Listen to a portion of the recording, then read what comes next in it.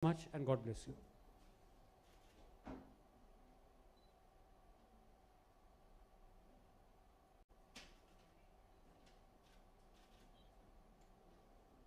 Would you like to address us, sir?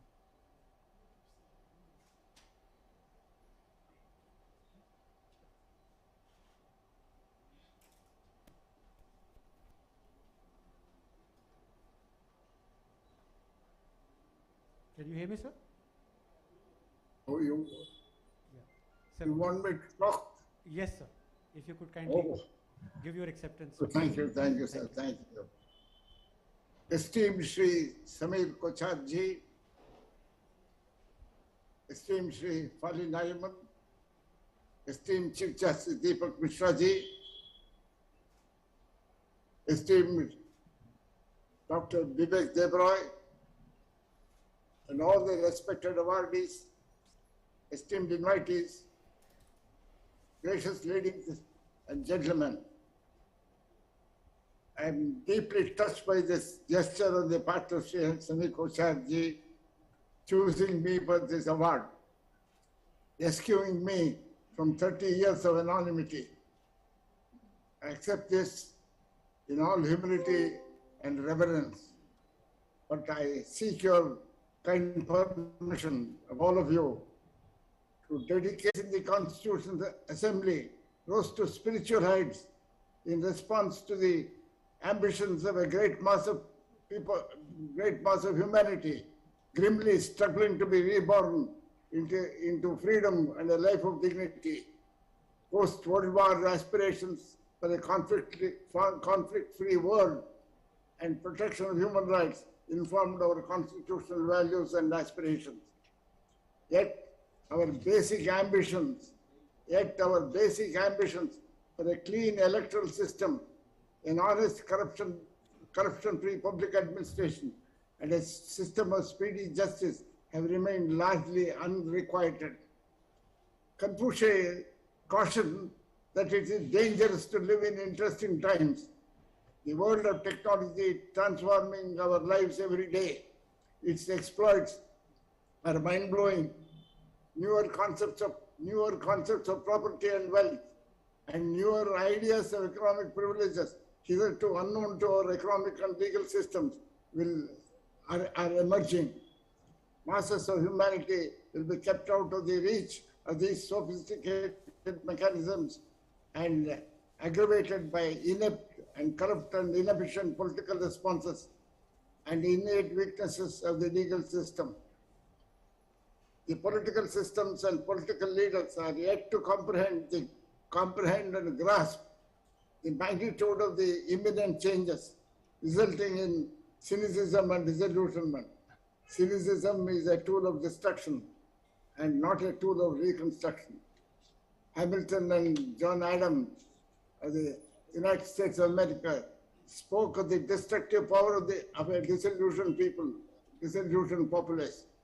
Democracy is often conceived as merely as a product, the outcome of a process identified as periodic, free and fair elections.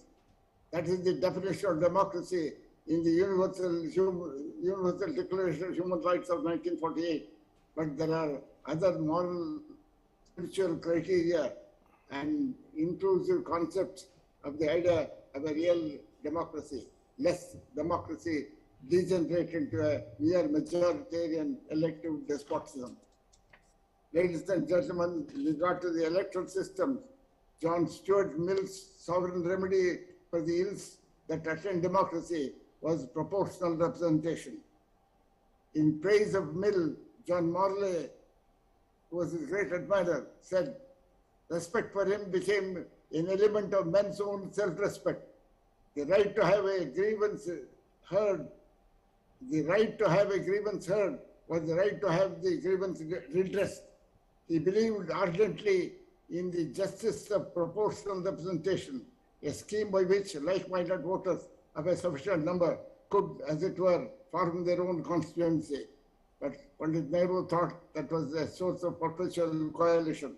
Years afterwards, Mill himself wrote, as far as I have been able to observe, it has the doctrine of proportionate representation has found favor with nobody.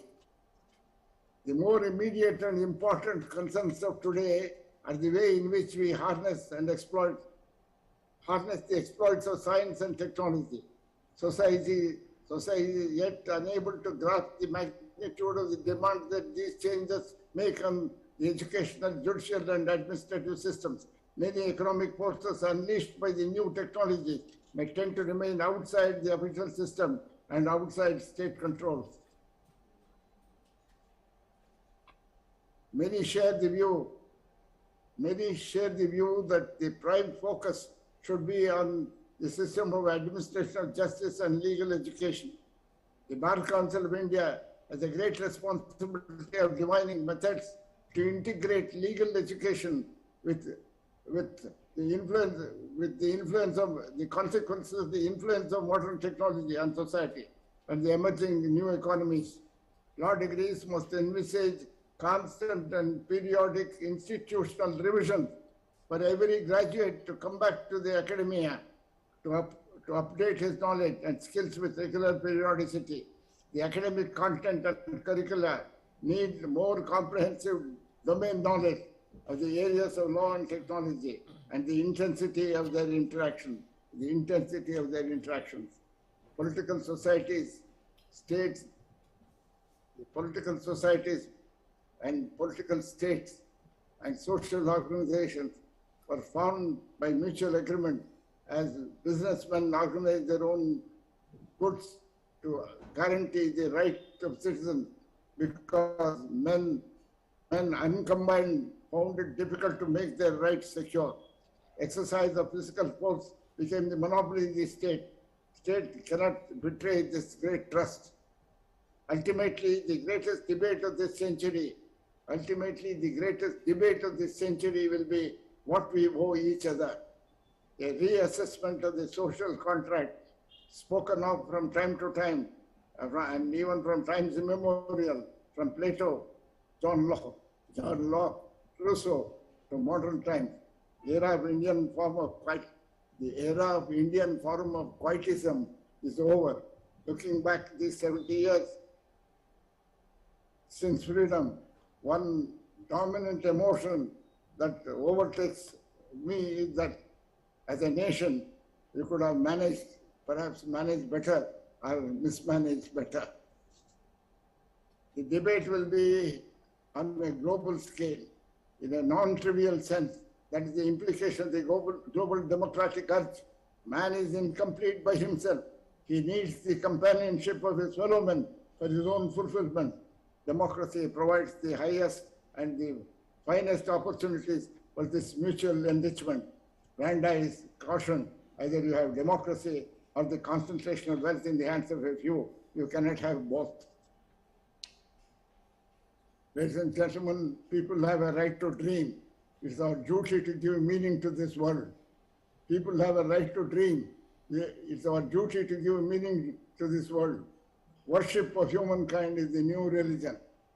True culture is the sensitive awareness of the feelings of others. Culture does not imply an authority outside ourselves, but is a measure of all wise and beautiful things. A country worth living in cannot get on without reverence to culture. I have a word of friendly advice to the young lawyers. Be careful about what you take out of life. There is an old saying, take what you want, God said. Take you want, God said. Take it and pay for it. It was Bishop Wilson's caution.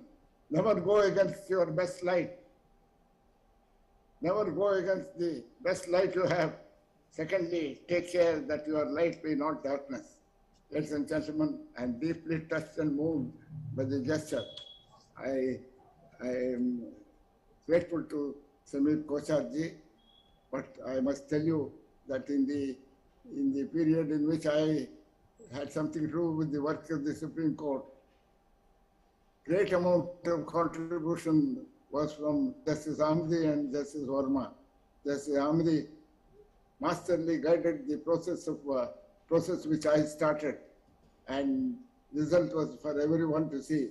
From nearly 4.5 lakh of cases, the Supreme Court almost reached a zero-area court. It had just 19,000 at one point of time. That was all because of the great work of the great judges we had. We had a team which was a very noble team, and I'm deeply indebted to all of you for your blessings. I'm 93 now, and Samir Kocharji has given me new enthusiasm to look up to the world for some contribution I may yet make. Thank you. I'm most grateful to each one of you for your kindness. Thank you.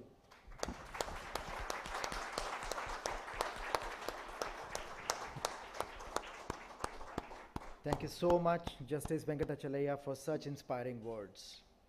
Thank you once again. Scotch Star of India Award, former Attorney General of India, Mr. Soli J. Sorabji.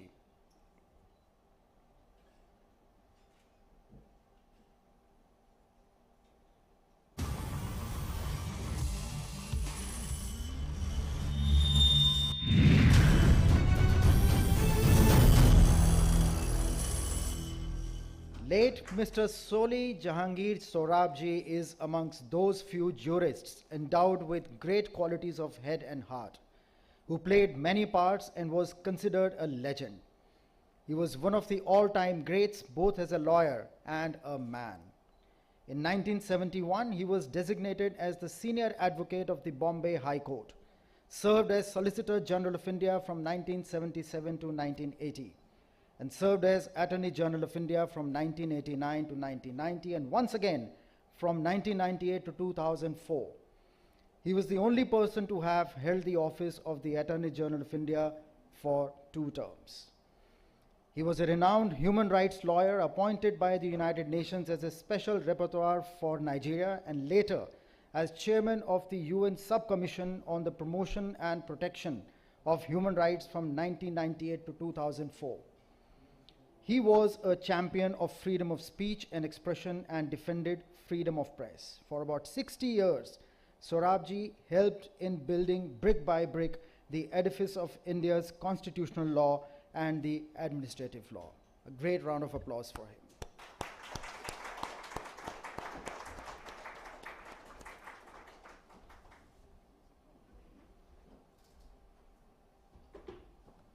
Mrs. Sorabji, Soli ji, to my mind, stood for freedom of speech and human rights.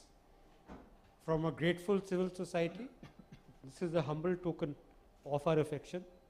He left us early, at a time perhaps his services were needed the most, his voice was needed the most, and I hope that you accept this award on his behalf.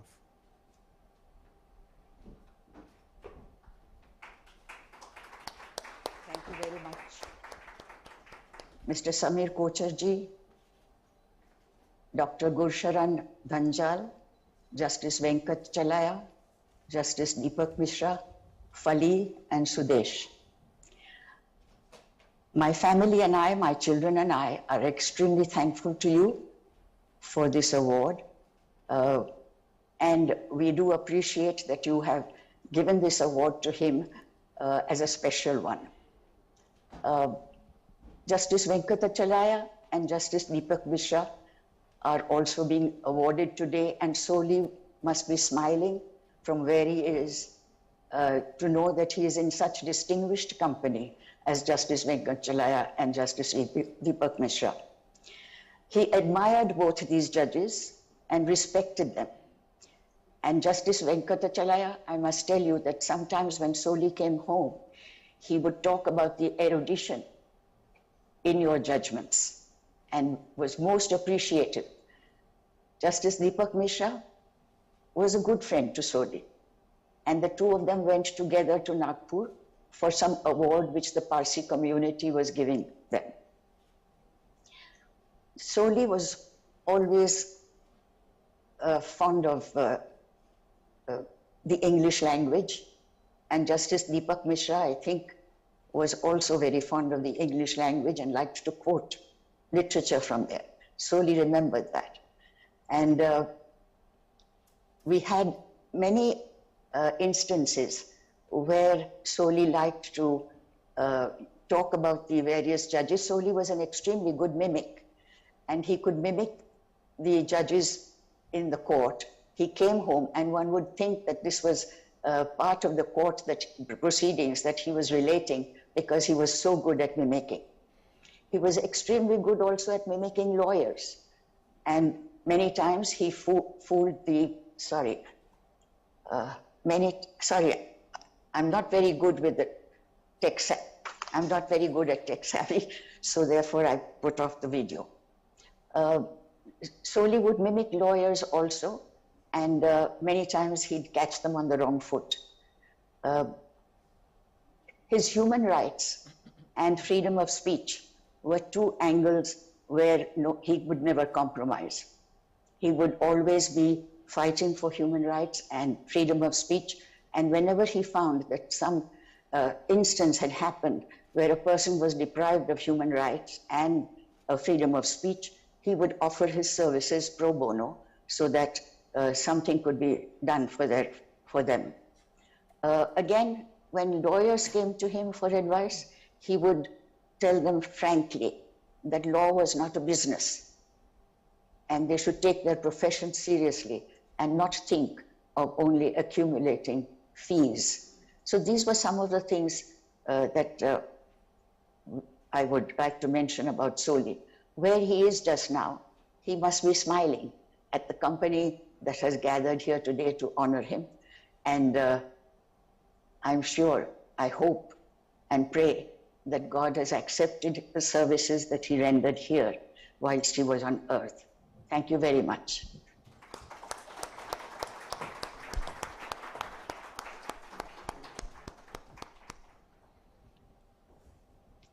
Scotch Challenger Award for Exemplary Services to Law and Liberty, Justice Deepak Misra, former Chief Justice of India.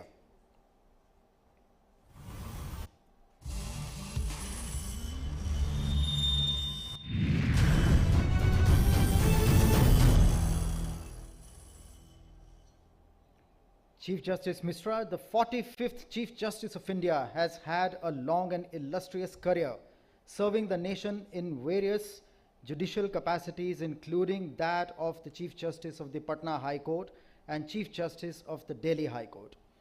He was sworn in as the Chief Justice of India in August 17. Chief Justice Misra's gavel thundered the Supreme Court as he gave several notable judgments for individual freedoms and personal liberties in India, from holding that the right to reputation is a constituent of Article 21 and therefore a fundamental right, declaring Sabrimala open to women of all ages, declaring Section 377 and Section 497 of the IPC to be unconstitutional, and bringing greater transparency and accountability to the Supreme Court through live streaming. He also ensured justice was delivered by upholding the executions of the Nirbhaya perpetrators and Yaqub Menon. Ladies and gentlemen.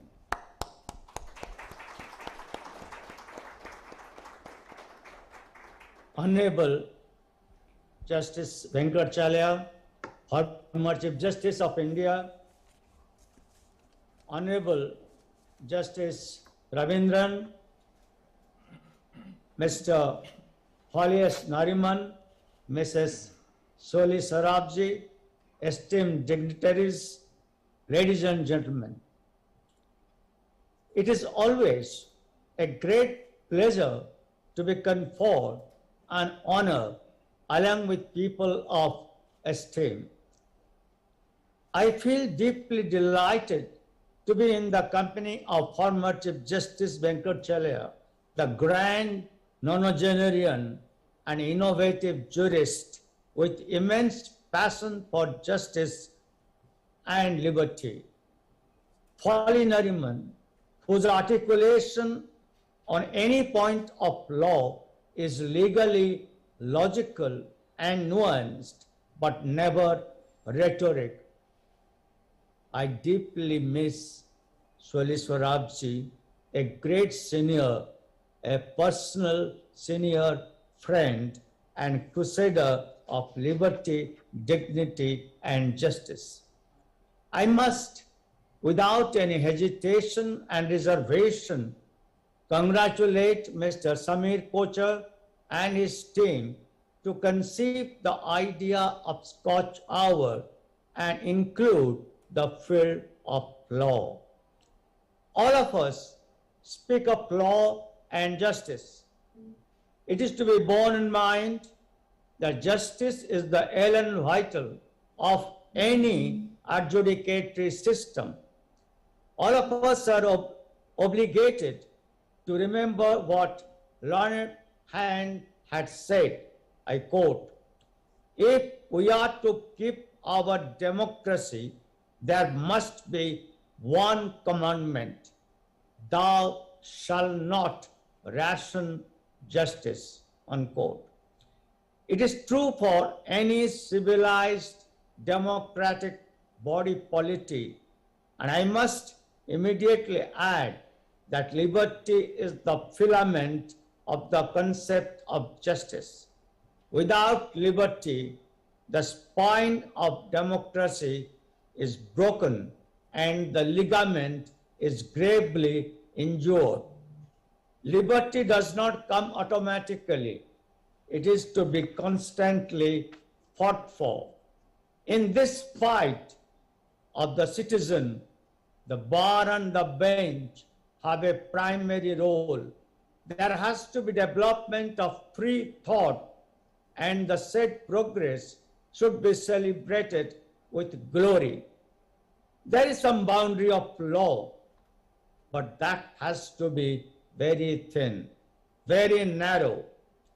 In the name of discipline, liberty cannot be mortgaged to order, and justice cannot be guillotined on the bedrock of contrived doctrine of social balance. It should never be seen as an idea of curiosity, but the essential grammar of condition of living. I would never like to call liberty a paradox.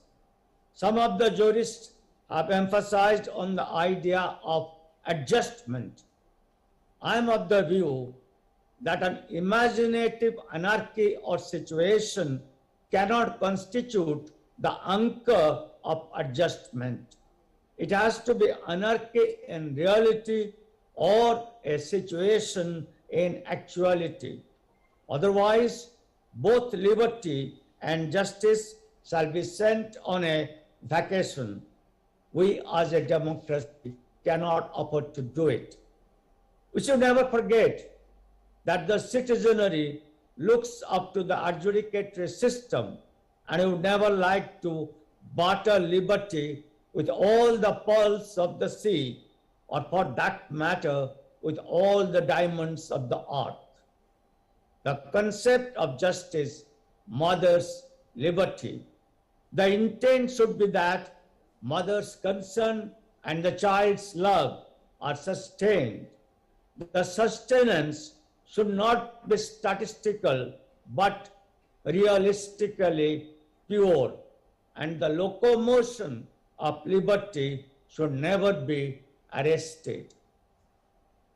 In 21st century, when the human race is on the path of progression, the discussion, the deliberation, and the debate must relate to social concern and how to sustain liberty and dignity. And I'm sure the generations to come will try to fight for it and try to bring electricity to this society and grab a new grammar of liberty. Thank you very much. Good. Thank you very much. May I now invite Mr. Fali Nariman, eminent jurist and the senior advocate, Supreme Court of India, for his reflections. He is joining us online.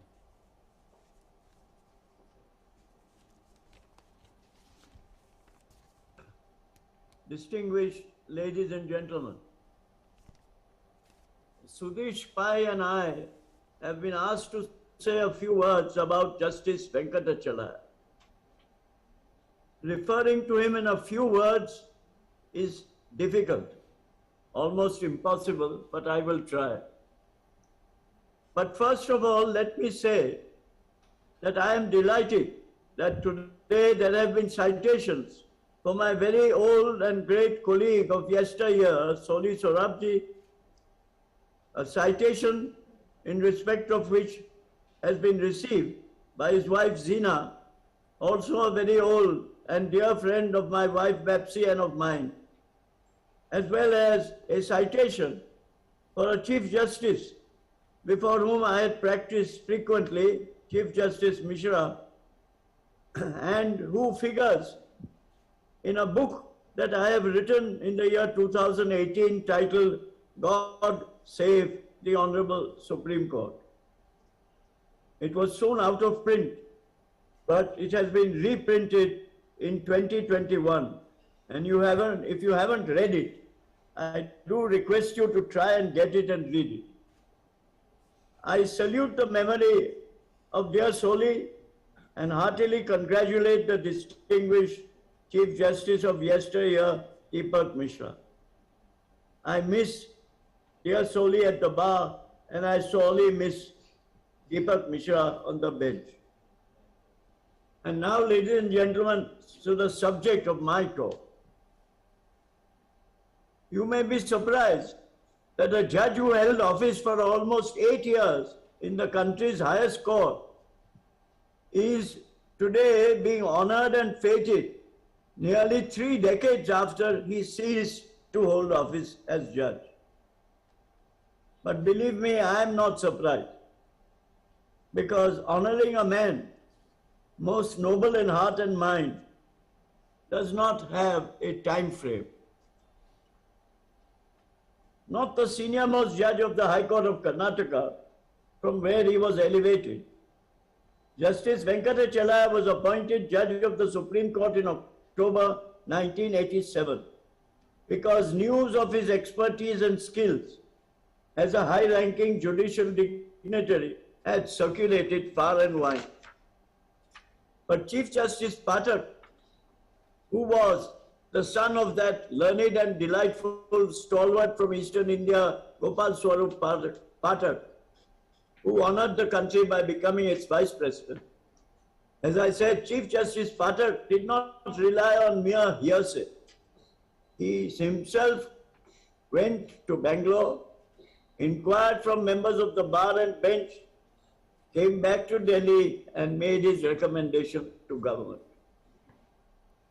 This is how I believe judges of high courts should invariably be selected for appointment as judges of the Supreme Court of India.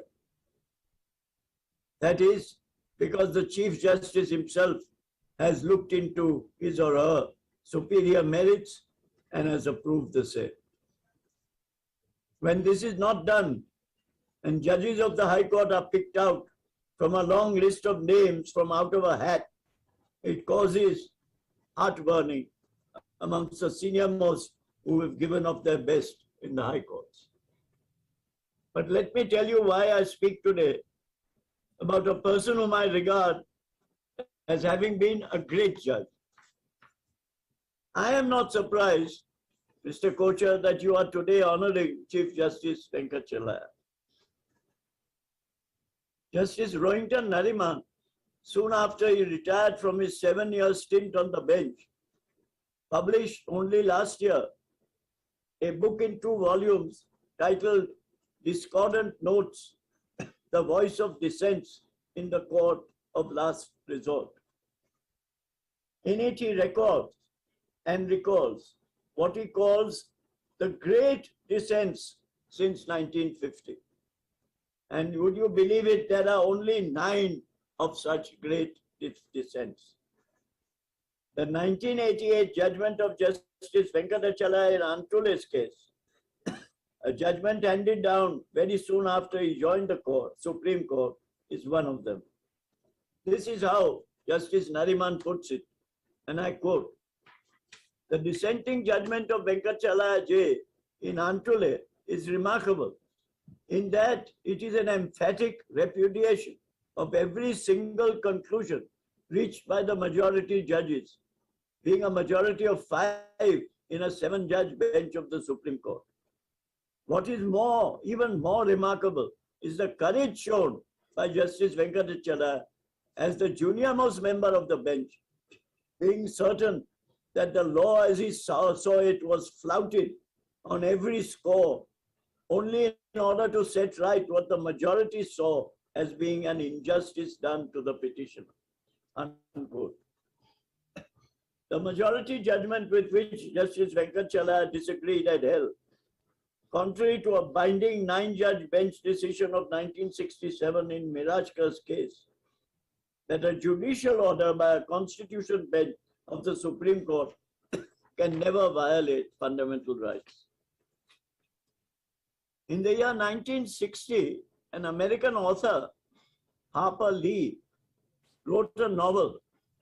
It became a bestseller and won the Pulitzer Prize.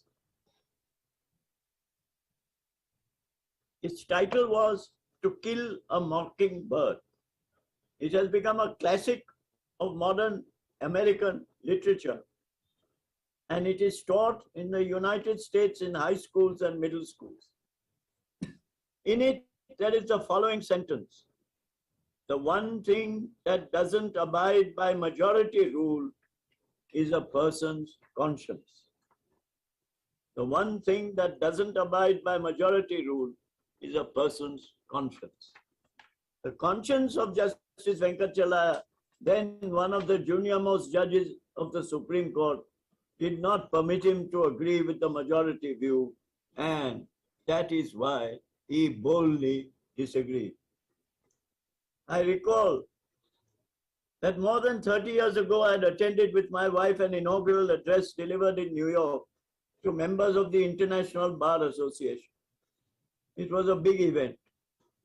The speaker was the then Chief Justice of the New York Court of Appeals, America's most prestigious federal court. The judge began his address by telling his audience that when he was first appointed to his exalted office, he took his own wife to see the court. And in the courtroom of the Chief Justice, he said to her in soft, reverent tones, "This, my dear, is where Chief Justice Benjamin Cardozo sat, and it is in this court that I will now sit."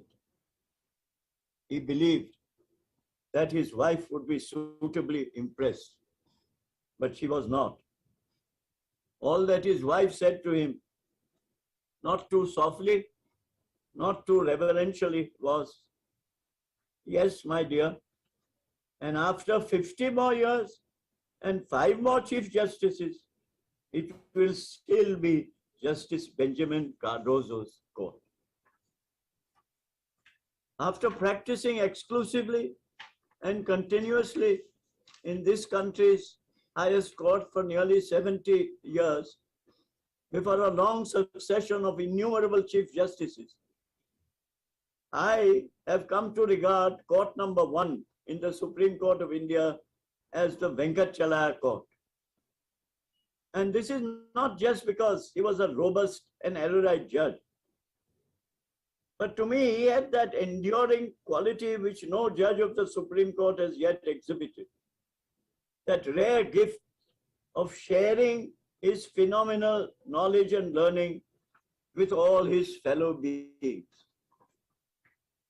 When sitting in court, whether it was in courtroom number 4 at first, or later in courtroom number 3, or still later as he advanced in seniority in courtroom number 2, and finally in courtroom number 1, his companion judges and the advocates who appeared before him were convinced of his superiority, both in intellect and integrity, and were enlightened by his knowledge of matters and events.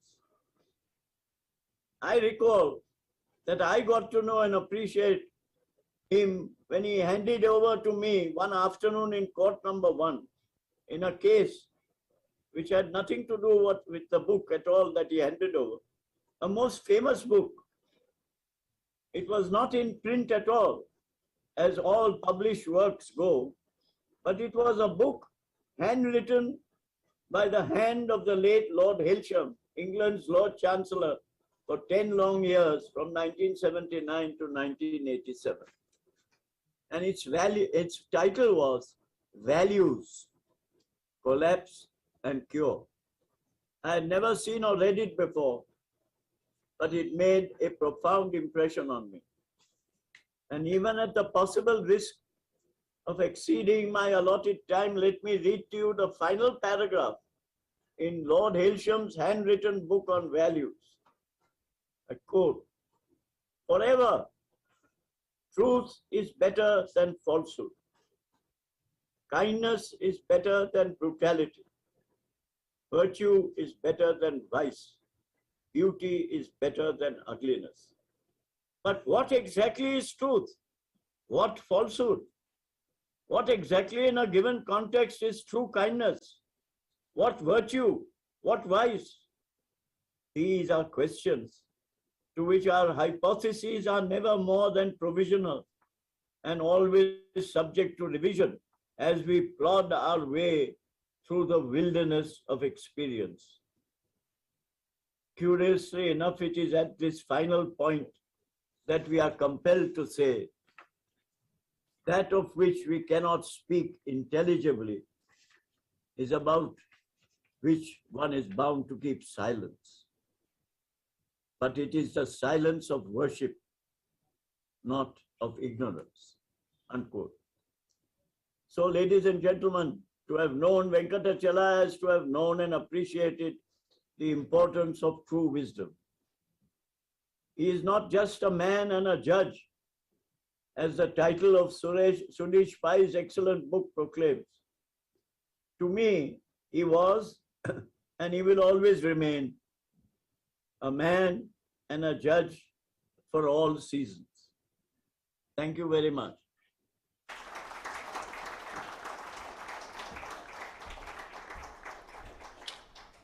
Thank you so much, Mr. Nariman, for taking us down a very sweet memory lane. With this, as you rightly mentioned, the man and the judge, the biographer of Justice Venkatachalaya, and the person who is also working on a similar volume for Mr. Soli Sorabji, I have the pleasure of inviting Mr. Sudesh Pai.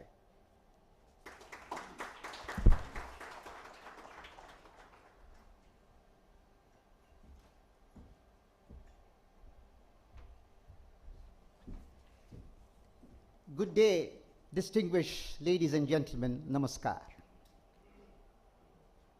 It's indeed a proud privilege to speak about two extraordinary men. But following a giant who has spoken before me, and to talk about two colossi is a very onerous task which I shall endeavor to fulfill.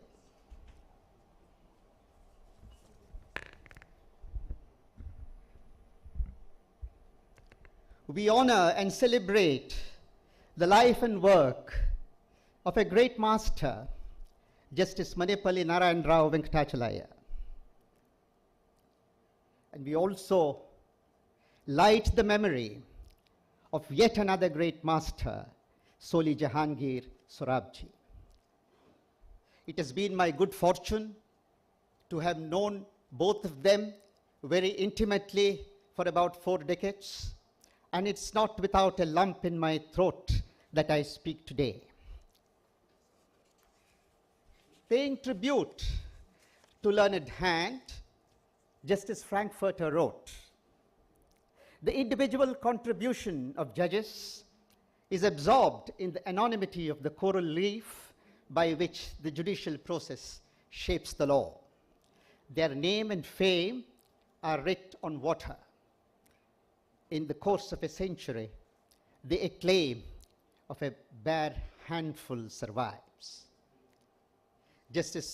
Chief Justice Venkatachalaya, who has been conferred with the Scotch Challenger Life Achievement Award, undoubtedly belongs to that select class. In the course of a century, the acclaim of a bare handful survives. Indeed, Lord Bingham, himself an all-time great, referred to Justice Venkatajalaya as presently the most learned judge in the common law tradition. High praise from high authority, and indeed very well deserved. Truly erudite, his learning is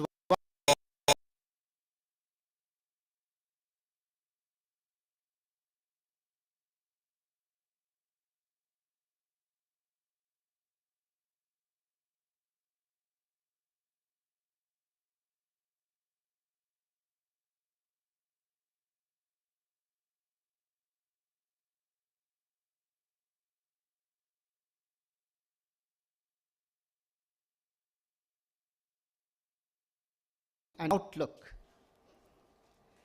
He stood out from the rest, mellow, not above, but apart from the bustle of life. Justice Stephen Breyer, who would shortly be demitting office from the United States Supreme Court, has been referred to as the last romantic of the court. Justice Breyer has always held fast to the belief that the Supreme Court has the ability to deliver just and workable solutions to all the problems that the litigants lay at its door. Some call this pragmatism, but the more knowing call it justice. This description as the last romantic aptly fits today's awardee, Justice Venkatajalaya. The man is as great as the judge. His splendid qualities of head and heart, his unfailing courtesy, unfeigned humility, and innate graciousness, and above all, that lovely quality, compassion, makes him almost the nearest approximation to the ideal as a man and a judge. Knowing him is to have known true wisdom, as Mr. Nariman just now said. He provided moral and intellectual leadership of a rare quality. Being with him makes one grow. I speak from personal experience. I have been myself a beneficiary. His greatness is defined not by power or wealth, but by the true greatness of the spirit. Soli Jahangir Sorabji, unfortunately no longer with us for the last 1 year, is a giant, a consummate lawyer, a deft advocate, and above all, a gracious human being whose professional eminence and personal qualities puts him on a very high pedestal and in a class by himself. Even amongst his peers, I would say he stood out like a mountain peak dazzling in the last rays of the setting sun.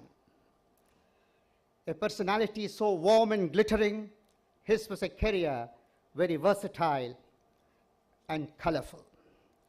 The conferment of today's award is yet another testimony to his greatness. A true legal philosopher, Sorabji played a remarkable role in endeavoring to inculcate constitutional values in our public life and temper the exercise of power with a constitutional culture. That indeed, I believe, is his true work and contribution.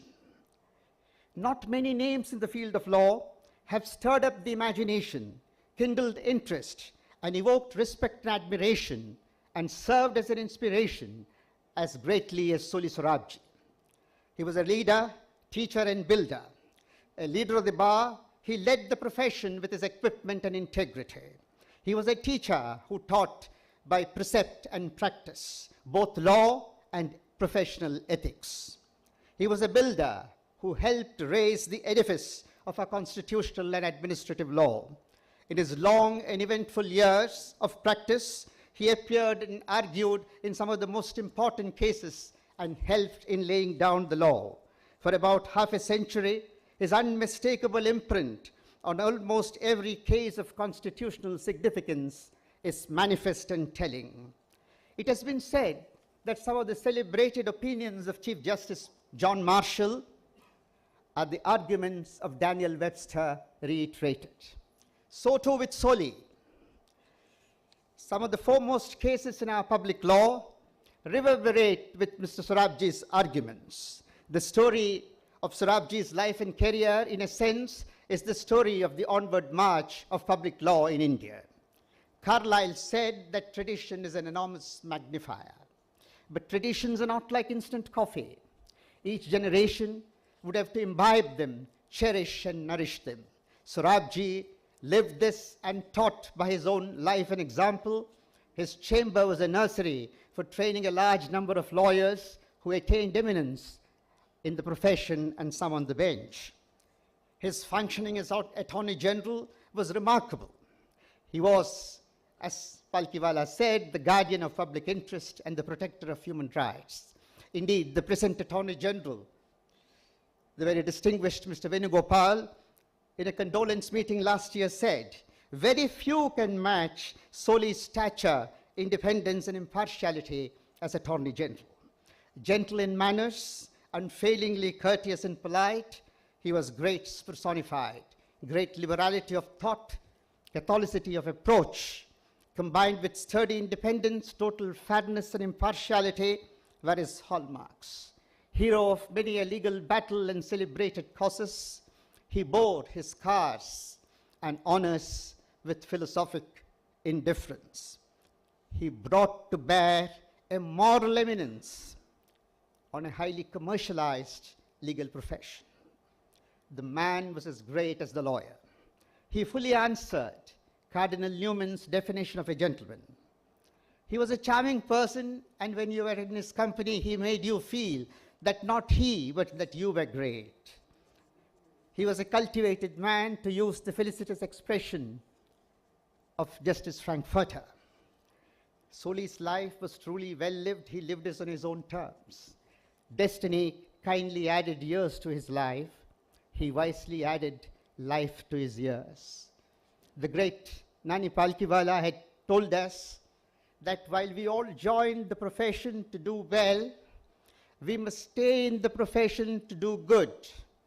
I believe Mr. Sorabji would have had the immense satisfaction of being in the law for 68 years and in life for 91 to have done immense good. His legacy will survive the ravages of time and continue to inspire and enrich generations to come. He is not dead whose noble life leads thine on high. To live in hearts you leave behind is not to die. At the going down of the sun and in the morning, we will fondly remember him. Frankly, but unfortunately, the tribe of Justice Venkatajalaya and Soli Sorabji is fast dwindling. The likes of them are not easily seen. As Mr. Nariman said in his tribute to the Venerable Homi Sirvai, when they make great men, they break the mold. Of each of them, it may be said to the generations who have passed their lives in the law, and even to those outside the field, his is truly clarum et venerabile nomen, a very illustrious and venerable name. I am grateful to the organizers for this opportunity to say a few words and pay my respects. Thank you all for your patience and courtesy. Namaskar.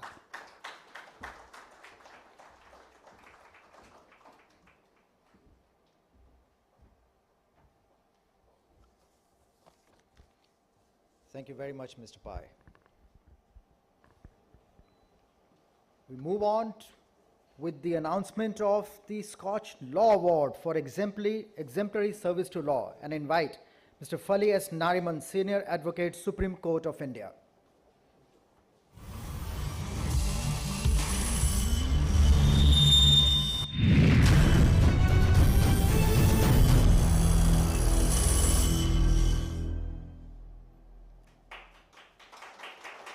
Fali Nariman is an eminent constitutional jurist. He practiced in the Bombay High Court for 22 years and was appointed a senior advocate in the Supreme Court of India in 1961, a position he retains. He was president of the Bar Association of India from 1991 to 2010 and served on various committees, including the Rules Committee, the Ethics Committee, the Consultative Committee for the Ministry of External Affairs, and the Standing Committee of Parliament on External Affairs. He is an internationally acclaimed jurist on international arbitration and has distinguished himself as an advocate for the protection of minority rights and a proponent of human rights. He is one of India's most distinguished constitutional lawyers and has argued several leading cases. He remained the Additional Solicitor General of India from May 1972 to June 1975. Mr. Nariman.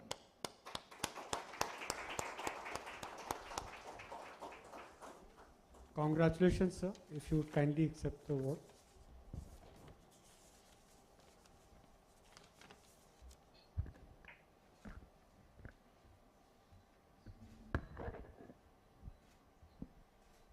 Sir, would you like to address us? Can you hear me? I have you're on- already addressed you. I think the chap can't speak twice. But I thank you for this honor. Very, very kind of you. And about the law and about justice, far more intelligent and important individuals have already spoken.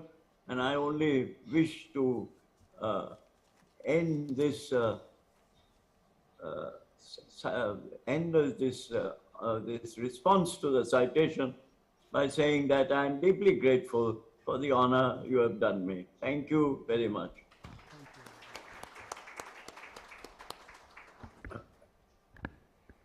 Thank you very much. Ladies and gentlemen, let me come in at this moment and take you through a brief journey of Scotch. You have heard Mr. Kochhar speak in the morning. He talked about the difficult times that he faced, the family faced, and unfazed by all those tides which were against him, he did tide through and stood in front of all of you and introduced himself. Let me at this moment take you through Scotch. When you say Scotch, a smile comes on your face and it lingers on till such time you get to know what Scotch are we talking about. Many a times this question has been posed to us in last 30 years of our existence. So much so that when we took our proposal for a Lifetime Achievement Award to Mr. Chidambaram, he said that a Scotch award for a teetotaler? Not really. And in that lighter vein, Mr. Kochhar told himself that I am standing in front of you, which is Scotch, which is Samir Kochhar. So acronym comes from his name. But yes, this journey has been arduous, not really been an easy one. Foundation को और उसके सभी पदाधिकारियों को हृदय से बहुत बहुत धन्यवाद देता हूं कि इस पुरस्कार के लिए उनने मेरा चयन किया है.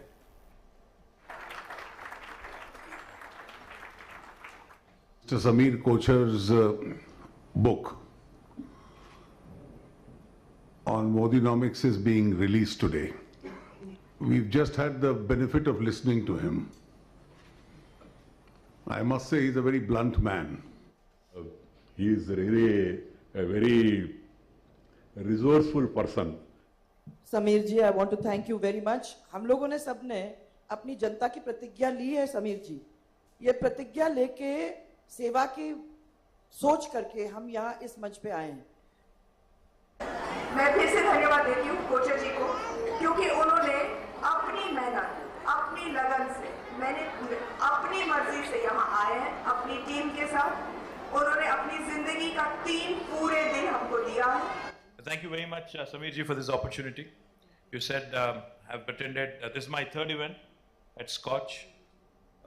नीचे से उठ करके ऊपर आने वाले समीर कोचर. समीर कोचर जी मेरे बहुत अच्छे मित्र हैं. I congratulate Shri Samir Kochhar. Thank you to Samir Kochhar for putting together. So it is not just about the voices of political leadership. it is about the warmth of the platform that eludes. Also says that we are an absolutely apolitical platform. We don't believe in the colors and the hues, and everyone feels extremely and equally comfortable standing with us.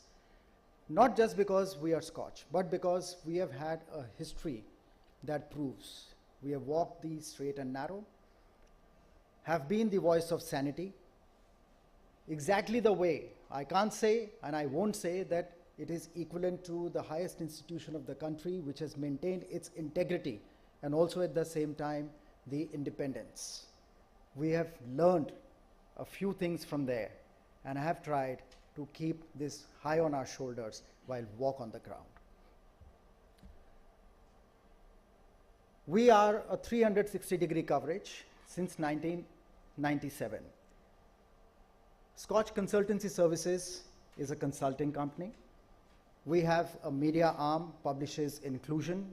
We publish books. We've done 18 volumes. We also believe that the power of narrowcasting is higher than the broadcast in the current digital world. So we have Scotch TV doing that. And our grassroots interventions are taken care of by Scotch Development Foundations, meaning to say we are a public policy think tank which believes in taking inputs right from grassroots level upwards. So we are the voice of the people of India, rather than looking at the other way. Happen to be the only author, which is what Mr. Kochhar himself is, whose 2 books have been released by 2 successive prime ministers. And we have had our engagements across various governments at the state level as well as the ministries in the center. When I say we are a voice of sanity, when we speak, it is heard. On the same platform, Mamata Banerjee tweets, and on the other side you can see the Prime Minister also tweets, meaning to say that our neutrality is always judged and acknowledged. We are a small, not a very rich organization, but we are highly respected, and at the same time, a very, very highly respected brand. Aspirational as we happen to be,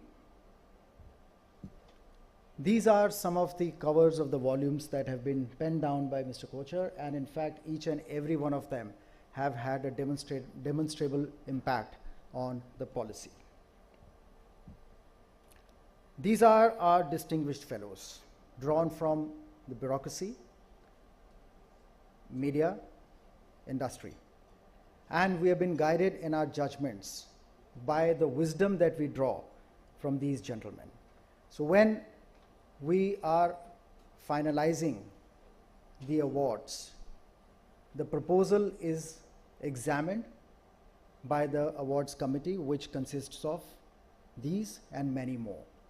Therefore, we say that while finalizing, while taking the proposal, this is backed by research, this is backed by our domain experts, and approved by the awards committee. The respect that we enjoy is exemplified even today. We are honoring you and you are honoring us. So when we honor people, they accept. And when we invite, we are obliged. So thank you very much for joining us today to make this a grand occasion. Thank you very much. And with this, I invite Rohan to take the mic.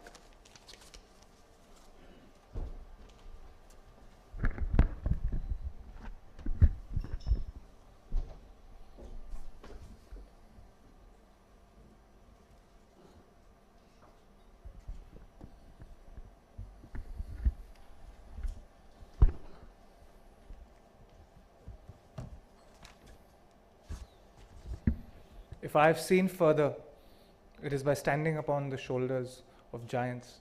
A very warm welcome to each and every one of you, doyens of the bar and the bench, for being amongst us this morning. A big round of applause with humility to each and every one of you.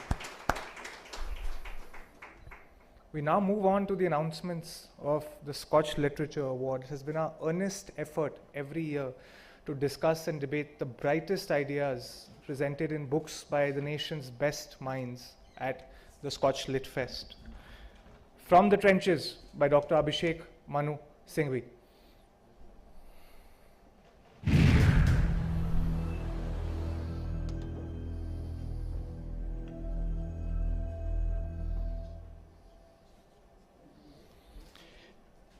I believe we have Dr. Singhvi's son, Avishkar, amongst us.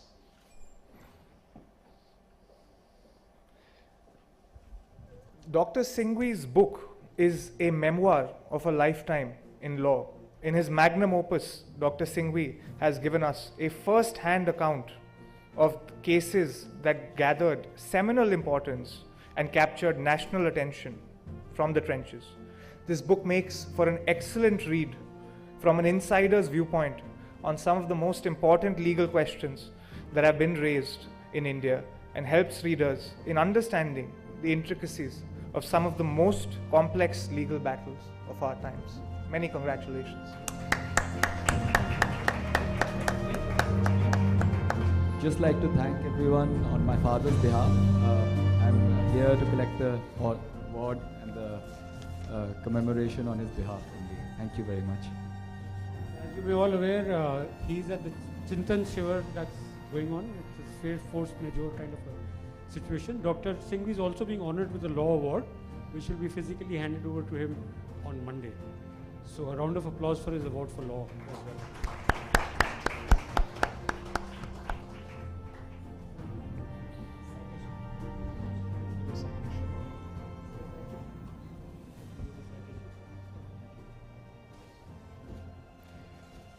India, that is Bharat, coloniality, civilization and constitution, J. Sai Deepak. A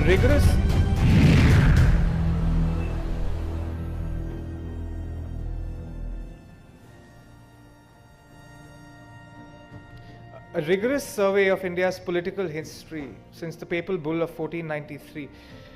In this book, J. Sai Deepak argues that while the colonialization of the Indian landscape may have been reversed, the minds continue to be possessed and ultimately handicapped by a historical narrative that outsiders set for us. It makes for an interesting discourse on the evolution of India's political and social history when the author explores the underpinnings of the idea of Bharat. Many congratulations, Mr. Deepak.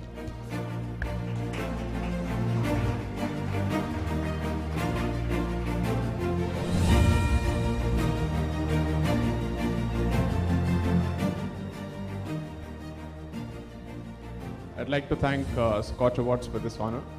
All I can say is that more than the success of the book, to be recognized among your peers is perhaps the greatest of honors or privileges that a lawyer can certainly hope for. So I'm grateful for being bestowed this honor for this August gathering. Thank you so very much. Thank you.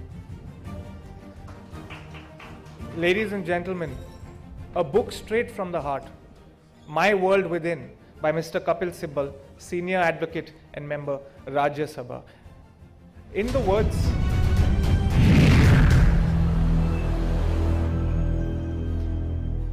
the words of Javed Akhtar, Mr. Sibal's poetry is a synthesis of emotions and intellect, and his poems are felt thoughts. On the day when the book was released, the author had said, "Some thoughts in my previous book, I Witness, had something to do with my past. This one is essentially my present." A compilation of 66 verses composed on his cell phone during times snatched in between his travels and other obligations as a minister. He writes about meter and rhythm central to life, with varied themes ranging from love, desire, friendship, world economy and international affairs. The poems take the reader on a path to discover a universe that is so perfect in its imperfection.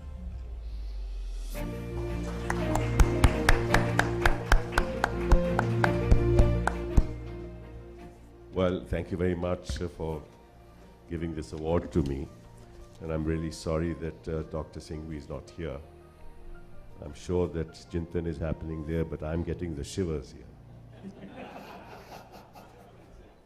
But in the midst of stalwarts, I'm absolutely delighted that you have given lifetime awards to two great civil libertarians.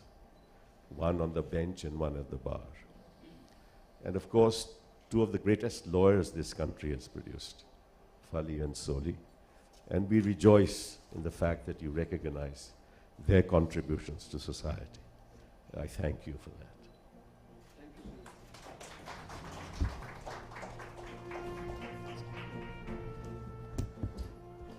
Taxpayer Rights Deciphering the Indian Charter by Mukesh Bhutani and Kinshuk Jha.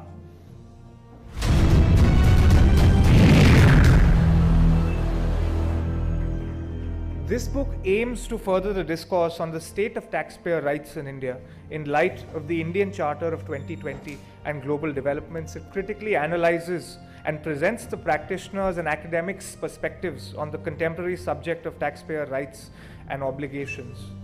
Taxpayer rights as an exclusive domain of policy making have seen emergence in the last decade, though it has been practiced for several years in most mature economies.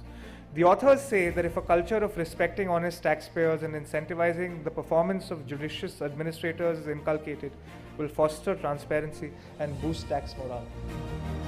Many congratulations, Mr. Bhutani.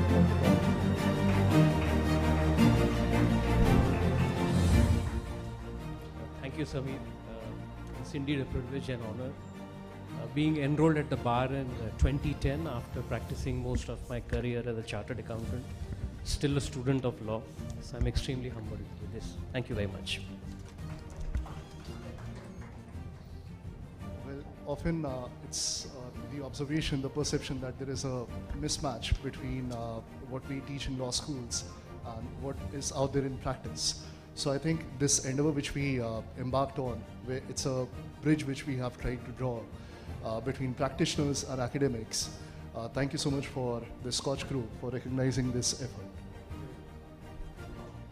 Many congratulations. Trials of Truth by Gauri Gobardhan and Pinky Anand.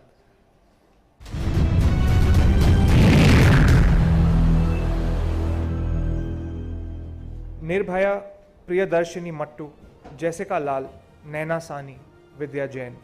These are cases that shook the moral conscience of the nation, and even years after they have been tried, the names are cemented in people's memories on account of their brutality, the trials and the landmark judgments they resulted in. Trials of Truth addresses these hard-hitting criminal cases and delves deep into the aspects of retribution, reformation and deterrence that the criminal justice system seeks to do. Good afternoon, ladies and gentlemen. Unfortunately, Ms. Anand could not be present here today, but extends her gratefulness and gratitude to Mr. Kochhar, Rohan and the entire team of Scotch for having our book on this portal. Thank you very much. Many congratulations. Pinky Anand is abroad, and she's also being conferred the Scotch Law Award, which has actually already been conferred 2 days back. Justice M.N. Venkatachalaya, The Man and the Judge by Mr. V. Sudhish Pai, Senior Advocate, the High Court of Karnataka.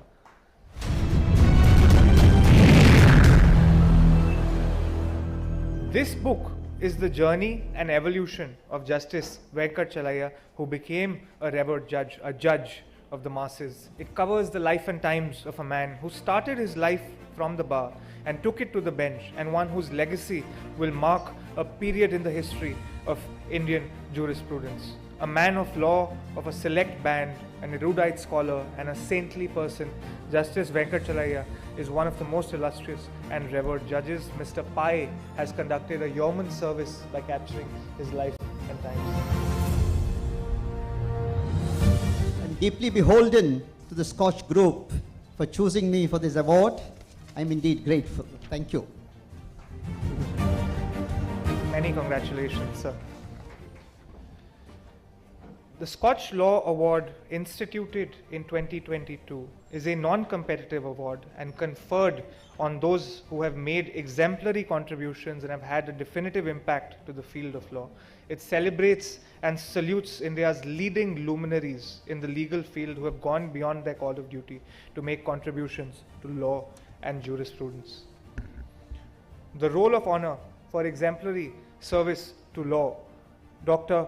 Abhishek Manu Singhvi, Senior Advocate and member of the Rajya Sabha. Many congratulations.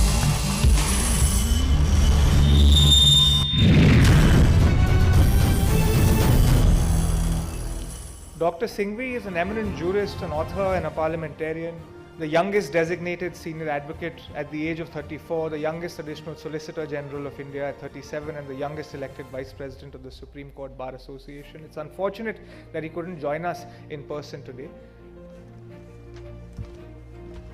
Shri Aman Lekhi, Senior Advocate, Supreme Court of India. Mr. Aman Lekhi's impeccable character and extraordinary ability to argue difficult legal issues with ease and lucidity make him stand out from his peers. His unmatched legal acumen was on display during his tenure as the Additional Solicitor General of India and the Supreme Court.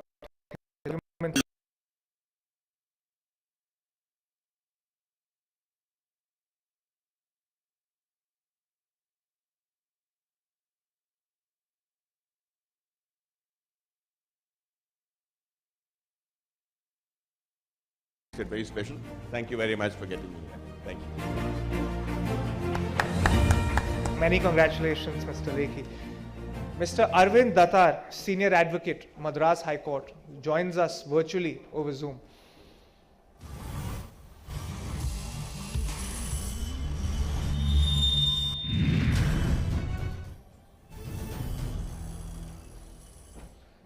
If one happens to look for a lawyer with foresight and one who is also a great planner, there are perhaps few better choices than Mr. Datar. He is one who's always ready to accept change and move on rather than wait for the tide to turn. A prominent senior advocate with more than 30 years of practice at the Madras High Court and Supreme Court, he is a renowned authority on tax, company and constitutional matters, having authored several highly regarded legal commentaries. Mr. Datar. Congratulations, Mr. Datar. Thank you. Thank you so much. Thank you for conferring this award on me. It is particularly a privilege to be in the presence of Justice Venkatchelaya and Fali Nariman, and also at a function where the spirit of Soli Sorabji is also there. It's a truly humbling experience. Thank you so much.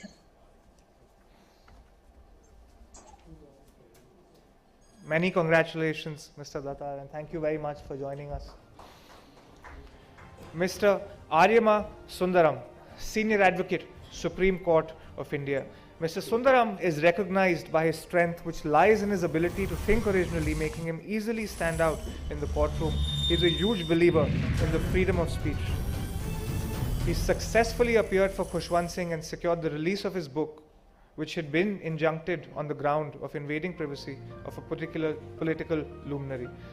Interesting points of his career include a medical malpractice suit, one of the first of its kind in 1986. The case was filed and fought at a time where there was no kind of consumer protection law available.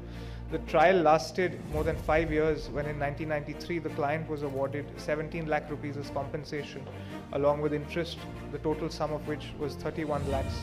An unprecedented settlement for the first time in India. Many congratulations, Mr. Sundaram.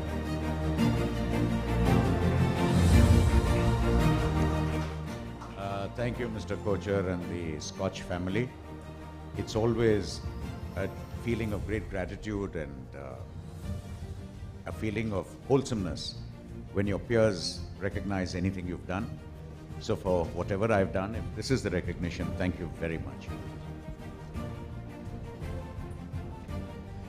Mr. Jay Cheema, Principal, JC Law. Jatinder Cheema has worked extensively as a legal practitioner in various high courts of India, the Supreme Court of India, regulators as well as arbitral tribunals. His diversified experience in litigation and dispute resolution. He assisted the Parliament of Canada as a legal counsel on an ethics investigation and drafted free zone laws of a Middle Eastern country. Many congratulations, Mr. Cheema. Not many know this, but he's licensed to practice in over 19 jurisdictions.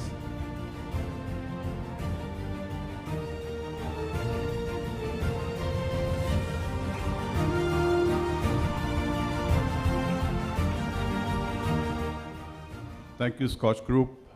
Thank you, Mr. Kochhar. I just want to take a moment for all the hours that we spend in our offices. I would like to thank my family, which is here, because they contribute a lot in what we do. Thank you very much. And those of you who know Samir, Samir is a great foodie. And every Sunday on LinkedIn, I look forward to a new recipe that he posts. So if those of you who are connected with him, please look forward to that. Thank you.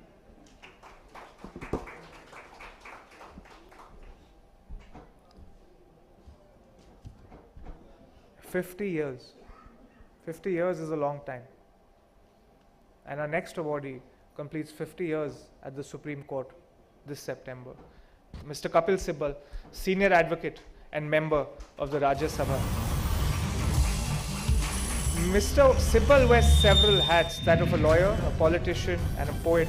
He was the Additional Solicitor General of India between 1989 and 1994. He was the only lawyer to appear in the Parliament of India and successfully defend a Supreme Court judge during impeachment proceedings. Between 1995 and 2002, he served 3 times as the President of India's Supreme Court Bar Association and made a reputation for himself as a lawyer who defended individual rights against the government.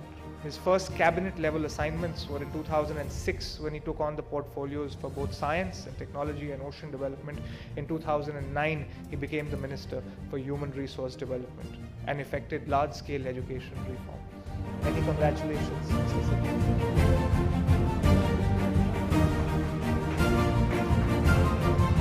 I recall your term as the IT Minister and all the changes you brought about in Department of Posts and the Project Arrow. We tried a lot of things. A lot of things are working today, so I'm very happy for that. But thank you very much for this recognition. I really appreciate it. The Scotch family. Rohan, thank you.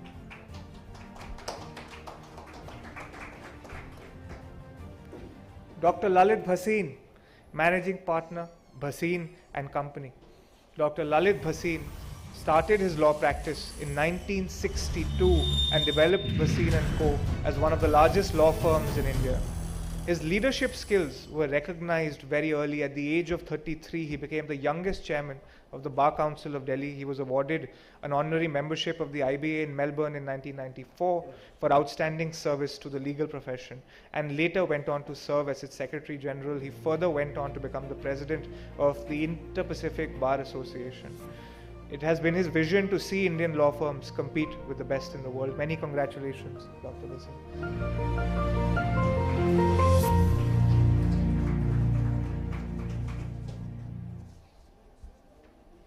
During 60 years of my law practice, I must admit I have received hundreds of awards and certificates of recognition because of various positions that I have been holding in the bar. But this particular award stands out for 2 reasons. Firstly, I have never been recognized by a think tank of the caliber of Scotch. And secondly, I could never imagine or perceive that I would be receiving this award on the same platform as Honorable Justice Venkat Chalaya, Mr. Soli Sorabji, Mr. Nariman, and others would receive the award. Thank you.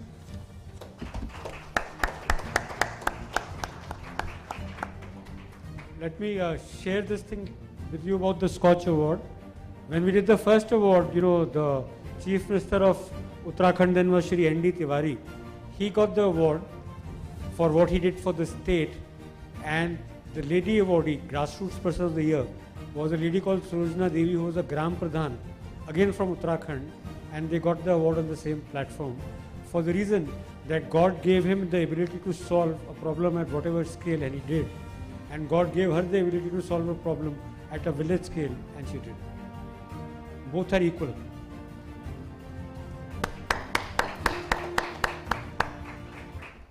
Miss Pinky Anand, Senior Advocate and former Additional Solicitor General, could not be with us this morning. She has been conferred the Scotch India Law Award for her services to law.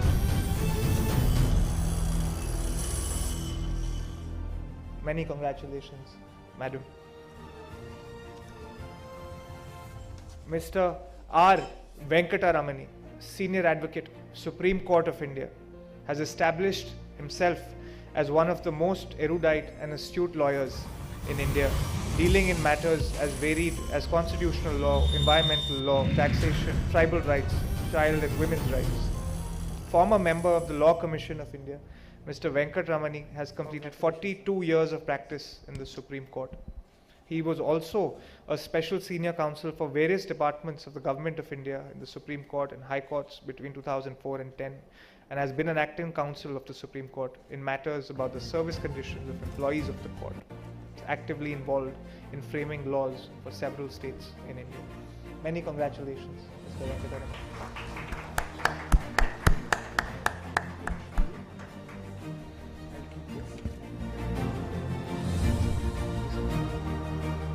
He wishes to say a few words to all of us.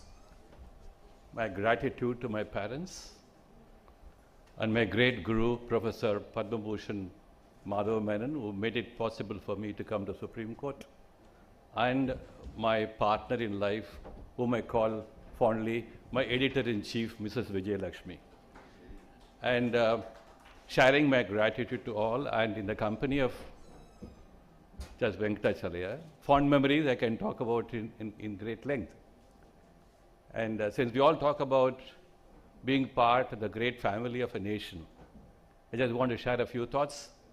While I finished arguing the hijab case at the Karnataka High Court, I traveled to Jodhpur, and sitting in the airport, my mind was so restless about the phenomena unfolding in our country and certain very matters of common concern. So I wrote a small piece which I wanted to share with you, and it was called, I call it The Call of Motherland. I may not be a great poet as Mr. Kapil Sibal is. Perhaps in times to come I can match with him. And this is what I wrote. O nation of great mind and thoughts, of past so long and cradles many, that nurtured knowledge of shades many, many. O nation of peoples with ancient roots, with entanglements thin and bosoms large. O nation that knows the dark divisions of faith and caste, like spider webs, can trip and trap. O nation of many tongues and cultures, faiths and creeds, in blend and bonds of fibers strong, why bleed our minds? Why freeze our hearts? Why fence our homes with petty thorns? Swords once drawn or poison strong, words once dropped or slipping weeds. Fold all your clashes. Little divides with constant chases can grow to seismic sizes quick. In composure do all things flourish. Little skirmishes do dissolve. In common pursuits of common weal, little skirmishes do dissolve. O nation of paths in beauty drawn, in common resolve of love for all, let our oars do swing and hail all life. I thank you for this occasion. Thank you so much.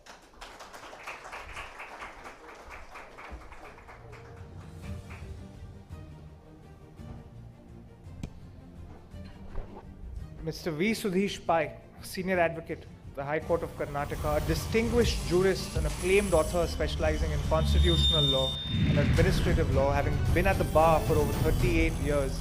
He was also government advocate of the High Court of Karnataka and handled important and sensitive litigation on behalf of the state.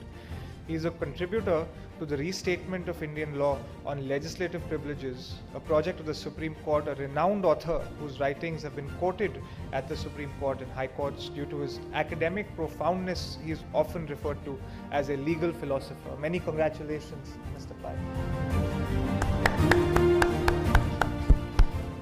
All that I can say is that this recognition is very humbling and gratifying. Thank you so much.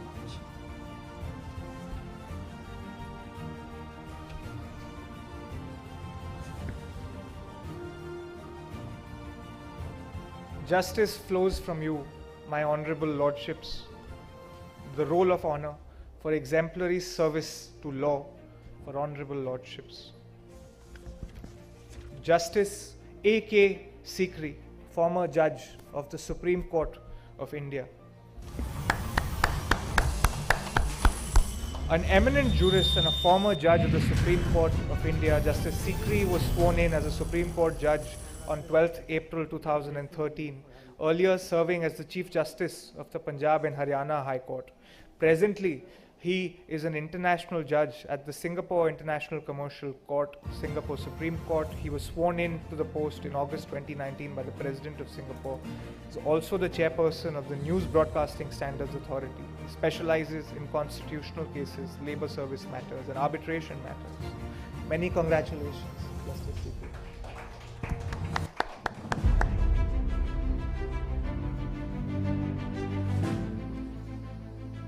Thank you very much, Scotch family, for honoring me. When you were mentioning about Scotch, two things which you said and which I digested and grasped immediately was you mentioned about the neutrality, and you said the respect which you have gained or which you have achieved over a period of time. I think these are the two important attributes of any good judge also. If I have been neutral in my life, and if I have earned some respect while performing the functions of a judge, then thanks for this award. Thank you very much. You also earned gratefulness of a nation. Many congratulations, sir. Justice Ananga Kumar Patnaik, former judge of the Supreme Court of India. Justice Patnaik enrolled with the State Bar Council of Orissa in 1974 as an advocate. He practiced in the High Court of Orissa and subordinate courts and tribunals in the state. From 89 to 90, he was a standing counsel for Orissa State Road Transport Corporation, and he served in the Commercial Tax Department of the Government of Orissa between 1990 and 1994. He was elevated as an additional judge of the High Court of Orissa in January 94. Subsequently, he was transferred to the Guwahati High Court, where he became a permanent judge in 1995. He became the Chief Justice of the High Court of Chhattisgarh in 2005 and later that of the High Court of Madhya Pradesh. During his tenure as the Chief Justice of both states, he was known for his bold arguments and was seen to be a judge who was pro-poor and strongly supported the underprivileged classes. He served the Supreme Court of India between November 2009 and June 2014. Many congratulations, Justice Patnaik.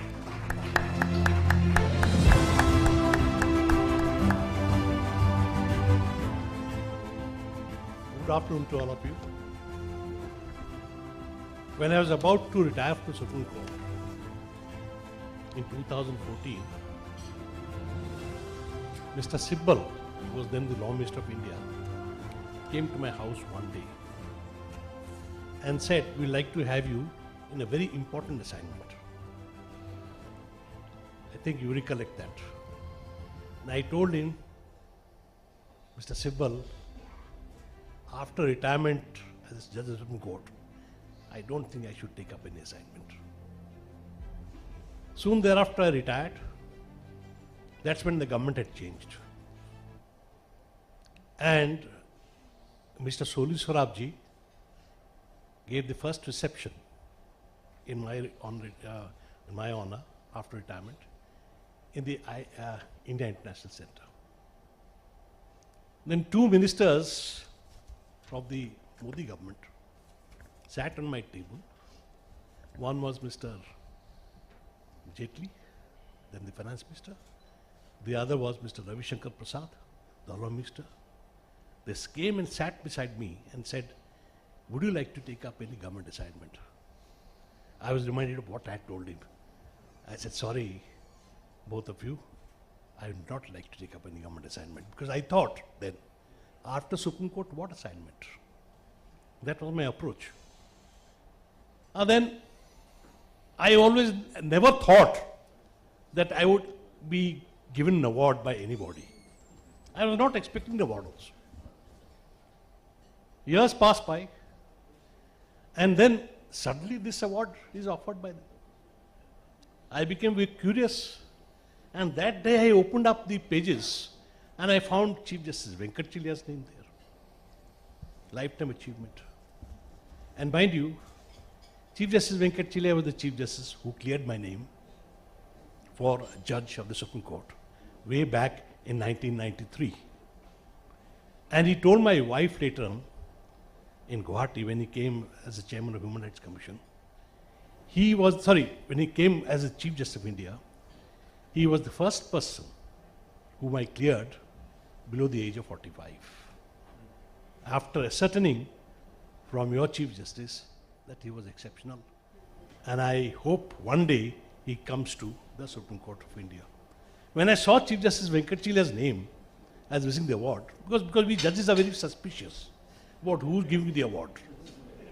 And I, for one, who is doing a lot of arbitration cases, I thought, I hope some party is not trying to influence me by giving an award. Then I ascertained and I found the credibility of this Scotch and Mr. Samir Kochhar, and I thought, yes, this is really an award given by a good jury, taking information from the consumers of, let us say, legal services, and I gladly accepted this award. Thank you. Thank you very much. Thank you so much, sir.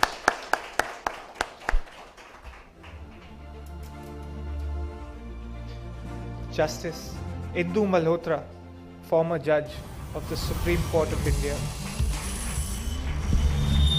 Justice Malhotra was the second woman to be designated as a senior advocate by the Supreme Court.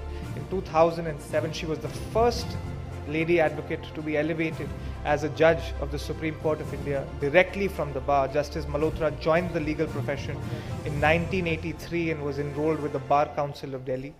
She also served as the standing counsel for the state of Haryana in the Supreme Court from 1991 to 1996. She specializes in the law of arbitration and has appeared in various domestic and international commercial arbitrations. Many congratulations, Justice Malhotra.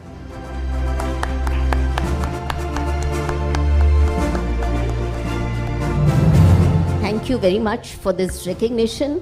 It's a humbling experience, and I wish the very best to the Scotch family. Thank you so much, ma'am. Justice R.V. Ravindran, former Judge, Supreme Court of India. Justice Ravindran enrolled as an advocate in March 1968 and practiced law till February 1993. He was appointed as Judge of the High Court of Karnataka in February 2013 and elevated as Chief Justice of the High Court of Madhya Pradesh in July 2004 and as a Judge of the Supreme Court of India in September 2005. On his retirement day, the then Chief Justice S.H. Kapadia had said, "Friends, if you want an Indian hero, a real hero, my vote is for Justice Ravindran. He's one of the greatest judges of this court." After retirement in 2011, he's been engaged in arbitration and mediation, and while as a Supreme Court judge, Justice Ravindran delivered several landmark judgments, including on OBC reservation and central universities. Many congratulations, Justice Ravindran.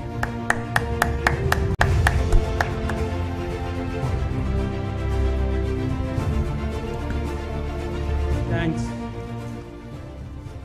Kochhar and the Scotch family for this honor.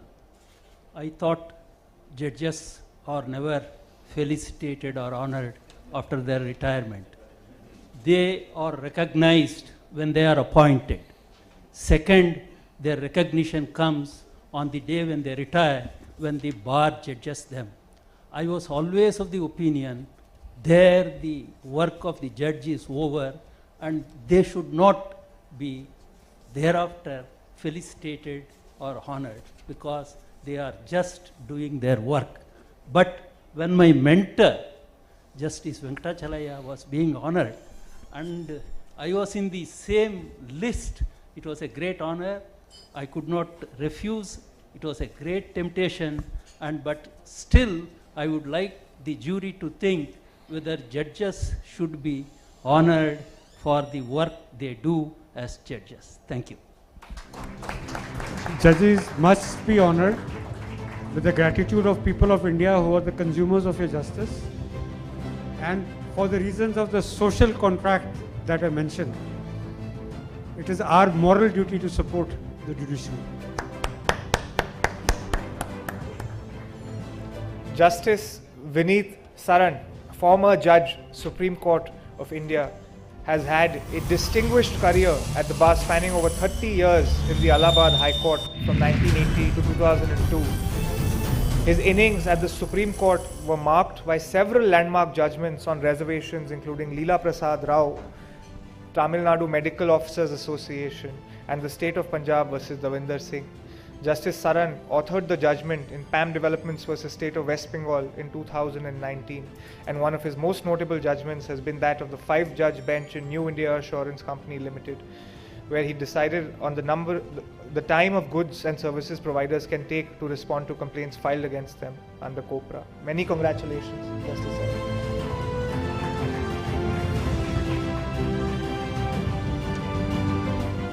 Thank you very much, Scotch family. I am really honored. I don't know, I am too small a person to be honored in the such distinguished gathering and among such distinguished people. But thank you very much, the Scotch family, for giving me this honor, and especially when I have just demitted office 4 days back. Thank you. Sir, you know, I must share with you, Justice Saran is the first sitting Supreme Court judge that I ever met. That was on the day of his retirement. He'd come back after his farewell party.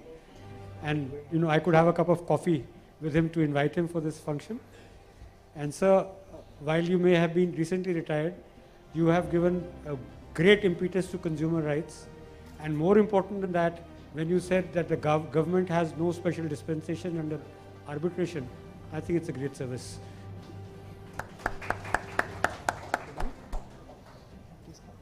May I, before inviting Mr. Samir Kochhar, Chairman Scotch Group, on the stage to hold the mic, please also inform the awardees that there are group photographs that in my zest for announcing the roll of honor, I missed. And we must take these after the Yeah, so what we could do is, let's do the group photo first. Sure. Let's start with, since there's so many, let's start with the lordships first, Sure. and then we'll do in the second lot. If I may please invite the Honorable Lordships on the stage for a group photograph. Kindly come, sir.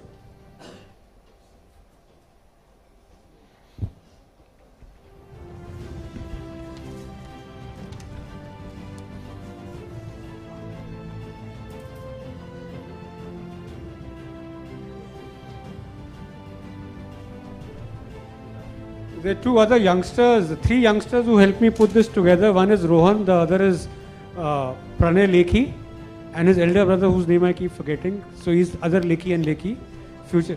So would you please join us for this picture? What's Pranay's brother's name? Anirudh Lekhi.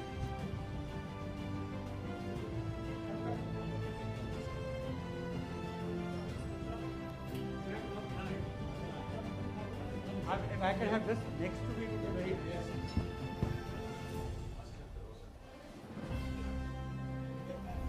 In this case, an entire cactus.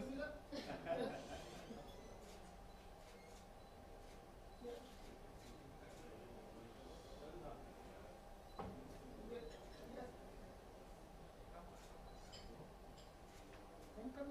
They are very busy. One brother needs it.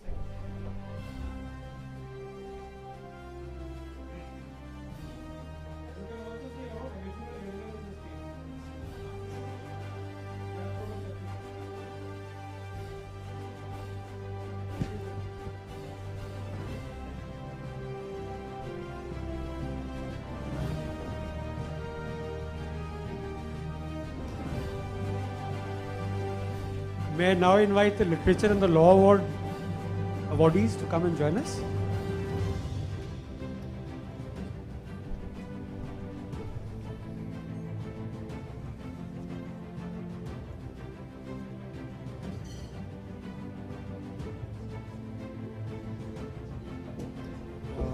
May I also invite my wife Manisha Kochhar to join us, and Sayan and Deepak Dalal and Gulshan.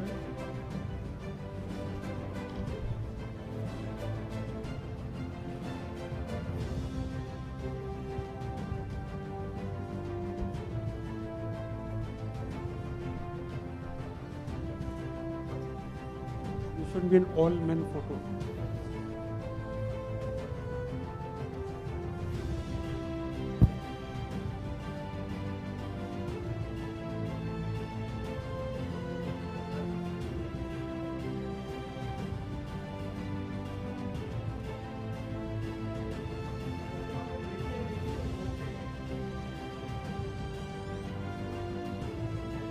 gone out. Lekhi and Lekhi at the back. You need good attention span in the court, my friends. Oh, Mr. Deepak. On each side.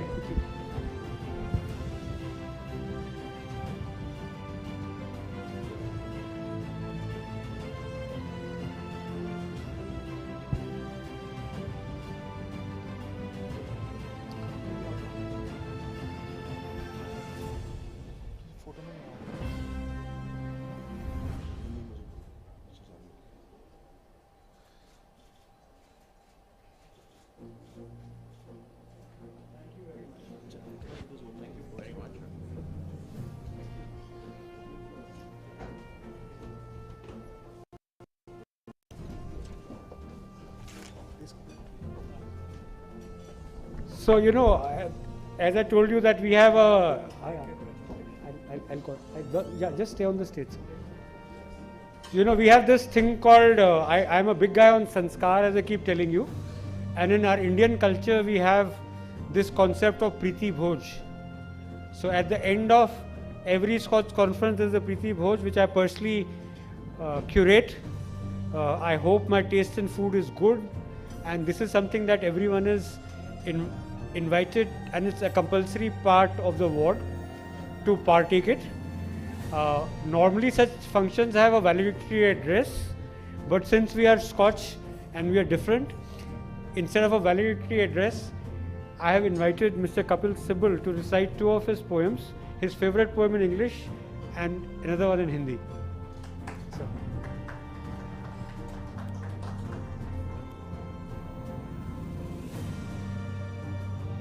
Before I do any of this, there's a little caveat that's necessary.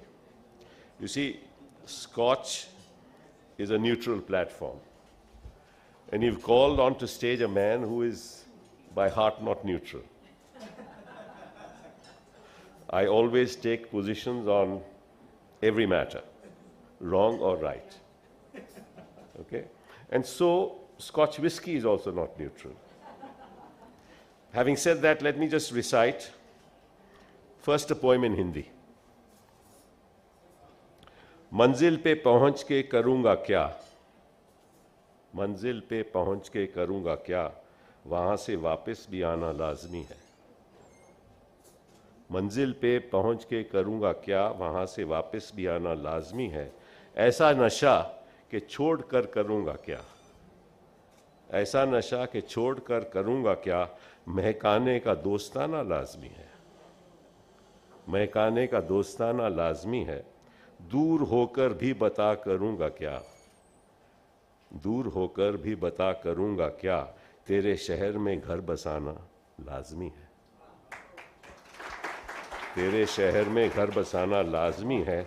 अपना बना के तूने अब ठुकरा दिया, अपना बना के तूने अब ठुकरा दिया, फिर भी तुझको अपना बनाना लाजमी है, फिर भी तुझको अपना बनाना लाजमी है।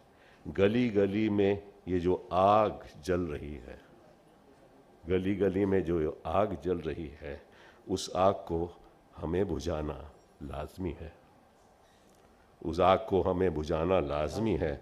खुदा के वास्ते इस दहशती को छोड़ दे तू, खुदा के वास्ते इस दहशती को छोड़ दे तू, ये गुलसिता उजाड़ना क्या लाजमी है। That's the one in Hindi. Wonderful. Again, this is one I'm going to recite in English, not a neutral poem.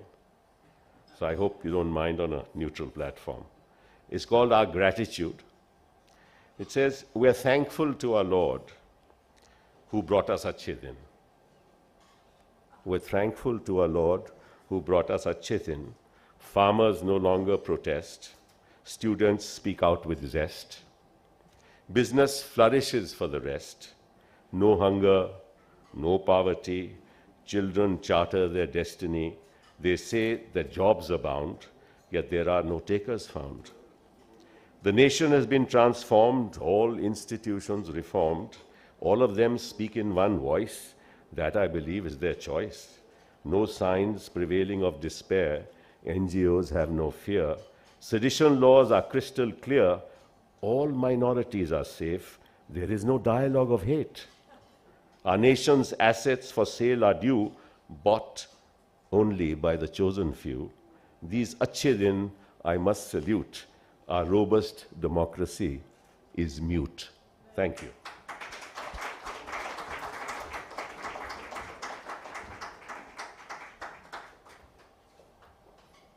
Thanks a lot, Mr. Sibal.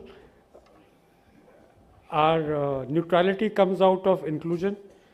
We talk about thought leadership through including every major thought process. As you may be aware, I wrote Modinomics. What a wonderful job he did in Gujarat. And if you look at social engineering and welfare state, I think there's a wonderful job that is happening. Thank you very much. With that, I also invite Mr. Lalit Bhasin. He's written a wonderful book that he likes to present.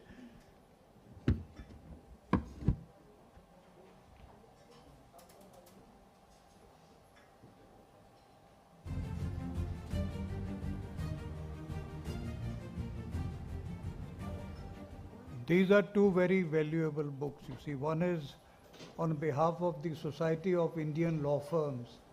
It is a complete list of about 125 top law firms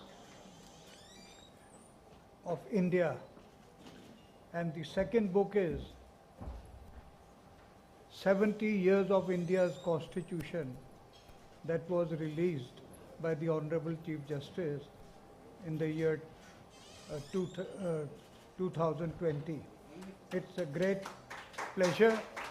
I ask my family, all lawyers, to join me in presenting these two books to Mr. Sameer Kochhar. Thank you so much. If you could all come this way.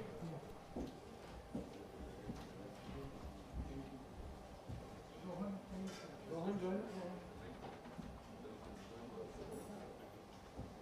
Now we are all technically Scotch Kazan, so some can come on that side also.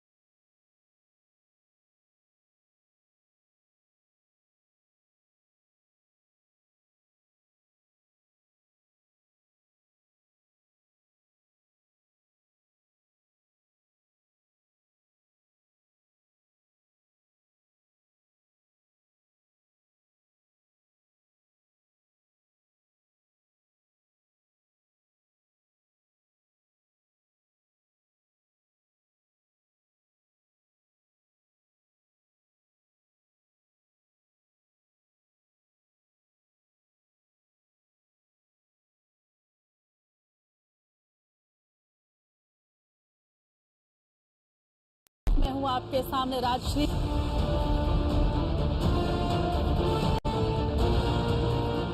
दूसरों की जिम्मेदारी पर सवाल उठाने वालों की भीड़ में अपनी जिम्मेदारी मानने वाला कोई तो हो।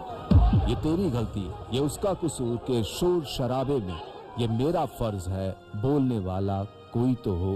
खबरें बनाने वालों की दुनिया में खबरें दिखाने वाला कोई तो हो।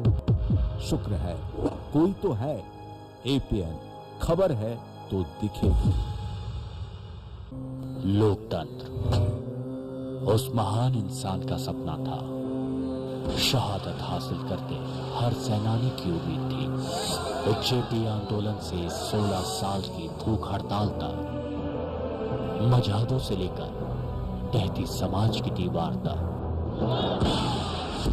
दुनिया के सबसे बड़े लोकतंत्र में देखिए हमारे साथ उसी लोकतंत्र की हर आवाज।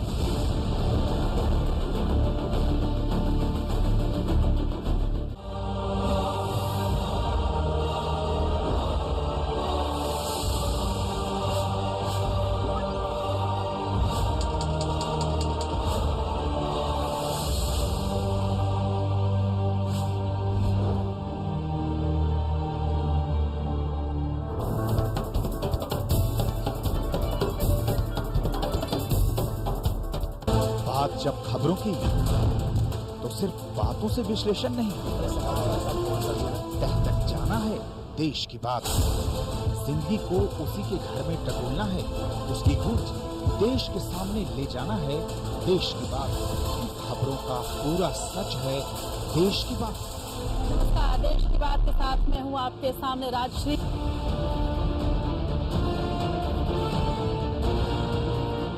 दूसरों की जिम्मेदारी पर सवाल उठाने वालों की भीड़ में अपनी जिम्मेदारी मानने वाला कोई तो हो। ये तेरी गलती, ये उसका कसूर के शोर शराबे में ये मेरा फर्ज है बोलने वाला कोई तो हो।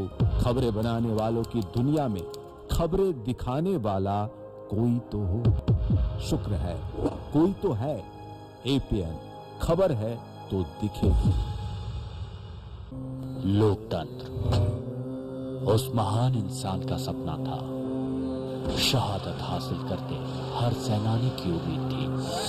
जेपी आंदोलन से 16 साल की भूख हड़ताल तक, मजादों से लेकर टहती समाज की दीवार तक,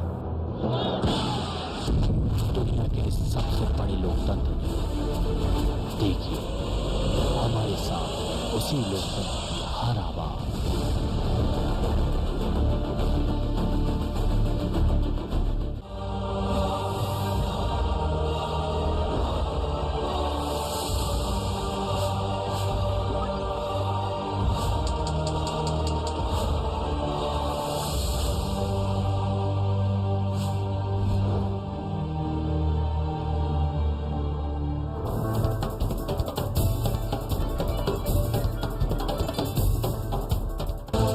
जब खबरों की तो सिर्फ बातों से विश्लेषण नहीं, तह तक जाना है देश की बात।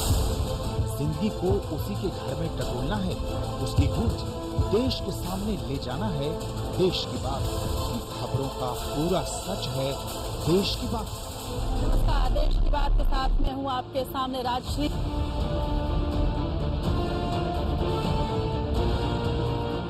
दूसरों की जिम्मेदारी पर सवाल उठाने वालों की भीड़ में अपनी जिम्मेदारी मानने वाला कोई तो हो। ये तेरी गलती, ये उसका कसूर के शोर शराबे में ये मेरा फर्ज है बोलने वाला कोई तो हो। खबरें बनाने वालों की दुनिया में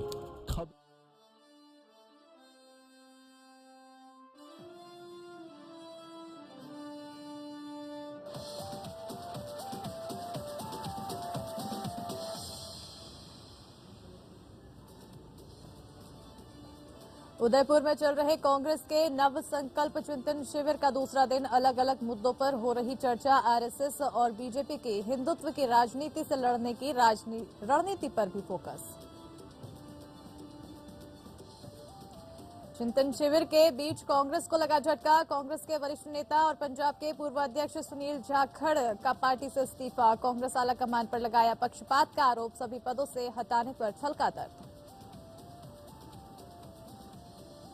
दिल्ली के मुंडका अग्निकांड में फैक्ट्री मालिक के दोनों बेटे गिरफ्तार। अग्निकांड में 27 लोगों की गई जान। सीएम केजरीवाल ने किया घटनास्थल का दौरा। जान गंवाने वालों को 10-10 लाख रुपए की मदद देने का ऐलान।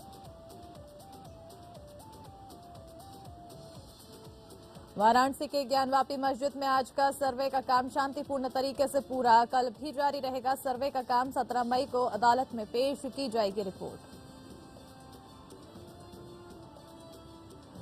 और गेहूं की बढ़ती कीमतों के बीच मोदी सरकार का बड़ा फैसला। गेहूं के निर्यात पर सशर्त प्रतिबंध लगाया। नोटिफिकेशन में कहा गया, भारत पड़ोसी देशों और अन्य कमजोर देशों की खाद्य सुरक्षा खतरे में।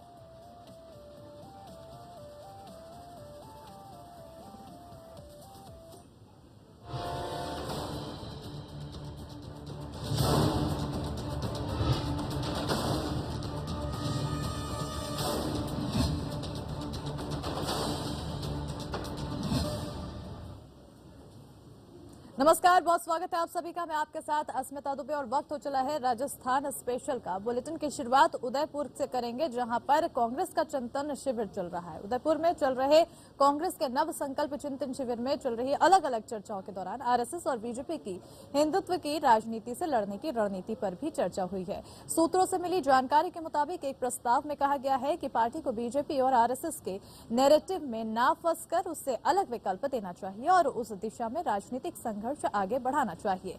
इस प्रस्ताव में कहा गया है कि सॉफ्ट हिंदुत्व से कुछ हासिल नहीं होगा।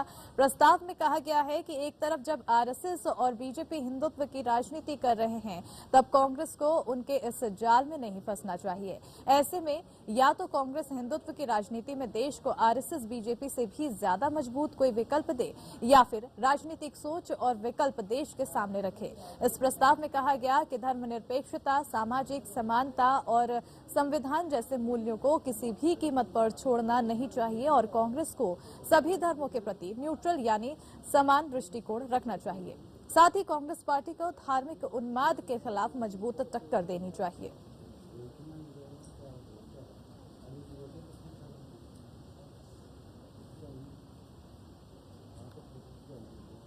तो कांग्रेस का चिंतन शिविर चल रहा है उदयपुर में। कांग्रेस का चिंतन शिविर का आज दूसरा दिन है। ऐसे में तमाम चीजों पर चर्चा की जा रही है। कोशिश यही की जा रही है कि पार्टी को किस तरह से मजबूत किया जाए। अगले साल अब चुनाव नजदीक है राजस्थान में। अब ऐसे में चुनाव को देखते हुए लगातार रणनीतियां कांग्रेस की तरफ से बनाई जा रही है।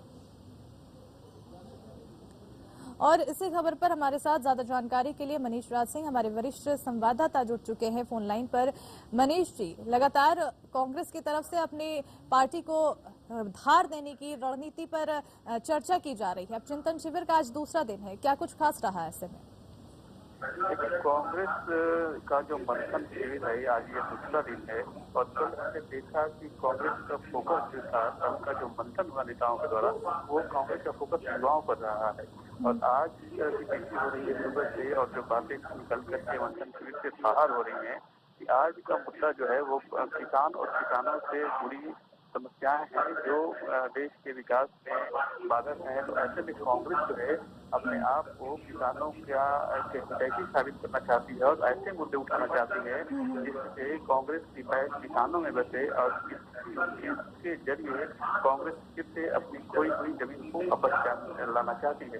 कांग्रेस ने सरकार पर आरोप लगाया कि सरकार का दावा था कि 2022 तक किसानों की आय दोगुनी कर देगी, लेकिन आज किसानों की आय दोगुनी न होकर के कर्ज दुगना हो गया है। आखिर ऐसा क्यों हुआ है? ये सरकार की नीतियाँ जी हैं वो किसानों का खून छूने वाली हैं और हम जो है नीतियाँ इस तरह की बनाएंगे कि किसानों के हित में काम करे और किसान से जुड़े जो मुद्दे हैं वो हमारे लिए काफी अहम होंगे।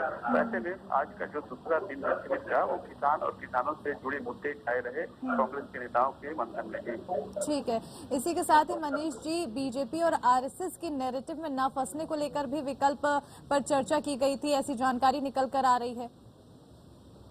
वो शुरू से कांग्रेस का कहा यह था कि देश में जो जिस तरह का माहौल बना जा रहा है उस तरह माहौल में युवाओं की बेरोजगारी की बात न करके युवाओं को सांप्रदायिकता का, धर्म और सांप्रदायिकता का रंग में रंगा जा रहा है।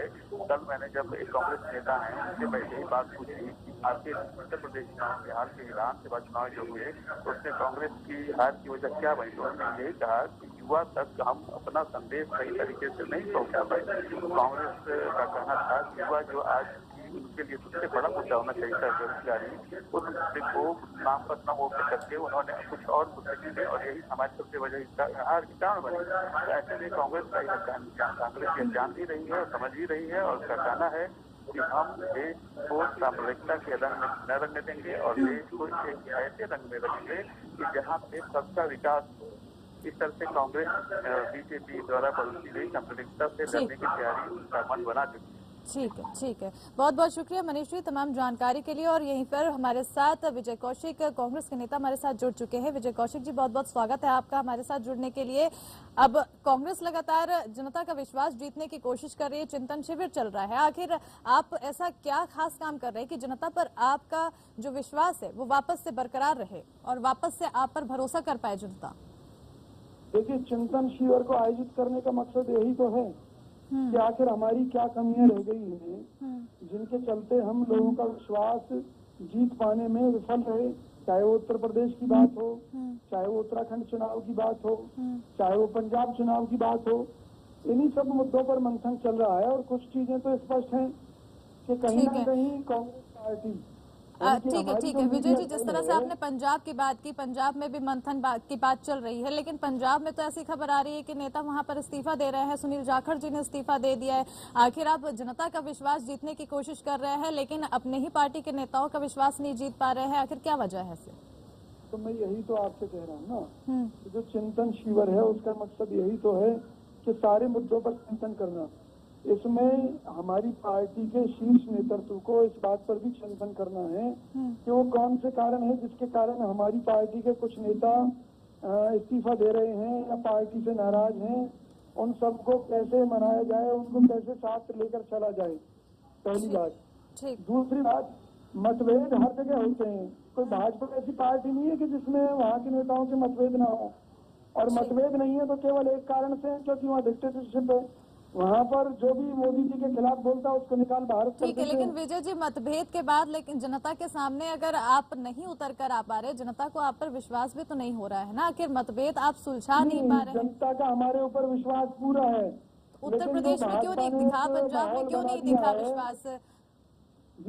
उत्तर प्रदेश में विश्वास नहीं दिखा, पंजाब में विश्वास नहीं दिखा, राजस्थान में ऐसे कैसे विश्वास दिख जाएगा? मेरी बात तो सुनिए ना जी।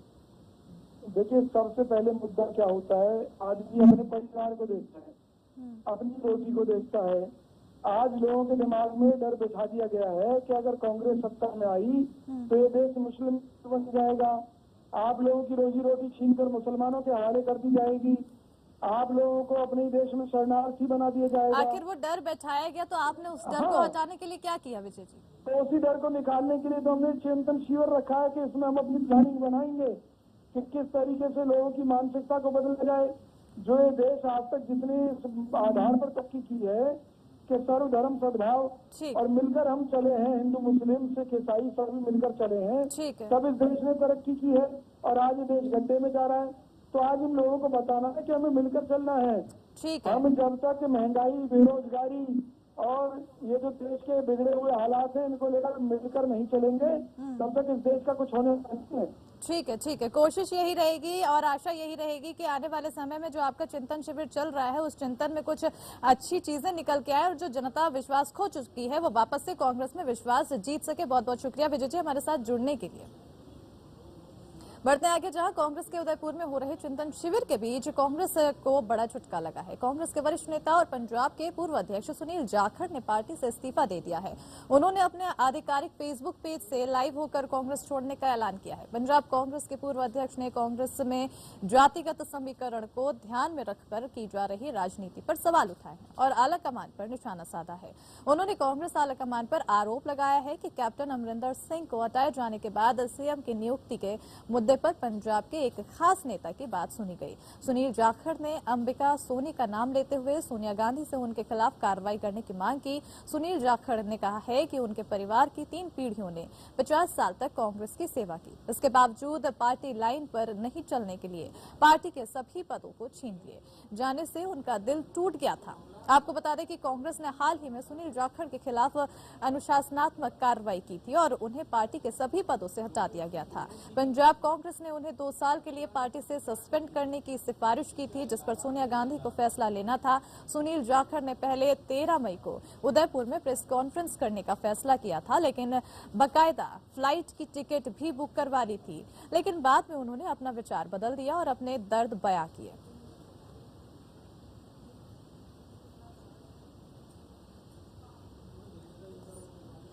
और इसी खबर पर हमारे साथ हरप्रीत सिंह पंजाब कांग्रेस के नेता जुड़ चुके हैं फोन लाइन पर। हरप्रीत जी, बहुत बहुत स्वागत है आपका हमारे साथ जुड़ने के लिए। और सबसे पहली बात तो ये कि जिस तरह से कांग्रेस लगातार राजस्थान में चिंतन शिविर कर रही है और इसी चिंतन शिविर के बीच एक नई चिंता कांग्रेस के लिए सामने आ गई है, क्या वजह है आखिर? देखिए, ऐसा है कि ये इसमें क्या है कि बहुत से लोगों में कई तौर पर डिससेटिस्फैक्शन या कई बार किसी नेता से आपसी मतभेद की वजह से ऐसा हो जाता है। जाखड़ साहब बहुत सत्कारत नेता है हमारे, लंबे समय से कई पीढ़ियों से उन्होंने पार्टी के लिए सेवा की है। अब ऐसा है कि जो निजी मतभेदों के चलते उन्होंने पिछले समय में जो उनकी बयानबाजी आती रही है, उसकी वजह से जो कार्रवाई या आप कहें कि जिस तरह से उनको थोड़ा पार्टी हाईकमान ने एक तरह से अनुशासन में रहने के लिए जिस तरह से उनको कहा गया, तो उसकी वजह से शायद उनके जो अंदर एक डिससेटिस्फैक्शन बढ़ गई है, फ्रस्ट्रेशन बढ़ गई है। मैं समझता हूँ कि ऐसा होना नहीं चाहिए। जिस तरह से सीनियर वो आगू हमारे नेता है, इस तरह से एक गलत मैसेज जाता है। जबकि मैं ऐसा ये भी समझता हूँ कि जो उन्होंने त्याग पत्र दिया है, इसके ऊपर हाईकमान को विचार करना चाहिए और उनके जो जाखड़ साहब के अंदर जो किसी तरह की भी रोष है, उनको दूर करके और वापस उनको साथ में लेके चलना चाहिए।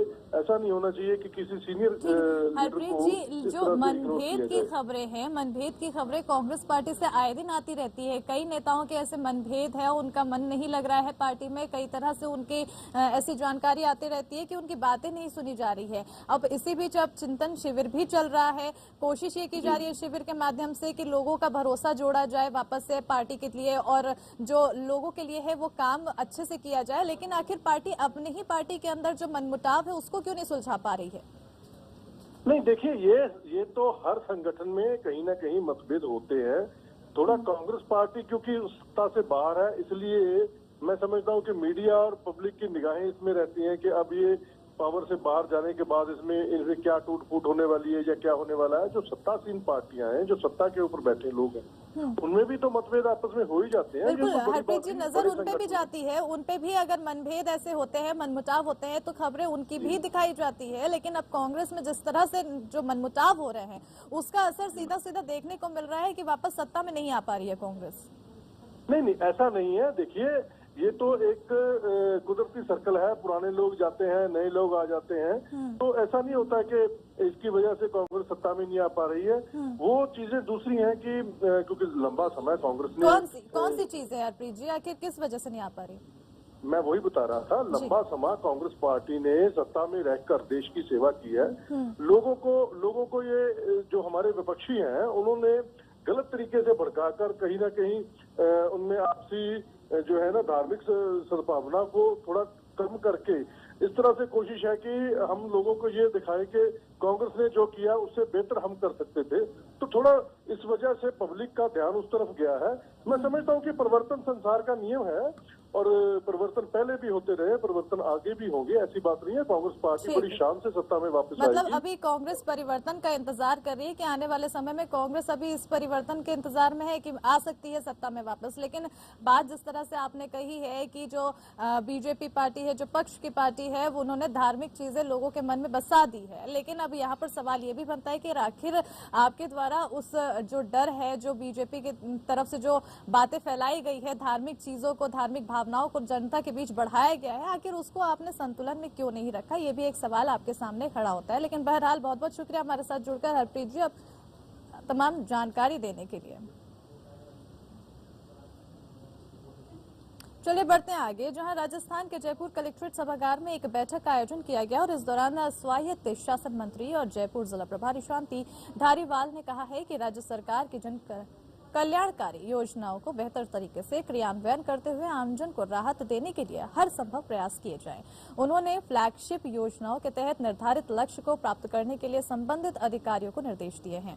उन्होंने कहा कि मुख्यमंत्री चिरंजीवी स्वास्थ्य बीमा योजना का लाभ हर व्यक्ति को मिले, इसके लिए 100% लोगों का पंजीयन कराए और अन्य निजी अस्पतालों को भी योजना से जोड़े। उन्होंने कहा कि योजनाओं से अनुबंधित निजी अस्पताल के बारे में किसी मरीज द्वारा शिकायत की जाए तो उसकी शिकायत पर गंभीरता से कार्रवाई किया जाना सुनिश्चित करें।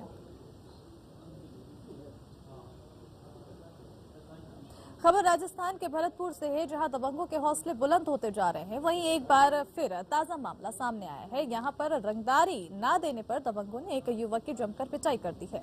बताया जा रहा है कि बदमाशों के इस हमले से युवक गंभीर रूप से घायल हो गया है, जिसे नजदीकी अस्पताल में भर्ती कराया गया है। फिलहाल पुलिस मामला दर्ज कर पूरे मामले की कार्रवाई करने में जुटी हुई है। निवासी है यादव शर्मा, ये कोई चाकू लग के आया है, कोई असाल्ट का केस है ना, तो 6:45 बजे के आसपास आया है। हमने यहाँ से पुलिस को सूचित कर दिया है और पुलिस ने जो है उसको देख के और वो रेफर करवा दिया। वहीं राजस्थान के बीकानेर में कृषि, पशुपालन एवं मत्स्य विभाग मंत्री लालचंद कटारिया ने कलेक्ट्रेट सभागार में बैठक का आयोजन किया। इस दौरान आयोजित बैठक में राज्य के 28 फ्लैगशिप कार्यक्रमों, बजट घोषणाओं, नहरबंदी के दौरान जिले में पेयजल आपूर्ति, बिजली और सड़क समेत कई बिंदुओं की समीक्षा की। जिसके बाद कटारिया ने कहा है कि जन कल्याणकारी योजनाओं और कार्यक्रमों के माध्यम से वंचित, गरीब और जरूरतमंद व्यक्ति को संबल प्रदान करना राज्य सरकार की सर्वोच्च प्राथमिकता है। सभी पात्र लोगों तक इन योजनाओं का लाभ मिले, इसके लिए सरकारी अधिकारी, कर्मचारी संवेदनशीलता के साथ कार्य करें। योजनाओं की जानकारी निचले स्तर तक पहुंचाई जाए। समीक्षा बैठक में जो आपने जो बातें बताई, वो सारी बातें निकल गई। चारे का तो हमको पहले से ही मालूम है, क्योंकि आज से करीबन 20 दिन पहले मुख्यमंत्री जी ने समीक्षा बैठक जयपुर में ले ली थी। मैंने भी आज भी कलेक्टर साहब को कहा है कि चारे का जो मामला है उसमें राज्य सरकार ने, मुख्यमंत्री जी ने सब कलेक्टर्स को निर्देश दिए हैं कि भाई पैसे की कोई कमी नहीं रहेगी और गौशालाओं में और जहाँ जहाँ भी चारे डिपो खोलने हैं वहाँ चारे की व्यवस्था करें। वो हमारी प्राथमिकता पे है। और आज भी समीक्षा बैठक में मैंने कहा कि भाई चारे के बारे में किसी प्रकार की कोई कोताही नहीं रहनी चाहिए। और राजस्थान के खाद्य एवं नागरिक आपूर्ति मंत्री प्रताप सिंह खाचरियावास ने बताया है कि जनप्रतिनिधियों एवं आमजन के आग्रह पर प्रदेश के विभिन्न क्षेत्रों में गरीब एवं जरूरतमंद लोग जो खाद्य सुरक्षा योजना के नाम जुड़वाने से वंचित रह गए हैं, उनके नाम जुड़वाने के लिए राष्ट्रीय खाद्य सुरक्षा योजना के पोर्टल को 15 दिन के लिए पुनः खोला गया है। खाचरियावास ने आगे बताया है कि राष्ट्रीय खाद्य सुरक्षा योजना में गरीब एवं जरूरतमंद लोगों के नाम जुड़वाने के लिए पोर्टल को फिर से खोलने के लिए मुख्यमंत्री अशोक गहलोत से विचार विमर्श कर 15 दिवस खोले जाने का निर्णय लिया गया है।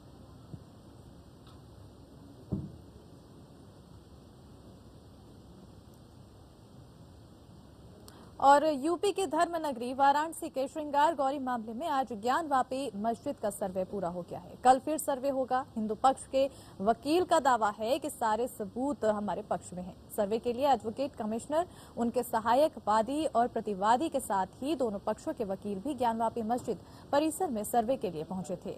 सर्वे के लिए मस्जिद परिसर में दाखिल हुए सभी लोगों के मोबाइल फोन जमा करा लिए गए थे।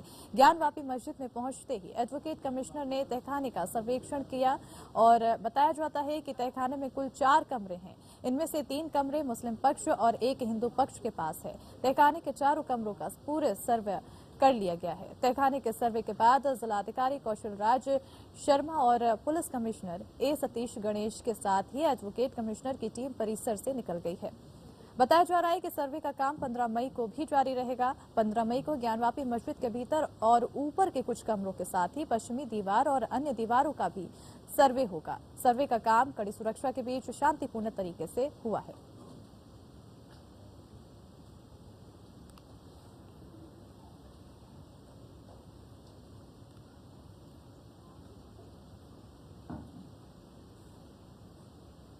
वहीं दिल्ली के मुंडका में मेट्रो स्टेशन के पास एक इमारत में लगी भीषण आग में जान गंवाने वाले लोगों के परिजनों को दिल्ली सरकार ने आर्थिक रूप से 10-10 लाख रुपए की मदद देने का ऐलान किया है। दिल्ली के मुख्यमंत्री अरविंद केजरीवाल ने शनिवार सुबह डिप्टी सीएम मनीष सिसोदिया के साथ घटनास्थल पर पहुंचे और मौजूदा स्थिति का जायजा लिया। सीएम केजरीवाल ने इस दौरान कहा कि मृतकों के परिजनों को 10-10 लाख रुपए का मुआवजा दिया जाएगा, साथ ही सभी घायलों को 50-50 हजार रुपए दिए जाएंगे। सीएम ने मजिस्ट्रेट जांच के आदेश दिए हैं और कहा है कि जो भी मामले में दोषी पाया जाएगा उनके खिलाफ सख्त कार्रवाई की जाएगी, किसी को बख्शा नहीं जाएगा। आपको बता दें कि घटना में अब तक 27 लोगों के शव बरामद किए गए हैं, जबकि 29 लोग अब भी लापता हैं।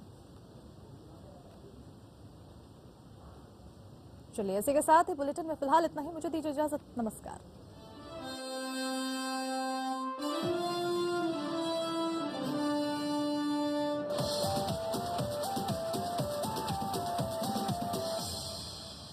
गोल्डी हिंग का तड़का लगे तो सभी दबा के खाते हैं। गोल्डी हिंग कण कण में जान। शुद्धता और विश्वास, तभी तो हम चुनते हैं बेहतरीन मसाले जो शुद्धता, सुगंध और स्वाद में बढ़िया है। प्राकृतिक हल्दी, मिर्ची, धनिया नहीं, मिर्ची, धनिया, हल्दी, MDH। एसिडिटी, गैस, दोनों के लिए डाइजीन। ये gentle for regular use. Digene का double action formula gas bubbles को जल्द मिटाए और हाईएस्ट ANC एसिड कम करे और दे क्विक और लंबा आराम। एसिडिटी या गैस के लिए डाइजीन। डाइजीन का नया ट्रैवल पैक, सिर्फ दबाएं, खोलें और पिएं। रूप मंत्रा आयुर्वेदिक फेस वॉश। इसमें है क्यूकम्बर के प्योर एक्सट्रैक्ट्स जो नेचुरली चेहरे को मॉइस्चराइज रखे। ये कोई कॉस्मेटिक नहीं, आयुर्वेदिक औषधि है। लोकतंत्र उस महान इंसान का सपना था। शहादत हासिल करके हर सेनानी की उम्मीद थी। जेपी आंदोलन से 16 साल की भूख हड़ताल तक, मजहबों से लेकर टहती समाज की दीवार तक, दुनिया के सबसे बड़े लोकतंत्र में देखिए हमारे साथ उसी लोकतंत्र की हर आवाज।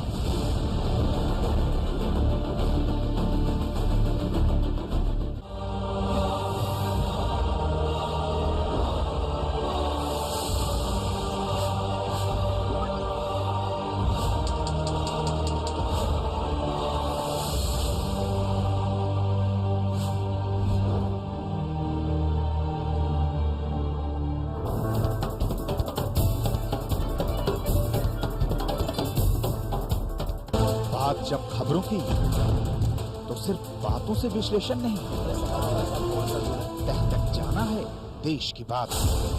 जिंदगी को उसी के घर में टटोलना है, उसकी गूंज देश के सामने ले जाना है देश की बात।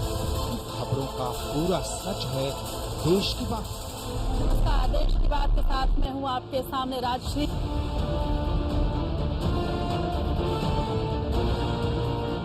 दूसरों की जिम्मेदारी पर सवाल उठाने वालों की भीड़ में अपनी जिम्मेदारी मानने वाला कोई तो हो। ये तेरी गलती, ये उसका कसूर के शोर शराबे में ये मेरा फर्ज है बोलने वाला कोई तो हो। खबरें बनाने वालों की दुनिया में खबरें दिखाने वाला कोई तो हो।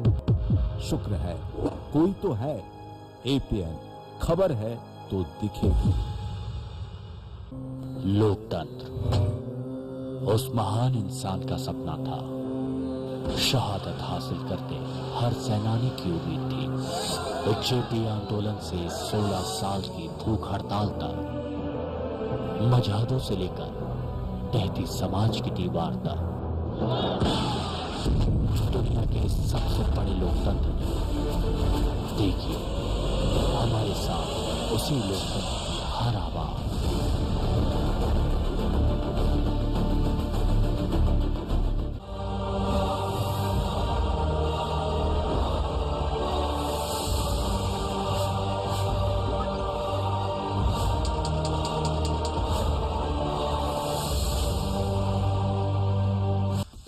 इस कार्यक्रम के प्रायोजक हैं गोल्डी किचन किंग मसाले। जहाँ जाएं रिश्ते बनाएं। उपकाया नेवर स्टॉप इंडिया। पेट सफा हर रोग दफा।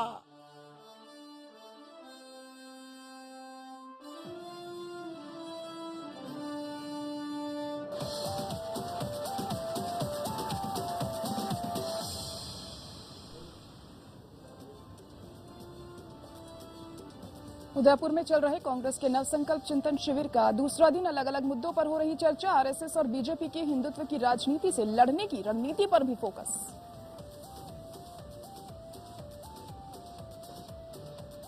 चिंतन शिविर के बीच कांग्रेस को लगा झटका। कांग्रेस के वरिष्ठ नेता और पंजाब के पूर्व अध्यक्ष सुनील जाखड़ का पार्टी से इस्तीफा। कांग्रेस आलाकमान पर लगाया पक्षपात का आरोप। सभी पदों से हटाने पर छलका दर्द।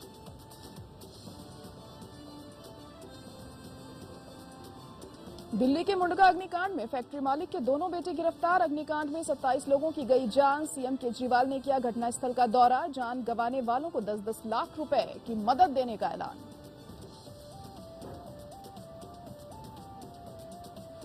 वाराणसी की ज्ञानव्यापी मस्जिद में आज का सर्वे का काम शांतिपूर्ण तरीके से हुआ पूरा। कल भी जारी रहेगा सर्वे का काम। 17 मई को अदालत में पेश की जाएगी रिपोर्ट।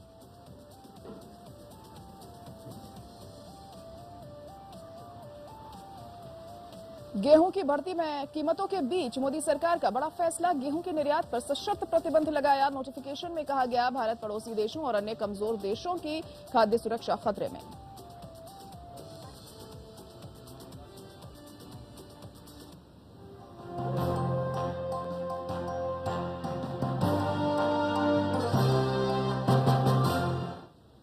नमस्कार, मुद्दा में बहुत स्वागत है आपका और मैं हूं आपके साथ जायरा अली। शुरुआत करेंगे अपने इस खास बुलेटिन की। रूस यूक्रेन के समीकरण में नाटो की भूमिका बेहद अहम है। रूस यूक्रेन युद्ध के पीछे नाटो फैक्टर को समझे बिना हम जंग के सभी कारणों का विश्लेषण नहीं कर सकते। आज नाटो को रूस कहीं ना कहीं एक सामरिक खतरे के रूप में देखता है और इसके बढ़ते प्रभाव पर लगाम लगाने के लिए कई जुगत भी कर चुका है। यूक्रेन की जंग भी उसी रणनीति का हिस्सा माना जाता है। रूस यूक्रेन जंग में अब कई महीने बीत गए हैं। इस युद्ध के पीछे एक बड़ी वजह नाटो माना जा रहा है। ये माना जा रहा है कि यूक्रेन का नाटो संगठन पर शक और अमेरिका से निकटता के चलते रूस ने कीव के खिलाफ युद्ध का ऐलान किया था। यूक्रेन के अमेरिका के साथ सामरिक संबंध और नाटो की सदस्यता को लेकर रूस कई बार उसे धमकी भी दे चुका था और रूसी विरोध के बावजूद यूक्रेन नाटो की सदस्यता को लेकर अड़ा रहा। इसका परिणाम एक महायुद्ध में तब्दील हो गया। इतना ही नहीं, फिनलैंड और स्वीडन को भी रूस ने धमकी दी है कि अगर वे नाटो की सदस्यता लेते हैं तो परिणाम भुगतने को तैयार रहें। आखिर नाटो से रूस को इतना गुरेज क्यों है? इसके पीछे बड़ी वजह क्या है? ऐसे में आइए जानते हैं आखिर क्या है जिसमें फिनलैंड शामिल होना चाहता है। रूस यूरोप में नाटो के विस्तार का विरोध क्यों कर रहा है? कैसे नाटो के चलते ही रूस ने यूक्रेन पर हमला किया था? नाटो संगठन का मूल उद्देश्य दूसरे विश्व युद्ध के बाद रूस के यूरोप में विस्तार को रोकना था। दूसरे विश्व युद्ध के बाद नाटो संगठन का लगातार विस्तार हो रहा है। मौजूदा समय में इस संगठन में 30 सदस्यीय देश हैं। नाटो की जिम्मेदारी सदस्य देशों और उसकी आबादी की रक्षा करना है। नाटो के आर्टिकल 5 के मुताबिक इसके किसी भी सदस्य देश पर हमले को नाटो के सभी देशों पर हमला माना जाएगा।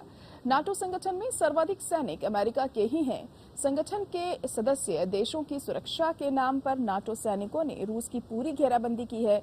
रूस की नाक के नीचे नाटो सैनिक मौजूद हैं। रूस यूक्रेन जंग के बाद नाटो के पूर्वी सीमाओं को मजबूत करने के लिए अमेरिका ने नाटो को काफी सैन्य और सामरिक मदद की है। वहीं रूसी राष्ट्रपति पुतिन का दावा है कि पश्चिमी देश नाटो का इस्तेमाल रूस के इलाकों में घुसने के लिए कर रहे हैं। वे चाहते हैं कि नाटो पूर्वी यूरोप में अपनी सैन्य गतिविधियों पर विराम लगाए।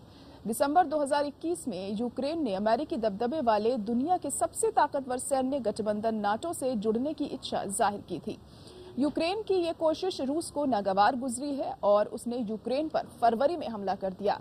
रूस का मानना है कि अगर यूक्रेन नाटो से जुड़ता है तो नाटो सेनाएं यूक्रेन के बहाने रूसी सीमा तक पहुंच जाएंगी और ये रूस के लिए खतरा बन सकता है। इसी कारण से पुतिन हर हाल में यूक्रेन पर कब्जा करना चाह रहे हैं। अब सवाल यह है कि क्या नाटो और अमेरिका की गुटबंदी को रूस तोड़ पाएगा? क्या अमेरिका नाटो के जरिए रूस पर हावी होना चाहता है? क्या रूस के तेल और गैस सप्लाई में बंदी यूरोप की अर्थव्यवस्था को तोड़ने में सक्षम है? क्या रूस अमेरिका की जंग में यूरोप पिस रहा है? पूरे प्रकरण में भारत का स्टैंड कितना सही है और क्या ये जंग तीसरे विश्व युद्ध का रूप लेती दिख रही है? आज हम इन्हीं तमाम सवालों की पड़ताल करेंगे, जवाब अपने वरिष्ठ पैनल से जानने की कोशिश करेंगे।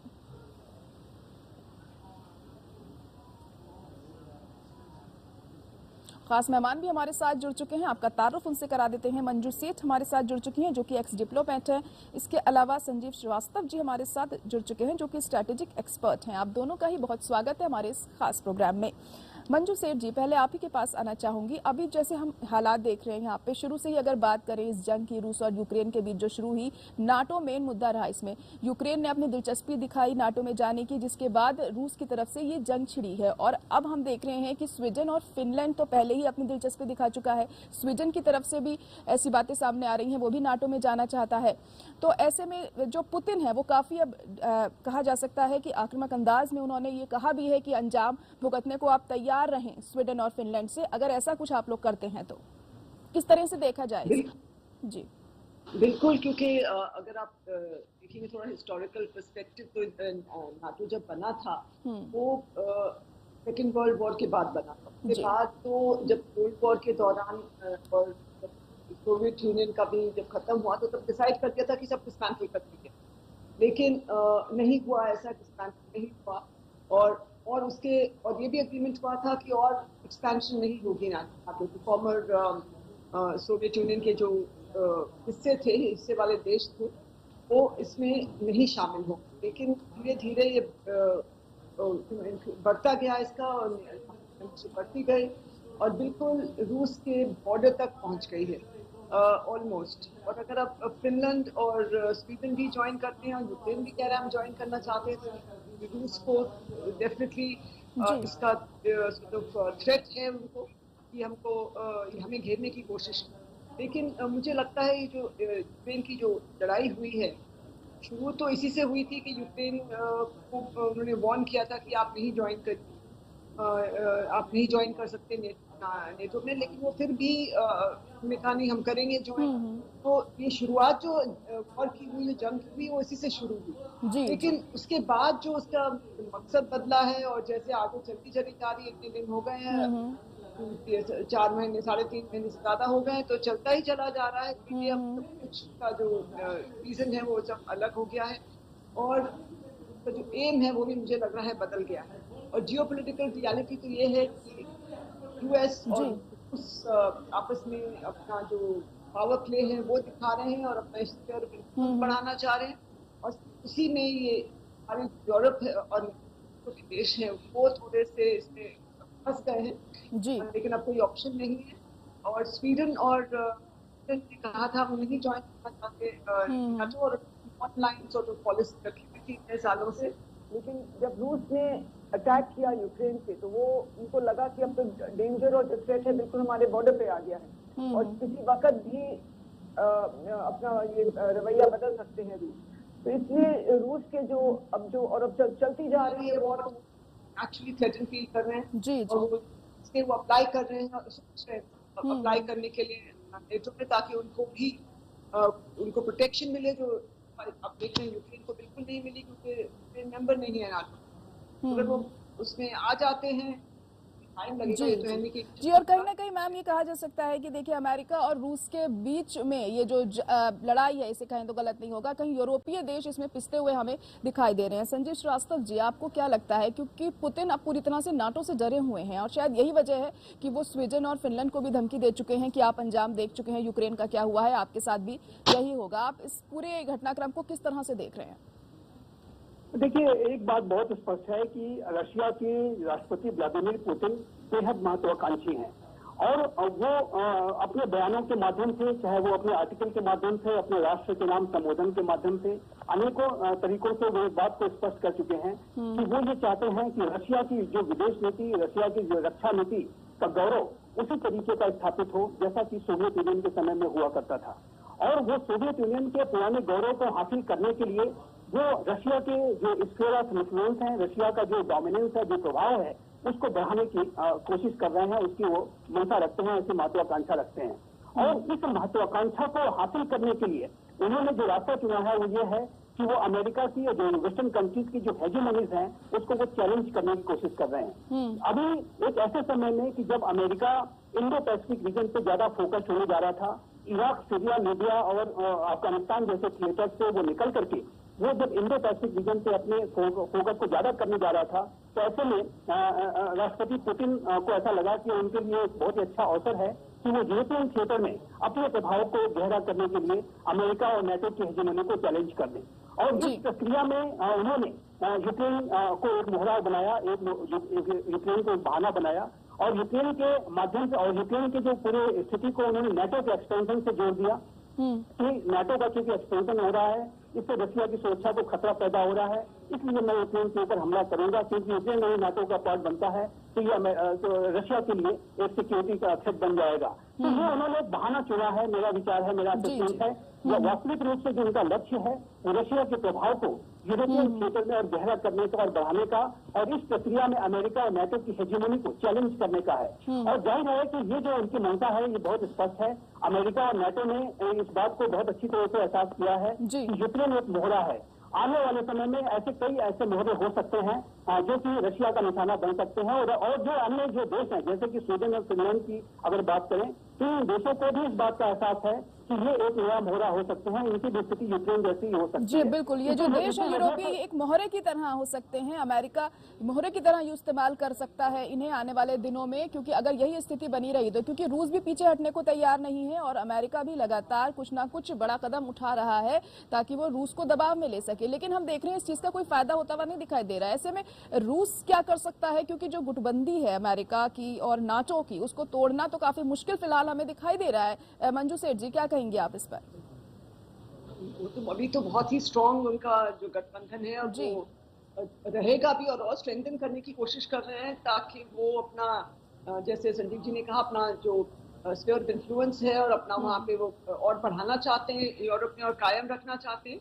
और साथ ही में इंडो पैसिफिक पे जो फोकस शिफ्ट हुआ है इनका, लेकिन एक चीज आप देखेंगे अफगानिस्तान में और सब जगह इन्होंने अपने सोल्जर्स भेजे थे, लेकिन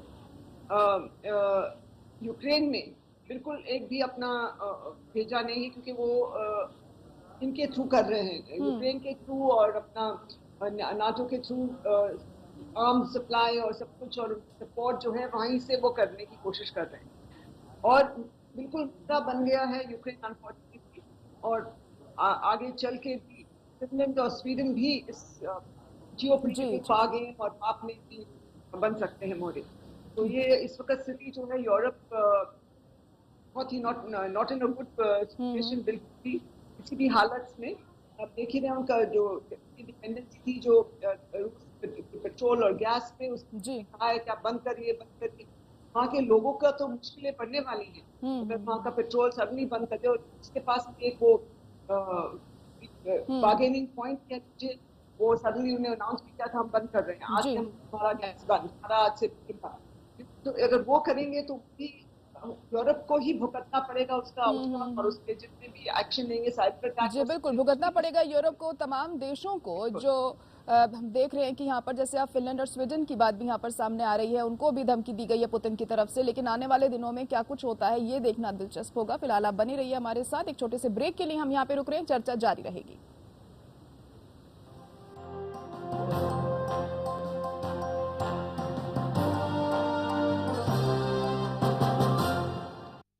गोल्डी हिंग का तड़का लगे तो सभी दबा के खाते हैं। गोल्डी हिंग कण कण में जान।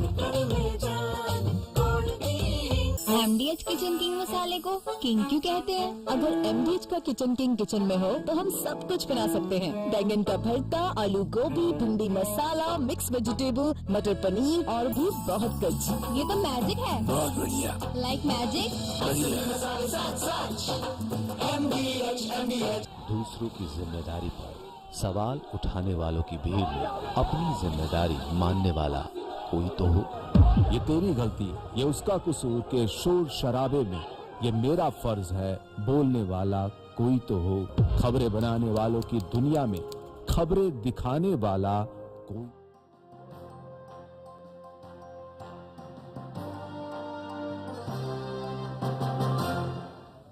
ब्रेक के बाद स्वागत है आपका। लगातार हमारी चर्चा जारी है। खास मेहमान बने हुए हमारे साथ संजीव श्रीवास्तव जी। अब आपसे ये जानना चाहेंगे कि हम नाटो की बात करें तो सबसे ताकतवर सैन्य गठबंधन उसे माना जा रहा है। और शायद यही वजह है कि पुतिन भी डरे में हैं उससे कि कहीं उसका विस्तार होता है तो रूस पर अटैक हो सकता है, और इसी वजह से लगातार उनकी तरफ से ये जो रवैया है ये अख्तियार किया जा रहा है यहाँ पर। लेकिन साथ ही साथ ये जो यूरोपीय देश हैं इन्हें भी समझना होगा कि अमेरिका सिर्फ उनका इस्तेमाल कर रहा है। आखिर ये देश ये चीज समझ क्यों नहीं पा रहे हैं, जबकि यूक्रेन का एक एग्जाम्पल उन्होंने देख लिया है यहाँ पर। देखिए जया जी, जो रशिया के राष्ट्रपति व्लादिमीर पुतिन की जो मंशा थी कि वो नाटो को कमजोर करें, नाटो के अंदर एक विभाजन की स्थिति पैदा करें, इस तरीके का दबाव बनाएं कि नाटो अपने आप को श्रिंक करे, अपने आप को विथड्रॉ करे, इसका बिल्कुल उल्टा हुआ है, बिल्कुल विपरीत होता जा रहा है। रशिया के इस तरीके के यूक्रेन को चैलेंज करने की वजह से और उसको नाटो के एक्सटेंशन से जोड़ने की वजह से नाटो और अधिक सशक्त बनते के उभरने जा रहा है। नाटो को इस पूरी यूक्रेन संकट से पहले नाटो के अंदर की अगर बात करें तो उनके अंदर कई मतभेद थे। कुछ फंडिंग वगैरह को लेकर के राष्ट्रपति ट्रम्प जब थे तो वो 2% सभी से चाहते थे कि सभी अपने बजट का 2% तक नाटो को कंट्रीब्यूट करें।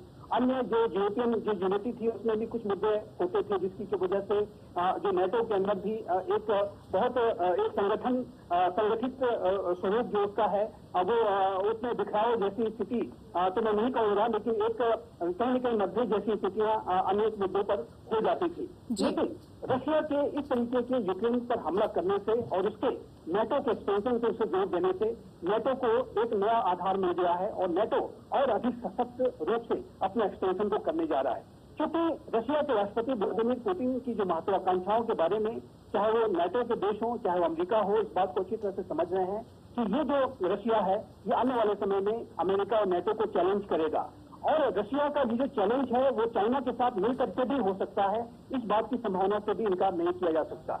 इसी वजह से पूरे विश्व में एक नए तरीके की जो रणनीतिक अनिश्चितता है वो बढ़ती जा रही है। एक महाशक्तियों के बीच का जो विश्वास का संकट है वो गहराता जा रहा है। और इसी वजह से मेरा ऐसा असेसमेंट है कि जो अमेरिका और नाटो के देश हैं वो अधिक जो है संगठित रूप से अपने आप को पेश करने जा रहे हैं। और ऐसे जो देश जो कि अभी तक नाटो का सदस्य नहीं थे, स्वीडन और फिनलैंड जैसे जो राष्ट्र हैं, जॉर्जिया जैसे जो राष्ट्र हैं, ये राष्ट्र भी आने वाले समय में नाटो के सदस्य बनने की तरफ तेज गति से आगे कदम बढ़ा सकते हैं। और नाटो भी इन्हें अपने संगठन में लेने के लिए जो पूरा एक इंडक्शन का जो प्रोसेस है उसको तेज गति से कंप्लीट कर सकता है। तो ये आपने जैसा कि एम्बेसडर शेख ने बिल्कुल सही कहा, सटीक तरीके से इंसाइटफुली कहा कि चूंकि यूक्रेन उसका पार्ट नाटो का नहीं था, इसी वजह से रशिया यहाँ पे सीज कर गया। लेकिन ये जो फिनलैंड और स्वीडन जैसे राष्ट्र इस बात को समझ रहे हैं, यदि स्वीडन और फिनलैंड समय रहते नाटो का पार्ट बन जाते हैं तो रशिया कभी भी ऐसा दुस्साहस नहीं करेगा कि वो नाटो के देश पर, नाटो की टेरिटरीज पर हमला करे। क्योंकि ऐसा होने पर आप जानते हैं कि नाटो का जो आर्टिकल 5 है वो एक्टिवेट हो जाएगा, जिसमें कि कलेक्टिव डिफेंस का प्रावधान है। और ये जो परिस्थिति एक वर्ल्ड वॉर के तौर पे चल रही है। जी बिल्कुल, और शुरू से जब से जंग शुरू हुई है यही आसार लग रहे हैं कि कहीं एक और वर्ल्ड वॉर तो अब नहीं होने वाला है। लगातार इस तरह के कयास भी लगाए जा रहे हैं। मंजू सेठ जी, आपको क्या लगता है जो अब जो स्थितियां बनती हुई जा रही हैं, हालात सुधरने की जगह बल्कि हम देख रहे हैं बिगड़ रहे हैं, इतना वक्त हो गया है लेकिन ये जंग थमने का नाम नहीं ले रही है और अब दूसरे देशों के इन्वॉल्वमेंट की भी बात कर रहे हैं पुतिन यहाँ पर, तो किस तरह से देखा जाए, क्या एक और वर्ल्ड वॉर की स्थिति बनती हुई दिख रही है? स्थिति तो बन रही है, उसी डायरेक्शन में सब कुछ हो रहा है, लेकिन उम्मीद है कि लोग सारे जो देश के लीडर्स हैं वो बैठ के थोड़ी अपना सोचेंगे कि अगर वर्ल्ड वॉर होता है तो किसका नुकसान होता है। सारे देश इफेक्ट होंगे और अगर जैसे प्रेसिडेंट थ्रेटन कर रहे हैं कि हम न्यूक्लियर उसको लो इंटेंसिटी न्यूक्लियर वेपन्स और न्यूक्लियर बॉम्ब्स यूज कर सकते हैं, बट उसका जो नतीजा है, जो असर है वो सभी पे पड़ेगा अगर ऐसा। और अगर ये नॉन कन्वेंशनल वॉर लॉन्च करते हैं उससे भी सब कुछ सब देश को बहुत बुरा असर होगा। इकोनॉमी पैसे वर्ल्ड वाइड इफेक्ट है, सप्लाई चेन इफेक्ट होने वाली है, दिक्कत आने लग गई ऑलरेडी। बहुत सारे ऑलरेडी नेगेटिव आउटकम्स हैं वो सब नजर आ रहे हैं और सब करते हैं कि ये वर्ल्ड वॉर ना बने। लेकिन जैसे चलता ही चला जा रहा है सब अपनी पॉस्चर्स जो है पॉस्चरिंग हो रही है बिल्कुल जैसे कॉन्फ्रंटेशनल, सारे प्लेयर्स हैं सभी कॉन्फ्रंटेशनल हो रहे हैं। बस कह रहा है कि हम रूस को वीकन करके करना चाहते हैं, कहते हैं नाटो और सब अमेरिका सबको हमको खत्म करना चाहते हैं, वीकन करना चाहते हैं। तो आपस में जो ये आपस में चल रहा है और चल रहा है, ये अगर रुका नहीं जी, तो कह नहीं सकते कि डायरेक्शन में हम जाएगा, और हो सकता है कि ये और देश इसमें इन्वॉल्व हो, लेकिन उम्मीद है कि ऐसा ना हो। जी, उम्मीद ये की जा सकती है कि ऐसा ना हो, क्योंकि हालात अभी बेहतर नहीं हमें दिख रहे हैं फिलहाल पूरी दुनिया में हम देखें तो। संजीव श्रीवास्तव जी, क्या भारत का स्टैंड ऐसे में अब क्या होना चाहिए? स्टैंड अब भारत को क्या लेना चाहिए ऐसे में, जो स्थिति अभी बनी हुई है उससे देखते हुए? जी देखिए, भारत का जो स्टैंड है बहुत ही बुद्धिमत्तापूर्ण, विवेकपूर्ण, जिम्मेदारी भरा, संतुलित स्टैंड रहा है। और यही जो भारत का स्टैंड है कि जिसमें कि भारत ये कह रहा है कि इस समस्या का समाधान निगोशिएटिंग टेबल पर बातचीत के माध्यम से होना चाहिए, हिंसा बंद होनी चाहिए, महाशक्तियों को आपस में संवाद करना होगा, जो कॉन्फ्लिक्टिंग पार्टीज हैं उन्हें आपस में संवाद करना होगा, अंतर्राष्ट्रीय कानूनों का सम्मान होना चाहिए, प्रिंसिपल का सम्मान होना चाहिए, जो रूल्स बेस्ड ऑर्डर है जो कि सेकेंड वर्ल्ड वॉर के बाद से यूएन चार्टर के आधार पर जो स्टैब्लिश किया गया था उसका सम्मान होना चाहिए। तो भारत का जो दृष्टिकोण है वही इस समस्या का हल है। लेकिन वर्तमान समय में जो स्थितियां दिख रही हैं, ऐसे में महाशक्तियों की जो महत्वाकांक्षाएं हैं वो बढ़ती जा रही हैं। रशिया की अपनी साम्राज्यवादी मानसिकता है, महत्वाकांक्षा है कि वो पुरानी सोवियत यूनियन के गौरव को हासिल करना चाहता है। चाइना नंबर 1 पावर 2049 तक बन जाना चाहता है। अमेरिका जाहिर है कि और यूरोपियन देश हैं वो अपनी अपनी जो हेजेमनीज हैं उसको वो डिफेंड करने की कोशिश करेंगे। अमेरिका विशेष रूप से ऐसे मौकों पर अपने पावर प्रेजेंस को, अपने डिफेंस पोस्चर को और अधिक से अधिक सशक्त दिखाने की कोशिश करेगा, क्योंकि अमेरिका के जो टीटी एलाइज हैं, जो दुनिया जो जापान, कोरिया, फिलीपींस, अन्य जगहों पर जहां कहीं भी उसके टीटी एलाइज अन्य जगहों पे हैं, उनको भी मैसेज देने के लिए, चाइना जैसे राष्ट्रों को भी मैसेज देने के लिए अमेरिका टफ पोस्चरिंग करेगा। तो ऐसे में ये जो टकराव है ये महाशक्तियों के बीच में परोक्ष रूप से जो वर्चस्व की प्रतिद्वंदिता है। लेकिन जहां तक न्यूक्लियर वॉर की बात है तो मुझे नहीं लगता कि न्यूक्लियर वॉर होगा, इस तरीके की संभावना बेहद कम है, क्योंकि जो न्यूक्लियर वॉर है वो एक म्यूचुअली एश्योर्ड डिस्ट्रक्शन, जिसको कि मैट की सिचुएशन कहते हैं, वो उसको जन्म देगा। इस पूरे यूक्रेन के संकट में भी जारा जी आप देखिए, तो चाहे वो अमेरिका हो, नेटो हो या रशिया हो, दोनों एक दूसरे के ऊपर सीधा हमला करने से बचे हैं।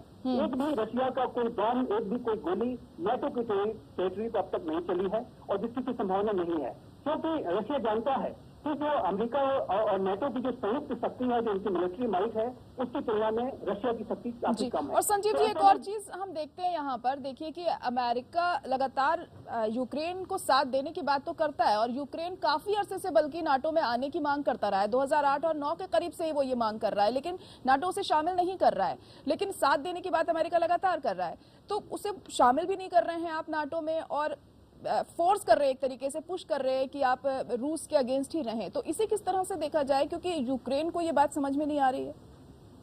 देखिए, मुझे लगता है कि यदि यूक्रेन नाटो का पार्ट बन गया होता समय रहते तो रशिया ये दुस्साहस नहीं कर पाता, क्योंकि रशिया अभी आप देखिए तो जो भी नाटो की टेरिटरीज हैं उसके ऊपर, जैसा कि मैंने कहा कि एक भी हमला रशिया की तरफ से नहीं किया गया है। उसके आसपास के इलाकों में जरूर, पोलैंड के के पास के इलाकों में जरूर रशिया ने मिसाइलें दागी हैं, लेकिन ये जो मिसाइलें हैं वो पोलैंड टेरिटरी पे नहीं गिरी हैं।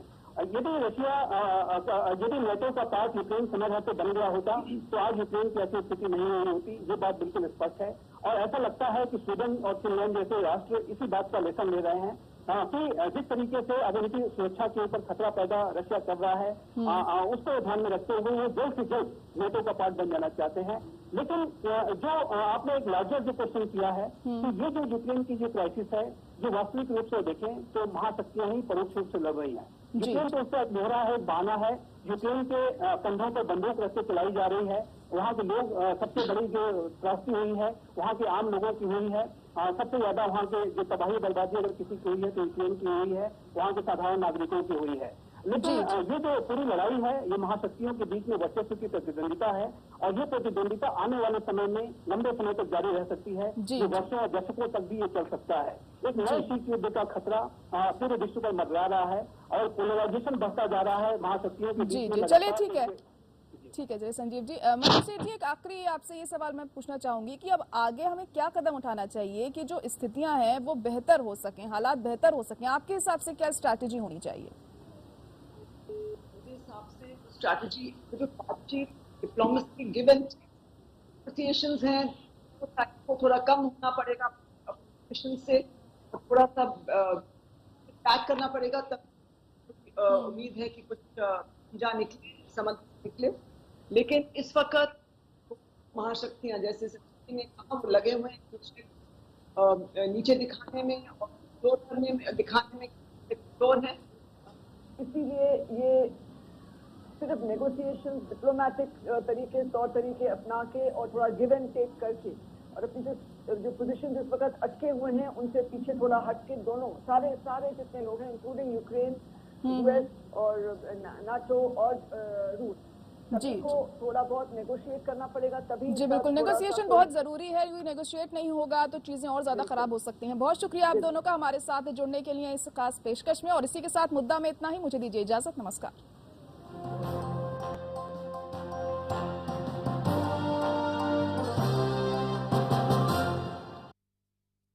रूप मंत्रा आयुर्वेदिक फेस वॉश, इसमें है क्यूकम्बर के प्योर एक्सट्रैक्ट्स जो नेचुरली चेहरे को मॉइस्चराइज रखे। ये कोई कॉस्मेटिक नहीं, आयुर्वेदिक औषधि है। लोकतंत्र उस महान इंसान का सपना था। शहादत हासिल करते हर सेनानी की उम्मीद थी।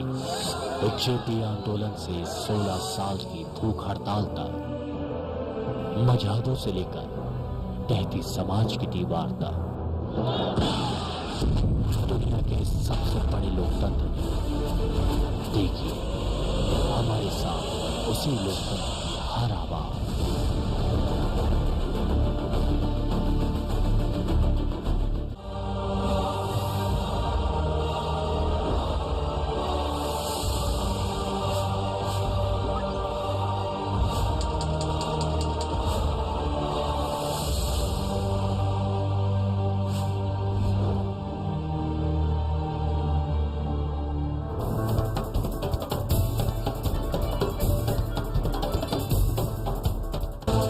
जब खबरों की तो सिर्फ बातों से विश्लेषण नहीं, तह तक जाना है देश की बात।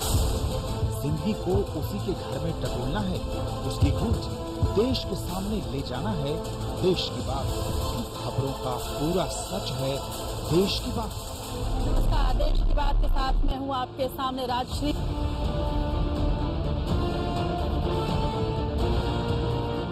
दूसरों की जिम्मेदारी पर सवाल उठाने वालों की भीड़ में अपनी जिम्मेदारी मानने वाला कोई तो हो। ये तेरी गलती, ये उसका कसूर के शोर शराबे में ये मेरा फर्ज है बोलने वाला कोई तो हो। खबरें बनाने वालों की दुनिया में खबरें दिखाने वाला कोई तो हो। शुक्र है कोई तो है। APN खबर है तो दिखेगी। लोकतंत्र उस महान इंसान का सपना था। शहादत हासिल करते हर सेनानी की उम्मीद थी। जेपी आंदोलन से 16 साल की भूख हड़ताल तक, मजहदों से लेकर तहती समाज की दीवार तक, दुनिया के सबसे बड़े लोकतंत्र में देखिए हमारे साथ उसी लोकतंत्र की हर आवाज।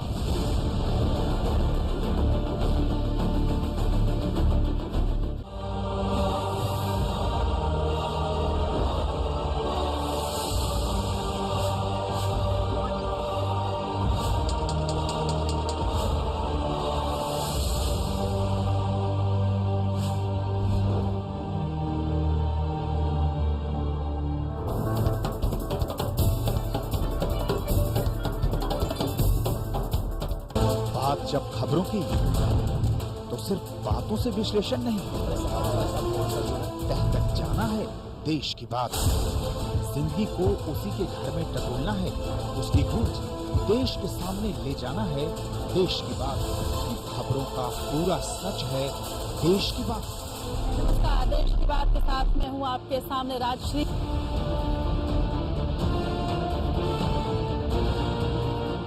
दूसरों की जिम्मेदारी पर सवाल उठाने वालों की भीड़ में अपनी जिम्मेदारी मानने वाला कोई तो हो। ये तेरी गलती, ये उसका कसूर के शोर शराबे में ये मेरा फर्ज है बोलने वाला कोई तो हो। खबरें बनाने वालों की दुनिया में खबरें दिखाने वाला कोई तो हो। शुक्र है कोई तो है। APN खबर है तो दिखेगी। लोकतंत्र उस महान इंसान का सपना था।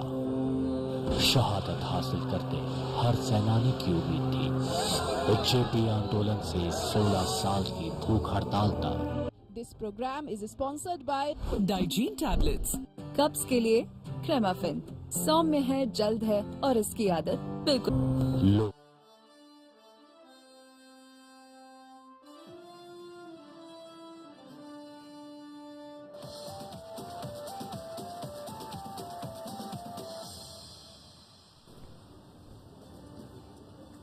उदयपुर में चल रहे कांग्रेस के नवसंकल्प चिंतन शिविर का दूसरा दिन। अलग अलग मुद्दों पर हो रही चर्चा। आरएसएस और बीजेपी की हिंदुत्व की राजनीति से लड़ने की रणनीति पर भी फोकस।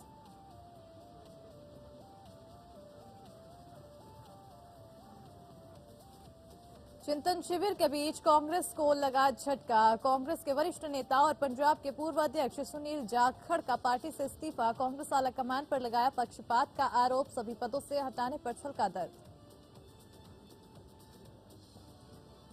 दिल्ली के मुंडका अग्निकांड में फैक्ट्री मालिक के दोनों बेटे गिरफ्तार। अग्निकांड में 27 लोगों की गई जान। सीएम केजरीवाल ने किया घटनास्थल का दौरा। जान गंवाने वालों को 10-10 लाख रुपए की मदद देने का ऐलान।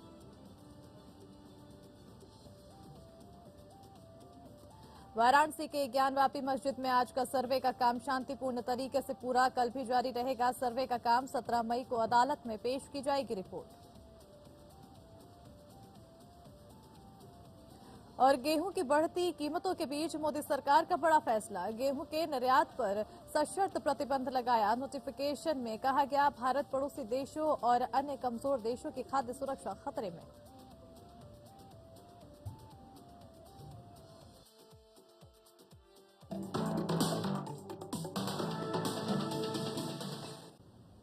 नमस्कार, बहुत स्वागत है आप सभी का। मैं आपके साथ अस्मिता दुबे और सुपरफास्ट खबरों में आपको रूबरू कराएंगे देश और विदेश की तमाम खबरों से फटाफट अंदाज।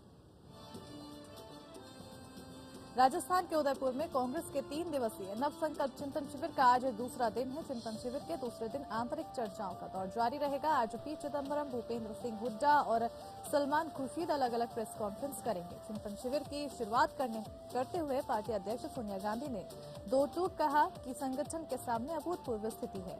हमें सुधारों और रणनीति में बदलाव की सख्त जरूरत है। उन्होंने कहा कि असाधारण परिस्थितियों का सामना असाधारण तरीके से ही किया जा सकता है। सोनिया गांधी ने अल्पसंख्यकों पर हमले का मुद्दा उठाते हुए जहां एक तरफ पीएम नरेंद्र मोदी की चुप्पी पर निशाना साधा, वहीं बीजेपी पर देश में नफरत का माहौल बनाने का आरोप लगाया। पिछली कांग्रेस वर्किंग कमेटी के अपने संदेश को एक तरह दोहराते हुए सोनिया गांधी ने चिंतन शिविर में कहा कि पार्टी ने हमें बहुत कुछ दिया है, अब समय है कर्ज उतारने का। सोनिया ने कहा कि हमें निजी अपेक्षाओं का संगठन के हितों के अधीन रखना होगा। दिल्ली के मुंडका में मेट्रो स्टेशन के पास एक इमारत में शुक्रवार भीषण आग लगने से 27 लोगों की मौत हो गई। इस घटना में कई लोग घायल भी हो गए हैं। जानकारी के मुताबिक ये 4 मंजिला इमारत है जिसका उपयोग व्यावसायिक रूप से कंपनियों को कार्यालय स्थान देने करने के लिए किया जाता है। हादसे के बाद पुलिस ने कार्रवाई करते हुए फैक्ट्री के मालिक के दोनों बेटों को गिरफ्तार कर लिया है। बता दें कि आग की घटना इमारत की पहली मंजिल में शाम 4 बजे शुरू हुई, जो एक सीसीटीवी कैमरे में और राउटर निर्माण और असेंबलिंग कंपनी का कार्यालय है, जिसके बाद आग ने फैलते हुए पूरे इमारत को अपनी गिरफ्त में ले लिया। आग की जानकारी मिलने के बाद दमकल विभाग मौके पर पहुंचा और रेस्क्यू ऑपरेशन शुरू कर दिया। 7 घंटे चले रेस्क्यू ऑपरेशन में कुल 27 लोगों के शव बरामद किए गए हैं और कई लोग घायल हालत में अस्पताल पहुंचाए गए। रेस्क्यू ऑपरेशन अभी भी जारी है। राष्ट्रपति रामनाथ कोविंद ने हादसे पर दुख जताया है। उन्होंने कहा है कि दिल्ली में मुंडका मेट्रो स्टेशन के पास एक इमारत में हुए भीषण आग हादसे से व्यथित हूं। शोक संतप्त परिवारों के प्रति मेरी संवेदनाएं। मैं घायलों के शीघ्र स्वस्थ होने की कामना करता हूं। वहीं पीएम मोदी ने कहा है कि दिल्ली में भीषण आग के कारण लोगों की मौत से बेहद दुखी हूं। मेरी संवेदनाएं शोक संतप्त परिवारों के साथ है। मैं घायलों के शीघ्र स्वस्थ होने की कामना करता हूं। प्रधानमंत्री नरेंद्र मोदी ने कहा कि दिल्ली के मुंडका में आग लगने की घटना में जान गंवाने वालों के परिजनों को प्रधानमंत्री राष्ट्रीय राहत कोष से 2 लाख रुपए और घायलों को 50,000 रुपए दिए जाएंगे। गृह मंत्री अमित शाह ने कांग्रेस के पूर्व अध्यक्ष राहुल गांधी, कांग्रेस महासचिव प्रियंका गांधी और सीएम अरविंद केजरीवाल ने भी घायलों के जल्द स्वस्थ होने की कामना की है।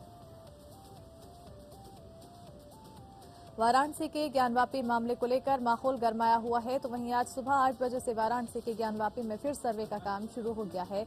अदालत के तय समय के मुताबिक ये सर्वे दोपहर 12 बजे तक चला। ये सर्वे जब तक पूरा नहीं हो जाता तब तक जारी रहेगा और इसके बाद इसकी रिपोर्ट 17 मई को अदालत के सामने पेश की जाएगी। ज्ञानवापी में सर्वे का काम पूरी तरह से सकुशल संपन्न हो जाए और शांति व्यवस्था बनी रहे, इसके लिए प्रशासन ने इंतजाम कर रखे हैं। पिछली बार की तरह विरोध के नाम पर भीड़ नहीं जुटाई जा सके और ज्ञानवापी मस्जिद वीडियोग्राफी सर्वे का काम सुचारू रूप से चल सके, इसके लिए प्रशासन ने मंदिर के प्रवेश द्वार से काफी पहले ही बैरिकेडिंग लगाकर आवाजाही पर रोक लगा दी।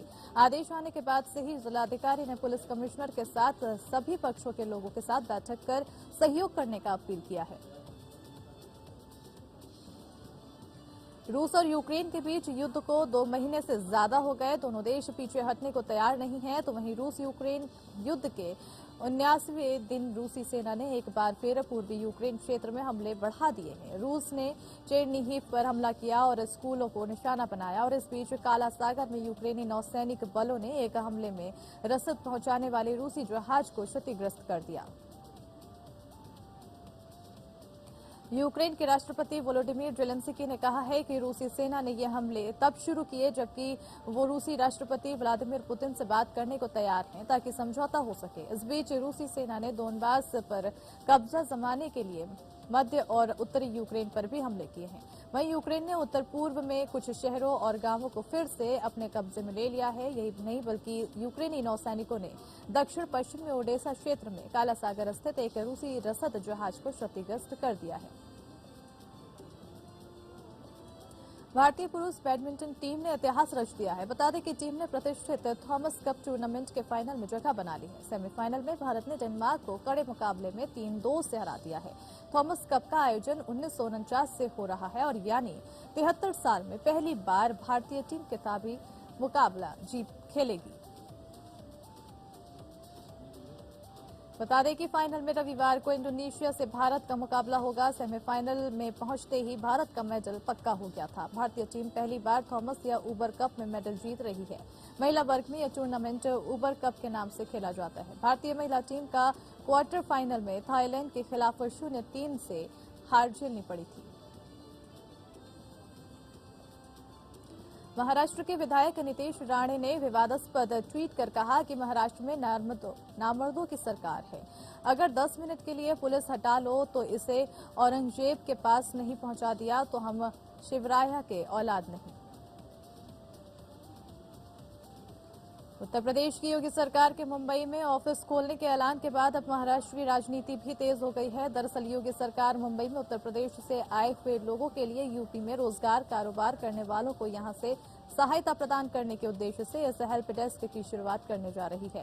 कांग्रेस के कार्याध्यक्ष चरण सिंह सप्रा ने बताया है कि योगी सरकार का ये महज एक चुनावी लॉलीपॉप है क्योंकि महाराष्ट्र में 10 महानगर पालिका का चुनाव है और इसलिए ये घोषणाएं हो रही है। शिवसेना का भी मानना है कि ये सिर्फ उत्तर भारतीयों को लुभाने का हथकंडा मात्र है।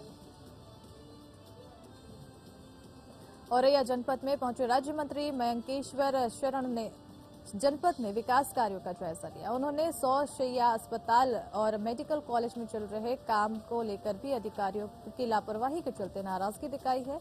इस दौरान उन्होंने दलित के घर पहुंचकर भोजन किया है।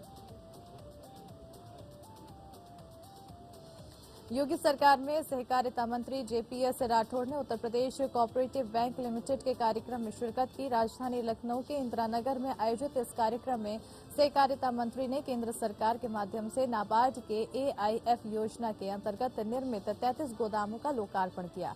इसके साथ ही कोऑपरेटिव बैंक लिमिटेड की 13 नई शाखाओं का भी मंत्री जेपीएस राठौड़ ने उद्घाटन किया। इस दौरान मंत्री ने कहा कि सपा सरकार में सहकारिता विभाग में गलत ढंग से नियुक्तियां की गई थी। यूपी के जल शक्ति मंत्री स्वतंत्र देव सिंह बरेली दौरे पर पहुंचे, जहां उन्होंने जनप्रतिनिधियों और पार्टी कार्यकर्ताओं के साथ बैठक की। तो वहीं मंत्री स्वतंत्र देव सिंह ने कहा है कि सरकार 2024 से पहले प्रदेश के हर घर में शुद्ध पानी पहुंचाने का काम करेगी। ऐसे ही बुंदेलखंड में 2023 तक शुद्ध पानी पहुंचाया जाएगा। अब बुंदेलखंड की महिलाओं को पानी की खोज में मीलों पैदल चलकर नहीं जाना होगा।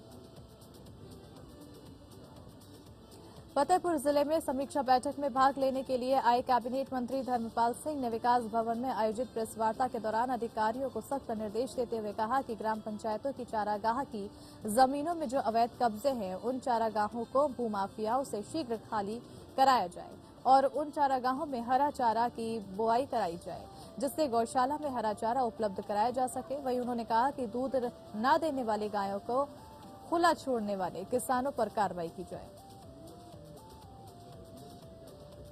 आजादी का अमृत महोत्सव के अंतर्गत रामपुर में देश के पहले अमृत सरोवर योजना का उद्घाटन करने पहुंचे केंद्रीय अल्पसंख्यक कार्य मंत्री मुख्तार अब्बास नकवी और प्रदेश के कैबिनेट मंत्री स्वतंत्र देव सिंह ने अमृत सरोवर में नौका विहार का आनंद लिया। नाव में बैठकर उन्होंने सरोवर का चक्कर लगाया और इसके बाद वहां ठेले पर जलपान किया।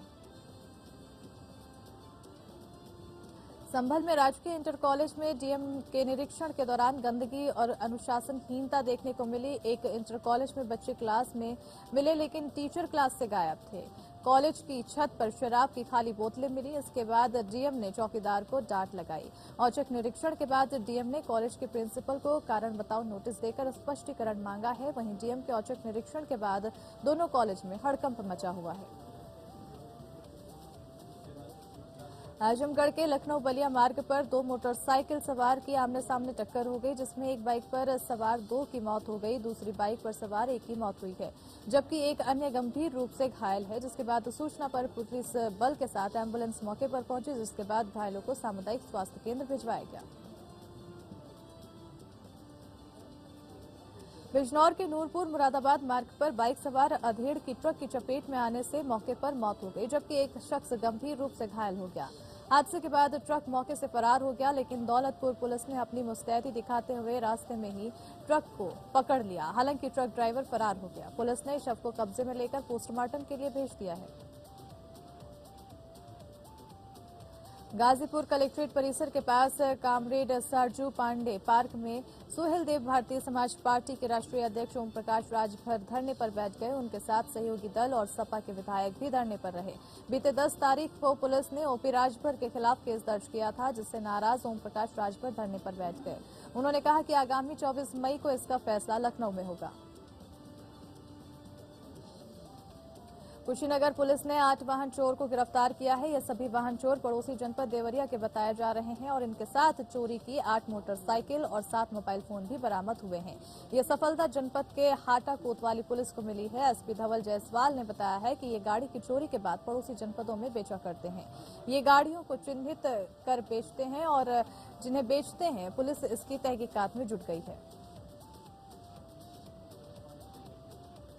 प्रयागराज में 42 वाहिनी पीएसी और चतुर्थ वाहिनी पीएसी के संयुक्त बैंड ने संगम नगरी के विश्व प्रसिद्ध लेटे हनुमान जी मंदिर और ऐतिहासिक चंद्रशेखर आजाद पार्क पर धार्मिक और देशभक्ति की धुन बजाया है।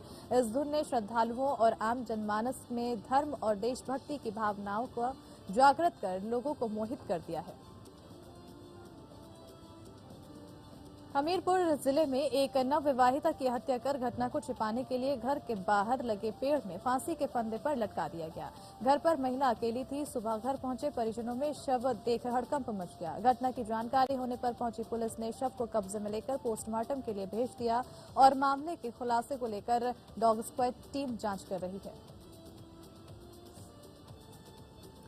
पढ़ाई की उम्र में बच्चों को नशे के आदि बनाकर उनसे कबाड़ बिनने का काम कराने वाले गैंग का शहर कोतवाली तुलसीराम पांडे ने पर्दाफाश किया है और इसी के साथ ही कोतवाल ने बताया है कि स्थान पर छापेमारी कर 2 बच्चों को कब्जे से मुक्त कराकर 4 लोगों को पूछताछ के लिए हिरासत में ले लिया गया है। साइबर क्राइम से लोगों को बचाने और ऐसे अपराधियों को पकड़ने के लिए झांसी पुलिस ने साइबर पाठशाला का आयोजन किया है जिसमें स्कूली बच्चों, व्यापारियों के साथ ही पुलिस विभाग के अधिकारियों और कर्मचारियों को विस्तृत जानकारी दी गई। डीआईजी झांसी रेंज जोगेंद्र कुमार ने सभी लोगों को डिजिटल तकनीक के प्रयोग में सावधानी बरतने की सलाह दी है। और यहाँ रुकते हैं फिलहाल छोटे से ब्रेक के लिए, जल्द हाजिर होंगे।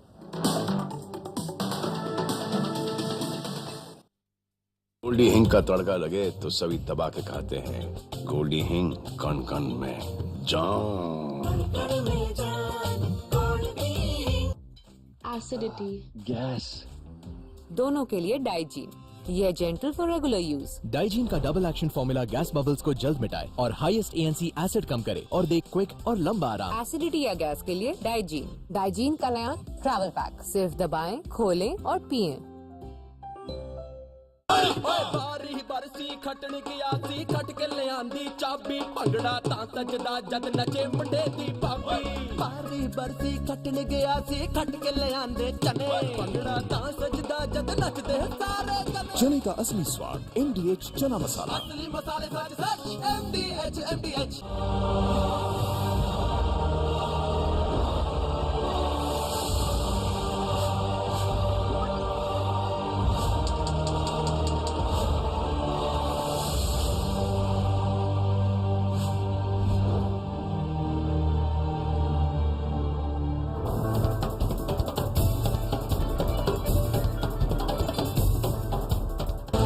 जब खबरों की तो सिर्फ बातों से विश्लेषण नहीं, तह तक जाना है देश की बात। जिंदगी को उसी के घर में टटोलना है, उसकी गूंज देश के सामने ले जाना है देश की बात। खबरों का पूरा सच है देश की बात। आदेश की बात के साथ मैं हूँ आपके सामने राजश्री।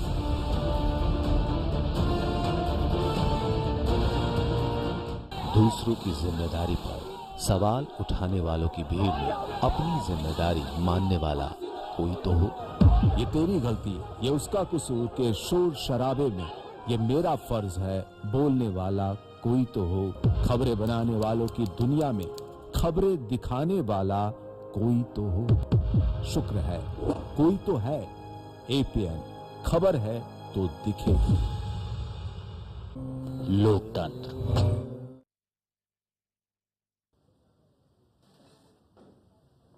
और एक ब्रेक के बाद एक बार फिर बढ़ते हैं सुपरफास्ट खबरों की ओर। सोनभद्र में एक पीड़ित महिला अपने परिजनों के साथ जिलाधिकारी कार्यालय पर अपनी मांगों को लेकर धरने पर बैठ गई। पीड़ित महिला के साथ कोतवाली पुलिस द्वारा मारपीट और दुर्व्यवहार किया गया था, जिसकी शिकायत 2 दिन पहले उसने SP और DM से की थी, लेकिन कोई सुनवाई नहीं होने की वजह से नाराज महिला धरने पर बैठ गई और मुख्यमंत्री योगी से न्याय की गुहार लगा रही है। पीड़ित महिला के साथ योगाचार्य अजय पाठक और परिजन भी न्याय के लिए धरने पर बैठ गए हैं। बांदा के पंडरी गांव में पूर्व में पंजीकृत मुकदमे की नोटिस तामील करवाने गए 4 सिपाहियों पर 1 दर्जन से ज्यादा अभियुक्तों ने हमला बोलते हुए मारपीट कर उन्हें घायल कर दिया, जिसमें 2 जवानों को उपचार के लिए बांदा जिला अस्पताल में भर्ती कराया गया। सूचना पर पहुंची पुलिस अधिकारियों के निर्देश पर पुलिस ने 14 नामजद और कई अज्ञात के विरुद्ध मुकदमा पंजीकृत कर लिया है, जिसमें 4 अभियुक्तों को गिरफ्तार कर लिया गया। अलीगढ़ के कुंवरनगर कॉलोनी के वार्ड नंबर 72 में करीब 4 साल पहले पड़ी पाइपलाइन में आज भी पानी नहीं है। ये पाइपलाइन आज भी सूखी पड़ी हुई है। यहाँ की पाइपलाइन को अभी तक ओवरहेड टैंक या नलकूप से जोड़ा नहीं गया है, जिसके कारण वहाँ की 20,000 की आबादी 1 किलोमीटर दूर से पानी की व्यवस्था करती है और इस पाइपलाइन को कनेक्ट करने के लिए मात्र एक सरकारी नलकूप है, जो कि बंद पड़ा हुआ है। अधिकारियों से कई बार इस मुद्दे को उठाया जा चुका है, लेकिन उन्होंने अभी तक समस्या का कोई निवारण नहीं किया है। सहारनपुर में पूर्व MLC खनन कारोबारी हाजी इकबाल के बेटे अलीशान को सहारनपुर क्राइम ब्रांच और मिर्जापुर पुलिस ने दिल्ली के लाजपत नगर इलाके से गिरफ्तार किया है। बताया जा रहा है कि जमीनों के फर्जीवाड़े और अन्य कई मामलों में पूर्व MLC हाजी इकबाल के परिवार पर दर्ज है कई मुकदमे। हाजी इकबाल के नौकर के खिलाफ अभी हाल ही में कुर्की की कार्रवाई की गई थी। राजधानी लखनऊ से सटे बाराबंकी जिला अस्पताल में हॉस्पिटल के पीछे रखे ट्रांसफार्मर में अचानक से भीषण आग लग गई, जिसके बाद वहां अफरा तफरी का माहौल बन गया।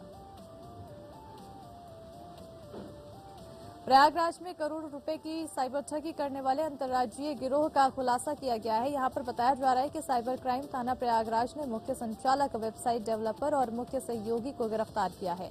फिलहाल सभी से पूछताछ जारी है।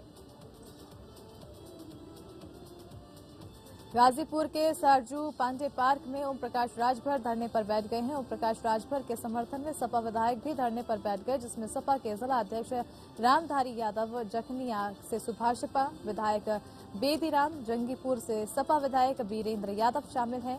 दरअसल सुभाषपा अध्यक्ष ओम प्रकाश राजभर पर थाने में मुकदमा दर्ज हुआ है, जिसके विरोध में वो धरने पर बैठ गए हैं।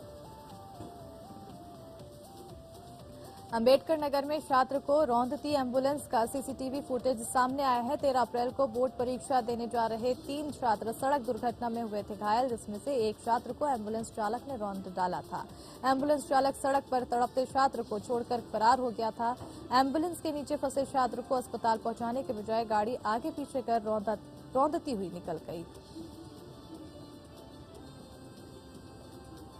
मनसे प्रमुख राज ठाकरे के अयोध्या आने को लेकर विरोध में उतरे कैसरगंज के सांसद बृजभूषण शरण सिंह अयोध्या के संतों के साथ मुलाकात कर आंदोलन की रणनीति तैयार कर रहे हैं। सांसद बृजभूषण शरण सिंह ने कहा कि 5 जून से पहले अयोध्या में लाखों समर्थक आने को तैयार हैं और अयोध्या में भी संतों का समर्थन हमें मिल रहा है। सांसद बृजभूषण शरण सिंह उत्तर भारतीयों के अपमान पर राज ठाकरे से माफी की मांग कर रहे हैं। अमरोहा में जमीनी विवाद में ससुर ने अधिवक्ता बहू को गोली मार दी। महिला को घायल स्थिति में अस्पताल ले जाया गया। हालत नाजुक देख महिला को मेरठ के हायर सेंटर रेफर किया गया। मौके पर पहुंची पुलिस जांच में जुटी है। अमरोहा पोस्टमार्टम हाउस में सिस्टम की लापरवाही सामने आ रही है। शवों को सुरक्षित रखने के लिए जो फ्रीज रखवाए गए थे, वो सभी फ्रिज एक साथ पिछले 3 महीने से खराब पड़े हैं। इस मामले की पुष्टि किसी और ने नहीं बल्कि पोस्टमार्टम हाउस पर ही पोस्टमार्टम करने के लिए आने वाले फार्मासिस्ट ने की है। उनका कहना है कि हमने इसके लिए कई बार पत्र भी लिखा है, लेकिन अभी तक ये फ्रिज ठीक नहीं हो पाए हैं। बिजनौर के थाना कीरतपुर क्षेत्र में तेज रफ्तार ट्रक ने बाइक में टक्कर मार दी, जिसमें बाइक पर सवार पति पत्नी की दर्दनाक मौत हो गई। स्थानीय पुलिस ने घायल अवस्था में सीएचसी कीरतपुर में दोनों को भर्ती कराया, जहां उपचार के दौरान दोनों पति पत्नी की मौत हो गई। पुलिस ने दोनों शवों को कब्जे में लेकर पोस्टमार्टम के लिए भेजा है। पुलिस ने ट्रक ड्राइवर को हिरासत में लिया है और कार्रवाई जारी है। हमीरपुर जिले में लोडर में बैठकर शादी समारोह से खाना बनाकर लौट रहे 1 दर्जन से अधिक यात्रियों से भरा लोडर अचानक अनियंत्रित होकर सड़क किनारे खाई में जा गिरा। लोडर में बैठी 2 महिलाओं की मौके पर ही मौत हो गई, जबकि कई लोग गंभीर रूप से घायल बताए जा रहे हैं। सभी घायलों को पास के अस्पताल में भर्ती कराया गया है। मौके पर पहुंची पुलिस ने मृतकों के शव को कब्जे में लेकर पोस्टमार्टम के लिए भेज दिया है। हमीरपुर में अपने 1 दिवसीय भ्रमण कार्यक्रम में आए राज्य पिछड़ा का आयोग के सदस्य राधेश्याम नामदेव ने सरकारी डाक बंगले में अपने प्रवास के दौरान दर्जी समाज के लोगों के उत्थान के लिए सरकार द्वारा जो प्रयास किए जा रहे हैं, उनके बारे में विस्तृत चर्चा करते हुए कई महत्वपूर्ण जानकारी दी। वह हमीरपुर एक निजी कार्यक्रम में आए हुए थे और उनके जनपद हमीरपुर पहुंचने पर दर्जी समाज के लोगों ने उनका भव्य स्वागत किया। समाज के लोगों से अधिक भारतीय जनता पार्टी में जुड़ने की अपील की गई। मुरादाबाद नगर के कुंदरकी में एक वीडियो तेजी से वायरल हो रहा है, जिस वीडियो में लोग डिंगरपुर संभल मार्ग पर मछली पकड़ रहे हैं। दरअसल कई वर्षों से डिंगरपुर मार्ग की हालत बेहद खस्ता है और सड़कें गड्ढे पानी भरने की वजह से तालाब में तब्दील हो गए हैं। वायरल वीडियो की पड़ताल करने पर पता लगा कि किसी राहगीर की मछली मार्ग में भरे पानी पर गिर गई और तैरने लगी और इसी दौरान किसी ने इसका वीडियो बना लिया। इसी वीडियो से सरकार की गड्ढा मुक्ति के बाद की भी पोल खुलती नजर आई है। पीलीभीत जनपद में नजूल की भूमि पर भूमाफियाओं ने अपना अवैध कब्जा जमा लिया है। वहीं शिकायत के बाद भूमाफियाओं द्वारा शिकायतकर्ताओं को पैसों के दम पर फर्जी मुकदमों में फंसाने और जान से मारने की धमकी दी जा रही है। प्रयागराज में चलती कार में भीषण आग लग गई। मामला जसरा बाजार की है, जहां पर बेनीगंज से कार में सवार होकर एक परिवार जा रहा था। अचानक जसरा बाजार में कार में भीषण आग लग गई। हालांकि घटना में कार में बैठे सभी लोग सुरक्षित बच गए, लेकिन कार पूरी तरह से जलकर खाक हो गई है। बताया जा रहा है कि कार सीएनजी से चल रही थी और शॉर्ट सर्किट की वजह से आग लगी है। जौनपुर में सेक्स रैकेट का भंडाफोड़ हुआ है। होटल के अंदर आपत्तिजनक स्थिति में 5 लड़के और लड़कियों को पाया गया है, जिसके बाद पुलिस ने होटल को सील कर दिया है। पुलिस ने होटल के मैनेजर समेत 5 लड़के और लड़कियों को हिरासत में लिया है। होटल खुशी में पिछले कई सालों से देह व्यापार का धंधा चल रहा था। पुलिस के पहुंचते ही होटल मालिक मौका देखकर वहां से फरार हो गया। फिलहाल पुलिस सभी आरोपियों को हिरासत में लेकर पूरे मामले की जांच पड़ताल में जुटी है। यूपी के बांदा में एक भीषण सड़क हादसा हो गया। यहां पर बताया जा रहा है कि शादी समारोह से लौट रहे बाइक सवार 3 युवकों को एक ट्रक ने टक्कर मार दी, जिसमें तीनों की घटनास्थल पर ही मौत हो गई। रामनगरी अयोध्या परिक्षेत्र के पुलिस महानिरीक्षक कविंद्र प्रताप सिंह बाराबंकी दौरे पर पहुंचे, जहां पर उन्होंने समस्त राजपत्रित अधिकारियों के साथ पुलिस लाइन सभागार में बैठक की। बैठक करने के दौरान महानिरीक्षक ने लंबित विवेचनाओं को जल्दी निस्तारण करने के निर्देश दिए। यूपी के बरेली में एक चोर को यहां के लोगों ने पकड़ा, जिसके बाद लोगों ने चोर की जमकर पिटाई की। तो वहीं सूचना पर पहुंची पुलिस ने चोर को अरेस्ट कर पूरे मामले की जांच में जुट गई है। यूपी के प्रतापगढ़ में पुलिस अधीक्षक सतपाल अंतिल ने फतनपुर और पट्टी थाने का औचक निरीक्षण किया और साथ ही अभिलेखों, उपकरणों के रखरखाव, महिला हेल्प डेस्क, बैरक, थाना परिसर की साफ सफाई को भी चेक किया। बरेली में सिपाही की ऑडियो वायरल होने से हड़कंप मच गया है। ऑडियो में सिपाही मुकदमे से बचाने के लिए अपने ही अफसर के नाम पर स्मैक तस्कर से 10 लाख रुपए की रिश्वत की डिमांड कर रहा है। तस्कर सोनू कालिया ने सिपाही अमरदीप से हुई बातचीत को रिकॉर्ड कर लिया और उसे सोशल मीडिया पर वायरल कर दिया। ऑडियो वायरल होने के बाद एसएसपी रोहित सिंह सजवान ने तत्काल सिपाही को सस्पेंड कर फतेहगंज पश्चिमी थाने पर भ्रष्टाचार अधिनियम का मुकदमा लिखवा दिया है और सिपाही को गिरफ्तार भी कर लिया है। चलिए फिलहाल सुपरफास्ट खबरों में इतना ही। मुझे दीजिए इजाजत। नमस्कार। रूप मंत्रा आयुर्वेदिक फेस वॉश। इसमें है क्यूकम्बर के प्योर एक्सट्रैक्ट्स जो नेचुरली चेहरे को मॉइस्चराइज रखे। ये कोई कॉस्मेटिक नहीं, आयुर्वेदिक औषधि है।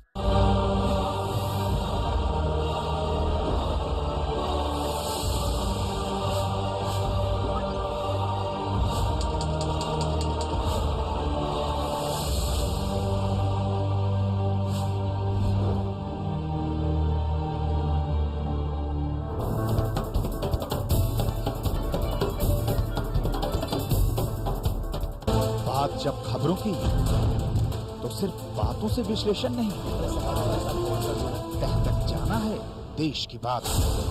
जिंदगी को उसी के घर में टटोलना है, उसकी गूंज देश के सामने ले जाना है देश की बात। खबरों का पूरा सच है देश की बात। नमस्कार, देश की बात के साथ मैं हूँ आपके सामने राजश्री।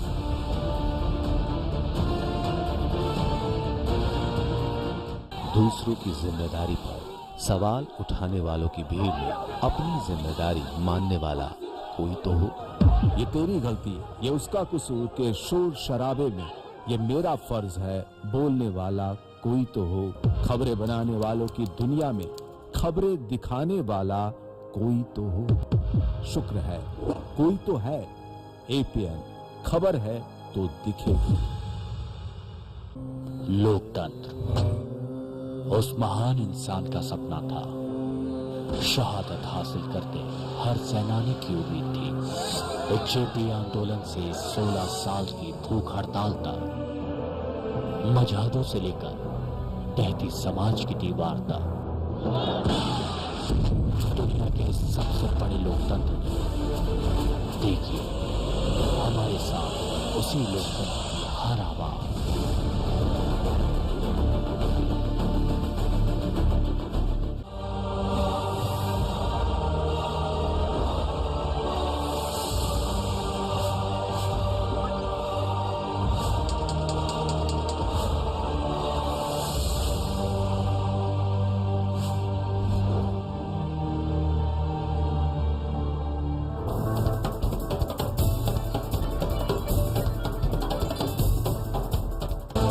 जब खबरों की तो सिर्फ बातों से विश्लेषण नहीं, तह तक जाना है देश की बात। जिंदगी को उसी के घर में टटोलना है, उसकी गूंज देश के सामने ले जाना है देश की बात। खबरों का पूरा सच है देश की बात। नमस्कार, देश की बात के साथ मैं हूँ आपके सामने राजश्री।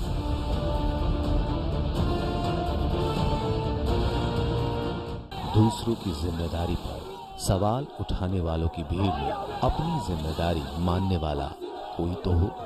ये तेरी गलती, ये उसका कसूर के शोर शराबे में ये मेरा फर्ज है बोलने वाला कोई तो हो। खबरें बनाने वालों की दुनिया में खबरें दिखाने वाला कोई तो हो। शुक्र है कोई तो है। APN खबर है तो दिखेगी। लोकतंत्र उस महान इंसान का सपना था। शहादत हासिल करते हर सेनानी की उम्मीद थी। उच्चेपी आंदोलन से 16 साल की भूख हड़ताल तक, मजहदों से लेकर तहती समाज की दीवार तक, दुनिया के सबसे बड़े लोकतंत्र ने, देखिए हमारे साथ उसी लोकतंत्र की हर आवाज।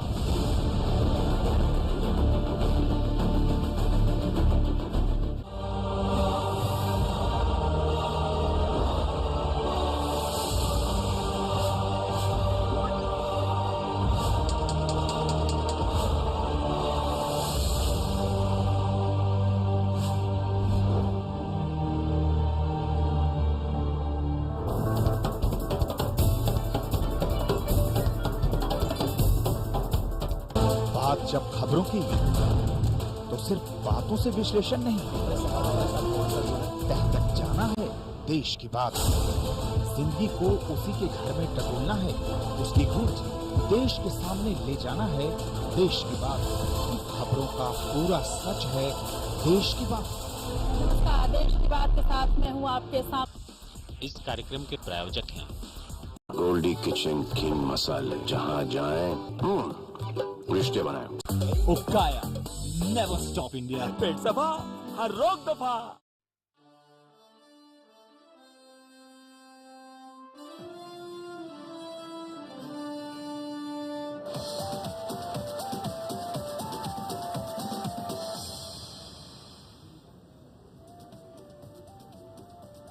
उदयपुर में चल रहे कांग्रेस के नव संकल्प चिंतन शिविर का दूसरा दिन। अलग अलग मुद्दों पर हो रही चर्चा। आरएसएस और बीजेपी की हिंदुत्व की राजनीति से लड़ने की रणनीति पर भी फोकस। चिंतन शिविर के बीच कांग्रेस को लगा बड़ा झटका। कांग्रेस के वरिष्ठ नेता और पंजाब के पूर्व अध्यक्ष सुनील जाखड़ का पार्टी से इस्तीफा। कांग्रेस आलाकमान पर लगाया पक्षपात का आरोप। सभी पदों से हटाने पर छलका दर्द। दिल्ली के मुंडका अग्निकांड में फैक्ट्री मालिक के दोनों बेटे गिरफ्तार। अग्निकांड में 27 लोगों की गई जान। सीएम केजरीवाल ने किया घटनास्थल का दौरा। जान गंवाने वालों को 10-10 लाख रुपए की मदद देने का ऐलान।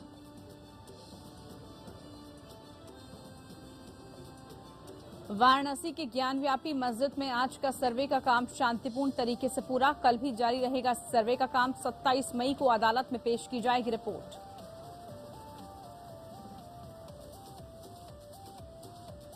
गेहूं की बढ़ती कीमतों के बीच मोदी सरकार का बड़ा फैसला। गेहूं के निर्यात पर सशस्त्र प्रतिबंध लगाया। नोटिफिकेशन में कहा गया भारत पड़ोसी देशों और अन्य कमजोर देशों की खाद्य सुरक्षा खतरे में।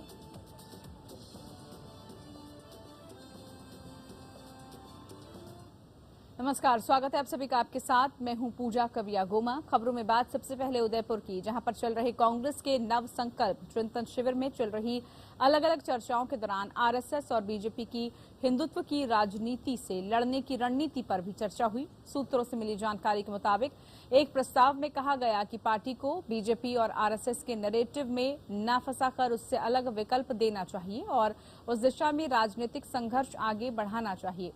इस प्रस्ताव में कहा गया कि सॉफ्ट हिंदुत्व से कुछ हासिल नहीं होगा। प्रस्ताव में कहा गया है कि एक तरफ जब आरएसएस और बीजेपी हिंदुत्व की राजनीति कर रहे हैं, तब कांग्रेस को उनके इस जाल में नहीं फंसाना चाहिए। ऐसे में या तो कांग्रेस हिंदुत्व की राजनीति में देश को आरएसएस बीजेपी से भी ज्यादा मजबूत कोई विकल्प दे या फिर राजनीतिक सोच और विकल्प देश के सामने रखे। इस प्रस्ताव में कहा गया कि धर्मनिरपेक्षता, सामाजिक समानता और संविधान जैसे मूल्यों को किसी भी कीमत पर छोड़ना नहीं चाहिए और कांग्रेस को सभी धर्मों के प्रति न्यूट्रल यानी कि समान दृष्टिकोण रखना चाहिए। साथ ही कांग्रेस पार्टी को धार्मिक उन्माद के खिलाफ मजबूत टक्कर देनी चाहिए। बता दें कि कल सोनिया गांधी ने अपने संबोधन में अल्पसंख्यकों की सुरक्षा का मुद्दा भी उठाया था।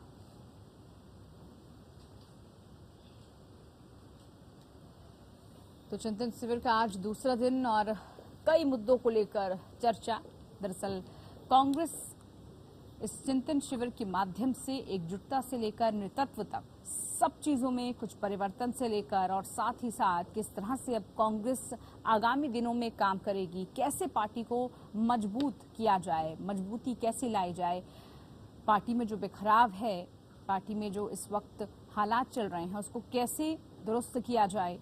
इसके अलावा कई ऐसे महत्वपूर्ण मुद्दे जिसको घेरने के लिए कांग्रेस अब रणनीति बना रही है। आरएसएस बीजेपी की मुहिम को भी उन्होंने जमकर यहां पर विरोध किया है और बीजेपी से लड़ने के लिए राजनीतिक संघर्ष पर जोर देने की बात कांग्रेस के इस चिंतन शिविर में कही गई है। दूसरा दिन आज कल आपको बता दें सोनिया गांधी के संबोधन के साथ ही इसकी शुरुआत हो गई थी और कई अहम मुद्दों को लेकर उन्होंने अपने विचार विमर्श किए थे। कैसे जो है धर्मों के प्रति न्यूट्रल रवैया अपनाना है, यानी कि सभी धर्मों को एक समान मानते हुए सबके प्रति एक ही दृष्टिकोण रखना है। चिंतन शिविर के माध्यम से कांग्रेस अपनी खोई हुई जमीन पाने की कोशिशों में भी जुटी हुई है। दरअसल पिछले लंबे वक्त से हम देख रहे हैं सत्ता से दूर रहने की वजह से कांग्रेस में बिखराव से लेकर और कांग्रेस के अंदर किस तरह की गुटबाजी, कांग्रेस के अंदर बिखराव बहुत ज्यादा देखने को मिला। बड़े से बड़े लीडर्स पर गुटबाजी से लेकर और आपस में खेमेबांदी तक का आरोप लगा। अब इसी के चलते कांग्रेस लगातार इसी कोशिश में है कि कैसे एकजुटता दिखाई जाए। ऐसे मुद्दे जिनको लेकर सरकार को घेरना है, बीजेपी को घेरना है, उसको लेकर कांग्रेस जो है अपना जो राजनीतिक संघर्ष उसका चल रहा है उस पर जोर दिया जाए। तो इस चिंतन शिविर के माध्यम से कांग्रेस की कोशिश यही है कि कांग्रेस के तमाम जो बड़े से बड़े लीडर या फिर एक कार्यकर्ता सभी एकजुट होकर पार्टी को मजबूत करें, पार्टी को फिर से सत्ता में लाने के लिए पुरजोर कोशिश की जाए। और काफी महत्वपूर्ण भी है इस वक्त कांग्रेस की जिस तरह की स्थिति चल रही है उसको देखते हुए इस तरह का चिंतन शिविर होना कांग्रेस के लिए बहुत महत्वपूर्ण, बहुत जरूरी भी हो गया था, क्योंकि जिस तरह से पिछले दिनों से खबरें आ रही थी कि नेतृत्व की भारी कमी है, कोई वहां पर डिसीजन लेने वाला नहीं है, किसी को कोई सुनवाई नहीं है, कोई सुनता नहीं है, आला अधिकारी आला जो भी नेता हैं वो कोई सुनने के लिए तैयार नहीं होता। तो इन सब मुद्दों को लेकर चिंतन शिविर रखना बहुत महत्वपूर्ण कांग्रेस के लिए इस वक्त हो गया था और अब उदयपुर में रखा है इसको, जिसको लेकर कांग्रेस कई मुद्दों को लेकर चर्चा कर रही है। चलिए सीधा रुख कर लेते हैं, हमारे साथ विशेष संवाददाता मनीष राज सिंह जी जुड़ चुके हैं उदयपुर से।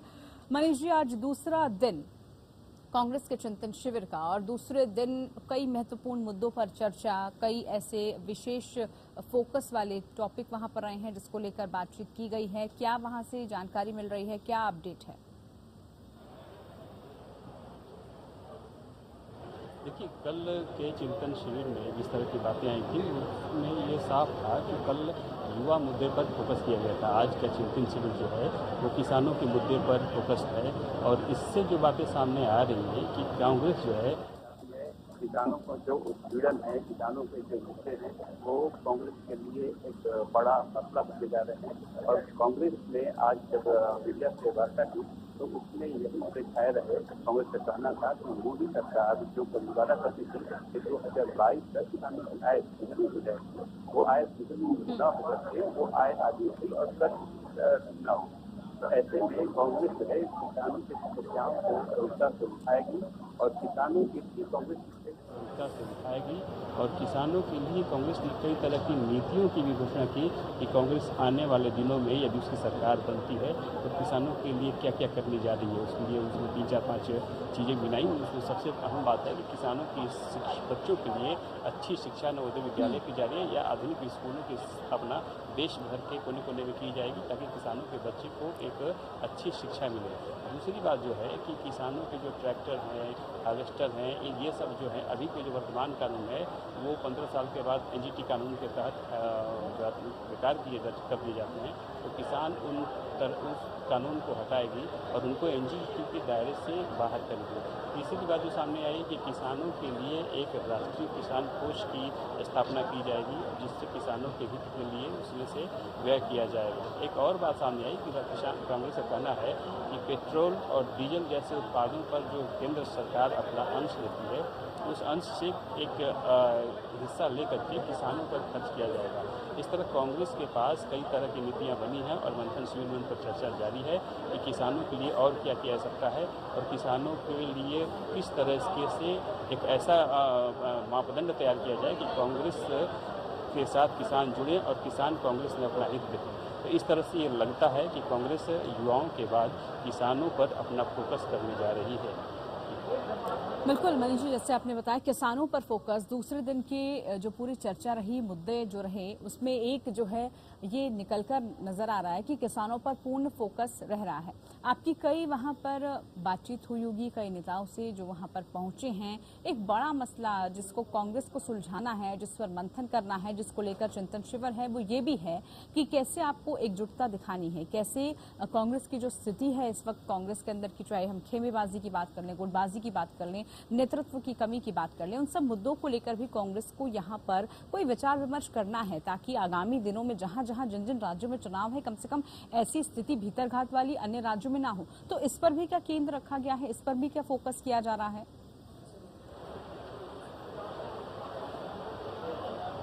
जी बिल्कुल, कांग्रेस के लिए ये बड़ी चुनौती है कि कैसे कांग्रेस को एकजुट रखा जाए और कांग्रेस में कैसे असंतुष्टि खत्म की जाए जो तमाम नेताओं में है।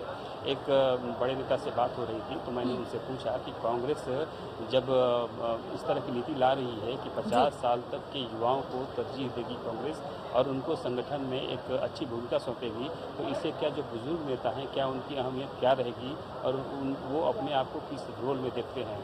तो उनका कहना था कि बुजुर्ग नेताओं का यदि हैं तो उनकी अहमियत खत्म नहीं होगी और कांग्रेस उनको उनके अनुभव को अपने हित में काम में ले आएगी।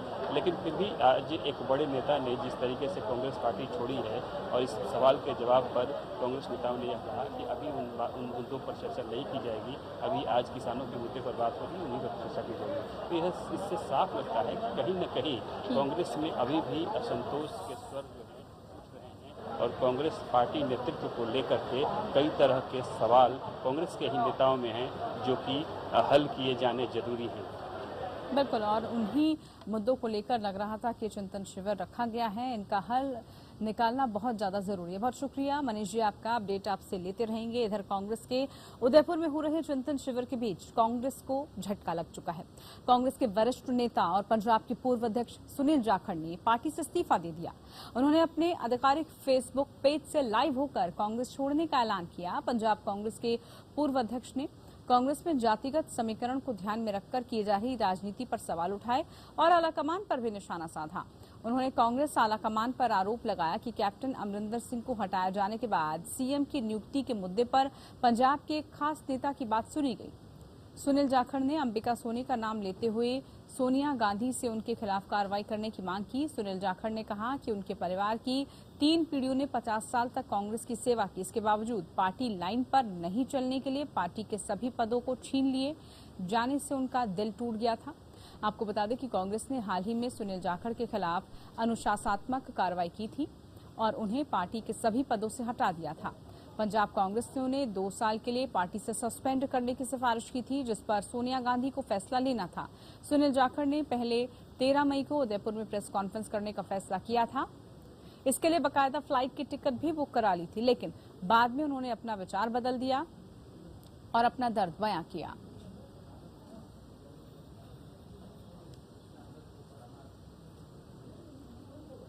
इधर यूपी की धर्मनगरी वाराणसी के श्रृंगार गौरी मामले में आज ज्ञानव्यापी मस्जिद का सर्वे पूरा हो गया है।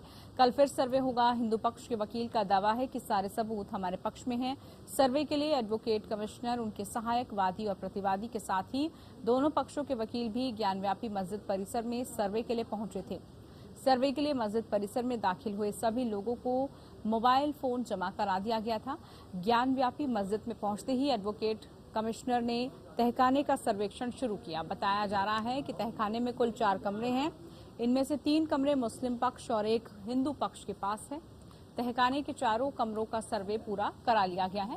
तहखाने के सर्वे के बाद जिलाधिकारी कौशल राज शर्मा और पुलिस कमिश्नर ए सतीश गणेश के साथ ही एडवोकेट कमिश्नर की टीम परिसर से निकल गई। बताया जा रहा है कि सर्वे का काम 15 मई को भी जारी रहेगा। 15 मई को ज्ञानव्यापी मस्जिद के भीतर और ऊपर के कुछ कमरों के साथ ही पश्चिमी दीवार और अन्य दीवारों का भी सर्वे होगा। सर्वे का काम कड़ी सुरक्षा के बीच शांतिपूर्ण तरीके से हुआ है। प्रतिवादी पक्ष, प्रशासन के लोग और कमिश्नर और उनके सहयोगी सारे लोग मौजूद थे। सारी कुछ वीडियोग्राफी हुई है और सारा कुछ कमिश्नर महोदय के रिकॉर्ड में है ये सारी चीजें। और तीनों पक्षों का, प्रशासन का, वादी का, प्रतिवादी का, तीनों पक्षों का इस सर्वे में भरपूर सहयोग मिला है। किसी ने कोई रोका टाकी टोका टाकी नहीं की और ये कमीशन की कार्रवाई कल भी सुचारू रूप से जारी रहेगी।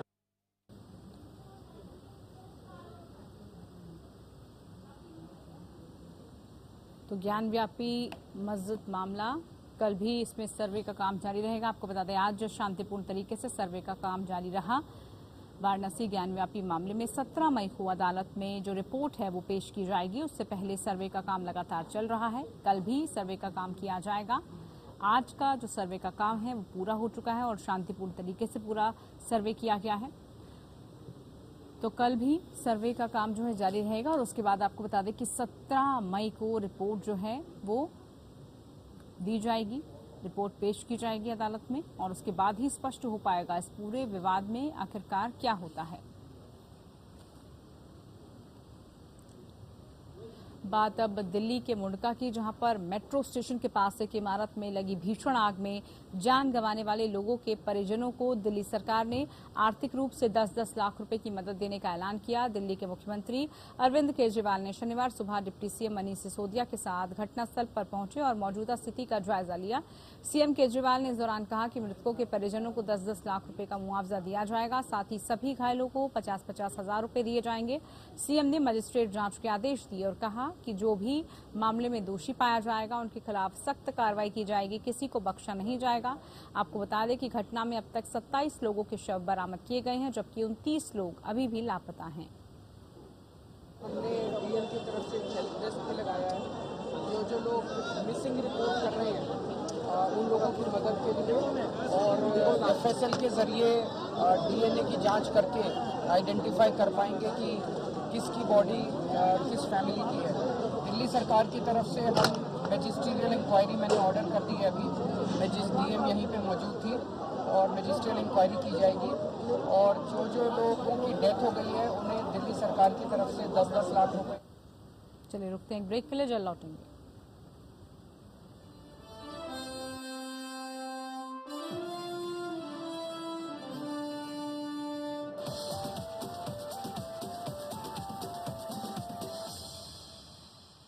बात जब खबरों की तो सिर्फ बातों से विश्लेषण नहीं, तह तक जाना है देश की बात। जिंदगी को उसी के घर में टटोलना है, उसकी गूंज देश के सामने ले जाना है देश की बात। खबरों का पूरा सच है देश की बात। नमस्कार, देश की बात के साथ मैं हूँ आपके सामने राजश्री।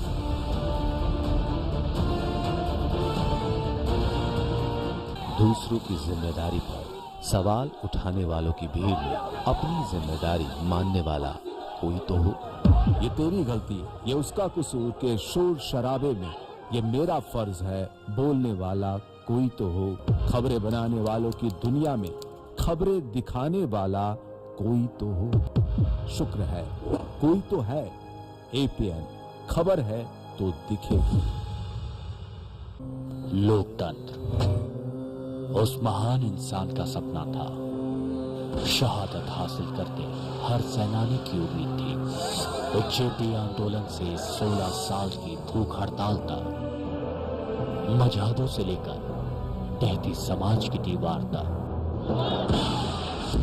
दुनिया के सबसे बड़े लोकतंत्र में देखिए हमारे साथ उसी लोकतंत्र की हर आवाज।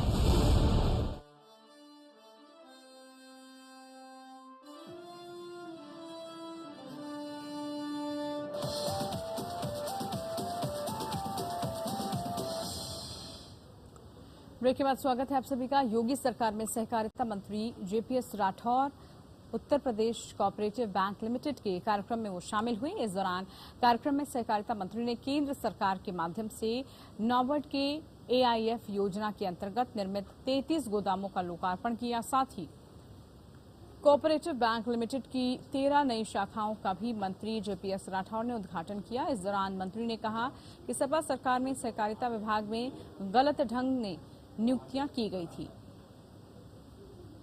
सरकारों ने अपना एक व्यक्तिगत खजाना समझ रखा था, गलत ढंग से नियुक्तियां होती थी और इसके जो बैंक थे उनको अपनी निजी संपत्ति की तरह उपयोग करते थे। तो जो हमारे पास पैसा है वो गरीब किसानों का है, बड़ी मेहनत से उसने कमाया है। हम उस गरीब के पैसे को एक एक पाई को सूद समेत वापस करना चाहते हैं। तो यहाँ पर परिचर्चा करके कि किस तरीके से बैंकिंग व्यवस्था को हम सुधारें और किस तरीके से नेशनलाइज्ड बैंक हैं, प्राइवेट बैंक हैं, उनके साथ प्रतिस्पर्धा करते हुए हम आगे बढ़ें। तो इस पे बहुत अच्छी तरीके से गहन मंथन और चिंतन हो रहा है। केंद्र की मोदी सरकार ने गेहूं के निर्यात पर सशक्त प्रतिबंध लगा दिया है। घरेलू बाजार में गेहूं की बढ़ती कीमत के मद्देनजर सरकार ने यह फैसला लिया। हालांकि गेहूं का निर्यात कुछ शर्तों के साथ जारी रहेगा। सरकार का ये फैसला पहले से अनुबंधित निर्यात पर लागू नहीं होगा। सरकार की ओर से इसका नोटिफिकेशन भी जारी कर दिया गया है। अधिसूचना में कहा गया है कि भारत पड़ोसी देशों और अन्य कमजोर देशों की खाद्य सुरक्षा खतरे में है। सरकार ने कहा कि ये कदम देश की समग्र खाद्य सुरक्षा का प्रबंधन करने और पड़ोसी अन्य कमजोर देशों की जरूरतों का समर्थन करने के लिए किया गया है। नोटिफिकेशन में आगे कहा गया है कि भारत सरकार पड़ोसी और अन्य कमजोर विकासशील देशों की खाद्य सुरक्षा आवश्यकताओं को प्रदान करने के लिए प्रतिबद्ध है, जो गेहूं के वैश्विक बाजार में अचानक बदलाव से प्रतिकूल रूप से प्रभावित है और पर्याप्त गेहूं की आपूर्ति तक पहुंचने में असमर्थ है। सरकार ने कहा कि रूस और यूक्रेन के बीच जारी जंग की वजह से गेहूं की अंतर्राष्ट्रीय कीमत में करीब 40% तेजी आई। इससे भारत से इसका निर्यात बढ़ गया है। मांग बढ़ने से स्थानीय स्तर पर गेहूं और आटे की कीमत में भारी तेजी आई। गेहूं की खरीद के लिए न्यूनतम समर्थन मूल्य 2015 रुपये प्रति क्विंटल है, जबकि देश में गेहूं और आटे की खुदरा महंगाई अप्रैल में बढ़कर 9.59% पहुंच गई, जो मार्च में 7.77% थी। अमरावती की सांसद नवनीत राणा ने दिल्ली के कनॉट प्लेस के हनुमान मंदिर में हनुमान चालीसा का पाठ किया। उनके साथ उनके पति और महाराष्ट्र के विधायक रवि राणा भी मौजूद रहे। प्राचीन हनुमान मंदिर पहुंचने से पहले नवनीत राणा ने पदयात्रा भी की। महाराष्ट्र के सीएम के घर के बाहर हनुमान चालीसा का पाठ करने के लिए उन्हें अप्रैल में गिरफ्तार किया गया था और बाद में जमानत पर रिहा कर दिया गया था। और उद्धव ठाकरे ये पूरा करप्शन की लंका लेके महाराष्ट्र में है, तो इस करप्शन लंका के विरुद्ध में अब युद्ध होगा। हिंदू विरोधी उद्धव ठाकरे हैं। अगर थोड़ी भी विचारधारा अभी भी हिंदू की बाकी होगी तो आज वो अपनी रैली में हनुमान चालीसा पढ़कर वो शुरुआत करेंगे, नहीं तो हम तो युद्ध के मैदान में उतर ही गए हैं और पूरी करप्शन की जो लंका उनकी बीएमसी के माध्यम से और महाराष्ट्र में चल रही है उसके विरोध में हम लड़ेंगे।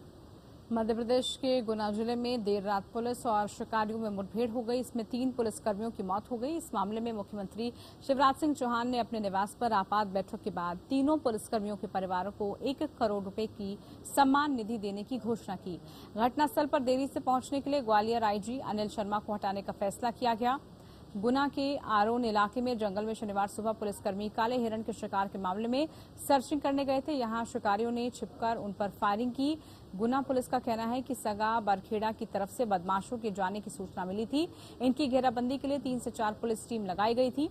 इसके बाद शहर के जंगल में 4 से 5 बाइक से बदमाश जाते हुए दिखे। पुलिस ने घेराबंदी की तो उन्होंने फायरिंग शुरू कर दी। शिकारियों के पास से 5 हिरण और 1 मोर के अवशेष जब्त किए गए। मुख्यमंत्री शिवराज सिंह चौहान ने आपात बैठक के बाद कहा कि हमारे पुलिस के मित्रों ने शिकारियों का मुकाबला करते हुए शहादत दी। इस घटना में दोषी अपराधियों के खिलाफ ऐसी कार्रवाई होगी जो इतिहास में उदाहरण बनेगी। अपराधियों की पहचान हो गई है। घटना की पूरी जांच हो रही है। अपराधी किसी भी कीमत पर बचेंगे नहीं, कार्रवाई उदाहरण बनेगी। इस घटना में शहादत देने वाले हमारे तीनों पुलिस के साथी भाई राजकुमार जाटव, नीरज भार्गव और सिपाही संतराम की शहादत व्यर्थ नहीं जाने दी जाएगी। इन्होंने अपनी कर्तव्य की बलवेदी पर अपने आप को न्यौछावर किया है। वो शिकारियों को रोकने खड़े थे। ये कल्पना नहीं थी कि अचानक ऐसे गोली चलेगी, लेकिन उन्हें शहादत दी है और उन्हें भी गोली चलाई और इसलिए उनकी शहादत का मैं सम्मान करता हूं। शहीद का दर्जा देके 1-1 करोड़ रुपए की सम्मान निधि उनके परिवार को दी जाएगी। परिवार के एक सदस्य को शासकीय सेवा में लिया जाएगा। पूरे सम्मान के साथ उनका अंतिम संस्कार हो। संपादकीय सलाहकार घनश्याम पटेल जी फोन लाइन पर हैं इस वक्त। घनश्याम जी, क्या अभी तक पूरे मामले को लेकर जांच पड़ताल की है? गिरफ्त में हैं सभी जो आरोपी हैं, क्या कार्रवाई अभी तक पुलिस की तरफ से की गई है? ये बहुत ही खतरनाक घटना है। हालांकि गुना में काले हिरण और मोर के शिकार की शिकायतें आती रहती है और पुलिस भी कार्रवाई करती रहती है, लेकिन पहली बार होगा कि जब शिकारियों ने पुलिस को सामने फायरिंग की और 3 पुलिस वालों को शहीद किया हो। और बहुत दुखद घटना है। इस पर सीएम ने बहुत सख्त रवैया अपनाया। उन्होंने तत्काल वहां के आईजी को हटा करके श्रीनिवास वर्मा को वहां आईजी पदस्थ किया है और एक शिकारी जरूर मार गिराया गया है। बाकी की भी पहचान हो गई है। अभी पुलिस के कई दल उनकी खोजबीन में लगाए गए हैं। भोपाल से एक उच्च स्तरीय अधिकारियों का दल बना करके भी इस जांच के लिए भेजा जा रहा है और सरकार की भी ये कोशिश है कि इतनी सख्त कार्रवाई हो, उसका मैसेज जाए, ताकि आइंदा कोई पुलिस बल पे कम से कम शिकारी या ऐसे अवैध काम करने वाले सामने से कोई हमला करने की कोशिश न कर सके। जी ठीक है, बहुत शुक्रिया आपका। बिल्कुल ऐसी घटना में आरोपियों को सख्त से सख्त सजा देने की बात खुद मुख्यमंत्री ने कही है।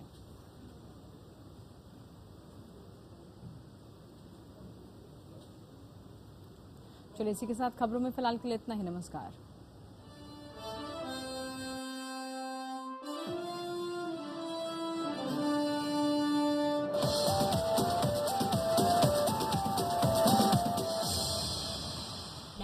आयुर्वेदिक रूप मंत्रा। इसमें है क्यूकम्बर के प्योर एक्सट्रैक्ट्स जो नेचुरली चेहरे को मॉइस्चराइज रखे ताकि पिंपल्स और डेड स्किन जैसी प्रॉब्लम से मिले रिलीफ। रूप मंत्रा आयुर्वेदिक फेस वॉश, ये कोई कॉस्मेटिक नहीं, आयुर्वेदिक औषधि। जो भी पके ऐसा पके जहाँ भी जो हो, खींचा चला आए MBH मसाले।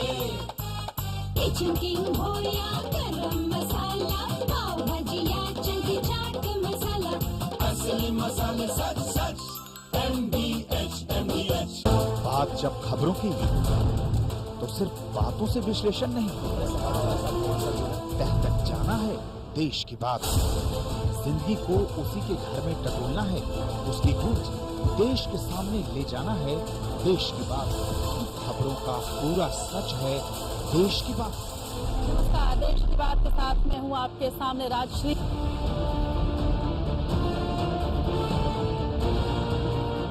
दूसरों की जिम्मेदारी पर सवाल उठाने वालों की भीड़ में अपनी जिम्मेदारी मानने वाला कोई तो हो। ये तेरी गलती है, ये उसका कसूर के शोर शराबे में ये मेरा फर्ज है बोलने वाला कोई तो हो। खबरें बनाने वालों की दुनिया में खबरें दिखाने वाला कोई तो हो। शुक्र है कोई तो है। APN खबर है तो दिखेगी। लोकतंत्र उस महान इंसान का सपना था। शहादत हासिल करते हर सेनानी की उम्मीद थी।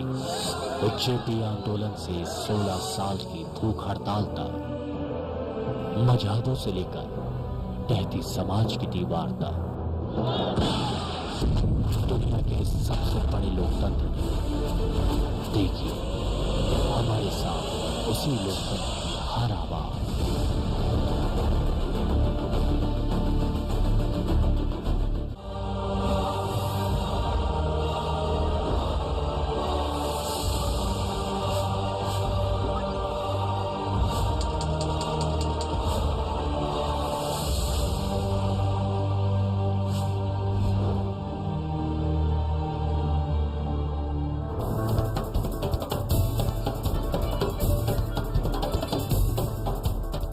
बात जब खबरों की तो सिर्फ बातों से विश्लेषण नहीं, तह तक जाना है देश की बात जिंदगी को उसी के घर में टटोलना है, उसकी गूंज देश के सामने ले जाना है, देश की बात खबरों का पूरा सच है, देश की बात। नमस्कार, देश की बात के साथ में हूँ आपके सामने राजश्री।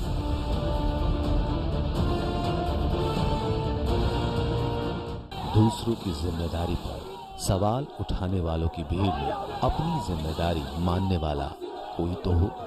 ये तेरी गलती, ये उसका कसूर के शोर शराबे में ये मेरा फर्ज है बोलने वाला कोई तो हो। खबरें बनाने वालों की दुनिया में खबरें दिखाने वाला कोई तो हो।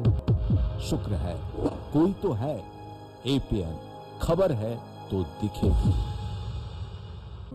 लोकतंत्र उस महान इंसान का सपना था, शहादत हासिल करते हर सेनानी की उम्मीद थी। जेपी आंदोलन से 16 साल की भूख हड़ताल तक, मजहदों से लेकर टहती समाज की दीवार तक, दुनिया के सबसे बड़े लोकतंत्र में देखिए हमारे साथ उसी लोकतंत्र की हर आवाज।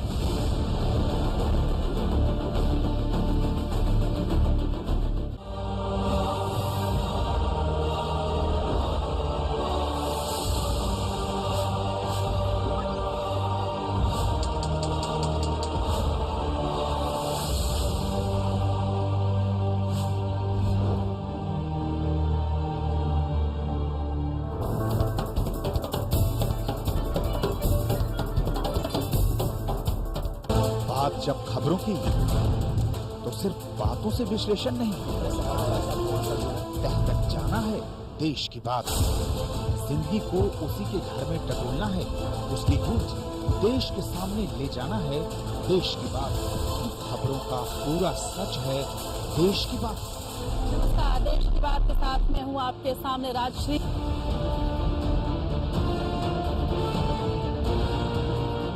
दूसरों की जिम्मेदारी पर सवाल उठाने वालों की भीड़ में अपनी जिम्मेदारी मानने वाला कोई तो हो।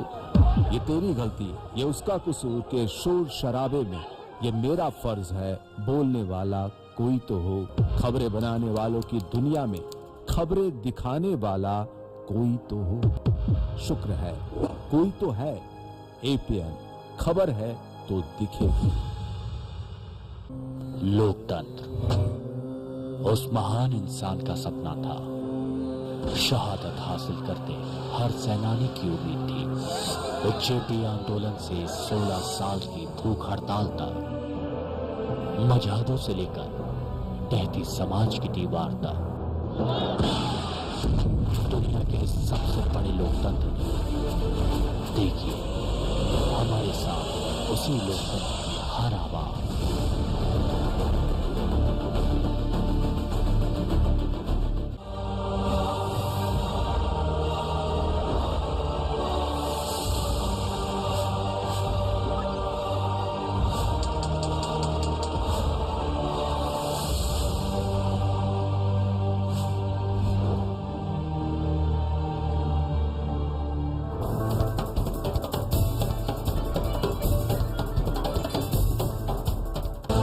जब खबरों की तो सिर्फ बातों से विश्लेषण नहीं, तह तक जाना है देश की बात। जिंदगी को उसी के घर में टटोलना है, उसकी गूंज देश के सामने ले जाना है, देश की बात खबरों का पूरा सच है, देश की बात। नमस्कार, देश की बात के साथ में हूँ आपके सामने राजश्री।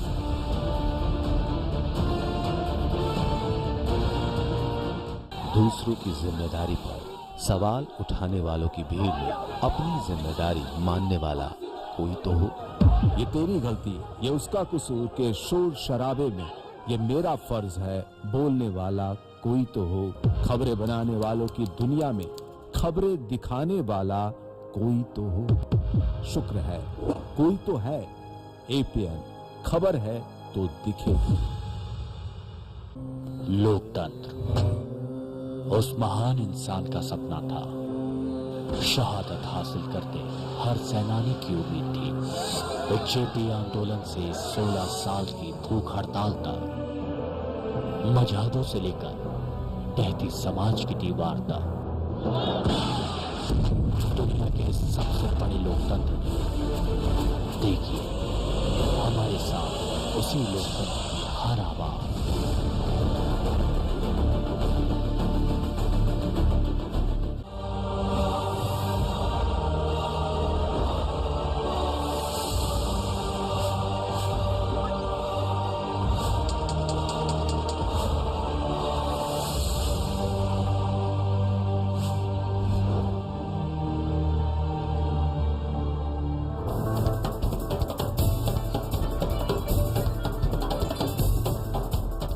बात जब खबरों की तो सिर्फ बातों से विश्लेषण नहीं, तह तक जाना है देश की बात।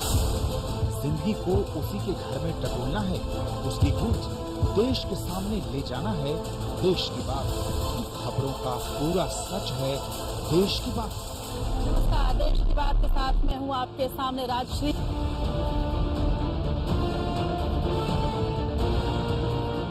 दूसरों की जिम्मेदारी पर सवाल उठाने वालों की भीड़ में अपनी जिम्मेदारी मानने वाला कोई तो हो। ये तेरी गलती है, ये उसका कसूर के शोर शराबे में ये मेरा फर्ज है बोलने वाला कोई तो हो। खबरें बनाने वालों की दुनिया में खबरें दिखाने वाला कोई तो हो। शुक्र है कोई तो है। एपीएन खबर है तो दिखेगी। This program is sponsored by Samacool Cooler and Home Appliances, देश में बना देश का ब्रांड। 11 करोड़ भारतीयों का भरोसा ओकाया इलेक्ट्रिक 2 व्हीलर।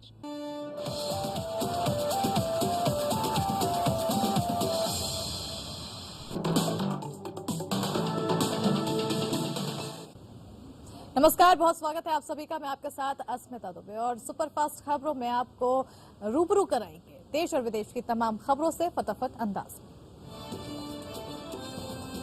राजस्थान के उदयपुर में कांग्रेस के 3 दिवसीय नवसंकल्प चिंतन शिविर का आज दूसरा दिन है। चिंतन शिविर के दूसरे दिन आंतरिक चर्चाओं का दौर जारी रहेगा। आज पी चिदम्बरम, भूपेंद्र सिंह हुड्डा और सलमान खुर्शीद अलग अलग प्रेस कॉन्फ्रेंस करेंगे। चिंतन शिविर की शुरुआत करते हुए पार्टी अध्यक्ष सोनिया गांधी ने 2 टूक कहा कि संगठन के सामने अभूतपूर्व स्थिति है, हमें सुधारों और रणनीति में बदलाव की सख्त जरूरत है। उन्होंने कहा कि असाधारण परिस्थितियों का सामना असाधारण तरीके से ही किया जा सकता है। सोनिया गांधी ने अल्पसंख्यकों पर हमले का मुद्दा उठाते हुए जहां एक तरफ पीएम नरेंद्र मोदी की चुप्पी पर निशाना साधा, वहीं बीजेपी पर देश में नफरत का माहौल बनाने का आरोप लगाया।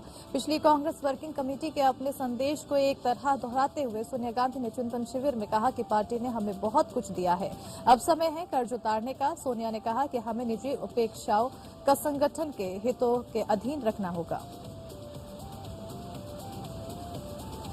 दिल्ली के मुंडिका में मेट्रो स्टेशन के पास एक इमारत में शुक्रवार भीषण आग लगने से 27 लोगों की मौत हो गई। इस घटना में कई लोग घायल भी हो गए हैं। जानकारी के मुताबिक ये 4 मंजिला इमारत है जिसका उपयोग व्यावसायिक रूप से कंपनियों को कार्यालय स्थान देने करने के लिए किया जाता है। हादसे के बाद पुलिस ने कार्रवाई करते हुए फैक्ट्री के मालिक के दोनों बेटों को गिरफ्तार कर लिया है। बता दें कि आग की घटना इमारत की पहली मंजिल में शाम 4 बजे शुरू हुई, जो एक सीसीटीवी कैमरे में और राउटर निर्माण और असेंबलिंग कंपनी का कार्यालय है, जिसके बाद आग ने फैलते हुए पूरे इमारत को अपनी गिरफ्त में ले लिया। आग की जानकारी मिलने के बाद दमकल विभाग मौके पर पहुंचा और रेस्क्यू ऑपरेशन शुरू कर दिया। 7 घंटे चले रेस्क्यू ऑपरेशन में कुल 27 लोगों के शव बरामद किए गए हैं और कई लोग घायल हालत में अस्पताल पहुंचाए गए। रेस्क्यू ऑपरेशन अभी भी जारी है।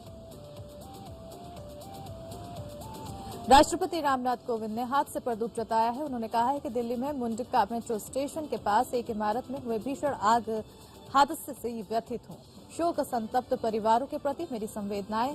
मैं घायलों के शीघ्र स्वस्थ होने की कामना करता हूं। वहीं पीएम मोदी ने कहा है कि दिल्ली में भीषण आग के कारण लोगों की मौत से बेहद दुखी हूं।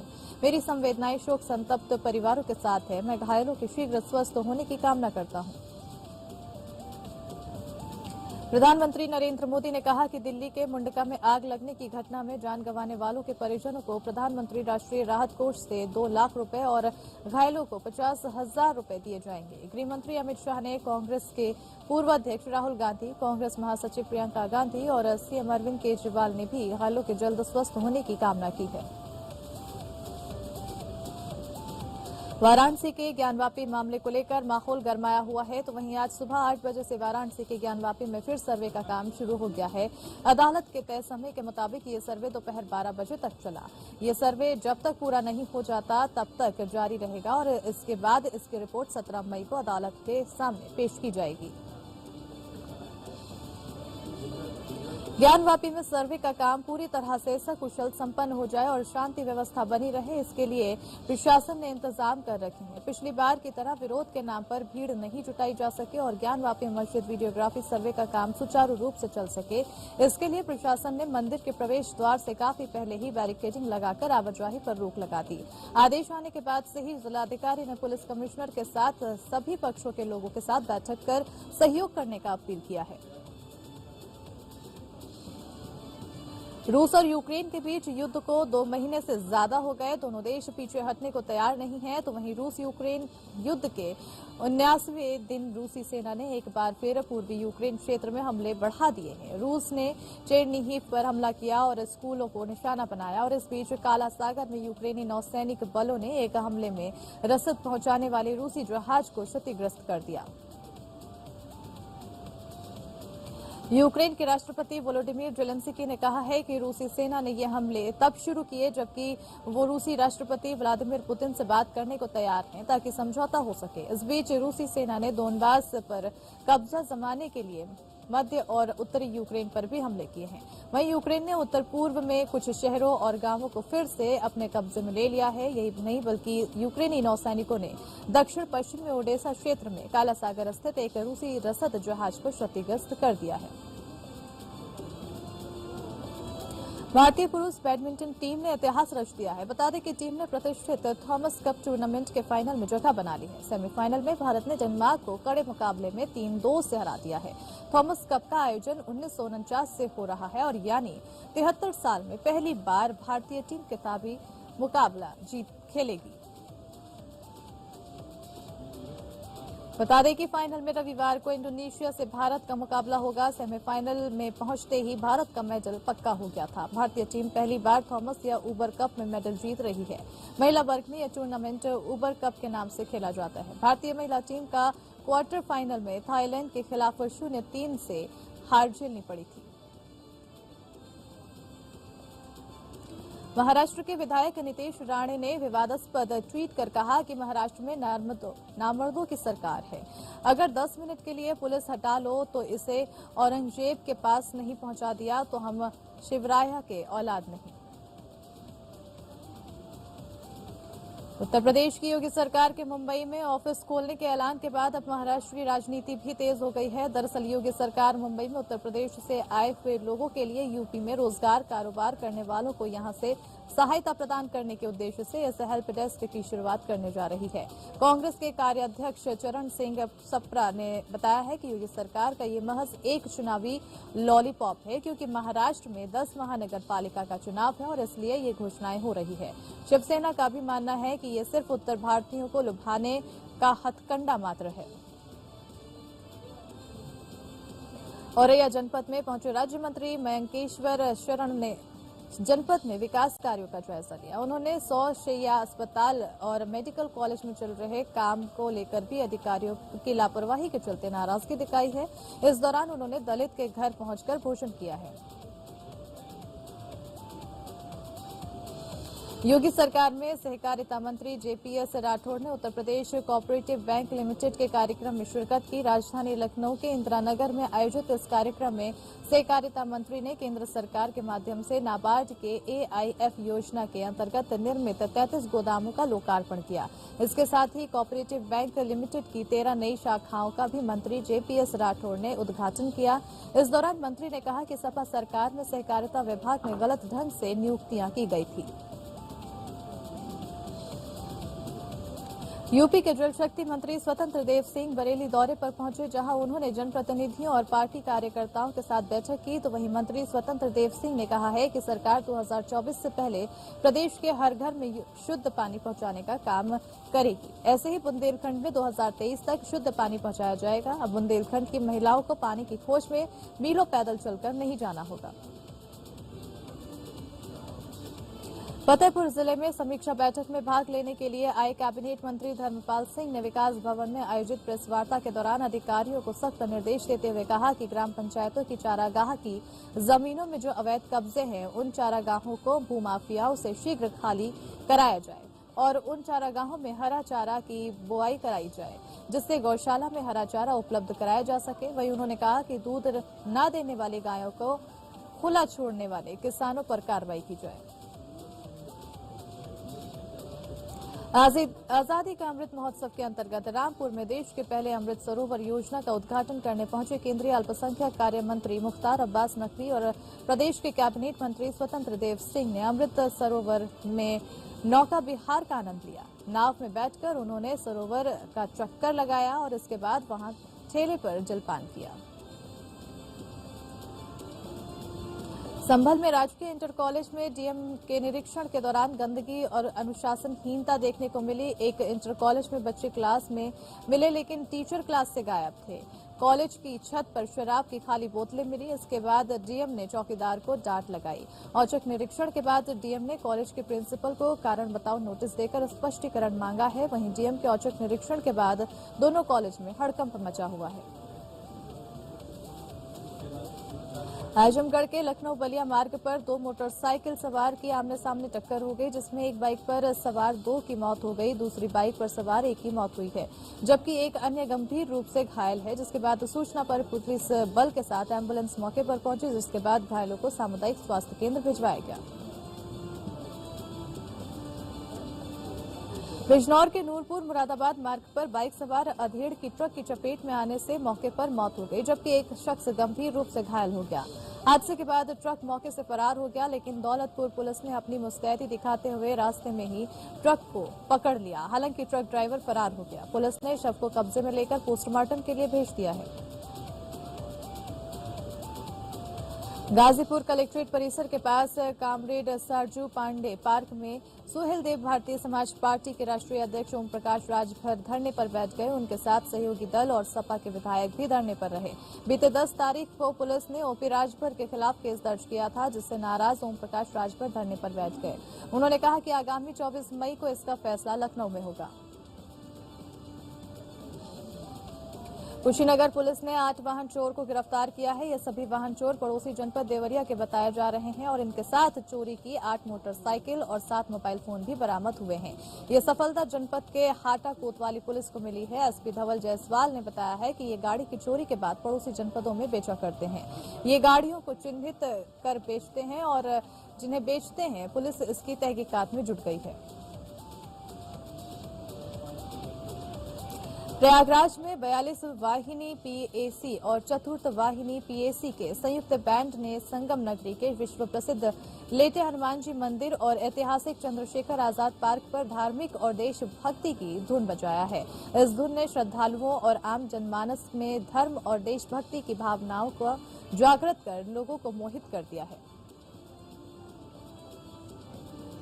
हमीरपुर जिले में एक नवविवाहिता की हत्या कर घटना को छिपाने के लिए घर के बाहर लगे पेड़ में फांसी के फंदे पर लटका दिया गया।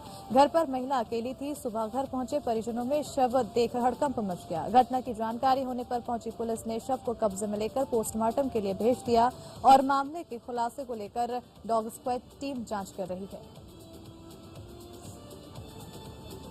पढ़ाई की उम्र में बच्चों को नशे के आदि बनाकर उनसे कबाड़ बिनने का काम कराने वाले गैंग का शहर कोतवाली तुलसीराम पांडे ने पर्दाफाश किया है और इसी के साथ ही कोतवाल ने बताया है कि स्थान पर छापेमारी कर 2 बच्चों को कब्जे से मुक्त कराकर 4 लोगों को पूछताछ के लिए हिरासत में ले लिया गया है। साइबर क्राइम से लोगों को बचाने और ऐसे अपराधियों को पकड़ने के लिए झांसी पुलिस ने साइबर पाठशाला का आयोजन किया है जिसमें स्कूली बच्चों, व्यापारियों के साथ ही पुलिस विभाग के अधिकारियों और कर्मचारियों को विस्तृत जानकारी दी गई। डीआईजी झांसी रेंज जोगेंद्र कुमार ने सभी लोगों को डिजिटल तकनीक के प्रयोग में सावधानी बरतने की सलाह दी है। और यहाँ रुकते हैं फिलहाल छोटे से ब्रेक के लिए, जल्द हाजिर होंगे। गोल्डी हिंग का तड़का लगे तो सभी दबा के खाते हैं। गोल्डी हिंग कण कण में जान। एसिडिटी, गैस, दोनों के लिए डाइजीन। ये gentle for regular use. Digene का double action formula gas bubbles को जल्द मिटाए और हाईएस्ट ANC एसिड कम करे और दे क्विक और लंबा आराम। एसिडिटी या गैस के लिए डाइजीन। डाइजीन का नया ट्रैवल पैक, सिर्फ दबाएं, खोलें और पिएं।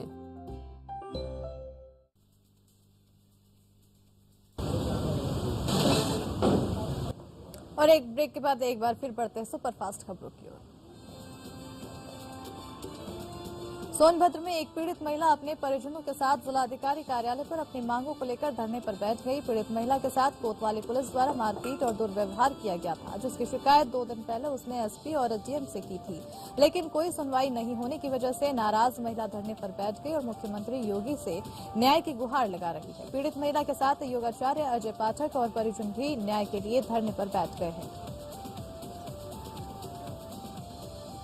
बांदा के पंडरी गांव में पूर्व में पंजीकृत मुकदमे की नोटिस तामील करवाने गए 4 सिपाहियों पर 1 दर्जन से ज्यादा अभियुक्तों ने हमला बोलते हुए मारपीट कर उन्हें घायल कर दिया, जिसमें 2 जवानों को उपचार के लिए बांदा जिला अस्पताल में भर्ती कराया गया।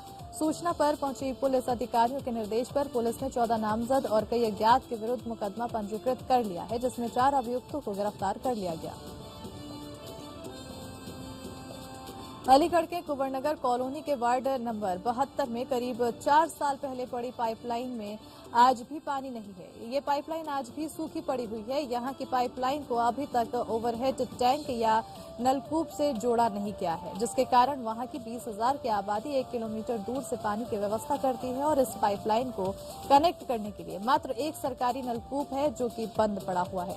अधिकारियों से कई बार इस मुद्दे को उठाया जा चुका है, लेकिन उन्होंने अभी तक समस्या का कोई निवारण नहीं किया है। सहारनपुर में पूर्व MLC खनन कारोबारी हाजी इकबाल के बेटे अलीशान को सहारनपुर क्राइम ब्रांच और मिर्जापुर पुलिस ने दिल्ली के लाजपत नगर इलाके से गिरफ्तार किया है। बताया जा रहा है कि जमीनों के फर्जीवाड़े और अन्य कई मामलों में पूर्व MLC हाजी इकबाल के परिवार पर दर्ज है कई मुकदमे। हाजी इकबाल के नौकर के खिलाफ अभी हाल ही में कुर्की की कार्रवाई की गई थी। राजधानी लखनऊ से सटे बाराबंकी जिला अस्पताल में हॉस्पिटल के पीछे रखे ट्रांसफार्मर में अचानक से भीषण आग लग गई, जिसके बाद वहां अफरा तफरी का माहौल बन गया। प्रयागराज में करोड़ों रुपए की साइबर ठगी करने वाले अंतर्राज्यीय गिरोह का खुलासा किया गया है। यहां पर बताया जा रहा है कि साइबर क्राइम थाना प्रयागराज ने मुख्य संचालक, वेबसाइट डेवलपर और मुख्य सहयोगी को गिरफ्तार किया है। फिलहाल सभी से पूछताछ जारी है। गाजीपुर के सारजू पांडे पार्क में ओम प्रकाश राजभर धरने पर बैठ गए हैं। ओम प्रकाश राजभर के समर्थन में सपा विधायक भी धरने पर बैठ गए, जिसमें सपा के जिला अध्यक्ष रामधारी यादव, जखनिया से सुभाषपा विधायक बेदीराम, जंगीपुर से सपा विधायक वीरेंद्र यादव शामिल हैं। दरअसल सुभाषपा अध्यक्ष ओम प्रकाश राजभर पर थाने में मुकदमा दर्ज हुआ है, जिसके विरोध में वो धरने पर बैठ गए हैं। अंबेडकर नगर में छात्र को रौंदती एम्बुलेंस का CCTV फुटेज सामने आया है। 13 अप्रैल को बोर्ड परीक्षा देने जा रहे 3 छात्र सड़क दुर्घटना में हुए थे घायल, जिसमें से एक छात्र को एम्बुलेंस चालक ने रौंद डाला था। एम्बुलेंस चालक सड़क पर तड़पते छात्र को छोड़कर फरार हो गया था। एम्बुलेंस के नीचे फंसे छात्र को अस्पताल पहुंचाने के बजाय गाड़ी आगे पीछे कर रौंदती हुई निकल गई। मनसे प्रमुख राज ठाकरे के अयोध्या आने को लेकर विरोध में उतरे कैसरगंज के सांसद बृजभूषण शरण सिंह अयोध्या के संतों के साथ मुलाकात कर आंदोलन की रणनीति तैयार कर रहे हैं। सांसद बृजभूषण शरण सिंह ने कहा कि 5 जून से पहले अयोध्या में लाखों समर्थक आने को तैयार हैं और अयोध्या में भी संतों का समर्थन हमें मिल रहा है। सांसद बृजभूषण शरण सिंह उत्तर भारतीयों के अपमान पर राज ठाकरे से माफी की मांग कर रहे हैं। अमरोहा में जमीनी विवाद में ससुर ने अधिवक्ता बहू को गोली मार दी। महिला को घायल स्थिति में अस्पताल ले जाया गया। हालत नाजुक देख महिला को मेरठ के हायर सेंटर रेफर किया गया। मौके पर पहुंची पुलिस जांच में जुटी है।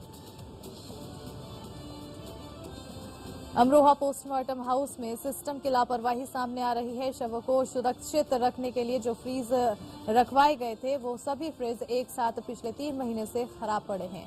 इस मामले की पुष्टि किसी और ने नहीं बल्कि पोस्टमार्टम हाउस पर ही पोस्टमार्टम करने के लिए आने वाले फार्मासिस्ट ने की है। उनका कहना है कि हमने इसके लिए कई बार पत्र भी लिखा है, लेकिन अभी तक ये फ्रीज ठीक नहीं हो पाए हैं। बिजनौर के थाना कीरतपुर क्षेत्र में तेज रफ्तार ट्रक ने बाइक में टक्कर मार दी, जिसमें बाइक पर सवार पति पत्नी की दर्दनाक मौत हो गई। स्थानीय पुलिस ने घायल अवस्था में सीएचसी कीरतपुर में दोनों को भर्ती कराया, जहां उपचार के दौरान दोनों पति पत्नी की मौत हो गई। पुलिस ने दोनों शवों को कब्जे में लेकर पोस्टमार्टम के लिए भेजा है। पुलिस ने ट्रक ड्राइवर को हिरासत में लिया है और कार्रवाई जारी है। हमीरपुर जिले में लोडर में बैठकर शादी समारोह से खाना बनाकर लौट रहे 1 दर्जन से अधिक यात्रियों से भरा लोडर अचानक अनियंत्रित होकर सड़क किनारे खाई में जा गिरा। लोडर में बैठी 2 महिलाओं की मौके पर ही मौत हो गई, जबकि कई लोग गंभीर रूप से घायल बताए जा रहे हैं। सभी घायलों को पास के अस्पताल में भर्ती कराया गया है। मौके पर पहुंची पुलिस ने मृतकों के शव को कब्जे में लेकर पोस्टमार्टम के लिए भेज दिया है। हमीरपुर में अपने 1 दिवसीय भ्रमण कार्यक्रम में आए राज्य पिछड़ा का आयोग के सदस्य राधेश्याम नामदेव ने सरकारी डाक बंगले में अपने प्रवास के दौरान दर्जी समाज के लोगों के उत्थान के लिए सरकार द्वारा जो प्रयास किए जा रहे हैं उनके बारे में विस्तृत चर्चा करते हुए कई महत्वपूर्ण जानकारी दी। वह हमीरपुर एक निजी कार्यक्रम में आए हुए थे और उनके जनपद हमीरपुर पहुंचने पर दर्जी समाज के लोगों ने उनका भव्य स्वागत किया। समाज के लोगों से अधिक भारतीय जनता पार्टी में जुड़ने की अपील की गई। मुरादाबाद नगर के कुंदरकी में एक वीडियो तेजी से वायरल हो रहा है, जिस वीडियो में लोग डिंगरपुर संभल मार्ग पर मछली पकड़ रहे हैं। दरअसल कई वर्षों से डिंगरपुर मार्ग की हालत बेहद खस्ता है और सड़कें गड्ढे पानी भरने की वजह से तालाब में तब्दील हो गए हैं। वायरल वीडियो की पड़ताल करने पर पता लगा कि किसी राहगीर की मछली मार्ग में भरे पानी पर गिर गई और तैरने लगी और इसी दौरान किसी ने इसका वीडियो बना लिया। इसी वीडियो से सरकार की गड्ढा मुक्ति के बाद की भी पोल खुलती नजर आई है। पीलीभीत जनपद में नजूल की भूमि पर भूमाफियाओं ने अपना अवैध कब्जा जमा लिया है। वहीं शिकायत के बाद भूमाफियाओं द्वारा शिकायतकर्ताओं को पैसों के दम पर फर्जी मुकदमों में फंसाने और जान से मारने की धमकी दी जा रही है। प्रयागराज में चलती कार में भीषण आग लग गई। मामला जसरा बाजार की है, जहां पर बेनीगंज से कार में सवार होकर एक परिवार जा रहा था। अचानक जसरा बाजार में कार में भीषण आग लग गई। हालांकि घटना में कार में बैठे सभी लोग सुरक्षित बच गए, लेकिन कार पूरी तरह से जलकर खाक हो गई है। बताया जा रहा है कि कार सीएनजी से चल रही थी और शॉर्ट सर्किट की वजह से आग लगी है। जौनपुर में सेक्स रैकेट का भंडाफोड़ हुआ है। होटल के अंदर आपत्तिजनक स्थिति में 5 लड़के और लड़कियों को पाया गया है, जिसके बाद पुलिस ने होटल को सील कर दिया है। पुलिस ने होटल के मैनेजर समेत 5 लड़के और लड़कियों को हिरासत में लिया है। होटल खुशी में पिछले कई सालों से देह व्यापार का धंधा चल रहा था। पुलिस के पहुंचते ही होटल मालिक मौका देखकर वहां से फरार हो गया। फिलहाल पुलिस सभी आरोपियों को हिरासत में लेकर पूरे मामले की जांच पड़ताल में जुटी है। यूपी के बांदा में एक भीषण सड़क हादसा हो गया। यहां पर बताया जा रहा है कि शादी समारोह से लौट रहे बाइक सवार 3 युवकों को एक ट्रक ने टक्कर मार दी, जिसमें तीनों की घटनास्थल पर ही मौत हो गई। रामनगरी अयोध्या परिक्षेत्र के पुलिस महानिरीक्षक कविंद्र प्रताप सिंह बाराबंकी दौरे पर पहुंचे, जहां पर उन्होंने समस्त राजपत्रित अधिकारियों के साथ पुलिस लाइन सभागार में बैठक की। बैठक करने के दौरान महानिरीक्षक ने लंबित विवेचनाओं को जल्दी निस्तारण करने के निर्देश दिए। यूपी के बरेली में एक चोर को यहां के लोगों ने पकड़ा, जिसके बाद लोगों ने चोर की जमकर पिटाई की। तो वहीं सूचना पर पहुंची पुलिस ने चोर को अरेस्ट कर पूरे मामले की जांच में जुट गई है। यूपी के प्रतापगढ़ में पुलिस अधीक्षक सतपाल अंकल ने फतनपुर और पट्टी थाने का औचक निरीक्षण किया और साथ ही अभिलेखों उपकरणों के रखरखाव, महिला हेल्प डेस्क, बैरक, थाना परिसर की साफ सफाई को भी चेक किया। बरेली में सिपाही की ऑडियो वायरल होने से हड़कंप मच गया है। ऑडियो में सिपाही मुकदमे से बचाने के लिए अपने ही अफसर के नाम पर स्मैक तस्कर से 10 लाख रुपए की रिश्वत की डिमांड कर रहा है। तस्कर सोनू कालिया ने सिपाही अमरदीप से हुई बातचीत को रिकॉर्ड कर लिया और उसे सोशल मीडिया पर वायरल कर दिया। ऑडियो वायरल होने के बाद एसएसपी रोहित सिंह सजवान ने तत्काल सिपाही को सस्पेंड कर फतेहगंज पश्चिमी थाने पर भ्रष्टाचार अधिनियम का मुकदमा लिखवा दिया है और सिपाही को गिरफ्तार भी कर लिया है। चलिए फिलहाल सुपरफास्ट खबरों में इतना ही। मुझे दीजिए इजाजत। नमस्कार। अपनाएं आयुर्वेदिक रूप मंत्रा। इसमें है क्यूकम्बर के प्योर एक्सट्रैक्ट्स जो नेचुरली चेहरे को मॉइस्चराइज रखे ताकि पिंपल्स और डेड स्किन जैसी प्रॉब्लम से मिले रिलीफ। रूप मंत्रा आयुर्वेदिक फेस वॉश, ये कोई कॉस्मेटिक नहीं, आयुर्वेदिक औषधि है। लोकतंत्र उस महान इंसान का सपना था। शहादत हासिल करते हर सेनानी की उम्मीद थी। उच्चेपी आंदोलन से 16 साल की भूख हड़ताल तक, मजादों से लेकर तहती समाज की दीवार तक, दुनिया के सबसे बड़े लोकतंत्र में देखिए हमारे साथ उसी लोकतंत्र की हर आवाज।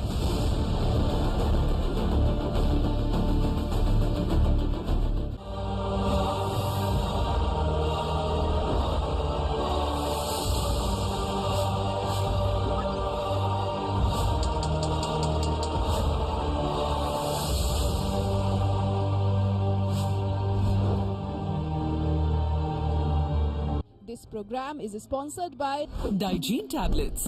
कब्ज के लिए क्रेमाफिन सौम्य है, जल्द है और इसकी आदत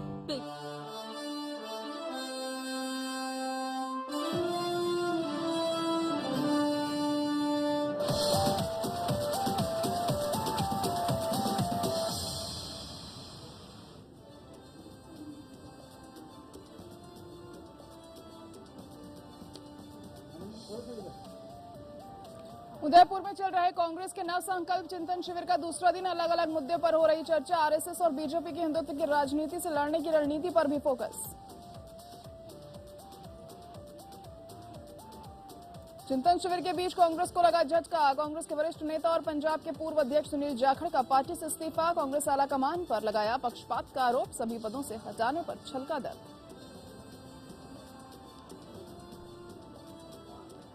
दिल्ली के मुंडका अग्निकांड में फैक्ट्री मालिक के दोनों बेटे गिरफ्तार। अग्निकांड में 27 लोगों की गई जान। सीएम केजरीवाल ने किया घटनास्थल का दौरा। जान गंवाने वालों को 10-10 लाख रुपए के मदद का ऐलान।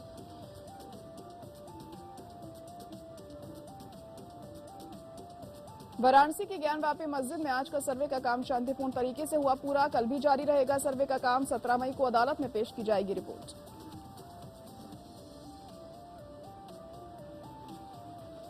गेहूं की बढ़ती कीमतों के बीच मोदी सरकार का बड़ा फैसला। गेहूं के निर्यात पर सशर्त प्रतिबंध लगाया। नोटिफिकेशन में कहा गया भारत पड़ोसी देशों और अन्य कमजोर देशों की खाद्य सुरक्षा खतरे में।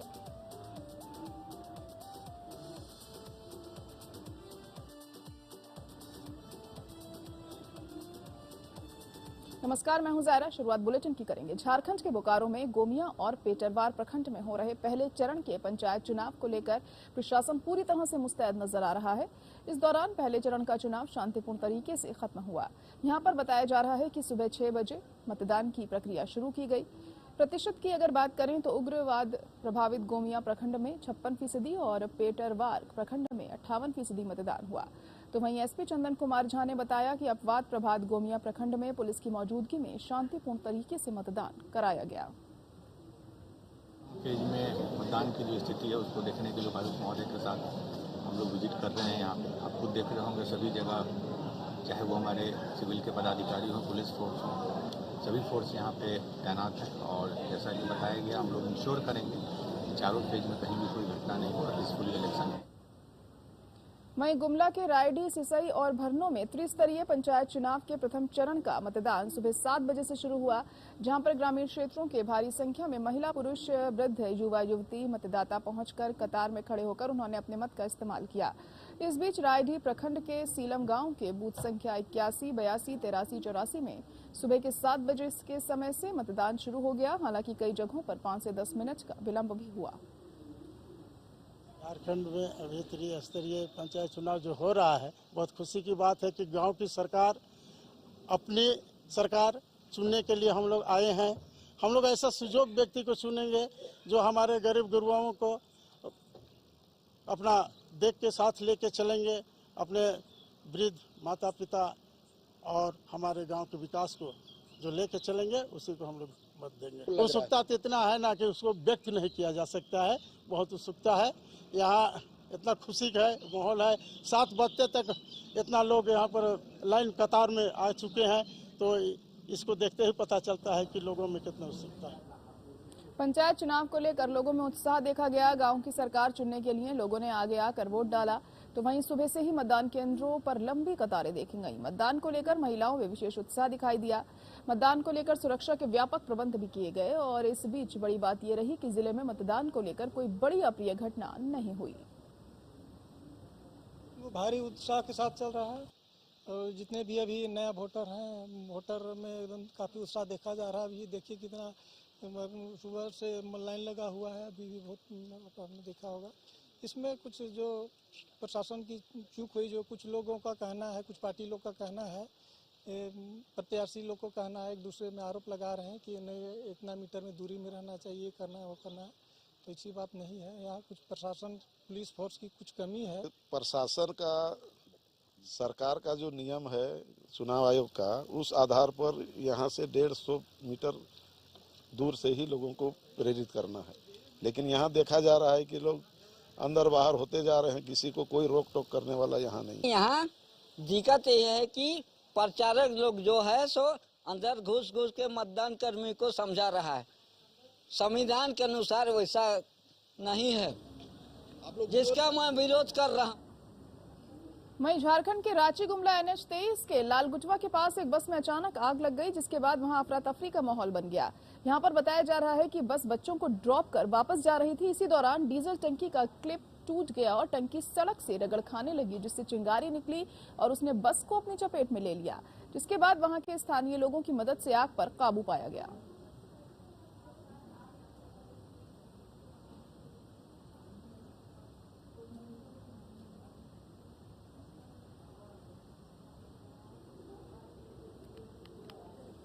वहीं झारखंड की राजधानी रांची में एक नाबालिग के साथ सामूहिक दुष्कर्म की घटना ने पूरे राज्य में सनसनी फैला दी है, जहां 5 अपराधियों ने दुस्साहस दिखाते हुए एक नाबालिग को पहले अगवा किया, फिर बारी बारी से दुष्कर्म की घटना को अंजाम दिया। तो वहीं पुलिस ने पूरे मामले पर तत्परता दिखाते हुए मामले में लिप्त सभी आरोपियों को गिरफ्तार कर लिया है और जांच शुरू कर दी है। सारे लोग पकड़े गए हैं। लड़की के वाले बयान पर हम लोगों ने कांड दर्ज कर दिया है। रात में इनका मेडिकल कराया गया है। CWC के समक्ष बयान भी इनका कराया गया है। पोक्सो का सेक्शन में जो उचित सेक्शन उसमें हमने लगाया है। गाड़ी जब्त कर दी गई है और प्लस उसका जो कपड़े थे उसको भी हमने सीजर किया है और FSL हम भेज रहे हैं। ये क्षेत्र में चूँकि अक्सर ये सब घटनाएं होती ही रहती है और हमारे पुलिस की तत्परता की वजह से इसको और बचाया जा सकता, हो सकता है कि इससे और भी बड़ी कुछ वारदात हो सकती थी। वहीं मोतिहारी में एक अजीबोगरीब मामला सामने आया है। यहां शराब पीना एक दूल्हे को महंगा पड़ गया। मामला पूर्वी चंपारण जिले के कल्याणपुर थाना क्षेत्र के सिसवा सोब पंचायत का है, जहां मुजफ्फरपुर जिले के मोतीपुर से बारात कल्याणपुर थाना क्षेत्र के सिसवा सोब आई थी और जिसके बाद धूमधाम से बारात दरवाजे पर आई और वरमाला भी हुई और बारातियों ने नाश्ता भी किया, लेकिन कन्या निरीक्षण के बाद दूल्हा शराब के नशे में धुत होकर लड़की पक्ष को गाली देने लगा, जिसके बाद लड़की पक्ष के लोगों ने नाराजगी दिखाई और शादी से ही इनकार कर दिया। लड़के और उसके पिता को बंधक बना लिया। वहीं इस मामले में सिसवा शोभ पंचायत के सरपंच नौशार अहमद ने बताया कि मामले को पंचायत द्वारा सुलझाने की कोशिश की जा रही है।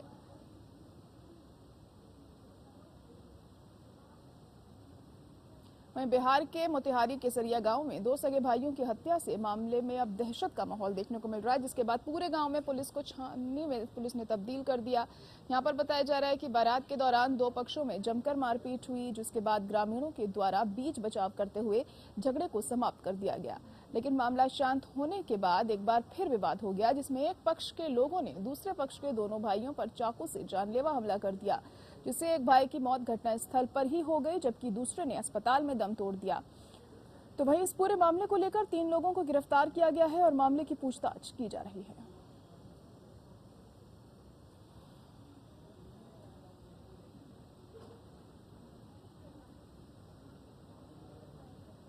वहीं उदयपुर में चल रहे कांग्रेस के नव संकल्प चिंतन शिविर में चल रही अलग अलग चर्चाओं के दौरान आरएसएस और बीजेपी की हिंदुत्व की राजनीति से लड़ने की रणनीति पर भी चर्चा हुई है।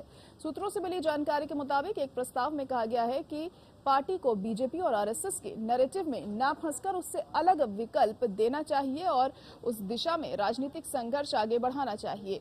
इस प्रस्ताव में कहा गया है कि सॉफ्ट हिंदुत्व से कुछ हासिल नहीं होगा। प्रस्ताव में कहा गया कि एक तरफ जब आरएसएस और बीजेपी हिंदुत्व की राजनीति कर रहे हैं, तब कांग्रेस को उनके इस जाल में नहीं फंसना चाहिए। ऐसे में या तो कांग्रेस हिंदुत्व की राजनीति में देश को आरएसएस बीजेपी से और मजबूत कोई विकल्प दे, या फिर राजनीतिक सोच और विकल्प देश के सामने रखे।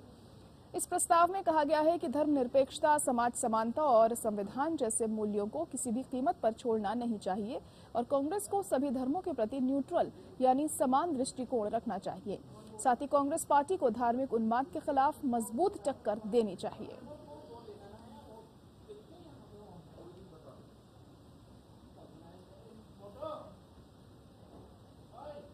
वहीं कांग्रेस के उदयपुर में हो रहे चिंतन शिविर के बीच कांग्रेस को झटका लगा है। कांग्रेस के वरिष्ठ नेता और पंजाब के पूर्व अध्यक्ष सुनील जाखड़ ने पार्टी से इस्तीफा दे दिया। उन्होंने अपने आधिकारिक फेसबुक पेज से लाइव होकर कांग्रेस छोड़ने का ऐलान किया।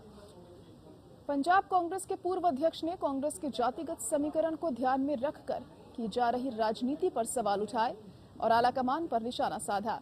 उन्होंने कांग्रेस आलाकमान पर आरोप लगाया कि कैप्टन अमरिंदर सिंह को हटाए जाने के बाद सीएम की नियुक्ति के मुद्दे पर पंजाब के एक खास नेता की बात सुनी गई। सुनील जाखड़ ने अंबिका सोनी का नाम लेते हुए सोनिया गांधी से उनके खिलाफ कार्रवाई की मांग की। सुनील जाखड़ ने कहा कि उनके परिवार की 3 पीढ़ियों ने 50 साल तक कांग्रेस की सेवा की। इसके बावजूद पार्टी लाइन पर नहीं चलने के लिए पार्टी के सभी पदों को छीन लिया गया। जाने से उनका अब दिल टूट गया है। बता दें कि कांग्रेस ने हाल ही में सुनील जाखड़ के खिलाफ अनुशासनात्मक कार्रवाई की थी और उन्हें पार्टी के सभी पदों से हटा दिया था। पंजाब कांग्रेस ने उन्हें 2 साल के लिए पार्टी से सस्पेंड करने की सिफारिश की थी, जिस पर सोनिया गांधी को फैसला लेना था। सुनील जाखड़ ने पहले 13 मई को उदयपुर में प्रेस कॉन्फ्रेंस करने का फैसला किया था। इसके बाद बाकायदा फ्लाइट की टिकट भी बुक करवा ली थी, लेकिन बाद में उन्होंने अपना विचार बदल दिया और अपना दर्द बयां किया।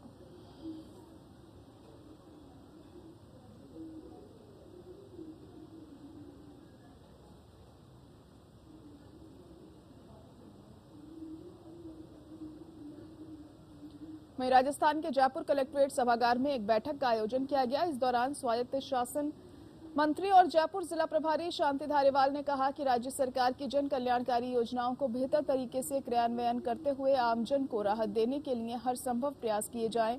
उन्होंने फ्लैगशिप योजनाओं के तहत निर्धारित लक्ष्य को प्राप्त करने के संबंध में अधिकारियों को निर्देश दिए। उन्होंने कहा कि मुख्यमंत्री चिरंजीवी स्वास्थ्य बीमा योजना का लाभ हर व्यक्ति को मिले, इसके लिए 100% लोगों का पंजीयन कराएं और अन्य निजी अस्पतालों को भी योजना से जोड़ें। उन्होंने कहा कि योजनाओं से अनुबंधित निजी अस्पताल के बारे में किसी मरीज द्वारा शिकायत की जाए तो उसकी शिकायत पर गंभीरता से कार्रवाई की जाना सुनिश्चित करें।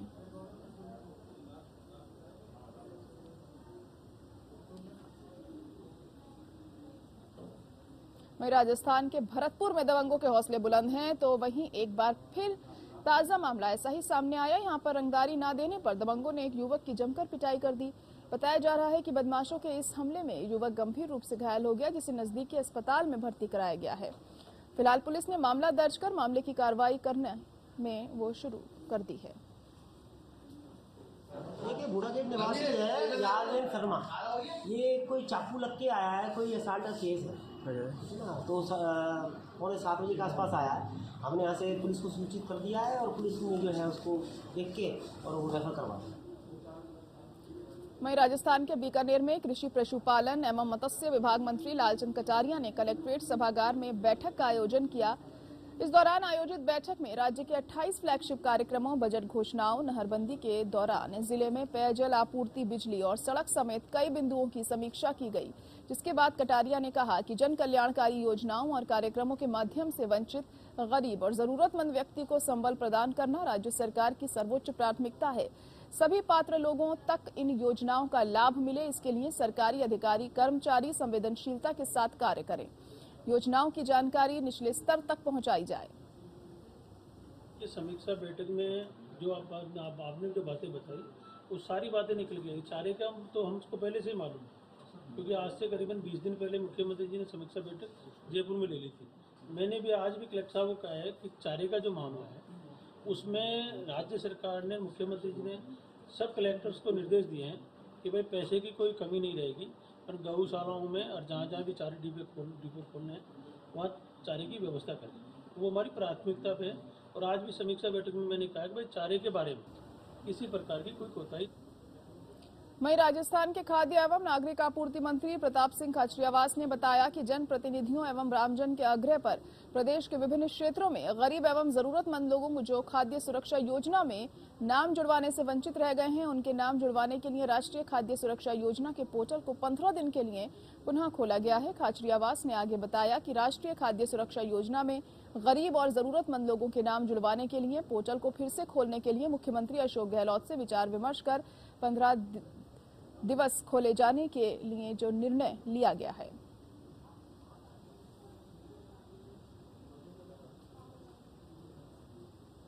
फिलहाल यहाँ रुकेंगे एक ब्रेक के लिए, जल्द लौटते हैं।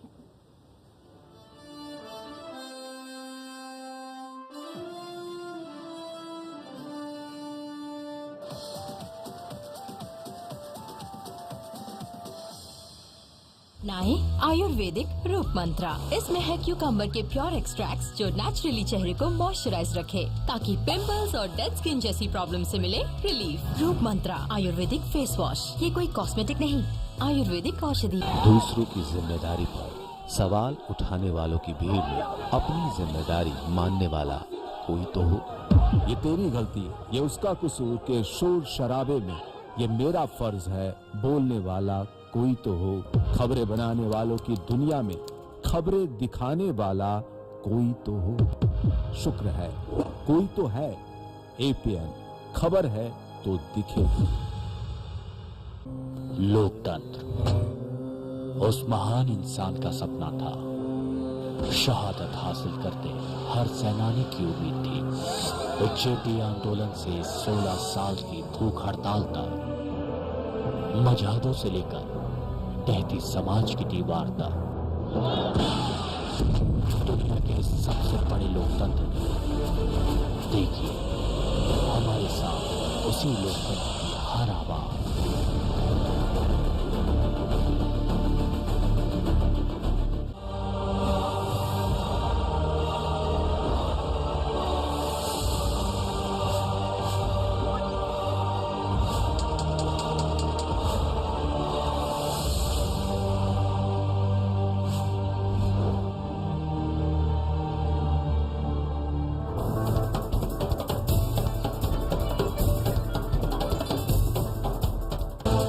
जब खबरों की तो सिर्फ बातों से विश्लेषण नहीं, तह तक जाना है देश की बात।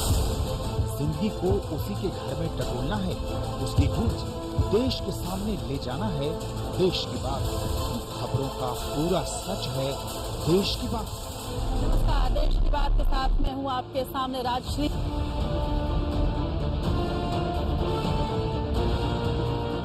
दूसरों की जिम्मेदारी।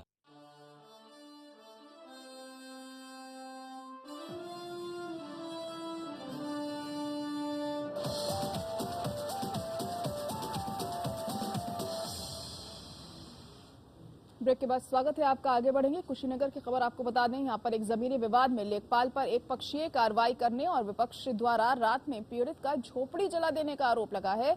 मामला विष्णुपुर थाना क्षेत्र के जंगल नौगावा का है। पीड़ित के अनुसार इस जमीन पर स्टे ऑर्डर है, फिर भी बिना सूचना के लेखपाल द्वारा एक पक्षीय कार्रवाई करते हुए बीते दिन जबरन जमीन को जोताई करवाई गई और पीड़ित का ये भी कहना है कि विवादित जमीन पर उसके द्वारा पहले से झोपड़ी बनाई गई थी, जिसके बाद कोर्ट ने स्टे ऑर्डर दिया है और विपक्षी द्वारा इस झोपड़ी को अब जला दिया गया है।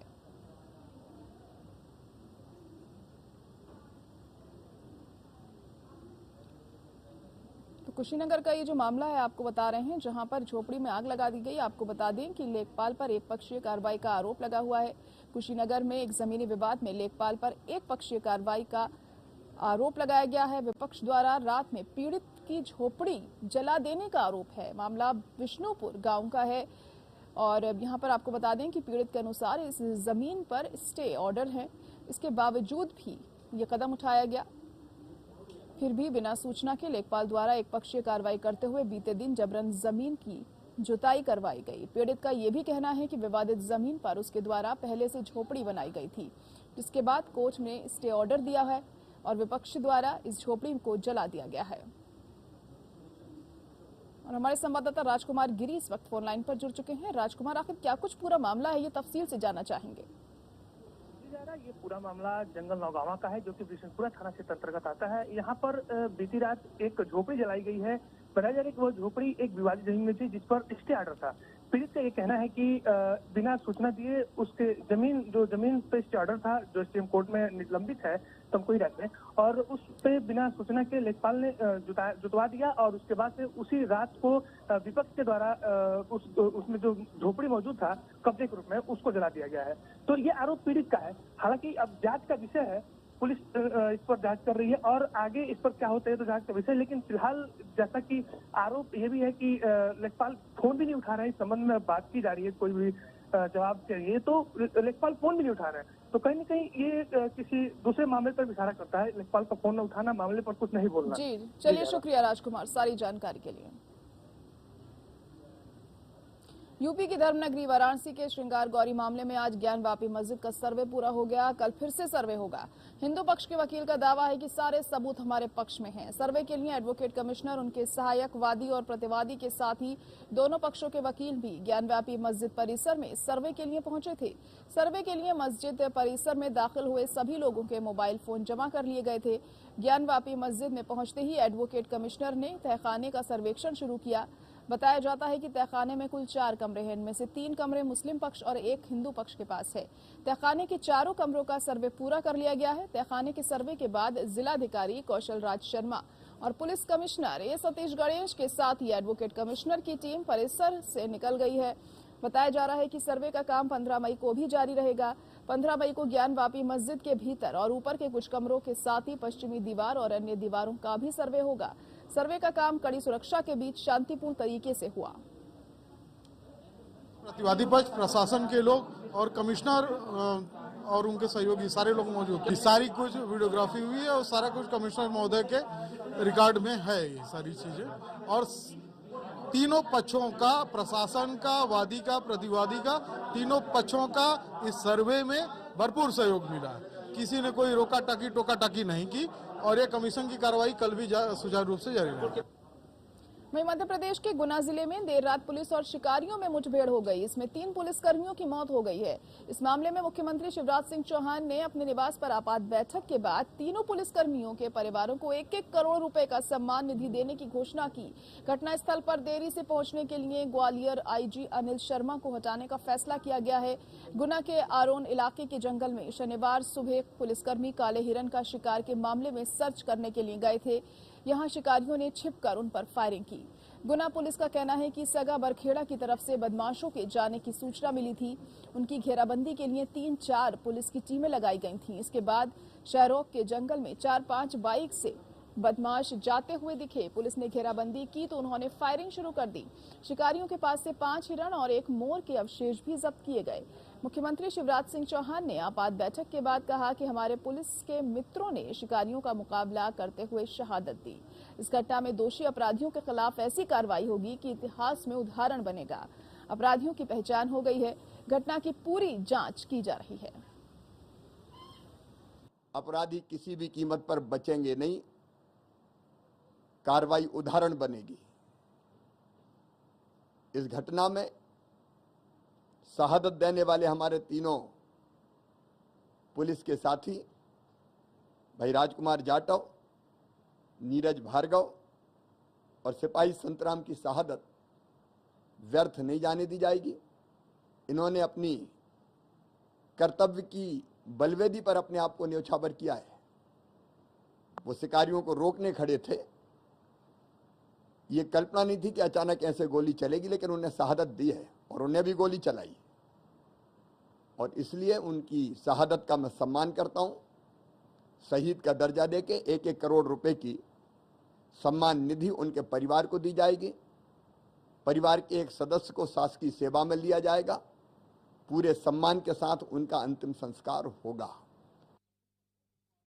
देश के पहले incredible India international cruise conference में देश के अलग अलग हिस्सों से पर्यटन के क्षेत्र में सिद्धहस्त लोगों के शामिल होने के साथ ही पर्यटन मंत्री ने भी शिरकत की।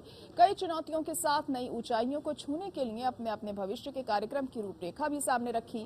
गोवा के पर्यटन और IT मंत्री रोहन खाउंते ने कहा कि अब सॉफ्टवेयर पार्क गोवा की नई पहचान होगा।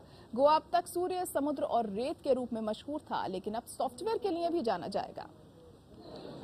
पहला इंटरनेशनल इंडिया क्रूज कॉन्फ्रेंस में गोवा के मंत्री हैं रोहन सर, जिस तरीके से गोवा एक टूरिज्म प्लेस, आप टूरिज्म मंत्री हैं, क्या नया देने वाले हैं? Goa potentially does not need much of a thought. It is there in everybody's mind as far as a destination for traveling, whether it's a local traveling, domestic, nahi to international. We have been talking about only sun, sand and the sea. Now we want to add another feather. As a tourism and IT minister, we talk about tech tourism to be taken to the next level. And as tech tourism, we are adding sun, sand, sea and software. That gives a very clear message, because post-COVID we have had a lot of learnings. There are positives and negatives. The positives is we learned that a lot of people were coming to Goa and utilizing this place for work from home. And this has given a potential thought, why not create this space where it also drives some more part to the economy of the state. As far as tourism sector is concerned, we are looking at a bigger expansion thoughts, and not only looking at the sun, sand and sea. We are looking at how we can encash and look at more avenues from ecotourism, hinterland tourism. Goa is having beautiful hinterlands, which we wouldn't even know. Our culture is very rich. We have a rich heritage. Unfortunately, we have not been able to showcase it to the world and to the domestic tourist. And this allows us a big scope to move in these particular verticals. Under Prime Minister Modi ji's vision of Swadesh Darshan Prasad schemes, we are able to get ourselves as far as infrastructure is concerned. We are trying to tap the tourist which will have a high spend. Having quantity and quality, we need to start looking at how quantity or quality can give us high per capita spend. I think you are saying just you can create the peoples who can stay at here, and software the hubs become at the place. It is already a place where people can come for everything. Business with pleasure is something people they come to Goa. If we create this destination as a place for people to come and do everything, which contributes to the state, I think nothing like it. I think we are very positive, very optimistic under Dr. Pramod Sawant, our Chief Minister, and guidance of our Prime Minister. We also have Sripad Bhau, who is the Minister for Ports and Tourism. That's an added feather to the cap. So I think it's a win-win situation having BJP government in the state and the centre. We are very optimistic that in days to come, we will have our thoughts and vision right for the state. Thank you, sir. Thank you so much. जाहिर है कि बड़े छोटे से राज्य में, लेकिन गोवा में अब नई चुनौतियां सामने होंगी, और ख़ास करके जिस तरीके से एक सॉफ्टवेयर का हब भी बनेगा, जो कि अपने आप में कई आयाम भी होगा। कैमरामैन शाहिद के साथ राजीव रंजन सिंह, APN, मुंबई। और इसी के साथ फिलहाल बुलेटिन में इतना ही। मुझे दीजिए इजाजत। नमस्कार।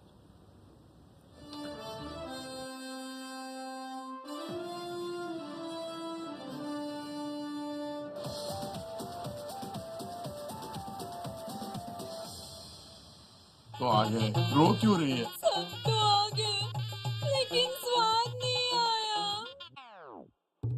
अब आया असली स्वाद। हाँ, अब आया स्वाद। जब स्वाद के बड़े हों लाले, तो MDH का चंकी चाट मसाला डालें। MDH का चंकी चाट मसाला।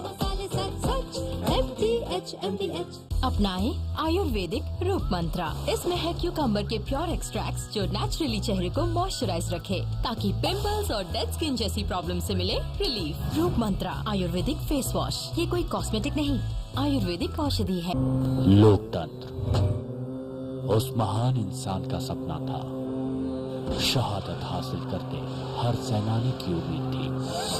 जेपी आंदोलन से 16 साल की भूख हड़ताल तक, मजहदों से लेकर टहती समाज की दीवार तक, दुनिया के सबसे बड़े लोकतंत्र ने देखिए हमारे साथ उसी लोकतंत्र की हर आवाज।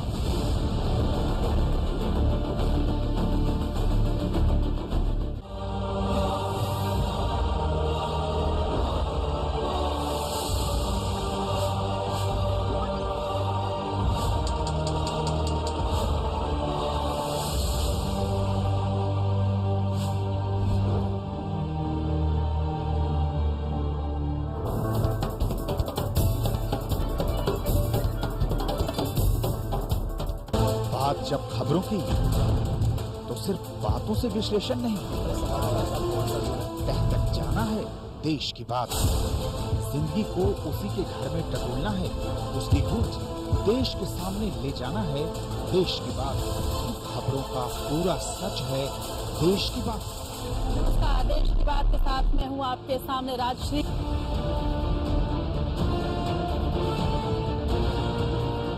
दूसरों की जिम्मेदारी पर सवाल उठाने वालों की भीड़ में अपनी जिम्मेदारी मानने वाला कोई तो हो। ये तेरी गलती, ये उसका कसूर के शोर शराबे में ये मेरा फर्ज है बोलने वाला कोई तो हो। खबरें बनाने वालों की दुनिया में खबरें दिखाने वाला कोई तो हो। शुक्र है कोई तो है। एपीएन खबर है तो दिखेगी। लोकतंत्र उस महान इंसान का सपना था। शहादत हासिल करके हर सेनानी की उम्मीद थी। जेपी आंदोलन से 16 साल की भूख हड़ताल तक, मजहबों से लेकर टहती समाज की दीवार तक, दुनिया के सबसे बड़े लोकतंत्र में देखिए हमारे साथ उसी लोकतंत्र की हर आवाज।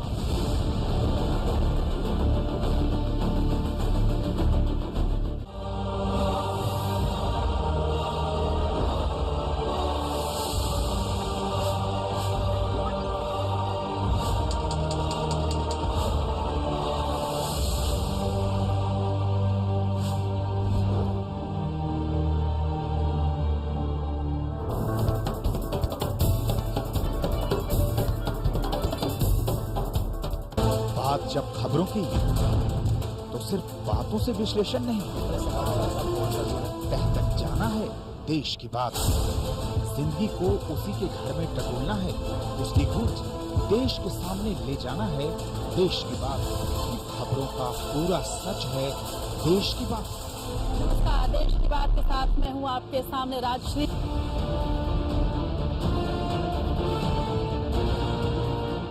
दूसरों की जिम्मेदारी पर सवाल उठाने वालों की भीड़ में अपनी जिम्मेदारी मानने वाला कोई तो हो। ये तेरी गलती, ये उसका कसूर के शोर शराबे में ये मेरा फर्ज है बोलने वाला कोई तो हो। खबरें बनाने वालों की दुनिया में खबरें दिखाने वाला कोई तो हो। शुक्र है कोई।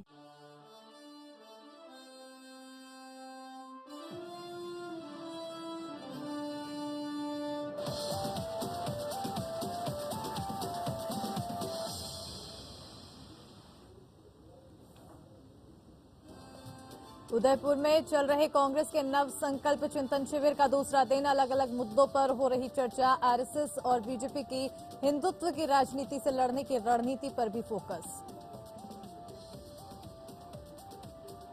चिंतन शिविर के बीच कांग्रेस को लगा झटका। कांग्रेस के वरिष्ठ नेता और पंजाब के पूर्व अध्यक्ष सुनील जाखड़ का पार्टी से इस्तीफा। कांग्रेस आलाकमान पर लगाया पक्षपात का आरोप। सभी पदों से हटाने पर छलका दर्ज।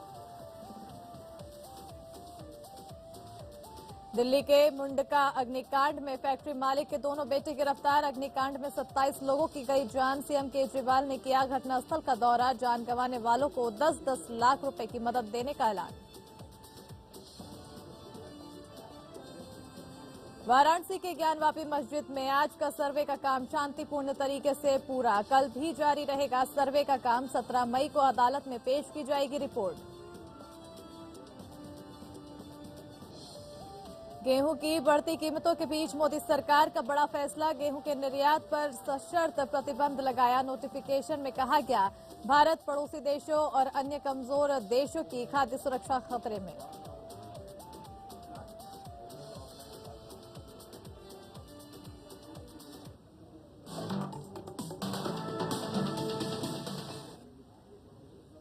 नमस्कार, बहुत स्वागत है आप सभी का। मैं आपके साथ अस्मिता दुबे। चलिए शुरुआत करते हैं सुपरफास्ट खबरों की। उदयपुर में चल रहे कांग्रेस के नवसंकल्प चिंतन शिविर में चल रही अलग अलग चर्चाओं के दौरान आरएसएस और बीजेपी की हिंदुत्व की राजनीति से लड़ने की रणनीति पर भी चर्चा हुई है। सूत्रों से मिली जानकारी के मुताबिक एक प्रस्ताव में कहा गया है कि पार्टी को बीजेपी और आरएसएस की नैरेटिव में ना फंसकर उससे अलग विकल्प देना चाहिए और उस दिशा में राजनीतिक संघर्ष आगे बढ़ाना चाहिए। इस प्रस्ताव में कहा गया है कि सॉफ्ट हिंदुत्व से कुछ हासिल नहीं होगा। इस प्रस्ताव में कहा गया है कि धर्मनिरपेक्षता, सामाजिक समानता और संविधान जैसे मूल्यों को किसी भी कीमत पर छोड़ना नहीं चाहिए और कांग्रेस को सभी धर्मों के प्रति न्यूट्रल यानी समान दृष्टिकोण रखना चाहिए। साथ ही कांग्रेस पार्टी को धार्मिक उन्माद के खिलाफ मजबूत टक्कर देनी चाहिए। कांग्रेस के उदयपुर में हो रहे चिंतन शिविर के बीच कांग्रेस को झटका लगा है। कांग्रेस के वरिष्ठ नेता और पंजाब के पूर्व अध्यक्ष सुनील जाखड़ ने पार्टी से इस्तीफा दे दिया है।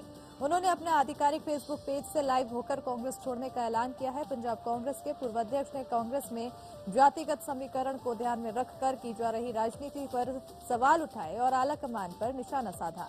उन्होंने कांग्रेस आलाकमान पर आरोप लगाया कि कैप्टन अमरिंदर सिंह को हटाए जाने के बाद सीएम की नियुक्ति के मुद्दे पर पंजाब के एक खास नेता की बात सुनी गई।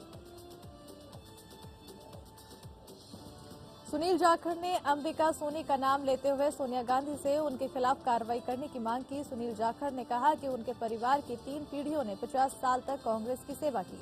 इसके बावजूद पार्टी लाइन पर नहीं चलने के लिए पार्टी के सभी पदों को छीन लिए जाने से उनका दिल टूट गया था। आपको बता दें कि कांग्रेस ने हाल ही में सुनील जाखड़ के खिलाफ अनुशासनात्मक कार्रवाई की थी और उन्हें पार्टी के सभी पदों से हटा दिया था। पंजाब कांग्रेस ने उन्हें 2 साल के लिए पार्टी से सस्पेंड किया और सिफारिश की थी, वहीं जिस पर सोनिया गांधी का फैसला लेना था। पंजाब के अमृतसर में गुरु नानक देव अस्पताल में अचानक आग लग गई। आग इतनी ज्यादा थी कि अस्पताल मौजूद लोग दहशत में आ गए हैं। हॉस्पिटल के पीछे लगे ट्रांसफार्मर में अचानक आग लगने से हादसा विकराल हो गया। पहले एक ट्रांसफार्मर में आग लगी, फिर दूसरे और देखते ही देखते आग का धुआं पूरे हॉस्पिटल में फैल गया, जिसके कारण मरीजों में अफरा तफरी मच गई। आनन फानन में मरीजों को बाहर निकाला गया। फिलहाल इस घटना में कोई हताहत नहीं हुआ है। फायर ब्रिगेड की 12 गाड़ियों ने आग पर काबू पा लिया है। दिल्ली के मुंडका में मेट्रो स्टेशन के पास एक इमारत में भीषण आग लगने से 27 लोगों की मौत हो गई है और इस घटना में कई लोग भी घायल हुए हैं। जानकारी के मुताबिक ये 4 मंजिला इमारत है, जिसका उपयोग व्यावसायिक रूप से कंपनियों को कार्यालय स्थान देने के लिए किया जाता है। हादसे के बाद पुलिस ने कार्रवाई करते हुए फैक्ट्री के मालिक के दोनों बेटों को गिरफ्तार किया है। बता दें कि आग की घटना इमारत की पहली मंजिल में शुक्रवार शाम 4 बजे से शुरू हुई, जो कि एक सीसीटीवी कैमरे और राउटर निर्माण और असेंबलिंग कंपनी का कार्यालय है, जिसके बाद आग ने फैलते हुए पूरे इमारत को अपनी गिरफ्त में ले लिया। आग की जानकारी मिलने के बाद दमकल विभाग मौके पर पहुंचा और रेस्क्यू ऑपरेशन शुरू कर दिया। 7 घंटे चले रेस्क्यू ऑपरेशन में कुल 27 लोगों के शव बरामद किए गए और कई लोग घायल हालत में अस्पताल पहुंचाए गए। राष्ट्रपति रामनाथ कोविंद ने हादसे पर दुख जताया। उन्होंने कहा कि दिल्ली में मुंडका मेट्रो स्टेशन के पास एक इमारत में हुए भीषण आग हादसे से व्यथित हूं। शोक संतप्त परिवारों के प्रति मेरी संवेदनाएं। मैं घायलों के शीघ्र स्वस्थ होने की कामना करता हूं। वहीं पीएम मोदी ने कहा है कि दिल्ली में भीषण आग के कारण लोगों की मौत से बेहद दुखी हूं। मेरी संवेदनाएं शोक संतप्त परिवारों के साथ है। मैं घायलों के शीघ्र स्वस्थ होने की कामना करता हूं।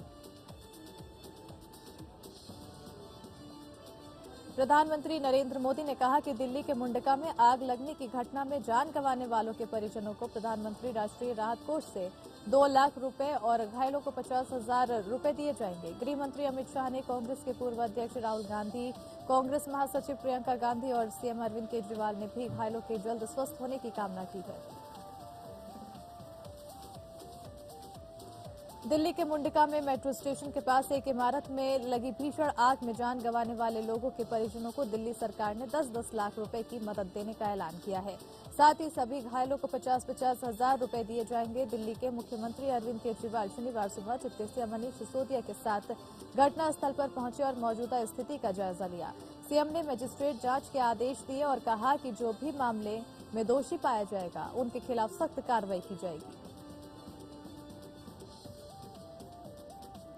वाराणसी के ज्ञानवापी मामले को लेकर माहौल गरमाया हुआ है, तो वहीं आज सुबह 8 बजे से वाराणसी के ज्ञानवापी में फिर सर्वे का काम शुरू हो गया है। अदालत के तय समय के मुताबिक ये सर्वे दोपहर 12 बजे तक चला। ये सर्वे जब तक पूरा नहीं हो जाता तब तक जारी रहेगा, जिसके बाद इसकी रिपोर्ट 17 मई को अदालत के सामने पेश की जाएगी। ज्ञानवापी में सर्वे का काम पूरी तरह से सकुशल संपन्न हो जाए और शांति व्यवस्था बनी रहे, इसके लिए प्रशासन ने इंतजाम कर रखे हैं।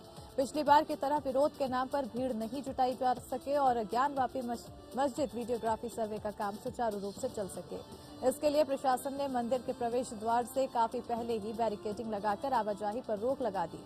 आदेश आने के बाद से ही जिलाधिकारी ने पुलिस कमिश्नर के साथ सभी पक्ष के लोगों के साथ बैठक कर सहयोग करने का अपील किया है। अमरावती की सांसद नवनीत राणा ने दिल्ली के कनॉट प्लेस के हनुमान मंदिर में हनुमान चालीसा का पाठ किया। उनके साथ उनके पति और महाराष्ट्र के विधायक रवि राणा भी मौजूद रहे। प्राचीन हनुमान मंदिर पहुंचने से पहले नवनीत राणा ने पदयात्रा भी की। महाराष्ट्र के सीएम के घर के बाहर हनुमान चालीसा का पाठ करने के लिए उन्हें अप्रैल में गिरफ्तार किया गया था और बाद में जमानत पर रिहा कर दिया गया था। मध्य प्रदेश के गुना जिले में देर रात पुलिस और शिकारियों में मुठभेड़ हो गई। इसमें 3 पुलिसकर्मियों की मौत हो गई और इस मामले में मुख्यमंत्री शिवराज सिंह चौहान ने अपने निवास पर आपात बैठक के बाद तीनों पुलिसकर्मियों के परिवारों को 1-1 करोड़ रुपए की सम्मान निधि देने की घोषणा की है। घटनास्थल पर देरी से पहुंचने के लिए ग्वालियर आईजी अनिल शर्मा को हटाने का फैसला किया गया है। गुना के आरोन इलाके के जंगल में शनिवार सुबह पुलिसकर्मी काले हिरण के शिकार के मामले में सर्चिंग करने गए थे। यहां शिकारियों ने छिपकर उन पर फायरिंग की, जिसमें 3 पुलिसकर्मियों की मौत हो गई। केंद्र की मोदी सरकार ने गेहूं के निर्यात पर सशर्त प्रतिबंध लगा दिया है। घरेलू बाजार में गेहूं की बढ़ती कीमत के मद्देनजर सरकार ने ये फैसला लिया है। हालांकि गेहूं का निर्यात कुछ शर्तों के साथ जारी रहेगा। सरकार का ये फैसला पहले से अनुबंधित निर्यात पर लागू नहीं होगा। अधिसूचना में कहा गया है कि भारत पड़ोसी देशों और अन्य कमजोर देशों की खाद्य सुरक्षा खतरे में है। सरकार ने कहा कि ये कदम देश की समग्र खाद्य सुरक्षा का प्रबंध करने और पड़ोसी अन्य कमजोर देशों की जरूरतों का समर्थन करने के लिए किया गया है। रूस और यूक्रेन के बीच युद्ध को 2 महीने से ज्यादा हो गए हैं और दोनों देश पीछे हटने को तैयार नहीं हैं। तो वहीं रूस यूक्रेन युद्ध के 79वें दिन रूसी सेना ने एक बार फिर पूर्वी यूक्रेन क्षेत्र में हमले बढ़ा दिए हैं। रूस ने चेरनीहिव पर हमला किया और स्कूलों को निशाना बनाया। इस बीच काला सागर में यूक्रेनी नौसैनिक बलों ने एक हमले में रसद पहुंचाने वाले रूसी जहाज को क्षतिग्रस्त कर दिया।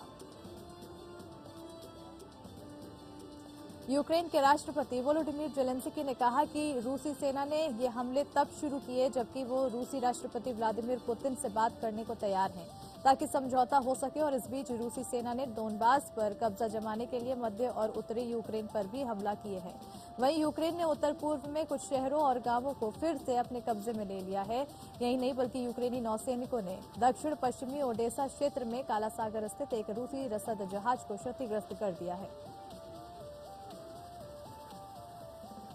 भारतीय पुरुष बैडमिंटन टीम ने इतिहास रच दिया है। बता दें कि टीम ने प्रतिष्ठित थॉमस कप टूर्नामेंट के फाइनल में जगह बना ली है। सेमीफाइनल में भारत ने डेनमार्क को कड़े मुकाबले में 3-2 से हरा दिया है। थॉमस कप का आयोजन 1949 से हो रहा है, यानी 73 साल में पहली बार भारतीय टीम खिताबी मुकाबला खेलेगी। बता दें कि फाइनल में रविवार को इंडोनेशिया से भारत का मुकाबला होगा। सेमीफाइनल में पहुंचते ही भारत का मेडल पक्का हो गया था। भारतीय टीम पहली बार थॉमस या उबर कप में मेडल जीत रही है। महिला वर्ग में ये टूर्नामेंट उबर कप के नाम से खेला जाता है। भारतीय महिला टीम को क्वार्टर फाइनल में थाईलैंड के खिलाफ 0-3 से हार झेलनी पड़ी थी। भारत में कोरोना संक्रमण के ताजा मामलों में आज कल के मुकाबले हल्की बढ़ोतरी दर्ज हुई है। शुक्रवार को जहां देश भर में 2841 मामले सामने आए थे, वहीं पिछले 24 घंटों में देश में कोरोना के 2858 नए मामले दर्ज हैं। वहीं इस दौरान 11 नई मौतों को दर्ज किया गया है। वहीं कोरोना का एक्टिव केस दर 0.04% पर चल रहा है। कोरोना से पिछले 24 घंटों में कुल 3,355 लोग ठीक हुए हैं। कोविड का डेली पॉजिटिविटी रेट 0.59% पर है। महाराष्ट्र के विधायक नितेश राणे ने विवादास्पद ट्वीट कर कहा है कि महाराष्ट्र में नामर्दों की सरकार है। अगर 10 मिनट के लिए पुलिस हटा लो तो इसे औरंगजेब के पास नहीं पहुंचा दिया तो हम शिवराय के औलाद नहीं। उत्तर प्रदेश की योगी सरकार के मुंबई में ऑफिस खोलने के ऐलान के बाद अब महाराष्ट्र की राजनीति भी तेज हो गई है। दरअसल योगी सरकार मुंबई में उत्तर प्रदेश से आए हुए लोगों के लिए यूपी में रोजगार कारोबार करने वालों को यहां से सहायता प्रदान करने के उद्देश्य से इस हेल्प डेस्क की शुरुआत करने जा रही है। कांग्रेस के कार्याध्यक्ष चरण सिंह सप्रा ने बताया है कि योगी सरकार का एक ये महज है कि चुनावी लॉलीपॉप है, क्योंकि महाराष्ट्र में 10 महानगर पालिका का चुनाव है, इसलिए ये घोषणाएं हो रही है। शिवसेना का भी मानना है कि ये सिर्फ उत्तर भारतीयों को लुभाने का हथकंडा मात्र है। औरैया जनपद में पहुंचे राज्य मंत्री मयंकेश्वर शरण सिंह ने जनपद में विकास कार्यों का जायजा लिया। उन्होंने 100 शैय्या अस्पताल और मेडिकल कॉलेज में चल रहे काम को लेकर भी अधिकारियों की लापरवाही के चलते नाराजगी दिखाई और इस दौरान उन्होंने दलित के घर पहुंचकर भोजन किया। योगी सरकार में सहकारिता मंत्री जीपीएस राठौड़ ने Uttar Pradesh cooperative bank limited के कार्यक्रम में शिरकत की। राजधानी लखनऊ के इंदिरा नगर में आयोजित इस कार्यक्रम में सहकारिता मंत्री ने केंद्र सरकार के माध्यम से नाबार्ड के एआईएफ योजना के अंतर्गत निर्मित 33 गोदामों का लोकार्पण किया। इसके साथ ही कोऑपरेटिव बैंक लिमिटेड की 13 नई शाखाओं का भी मंत्री जेपीएस राठौड़ ने उद्घाटन किया। इस दौरान मंत्री ने कहा कि सपा सरकार में सहकारिता विभाग में गलत ढंग से नियुक्तियां की गई थी। यूपी के जल शक्ति मंत्री स्वतंत्र देव सिंह बरेली दौरे पर पहुंचे, जहां उन्होंने जनप्रतिनिधियों और पार्टी कार्यकर्ताओं के साथ बैठक की। वहीं मंत्री स्वतंत्र देव सिंह ने कहा कि सरकार 2024 से पहले प्रदेश के हर घर में शुद्ध पानी पहुंचाने का काम करेगी। ऐसे ही बुंदेलखंड में 2023 तक शुद्ध पानी पहुंचाया जाएगा। अब बुंदेलखंड की महिलाओं को पानी की खोज में मीलों पैदल चलकर नहीं जाना होगा। फतेहपुर जिले में समीक्षा बैठक में भाग लेने के लिए आए कैबिनेट मंत्री धर्मपाल सिंह ने विकास भवन में आयोजित प्रेस वार्ता के दौरान अधिकारियों को सख्त निर्देश देते हुए कहा कि ग्राम पंचायतों की चारागाह की जमीनों में जो अवैध कब्जे हैं, उन चारागाहों को भूमाफियाओं से शीघ्र खाली कराया जाए और उन चारागाहों में हरा चारा की बुआई कराया जाए, जिससे गौशाला में हरा चारा उपलब्ध कराया जा सके। वहीं उन्होंने कहा कि दूध न देने वाली गायों को खुला छोड़ने वाले किसानों पर कार्रवाई की जाएगी।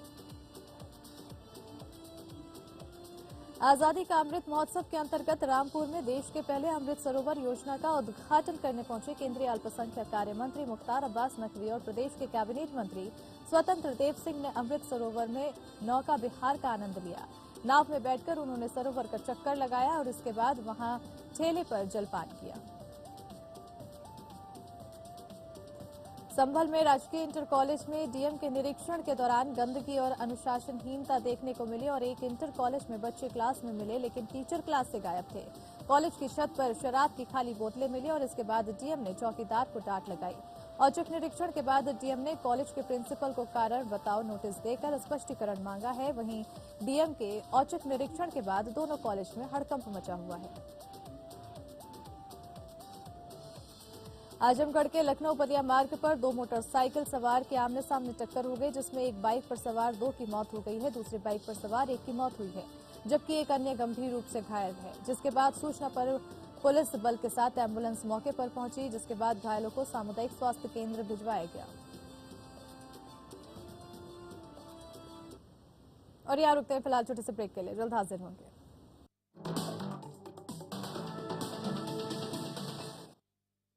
गोल्डी हिंग का तड़का लगे तो सभी दबा के खाते हैं। गोल्डी हिंग कण कण में जान। एसिडिटी, गैस, दोनों के लिए डाइजीन। यह gentle for regular use. Digene का double action formula gas bubbles को जल्द मिटाए और हाईएस्ट ANC एसिड कम करे और दे क्विक और लंबा आराम। एसिडिटी या गैस के लिए डाइजीन। डाइजीन का नया ट्रैवल पैक, सिर्फ दबाएं, खोलें और पिएं।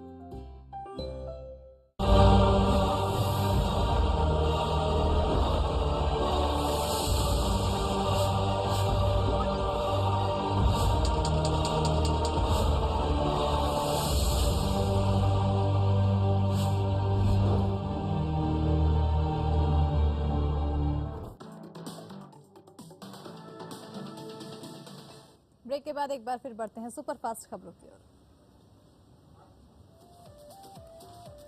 कुशीनगर में एक जमीनी विवाद में लेखपाल पर एक पक्षीय कार्रवाई करने और विपक्ष द्वारा रात में पीड़ित का झोपड़ी जला देने का आरोप लगा है। मामला विशुनपुरा थाना क्षेत्र के जंगल नौगावा का है। पीड़ित के अनुसार इस जमीन पर स्टे ऑर्डर है, फिर भी बिना सूचना के लेखपाल द्वारा एक पक्षीय कार्रवाई करते हुए बीते दिन जबरन जमीन का जुताई करवाया गया। पीड़ित का ये भी कहना है कि विवादित जमीन पर उसके द्वारा पहले से झोपड़ी बनाया गया था, जिसके बाद कोर्ट में स्टे ऑर्डर है और विपक्षी द्वारा उस झोपड़ी को जला दिया गया है।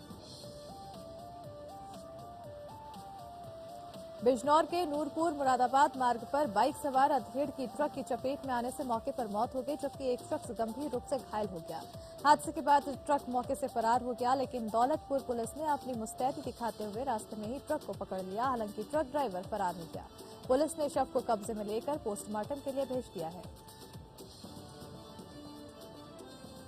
गाजीपुर कलेक्ट्रेट परिसर के पास कामरेड सारजू पांडे पार्क में सुहेल देव भारतीय समाज पार्टी के राष्ट्रीय अध्यक्ष ओम प्रकाश राजभर धरने पर बैठ गए हैं। उनके साथ सहयोगी दल और सपा के विधायक भी धरने पर रहे। बीते 10 तारीख को पुलिस ने ओपी राजभर के खिलाफ केस दर्ज किया था, जिससे नाराज ओम प्रकाश राजभर धरने पर बैठ गए। उन्होंने कहा है कि आगामी 24 मई को इसका फैसला लखनऊ में होगा।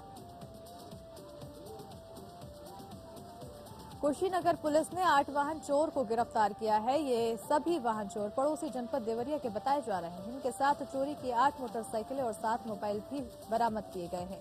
ये सफलता जनपद के हाटा कोतवाली पुलिस को मिली है और एसपी धवल जायसवाल ने बताया है कि ये गाड़ी की चोरी के बाद पड़ोसी जनपदों में बेचा करते हैं। ये गाड़ियों को किन्हें बेचते हैं, पुलिस इसकी तहकीकात में जुटी है। प्रयागराज में 42 वाहिनी पीएसी और चतुर्थ वाहिनी पीएसी के संयुक्त बैंड ने संगम नगरी के विश्व प्रसिद्ध लेटे हनुमान जी मंदिर और ऐतिहासिक चंद्रशेखर आजाद पार्क पर धार्मिक और देशभक्ति की धुन बजाई है। इस धुन ने श्रद्धालुओं और आम जनमानस में धर्म और देशभक्ति की भावनाओं को जागृत कर लोगों को मोहित किया है। हमीरपुर जिले में एक नवविवाहिता की हत्या कर घटना को छिपाने के लिए घर के बाहर लगे पेड़ में फांसी के फंदे पर लटका दिया गया और घर पर महिला अकेली थी। सुबह घर पहुंचे परिजनों में शव देखकर हड़कंप मच गया। घटना की जानकारी होने पर पहुंची पुलिस ने शव को कब्जे में लेकर पोस्टमार्टम के लिए भेज दिया है और मामले के खुलासे को लेकर डॉग स्क्वाड की टीम जांच कर रही है। पढ़ाई की उम्र में बच्चों को नशे का आदी बनाकर उनसे कबाड़ बिनने का काम कराने वाले गैंग का शहर कोतवाल तुलसी राम पांडे ने भंडाफोड़ किया है। कोतवाल ने बताया है कि स्थान पर छापेमारी कर 2 बच्चों को कब्जे से मुक्त कराकर 4 लोगों को पूछताछ के लिए हिरासत में ले लिया है। साइबर क्राइम से लोगों को बचाने और ऐसे अपराधियों को पकड़ने के लिए झांसी पुलिस ने साइबर पाठशाला का आयोजन किया है, जिसमें स्कूली बच्चों, व्यापारियों के साथ ही पुलिस विभाग के अधिकारियों और कर्मचारियों को विस्तृत जानकारी दी गई है। डीआईजी झांसी रेंज जोगेंद्र कुमार ने सभी लोगों को डिजिटल तकनीक के प्रयोग में सावधानी बरतने की सलाह दी। सोनभद्र में एक पीड़ित महिला अपने परिजनों के साथ जिलाधिकारी कार्यालय पर अपनी मांगों को लेकर धरने पर बैठ गई है। पीड़ित महिला के साथ कोतवाली पुलिस द्वारा मारपीट और दुर्व्यवहार किया गया था, जिसकी शिकायत 2 दिन पहले उसने एसपी और डीएम से की थी, लेकिन कोई सुनवाई नहीं होने की वजह से नाराज महिला धरने पर बैठ गई और मुख्यमंत्री योगी से न्याय की गुहार लगा रही है। पीड़ित महिला के साथ योगाचार्य अजय पाठक और परिजन भी न्याय के लिए धरने पर बैठ गए। बांदा के पंडरी गांव में पूर्व में पंजीकृत मुकदमे की नोटिस तामील करवाने गए 4 सिपाहियों पर 1 दर्जन से ज्यादा अभियुक्तों ने हमला बोलते हुए मारपीट कर उन्हें घायल कर दिया, जिसमें 2 जवानों को उपचार के लिए बांदा जिला अस्पताल में भर्ती कराया गया है। सूचना पर पहुंची पुलिस अधिकारियों के निर्देश पर पुलिस ने 14 नामजद और कई अज्ञात के विरुद्ध मुकदमा पंजीकृत कर लिया है, जिसमें 4 अभियुक्तों को गिरफ्तार कर लिया गया।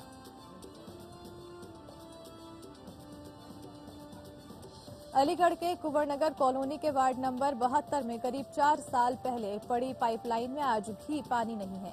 ये पाइपलाइन आज भी सूखी पड़ी हुई है। यहाँ की पाइपलाइन को अभी तक ओवरहेड टैंक या नलकूप से जोड़ा नहीं गया है, जिसके कारण वहाँ की 20,000 की आबादी 1 किलोमीटर दूर से पानी की व्यवस्था करती है और इस पाइपलाइन को कनेक्ट करने के लिए मात्र एक सरकारी नलकूप है, जो कि बंद पड़ा हुआ है। अधिकारियों से भी कई बार इसकी शिकायत की गई, लेकिन उन्होंने अभी तक समस्या का कोई निवारण नहीं किया। सहारनपुर में पूर्व एमएलसी खनन कारोबारी हाजी इकबाल के बेटे अलीशान को सहारनपुर क्राइम ब्रांच और मिर्जापुर पुलिस ने दिल्ली के लाजपत नगर इलाके से गिरफ्तार किया है। बताया जा रहा है कि जमीनों के फर्जीवाड़े और अन्य कई मामलों में पूर्व एमएलसी हाजी इकबाल के परिवार पर दर्ज है कई मुकदमे। हाजी इकबाल के नौकर के खिलाफ अभी हाल ही में कुर्की की कार्रवाई की गई थी। राजधानी लखनऊ से सटे बाराबंकी जिला अस्पताल में हॉस्पिटल के पीछे रखे ट्रांसफार्मर में अचानक से भीषण आग लग गई, जिसके बाद वहां अफरा-तफरी का माहौल बन गया। प्रयागराज में करोड़ों रुपए की साइबर ठगी करने वाले अंतर्राज्यीय गिरोह का खुलासा किया गया है। यहां पर बताया जा रहा है कि साइबर क्राइम थाना प्रयागराज ने मुख्य संचालक, वेबसाइट डेवलपर और मुख्य सहयोगी को गिरफ्तार किया है। फिलहाल सभी से पूछताछ जारी है। गाजीपुर के सरजू पांडे पार्क में ओम प्रकाश राजभर धरने पर बैठ गए हैं। ओम प्रकाश राजभर के समर्थन में सपा विधायक भी धरने पर बैठ गए, जिसमें सपा के जिला अध्यक्ष रामधारी यादव, जखनिया से सुभाषपा विधायक बेती राम, जंगीपुर से सपा विधायक वीरेंद्र यादव शामिल हैं। सुभाषपा अध्यक्ष ओम प्रकाश राजभर पर थाने में मुकदमा दर्ज हुआ है, जिसके विरोध में वो धरने पर बैठ गए हैं। अंबेडकर नगर में छात्र को रौंदती एम्बुलेंस का सीसीटीवी फुटेज सामने आया है। 13 अप्रैल को बोर्ड परीक्षा देने जा रहे 3 छात्र सड़क दुर्घटना में घायल हुए थे, जिसमें से एक छात्र को एम्बुलेंस चालक ने रौंद डाला और एम्बुलेंस चालक सड़क पर तड़पते हुए छात्र को छोड़कर फरार हो गया था। एम्बुलेंस के नीचे फंसे छात्र को अस्पताल पहुंचाने के बजाय गाड़ी आगे पीछे कर रौंदती निकल गई थी। मनसे प्रमुख राज ठाकरे के अयोध्या आने को लेकर विरोध में उतरे कैसरगंज के सांसद बृजभूषण शरण सिंह अयोध्या के संतों के साथ मुलाकात कर आंदोलन की रणनीति तैयार कर रहे हैं। सांसद बृजभूषण शरण सिंह ने कहा है कि 5 जून से पहले अयोध्या में लाखों समर्थक आने को तैयार है और अयोध्या में भी संतों का भी समर्थन हमें मिल रहा है। सांसद बृजभूषण शरण सिंह उत्तर भारतीयों के अपमान पर राज ठाकरे से माफी की मांग कर रहे हैं। अमरोहा में जमीनी विवाद में ससुर ने अधिवक्ता बहू को गोली मार दी है। महिला को घायल स्थिति में अस्पताल ले जाया गया। हालत नाजुक देख महिला को मेरठ के हायर सेंटर रेफर किया गया। मौके पर पहुंची पुलिस जांच में जुटी है। अमरोहा पोस्टमार्टम हाउस में सिस्टम की लापरवाही सामने आ रही है। शवों को सुरक्षित रखने के लिए जो फ्रिज रखवाए गए थे, वो सभी फ्रिज एक साथ पिछले 3 महीने से खराब पड़े हैं। इस मामले की पुष्टि किसी और ने नहीं, बल्कि पोस्टमार्टम हाउस पर ही पोस्टमार्टम करने के लिए आने वाले फार्मासिस्ट ने की है। उनका कहना है कि हमने इसके लिए कई बार पत्र भी लिखा है, लेकिन अभी तक ये फ्रिज ठीक नहीं हो पाए।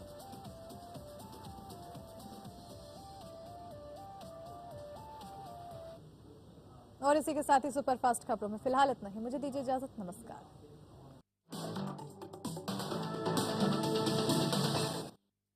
अपनाएं आयुर्वेदिक रूप मंत्रा। इसमें है क्यूकम्बर के प्योर एक्सट्रैक्ट्स जो नेचुरली चेहरे को मॉइस्चराइज रखे, ताकि पिंपल्स और डेड स्किन जैसी प्रॉब्लम से मिले रिलीफ। रूप मंत्रा आयुर्वेदिक फेस वॉश। ये कोई कॉस्मेटिक नहीं, आयुर्वेदिक औषधि। दूसरों की जिम्मेदारी पर सवाल उठाने वालों की भीड़ में अपनी जिम्मेदारी मानने वाला कोई तो हो। ये तेरी गलती है, ये उसका कसूर के शोर शराबे में ये मेरा फर्ज है बोलने वाला कोई तो हो। खबरें बनाने वालों की दुनिया में खबरें दिखाने वाला कोई तो हो। शुक्र है कोई तो है। एपीएन खबर है तो दिखेगी। लोकतंत्र उस महान इंसान का सपना था। शहादत हासिल करके हर सेनानी की उम्मीद थी। उच्चेपी आंदोलन से 16 साल की भूख हड़ताल तक, मजहदों से लेकर तहती समाज की दीवार तक, दुनिया के सबसे बड़े लोकतंत्र में देखिए हमारे साथ उसी लोकतंत्र की हर आवाज।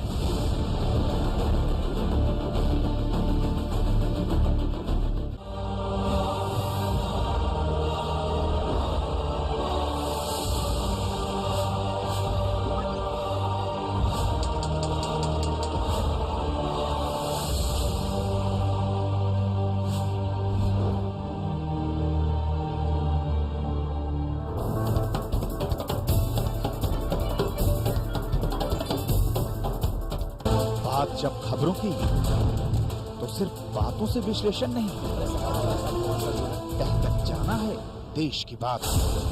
जिंदगी को उसी के घर में टटोलना है, उसकी गूंज देश के सामने ले जाना है, देश की बात। खबरों का पूरा सच है, देश की बात। नमस्कार, देश की बात के साथ मैं हूं आपके सामने राजश्री।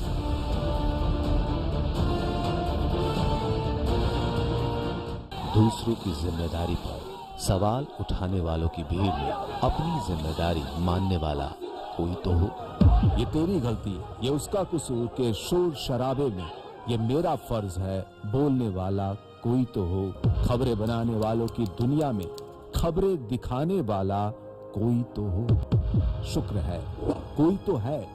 APN खबर है तो दिखेगी। लोकतंत्र उस महान इंसान का सपना था। शहादत हासिल करके हर सेनानी की उम्मीद थी। जेपी आंदोलन से 16 साल की भूख हड़ताल तक, मजहबों से लेकर तहती समाज की दीवार तक, दुनिया के सबसे बड़े लोकतंत्र में देखिए हमारे साथ उसी लोकतंत्र की हर आवाज।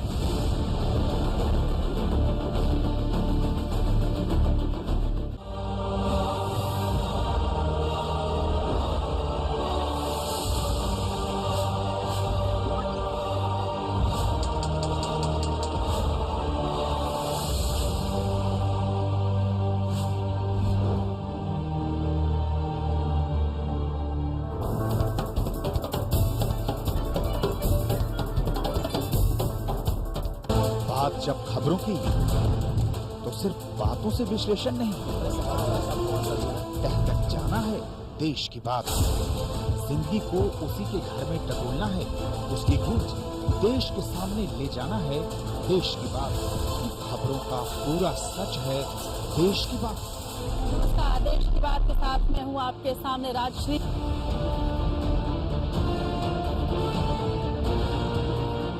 दूसरों की जिम्मेदारी पर सवाल उठाने वालों की भीड़ में अपनी जिम्मेदारी मानने वाला कोई तो हो। ये तेरी गलती, ये उसका कसूर के शोर शराबे में ये मेरा फर्ज है बोलने वाला कोई तो हो। खबरें बनाने वालों की दुनिया में खबरें दिखाने वाला कोई तो हो। शुक्र है कोई तो है। APN खबर है तो दिखेगी। लोकतंत्र उस महान इंसान का सपना था।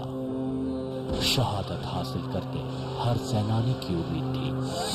जेपी आंदोलन से 16 साल की भूख हड़ताल तक, मजहबों से लेकर तहती समाज की दीवार तक, दुनिया के सबसे बड़े लोकतंत्र में देखिए हमारे साथ उसी लोकतंत्र की हर आवाज।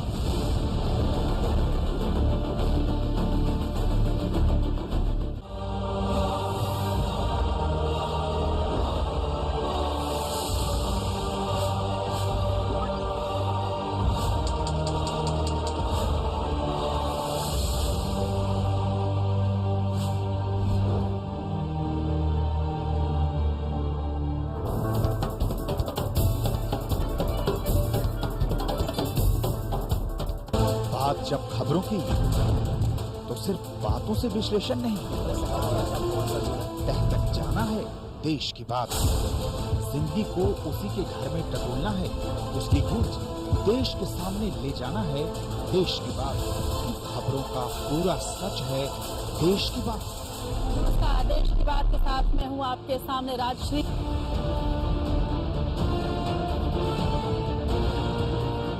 दूसरों की जिम्मेदारी पर सवाल उठाने वालों की भीड़ में अपनी जिम्मेदारी मानने वाला कोई तो हो। ये तेरी गलती, ये उसका कसूर के शोर शराबे में ये मेरा फर्ज है बोलने वाला कोई तो हो। खबरें बनाने वालों की दुनिया में खबरें दिखाने वाला कोई तो हो। शुक्र है कोई तो है। APN खबर है तो दिखेगी। लोकतंत्र उस महान इंसान का सपना था। शहादत हासिल करके हर सेनानी की उम्मीद थी। जेपी आंदोलन से 16 साल की भूख हड़ताल तक, मजहबों से लेकर तहती समाज की दीवार तक, दुनिया के सबसे बड़े लोकतंत्र ने देखिए हमारे साथ उसी लोकतंत्र की हर आवाज।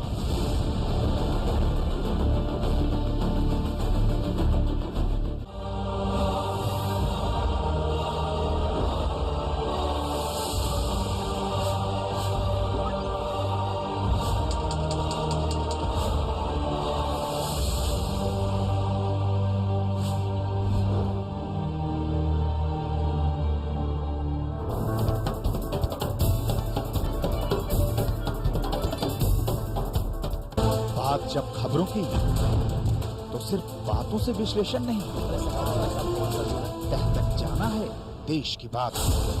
जिंदगी को उसी के घर में टटोलना है, उसकी गूंज देश के सामने ले जाना है देश की बात। खबरों का पूरा सच है देश की बात। नमस्कार, देश की बात के साथ मैं हूँ आपके सामने राजश्री।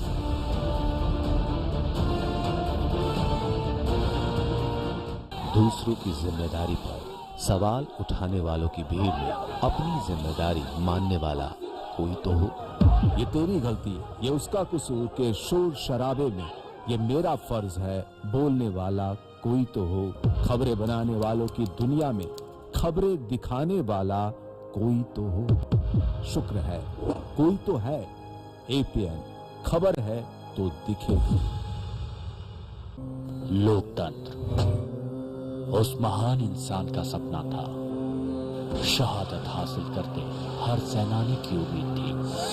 जेपी आंदोलन से 16 साल की भूख हड़ताल तक, मजहबों से लेकर टहती समाज की दीवार तक, दुनिया के सबसे बड़े लोकतंत्र ने देखिए हमारे साथ उसी लोकतंत्र की हर आवाज।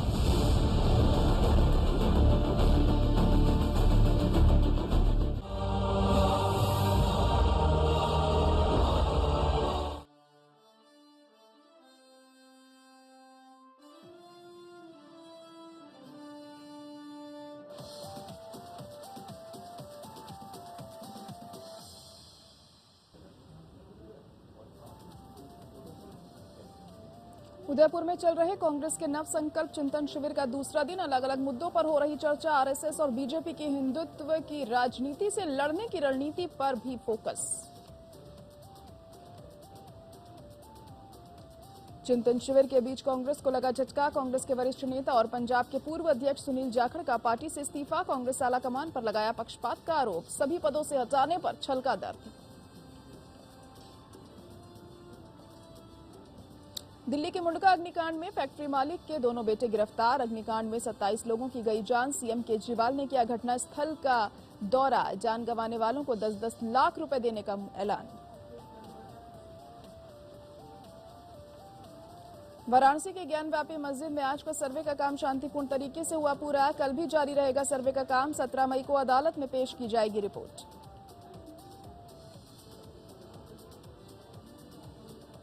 गेहूं की बढ़ती कीमतों के बीच मोदी सरकार का बड़ा फैसला। गेहूं के निर्यात पर सशर्त प्रतिबंध लगाया। नोटिफिकेशन में कहा गया भारत पड़ोसी देशों और अन्य कमजोर देशों की खाद्य सुरक्षा खतरे में।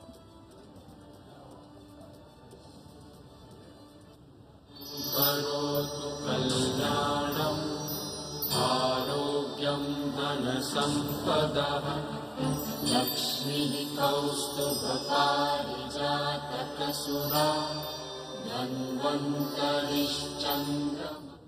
नमस्कार, आप देख रहे हैं हमारी खास पेशकश आयुष्मान भव्य और मैं हूं आपके साथ जायरा अली। अपने इस खास कार्यक्रम के जरिए हम आप तक आयुर्वेद पद्धति के जरिए उपचार के तरीके आपको घर बैठे बताने का प्रयास करते हैं। आज हम बात करने जा रहे हैं बालों के झड़ने की समस्या और गंजेपन की समस्या की।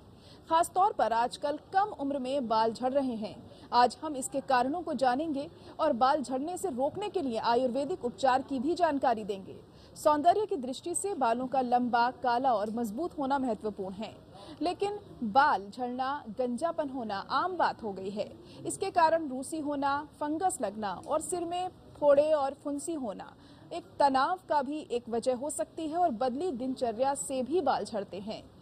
हमसे बातचीत करने के लिए आज हमारे साथ हैं VHCA आयुर्वेद के प्रबंध निदेशक doctor Mukesh Agarwal.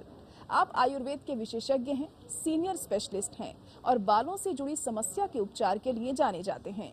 Doctor Mukesh Agarwal trichology विज्ञान के जाने माने नाम हैं। ट्राइकोलॉजी त्वचा विज्ञान की वह शाखा है जो बालों और खोपड़ी के स्वास्थ्य के वैज्ञानिक अध्ययन से संबंधित है।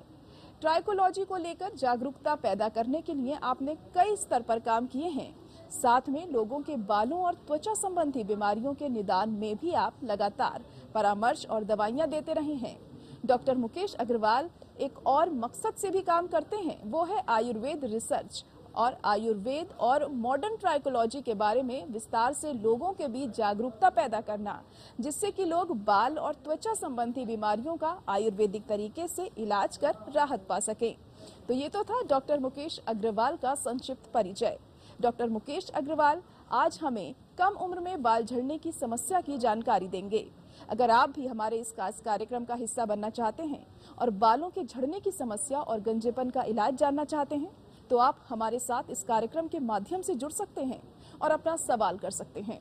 हमारी फोन लाइंस खुल चुकी हैं।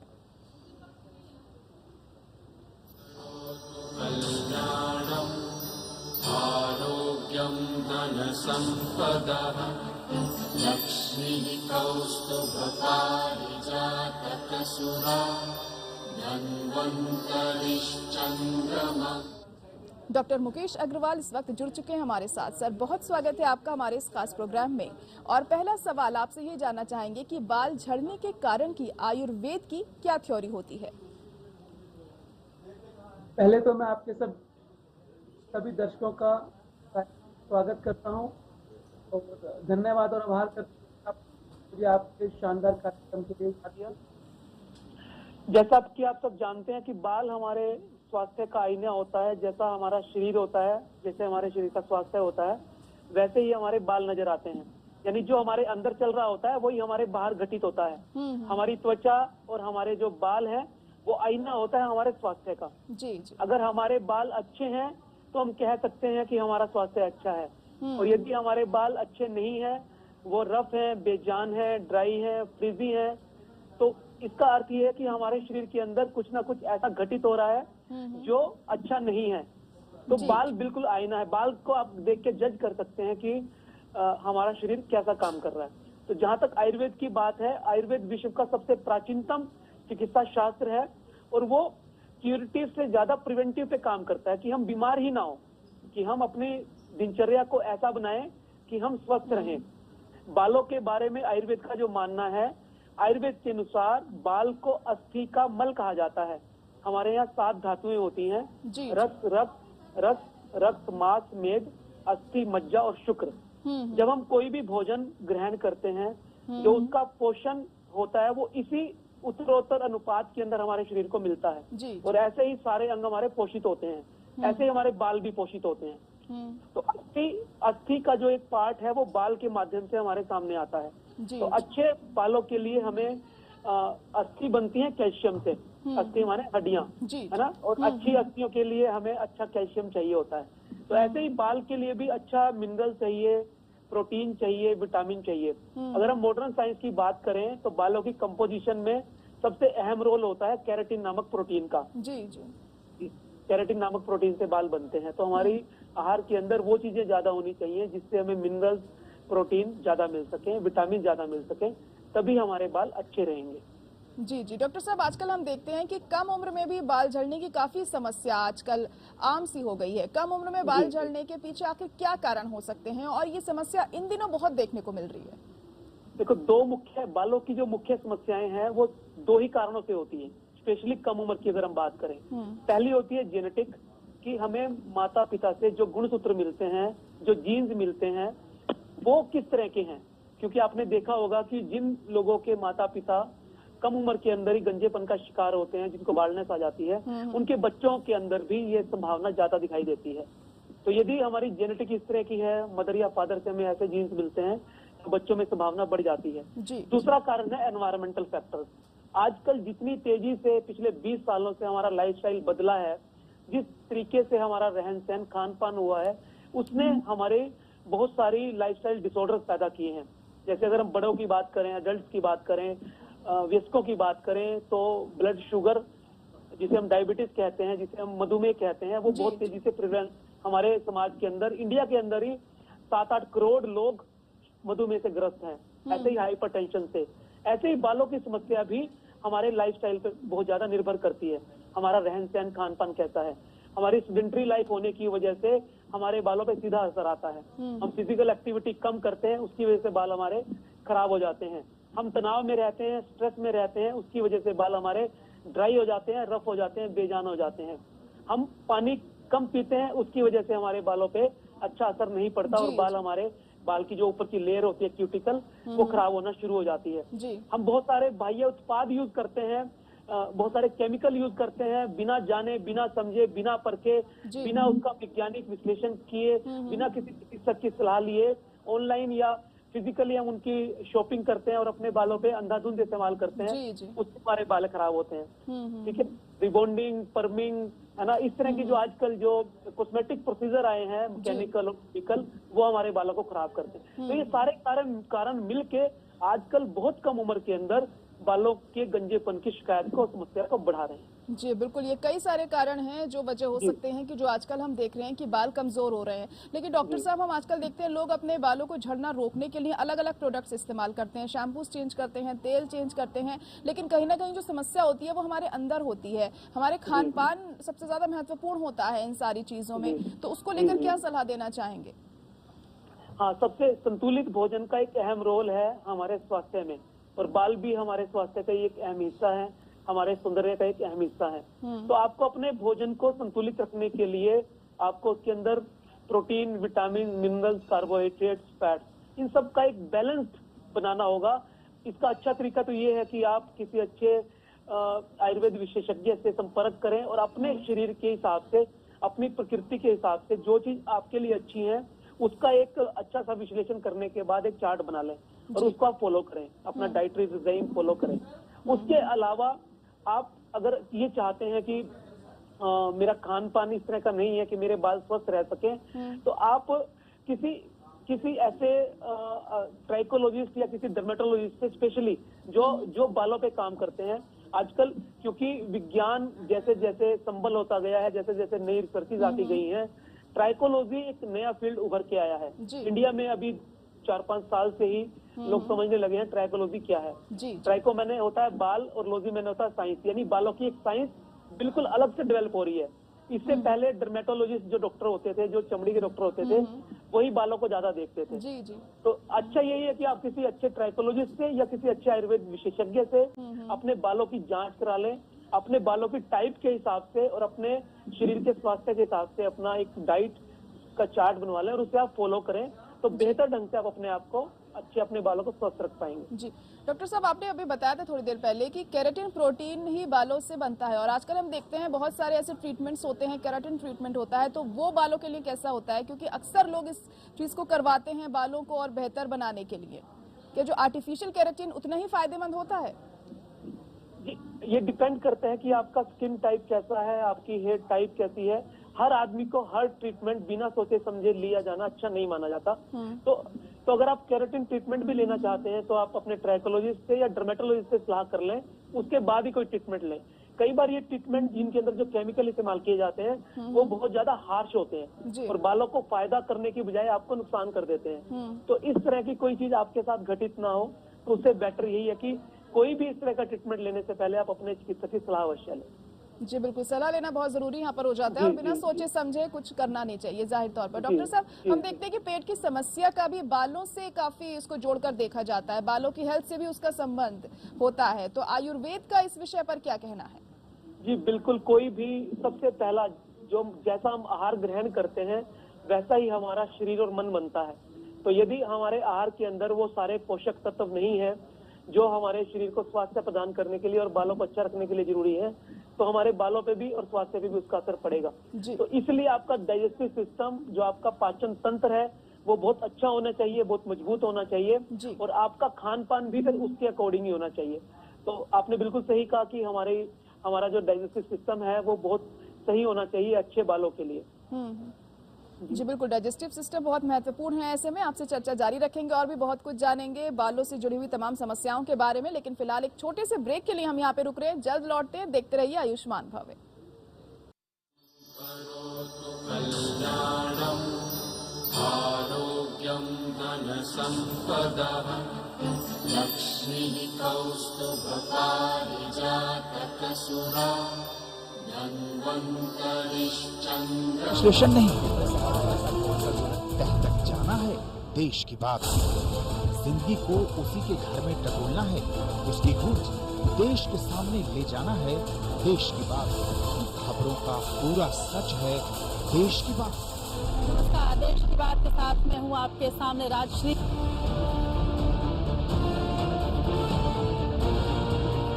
दूसरों की जिम्मेदारी पर सवाल उठाने वालों की भीड़ में अपनी जिम्मेदारी मानने वाला कोई तो हो। ये तेरी गलती है, ये उसका कसूर। आरोग्यं धनसम्पदः लक्ष्मीः कौस्तुभपारिजातकसुरा धन्वन्तरिश्चन्द्रमा। ब्रेक के बाद स्वागत है आपका आयुष्मान भव में। हमारे डॉक्टर साहब जुड़े हुए हैं लगातार। हम बात कर रहे हैं बालों की समस्याओं से जुड़ी हुई।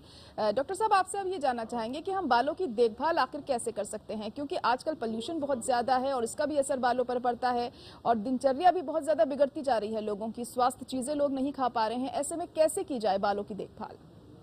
सबसे पहले तो आपको ये अश्योर करना है कि आपको सबसे 7 से 8 गिलास पानी अपनी दिनचर्या में पूरे दिन में 24 घंटे में शामिल करना है, क्योंकि आजकल गर्मी का मौसम वैसे ही है और बालों को और स्किन को बहुत ज्यादा हाइड्रेशन की जरूरत होती है जी। अगर स्किन को और बालों को पानी कम मिलेगा तो वो मुरझाना शुरू कर देंगे। जैसे पेड़ को इन दिनों में पानी नहीं मिले तो वो मुरझा जाता है, ऐसे ही हमारे बाल होते हैं।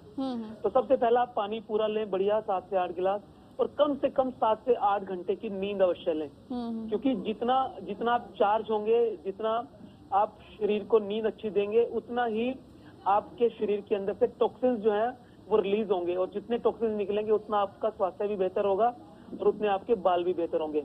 इसके साथ साथ आप अगर स्ट्रेस में है तो थोड़ा सा मेडिटेशन जरूर अपने दिनचर्या में शामिल करें। 15 से 20 मिनट का मेडिटेशन शामिल करें। और जैसे हमने भोजन की बात की, तो भोजन आपका संतुलित होना चाहिए, उसके अंदर सारी चीजें हों, ये आप एश्योर करें। हरी सब्जियां, फल आप ज्यादा खाइए, रोटी बेशक कम खाइए, कार्बोहाइड्रेट कम लीजिए इन दिनों में, फैट कम लीजिए, लेकिन मिनरल्स के लिए हरी सब्जियां और फल आपने ज्यादा खाना है उसमें। और कम से कम 1 से 2 गिलास दूध आपने अपने दिनचर्या में शामिल जरूर करना है, और 1 या 2 बार दही आपने अपनी दिनचर्या में शामिल जरूर करनी है। नींबू का सेवन आप जरूर करें, दिन में 2 नींबू अवश्य लें। इन दिनों में एलोवेरा स्पेशली स्किन और बालों के लिए बहुत अच्छा माना जाता है। अपने बालों के अंदर आप हफ्ते में 2 बार एलोवेरा का जेल लगा सकते हैं, उसमें आधा नींबू और 1 चम्मच शहद मिक्स करके भी आप लगा सकते हैं, ताकि आपको बालों को बाह्य पोषण और न्यूट्रिशन मिलना शुरू हो जाए, जिससे आपके बालों की स्ट्रेंथ भी बनी रहे। ठीक है, आप मुल्तानी मिट्टी का भी गर्मी है आजकल इस्तेमाल कर सकते हैं। और यदि आपको डेंड्रफ है तो आप मेथी का पाउडर इस्तेमाल कर सकते हैं। मेथी दाना को भिगो दें रात को और सुबह उसको 1 घंटे के लिए बालों में लगा के छोड़ दें। तो इस तरह से आप रूटीन केयर अपने बालों की कर सकते हैं, लेकिन आपको एश्योर करना पड़ेगा कि आपके बाल तभी अच्छे रहेंगे जब आपका शरीर अच्छा रहेगा, क्योंकि बाल तो एक आईना है, जो अंदर चल रहा है वही बाहर उसमें दिखाना है। जी जी। डॉक्टर साहब, कोई ऐसा नुस्खा जानते हैं इस तरीके से, क्या कुछ हो सकता है कि जो रीग्रोथ को लेकर बालों की क्या कुछ अहम कदम उठाए जा सकते हैं? क्योंकि घरेलू उपाय तो कई हम देखते हैं, गूगल पे भी सर्च करें तो कई सारी चीजें मिल जाती हैं, लेकिन ये नहीं समझ में आता है कि कौन सी कारगर साबित होगी, कौन सी नहीं। तो ऐसे में क्या करना चाहिए और किस तरीके से ये पता लगाया जाए कि ये सही बात है? मैं इस प्रश्न से पहले मैं बालों की एनाटॉमी और फिजियोलॉजी आपको थोड़ा समझाऊं आम भाषा में, ताकि सबको समझ आए। हमारे स्कैल्प के ऊपर 1 से 1.25 लाख बाल होते हैं लगभग, और हर महीने 1 सेंटीमीटर बाल हमारा बढ़ता है जी। तो यदि किसी व्यक्ति को 12 सेंटीमीटर लंबे बाल करने हैं या 5 इंच लंबे बाल करने हैं तो उसको 1 साल का समय चाहिए। ठीक है, और बालों का लाइफ, जैसे हमारा एक लाइफ साइकिल होता है, हमारा शरीर पहले बचपन में होता है, फिर जवानी में होता है, फिर बुढ़ापे की तरफ जाता है, ऐसे ही बालों के भी अपना लाइफ साइकिल होता है, और उसके 3 अलग अलग चरण होते हैं, जिसे हम anagen, telogen, catagen anagen telogen phase बोलते हैं। जब बाल झड़ता है तो वो अपने टेलोजन फेस में होता है, बुढ़ापे में होता है जी। और इस तरह के 20 से 22 साइकिल एक बाल को मिलते हैं और 3 से 5 साल की लाइफ एक बाल की होती है जी। यानी एक बाल जब बुढ़ापे की अवस्था में आता है और झड़ जाता है तो वो दोबारा से 3 से 5 साल के लिए हमें वापस मिल जाता है।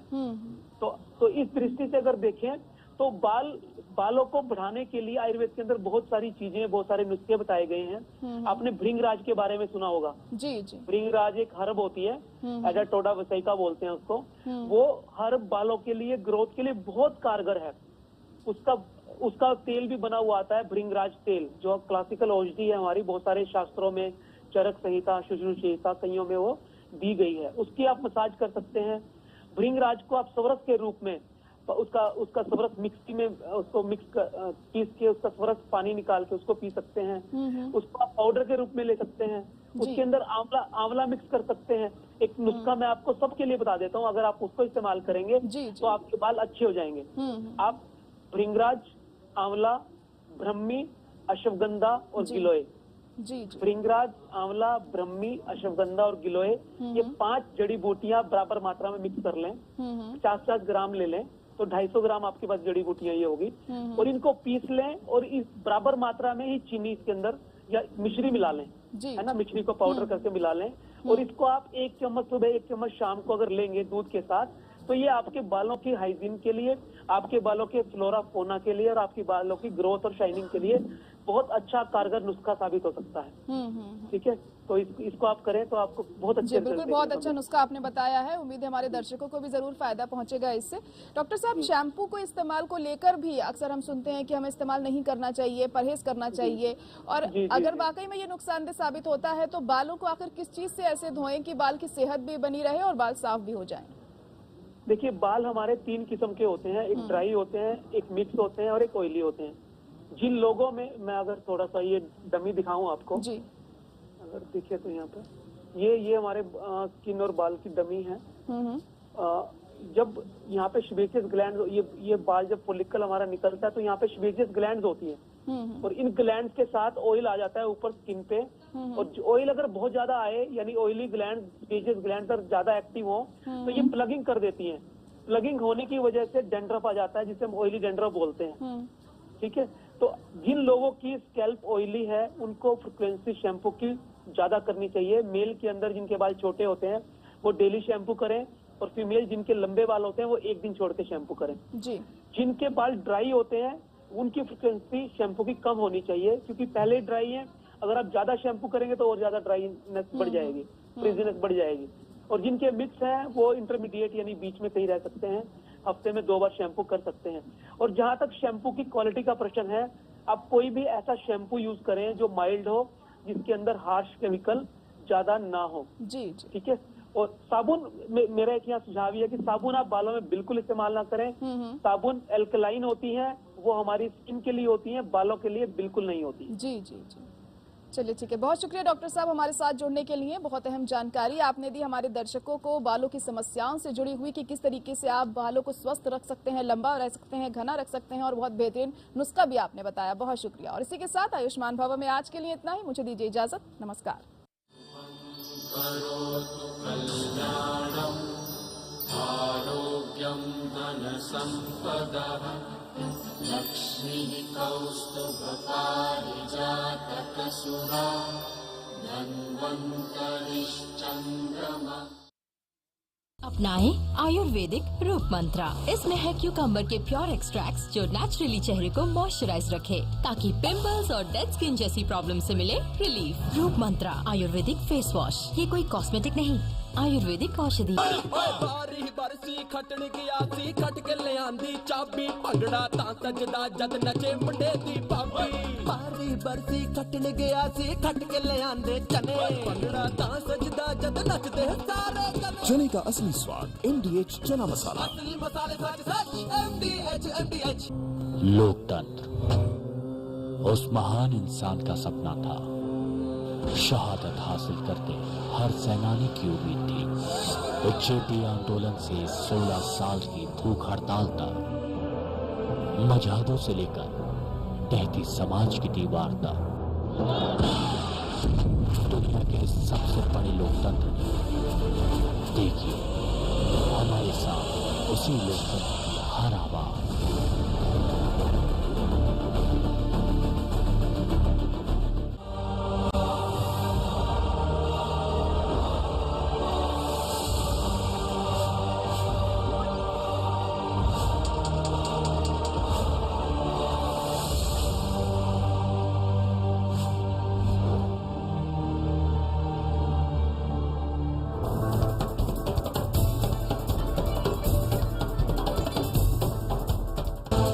जब खबरों की तो सिर्फ बातों से विश्लेषण नहीं, तह तक जाना है देश की बात। जिंदगी को उसी के घर में टटोलना है, उसकी गूंज देश के सामने ले जाना है देश की बात। खबरों का पूरा सच है देश की बात। नमस्कार, देश की बात के साथ मैं हूँ आपके सामने राजश्री।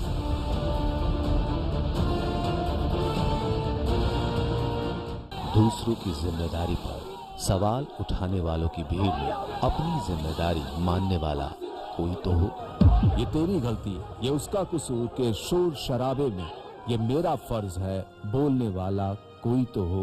खबरें बनाने वालों की दुनिया में खबरें दिखाने वाला कोई तो हो। शुक्र है कोई तो है। एपीएन खबर है तो दिखेगी। लोकतंत्र उस महान इंसान का सपना था। शहादत हासिल करके हर सेनानी की उम्मीद थी। उच्चेटी आंदोलन से 16 साल की भूख हड़ताल तक, मजहदों से लेकर तहती समाज की दीवार तक, दुनिया के सबसे बड़े लोकतंत्र ने देखिए हमारे साथ उसी लोकतंत्र की हर आवाज।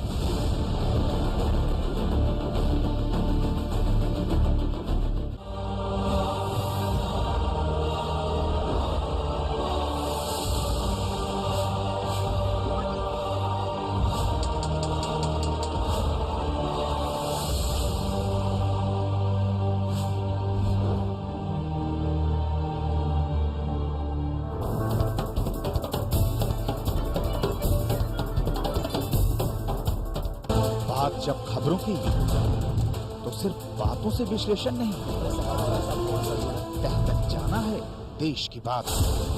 जिंदगी को उसी के घर में टटोलना है, उसकी गूंज देश के सामने ले जाना है देश की बात। खबरों का पूरा सच है देश की बात। नमस्कार, देश की बात के साथ मैं हूँ आपके सामने राजश्री।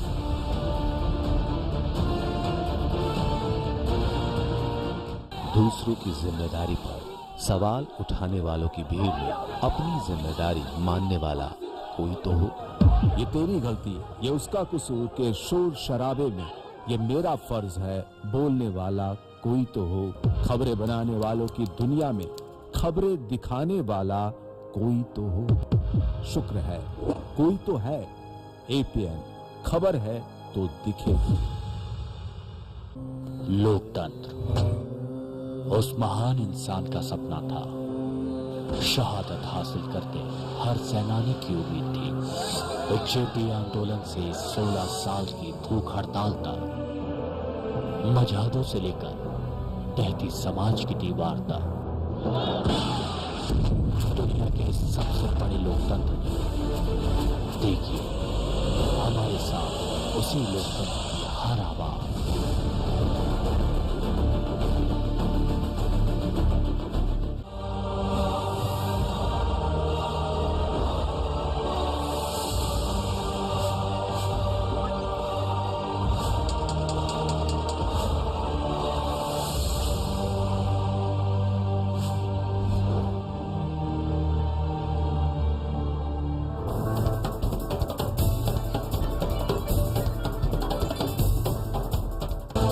जब खबरों की तो सिर्फ बातों से विश्लेषण नहीं, तह तक जाना है देश की बात। जिंदगी को उसी के घर में टटोलना है, उसकी गूंज देश के सामने ले जाना है देश की बात। खबरों का पूरा सच है देश की बात। नमस्कार, देश की बात के साथ मैं हूँ आपके सामने राजश्री।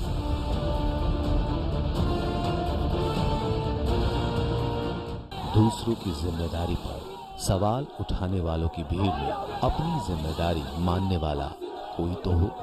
ये तेरी गलती है, ये उसका कसूर के शोर शराबे में ये मेरा फर्ज है बोलने वाला कोई तो हो। खबरें बनाने वालों की दुनिया में खबरें दिखाने वाला कोई तो हो। शुक्र है कोई तो।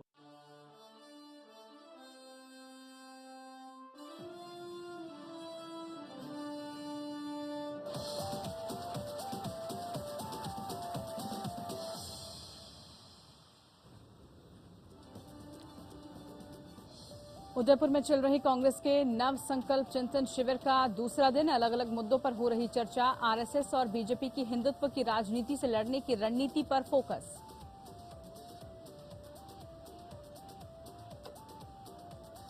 चिंतन शिविर के बीच कांग्रेस को लगा झटका। कांग्रेस के वरिष्ठ नेता और पंजाब के पूर्व अध्यक्ष सुनील जाखड़ का पार्टी से इस्तीफा। कांग्रेस आलाकमान पर लगाया पक्षपात का आरोप। सभी पदों से हटाने पर छलका दर। दिल्ली के मुंडका अग्निकांड में फैक्ट्री मालिक के दोनों बेटे गिरफ्तार। अग्निकांड में 27 लोगों की गई जान। सीएम केजरीवाल ने किया घटनास्थल का दौरा। जान गंवाने वालों को 10-10 लाख रुपए की मदद देने का ऐलान।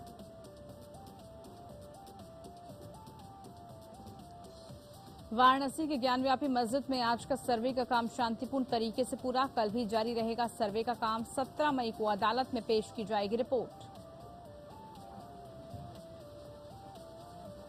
गेहूं की बढ़ती कीमतों के बीच मोदी सरकार का बड़ा फैसला। गेहूं के निर्यात पर सशर्त प्रतिबंध लगाया। नोटिफिकेशन में कहा गया भारत पड़ोसी देशों और अन्य कमजोर देशों की खाद्य सुरक्षा खतरे में।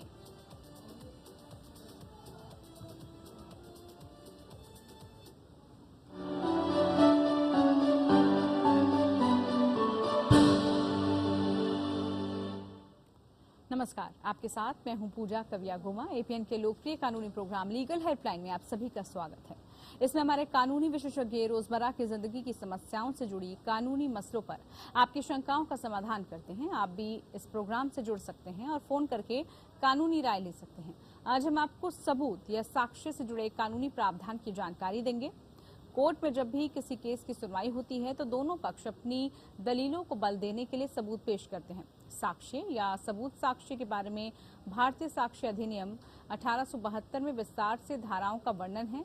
दीवानी हो या फौजदारी, दोनों ही प्रकार के मामले में अब इंडियन एविडेंस एक्ट या भारतीय साक्ष्य अधिनियम का उपयोग होता है। सबूत शब्द में वो सभी दस्तावेज शामिल हैं जिन्हें न्यायालय के समक्ष लाया जा सकता है और मामले के तथ्यों के बारे में अदालत को आश्वस्त किया जा सकता है। जब वादी किसी अन्य व्यक्ति पर आरोप लगाता है या वाद दायर करता है, तब वाद दायर करने वाले व्यक्ति या आरोप लगाने वाले व्यक्ति पर ही सबूत का भार होता है।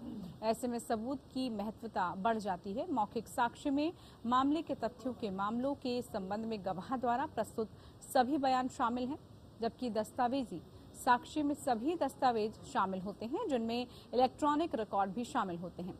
ये तो थी कुछ बुनियादी जानकारी। सबूत से जुड़े तमाम पहलुओं पर विस्तार में जानकारी देंगे हमारे आज के कानूनी विशेषज्ञ अधिवक्ता केशरी कुमार तिवारी जी। तिवारी जी आपको सबूत से जुड़े तमाम नियम कानून की जानकारी देंगे। अगर आपका इस मसले से जुड़ा कोई भी सवाल है तो आप भी कार्यक्रम में जुड़ सकते हैं, फोन करके राय ले सकते हैं। हमारा फोन नंबर आपकी टेलीविजन स्क्रीन पर अब फ्लैश हो रहा है।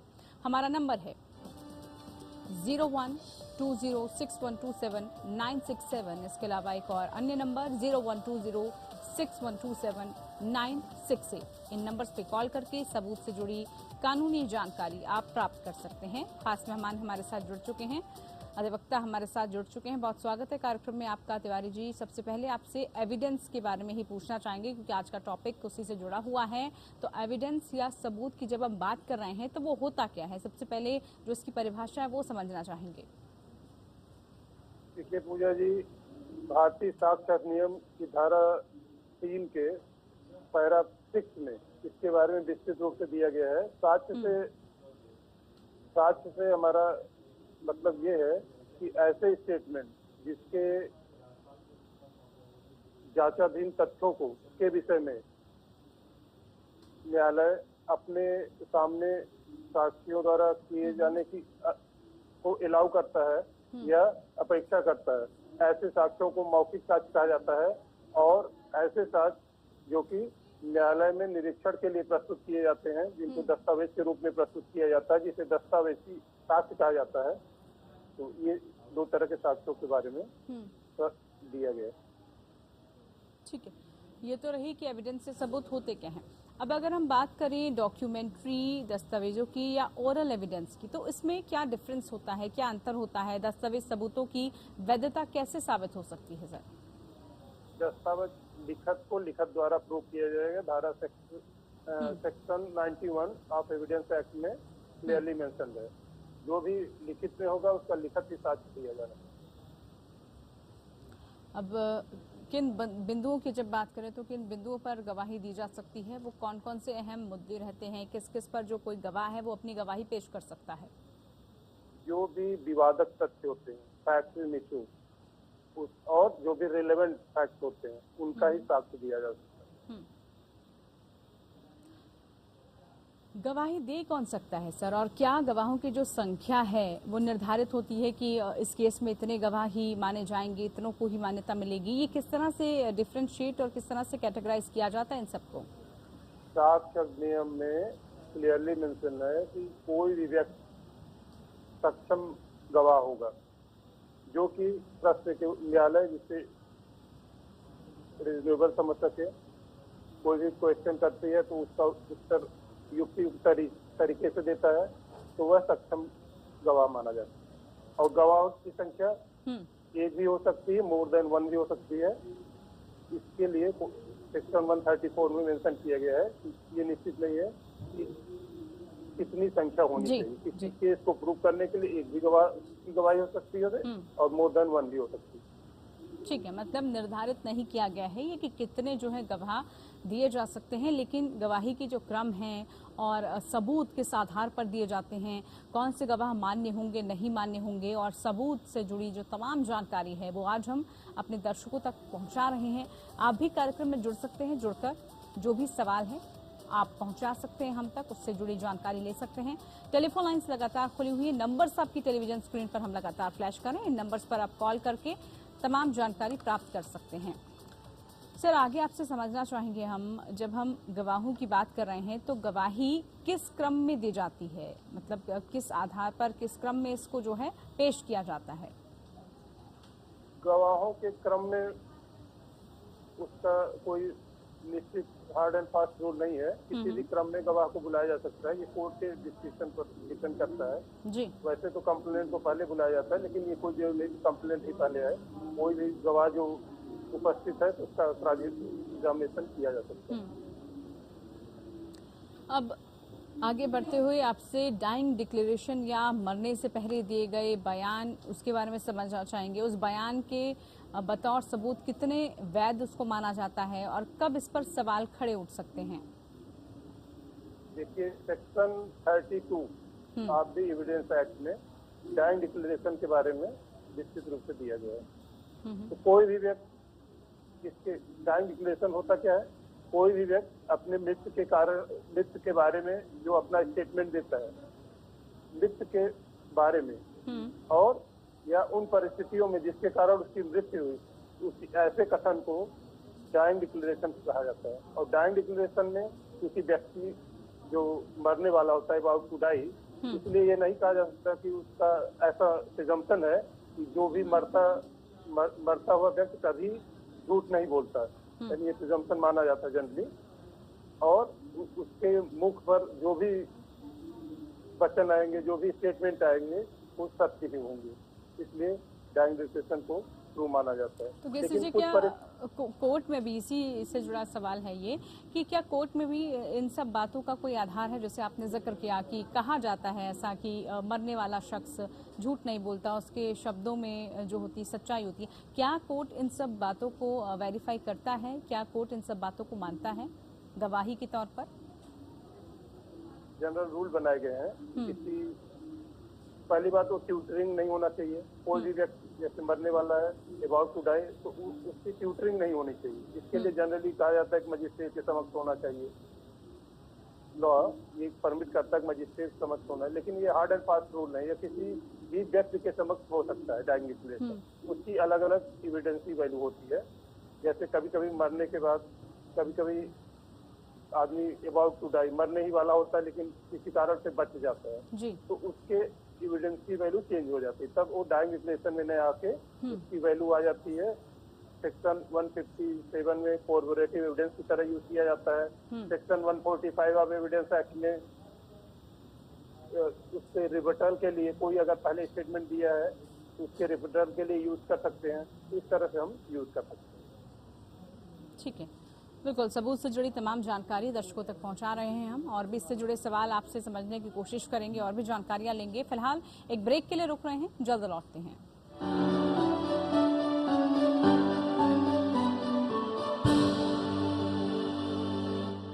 गोल्डी हिंग का तड़का लगे तो सभी दबा के खाते हैं। गोल्डी हिंग कण कण में जान।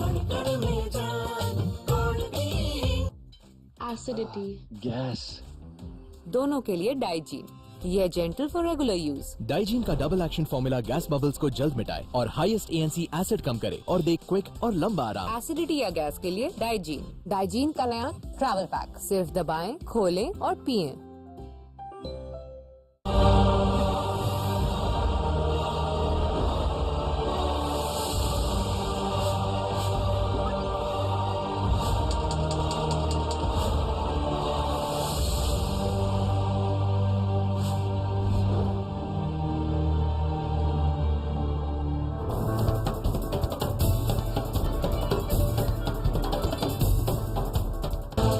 जब खबरों की तो सिर्फ बातों से विश्लेषण नहीं, तह तक जाना है देश की बात।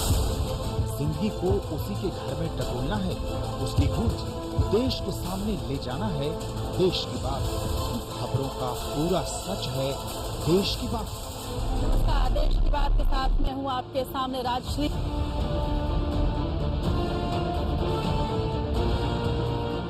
दूसरों की जिम्मेदारी पर सवाल उठाने वालों की भीड़ में अपनी जिम्मेदारी मानने वाला कोई तो हो। ये तेरी गलती, ये उसका कसूर के शोर शराबे में ये मेरा फर्ज है बोलने वाला कोई तो हो। खबरें बनाने वालों की दुनिया में खबरें दिखाने वाला कोई तो हो। शुक्र है कोई तो है। APN खबर है तो दिखेगी। लोकतंत्र उस महान इंसान का सपना था। शहादत हासिल करते हर सेनानी की उम्मीद थी। एक जेपी आंदोलन से 16 साल की भूख हड़ताल तक, मजहबों से लेकर तहती समाज की दीवार तक, दुनिया के सबसे बड़े लोकतंत्र में देखिए हमारे साथ उसी लोकतंत्र की हर आवाज।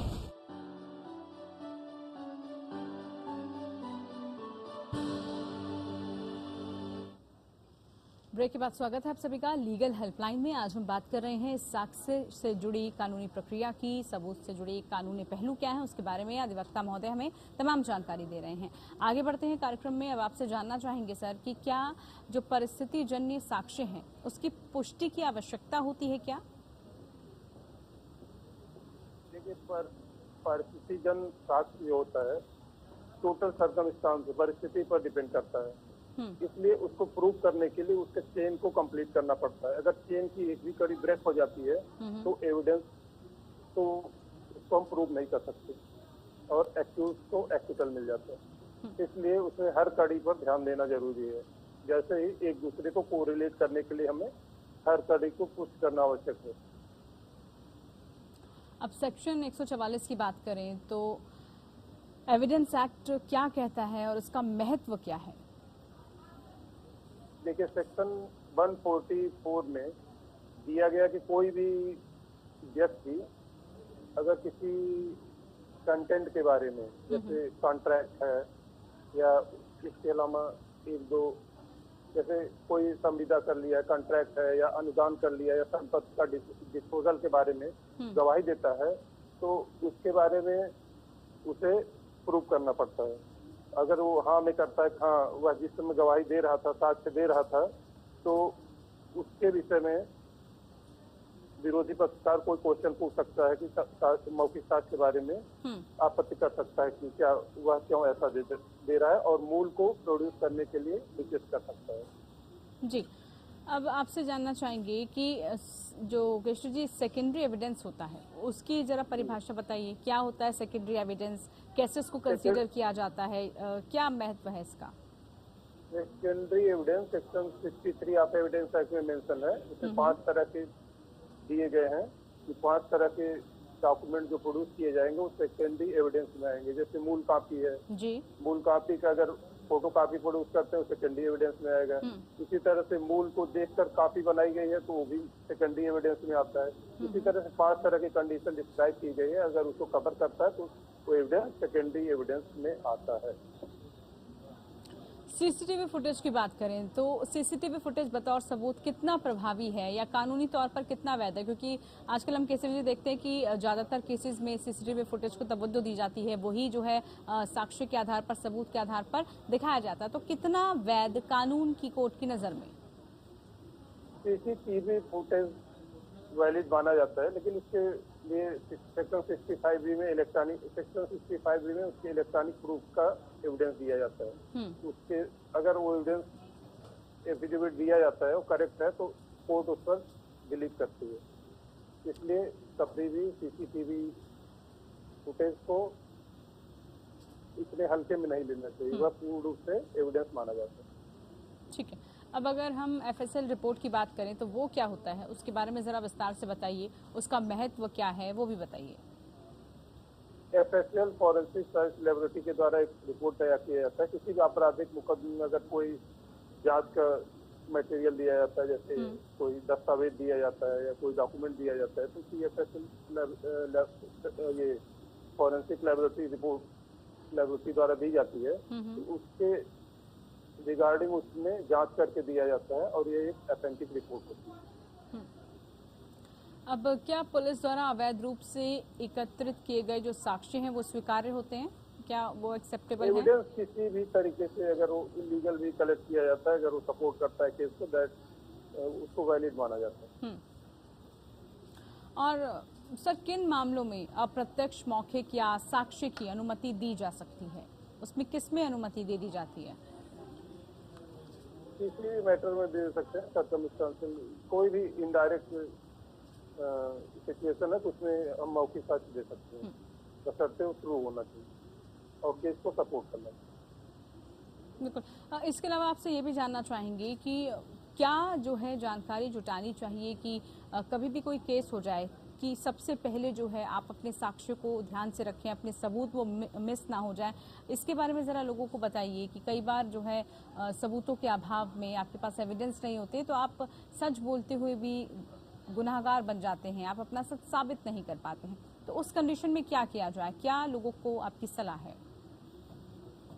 देखिए, कभी कहते हैं सत्य कभी नहीं आता, तो अगर आप अपनी तरफ से कोई भी ट्रूथ है उसको कोर्ट के सामने लाते हैं तो निश्चित रूप से वो कहीं कहीं कोरोबरेट होकर उसका रिजल्ट अच्छा आता है, क्योंकि सत्य कभी हारता नहीं, चाहे जितना भी लैक ऑफ एविडेंस हो, लेकिन लास्ट में हमें उसको सपोर्ट मिल जाता है। सब पूरा देखने के बाद, पूरे फैक्ट को देखने के बाद हमारा सपोर्ट मिल जाता है, फिर सपोर्ट हो जाता है।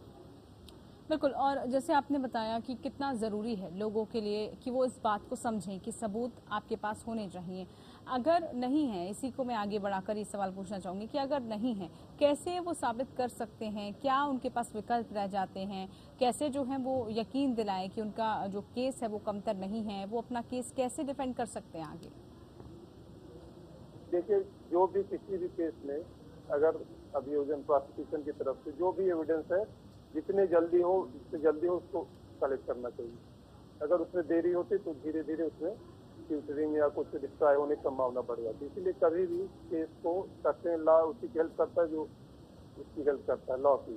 इसलिए कभी भी एविडेंस को कलेक्ट करने में देरी नहीं करना चाहिए और जो ट्रूथ हो उसको एज इट इज रखना चाहिए। इसमें अगर डिस्टॉर्ट करते हैं, अगर कुछ बनावटीपन लाते हैं तो हमारा केस और वीक हो जाता है। इसलिए हमें जो एग्जैक्ट है वही लाना चाहिए रिकॉर्ड पर।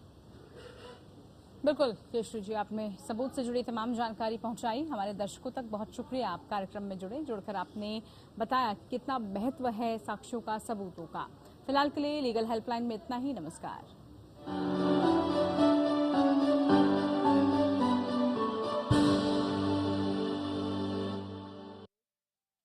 बातों से विश्लेषण नहीं, तह तक जाना है, देश की बात। जिंदगी को उसी के घर में टटोलना है, उसकी गूंज देश के सामने ले जाना है, देश की बात। खबरों का पूरा सच है, देश की बात। नमस्कार, देश की बात के साथ मैं हूँ आपके सामने राजश्री।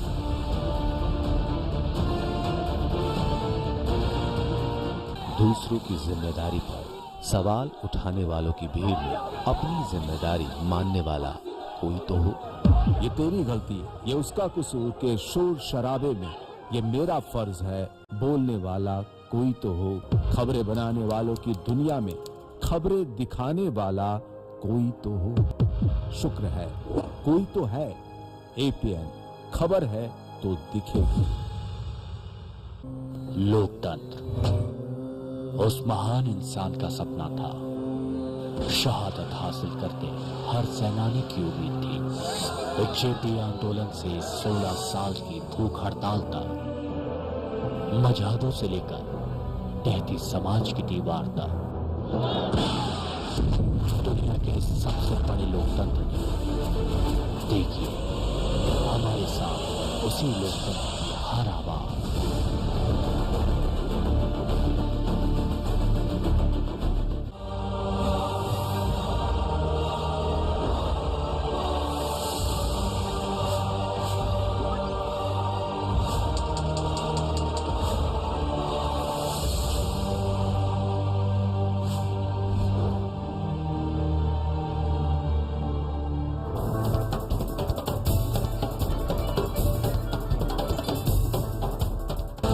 जब खबरों की तो सिर्फ बातों से विश्लेषण नहीं, तह तक जाना है, देश की बात।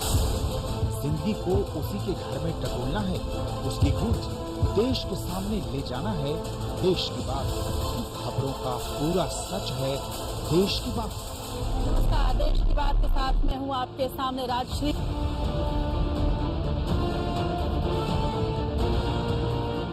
दूसरों की जिम्मेदारी पर सवाल उठाने वालों की भीड़ में अपनी जिम्मेदारी मानने वाला कोई तो हो। ये तेरी गलती है, ये उसका कसूर के शोर शराबे में ये मेरा फर्ज है बोलने वाला कोई तो हो। खबरें बनाने वालों की दुनिया में खबरें दिखाने वाला कोई तो हो। शुक्र है कोई तो है। एपीएन खबर है तो दिखेगी। लोकतंत्र उस महान इंसान का सपना था। शहादत हासिल करके हर सेनानी की उम्मीद थी। जेपी आंदोलन से 16 साल की भूख हड़ताल तक, मजहबों से लेकर तहती समाज की दीवार तक, दुनिया के सबसे बड़े लोकतंत्र ने देखिए हमारे साथ उसी लोकतंत्र की हर आवाज।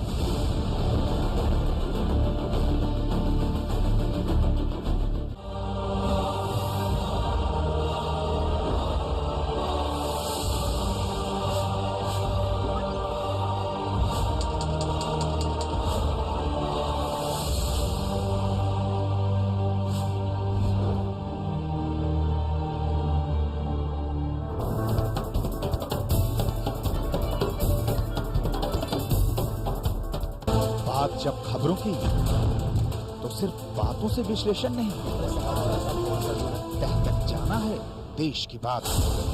जिंदगी को उसी के घर में टटोलना है, उसकी गूंज देश के सामने ले जाना है, देश की बात। खबरों का पूरा सच है, देश की बात। नमस्कार, देश की बात के साथ मैं हूँ आपके सामने राजश्री।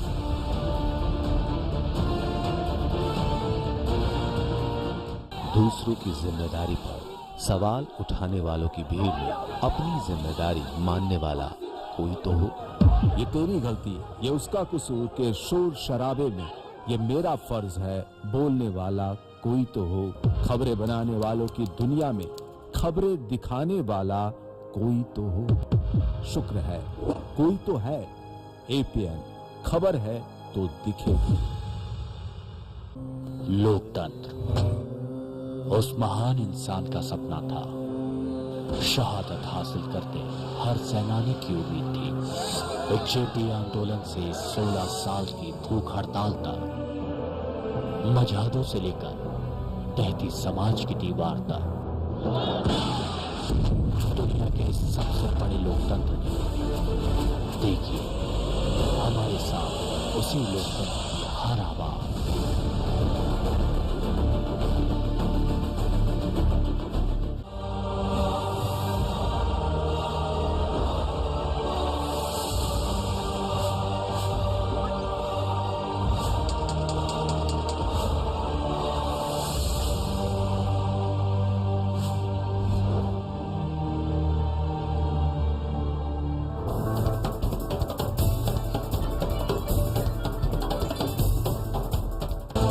जब खबरों की तो सिर्फ बातों से विश्लेषण नहीं, तह तक जाना है देश की बात।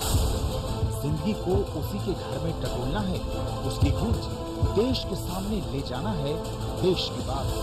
खबरों का पूरा सच है देश की बात। नमस्कार, देश की बात के साथ मैं हूँ आपके सामने राजश्री।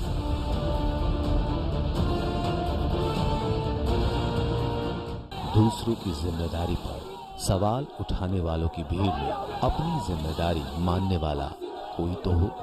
ये तेरी गलती, ये उसका कसूर के शोर शराबे में ये मेरा फर्ज है बोलने वाला कोई तो हो। खबरें बनाने वालों की दुनिया में खबरें दिखाने वाला कोई तो हो। शुक्र है कोई तो है। APN खबर है तो दिखेगी। लोकतंत्र उस महान इंसान का सपना था। शहादत हासिल करके हर सेनानी की उम्मीद थी। जेपी आंदोलन से 16 साल की भूख हड़ताल तक, मजहदों से लेकर तहती समाज की दीवार तक, दुनिया के सबसे बड़े लोकतंत्र ने देखिए हमारे साथ उसी लोकतंत्र की हर आवाज।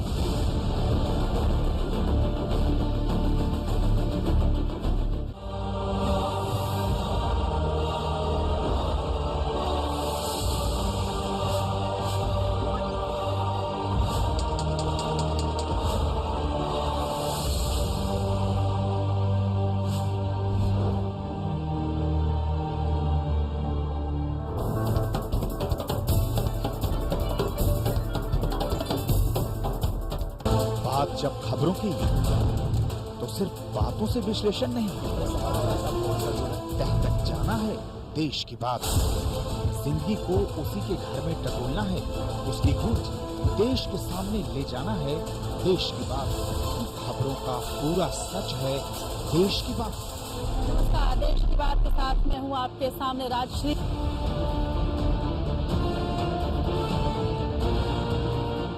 दूसरों की जिम्मेदारी पर सवाल उठाने वालों की भीड़ में अपनी जिम्मेदारी मानने वाला कोई तो हो।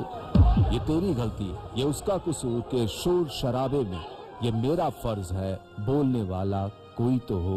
खबरें बनाने वालों की दुनिया में खबरें दिखाने वाला कोई तो हो।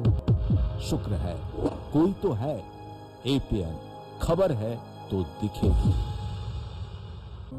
लोकतंत्र उस महान इंसान का सपना था। शहादत हासिल करके हर सेनानी की उम्मीद थी।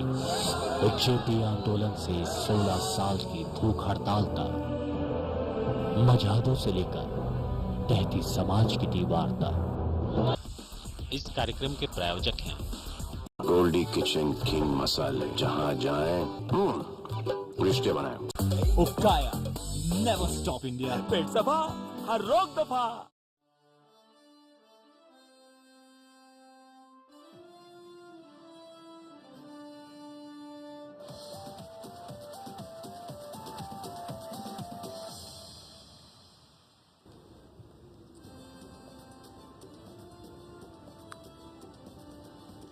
त्रिपुरा के मुख्यमंत्री विप्लव देव ने दिया इस्तीफा। कहा पार्टी का फैसला सर्वोपरि, आलाकमान के कहने पर छोड़ा अपना पद। गुजरात की तर्ज पर त्रिपुरा में भी मंत्री से लेकर संगठन तक में बड़े फेरबदल की संभावना। उदयपुर में चल रही कांग्रेस के नव संकल्प चिंतन शिविर का दूसरा दिन। अलग अलग मुद्दों पर हुई चर्चा। किसानों पर हुआ मंथन तो आरएसएस और बीजेपी की हिंदुत्व की राजनीति से लड़ने की रणनीति पर फोकस। चिंतन शिविर के बीच कांग्रेस को लगा झटका। कांग्रेस के वरिष्ठ नेता और पंजाब के पूर्व अध्यक्ष सुनील जाखड़ का पार्टी से इस्तीफा। कांग्रेस आलाकमान पर लगाया पक्षपात का आरोप, सभी पदों से हटाने पर छलका दर्द। दिल्ली के मुंडका अग्निकांड में फैक्ट्री मालिक के दोनों बेटे गिरफ्तार। अग्निकांड में 27 लोगों की गई जान। सीएम केजरीवाल ने दिया घटनास्थल का दौरा। जान गंवाने वालों को 10-10 लाख रुपए की मदद देने का ऐलान। वाराणसी की ज्ञानव्यापी मस्जिद में आज का सर्वे का काम शांतिपूर्ण तरीके से पूरा। कल भी जारी रहेगा सर्वे का काम। 17 मई को अदालत में पेश की जाएगी रिपोर्ट।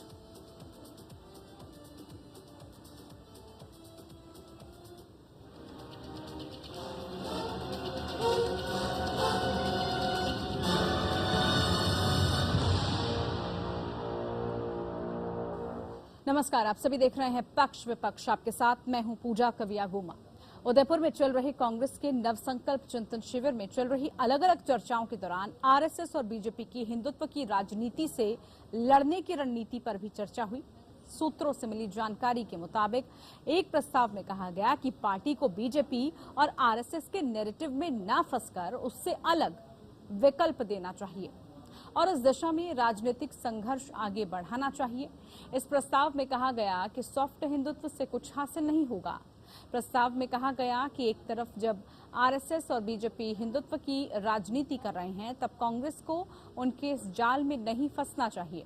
ऐसे में या तो कांग्रेस हिंदुत्व की राजनीति में देश को आरएसएस, बीजेपी से भी ज्यादा मजबूत कोई विकल्प दे या फिर राजनीतिक सोच और विकल्प देश के सामने रखे। कांग्रेस के चिंतन शिविर में किसानों और किसान हितों के मुद्दे पर भी चर्चा हुई। भूपेंद्र सिंह हुड्डा ने लीड लेते हुए किसानों की बेहतरी के लिए कई सुझाव दिए।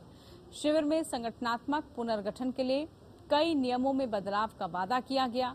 इस शिविर में पार्टी के टिकट पर वंशवाद को सीमित करने की भी बात कही गई। नेतृत्व के सभी स्तरों पर युवाओं की पदोन्नति और पदाधिकारियों के लिए कूलिंग ऑफ पीरियड्स का भी वादा पार्टी ने किया है। 5 साल के कार्यकाल पर भी जोर दिया गया। चिंतन शिविर के दौरान ये प्रस्ताव भी रखा गया कि कांग्रेस अध्यक्ष को एक ग्रीवेंस सेल का गठन भी करना चाहिए, जो कांग्रेस अध्यक्ष के साथ मिलकर नेताओं और कार्यकर्ताओं की शिकायतों का निपटारा कर सके। कांग्रेस चिंतन शिविर में राहुल गांधी को पार्टी का पूर्णकालिक अध्यक्ष बनाने की मांग उठी। इसकी मांग करते हुए केरल से कांग्रेस के लोकसभा सांसद टीएन प्रतापन ने बड़ी बात कही। उन्होंने कहा कि कांग्रेस अध्यक्ष को नियमित राजनेता होना चाहिए। कांग्रेस में संगठन चुनाव की प्रक्रिया जारी है, इसलिए उदयपुर चिंतन शिविर में कांग्रेस अध्यक्ष को लेकर औपचारिक चर्चा नहीं होनी चाहिए, लेकिन पार्टी नेतृत्व में स्पष्टता की मांग नेता कर रहे हैं।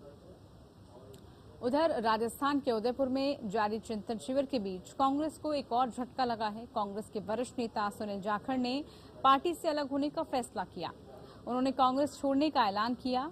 पंजाब कांग्रेस के पूर्व अध्यक्ष ने कांग्रेस में जातिगत समीकरण को ध्यान में रखकर की जा रही राजनीति पर सवाल उठाए और आलाकमान पर निशाना साधा।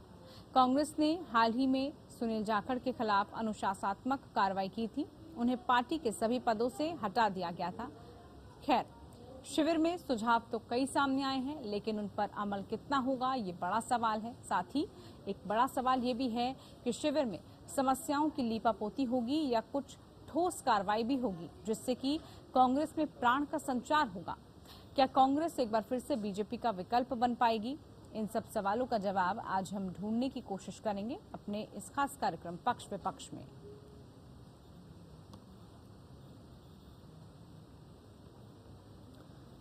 तो कांग्रेस का चिंतन शिविर उदयपुर में।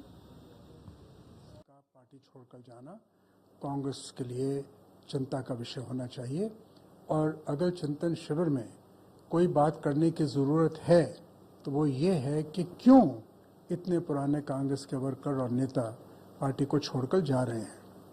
मगर जब एक वक्त आता है किसी चीज़ का, उस वक्त को हम बदल नहीं सकते। और मेरा ये मानना है कि सुनील जाखड़ का इस्तीफा एक ट्रेलर है।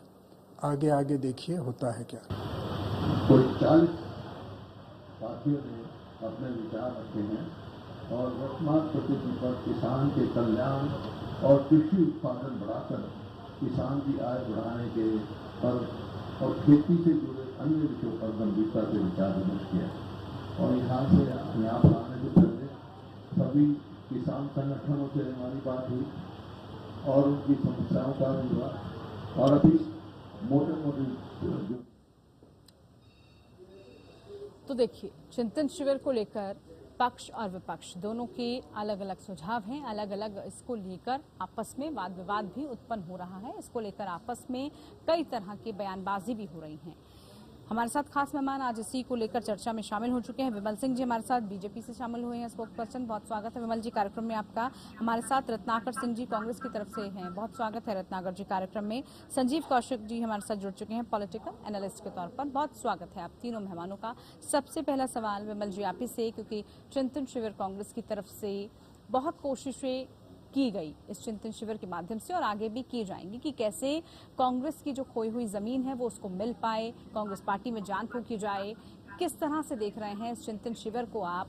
क्या कांग्रेस उन सभी सवालों के जवाब इसमें तलाश रही है, उन सभी मुद्दों को खोज रही है जो कहीं धूमिल हो गए थे? किस तरह से चिंतन शिविर को देखते हैं आप? देखिए, मैं बता देना चाहता हूँ, भारतीय जनता पार्टी एक संवेदनशील पार्टी है और हम लोग जो है प्रदेश का जो हमारा नेतृत्व है, या अगर हम मंडल की बात करें या हम जिला की बात करें, देखिए भारतीय जनता पार्टी ऐसी पार्टी है जो बूथ तक पहुंची है और जो पन्ना प्रमुख बनाने का भी काम की है। तो मैं कहना चाहता हूं कि देखिए कांग्रेस को जो है बहुत अच्छा उन्होंने काम किया, चिंतन शिविर बुलाकर और कार्यकर्ताओं के साथ साथ नेताओं को भी साधने का प्रयास किया है। लेकिन मैं कहना चाहता हूँ कि देखिए सबसे पहले देखिए परिवार का जो मुखिया होता है वो स्ट्रांग होना बहुत जरूरी है। मैं कहना चाहता हूँ कि जो परिवार के मुखिया है वही कमजोर है। जब तक परिवार का मुखिया स्ट्रांग नहीं होता है तब तक वो परिवार को नहीं साथ सकता है। आपने देखा किस तरीके से पंजाब में चुनाव थे और पंजाब में जिस तरीके से कर्नल जी और आपने देखा वहाँ के प्रदेश अध्यक्ष के सिद्धू जी के बीच में किस तरीके से चीजें हुई और उस वजह से पंजाब जैसे प्रदेश को जो है कांग्रेस के हाथों से वो निकलना पड़ा। तो मैं कहना चाहता हूँ कि देखिए सबसे अच्छा तो सबसे पहले तो ये है कि देखिए भारतीय जनता पार्टी के अंदर ये भारतीय जनता पार्टी कभी परिवारवाद की पार्टी नहीं है और हम परिवार को लेकर जो है नहीं सोचते हैं।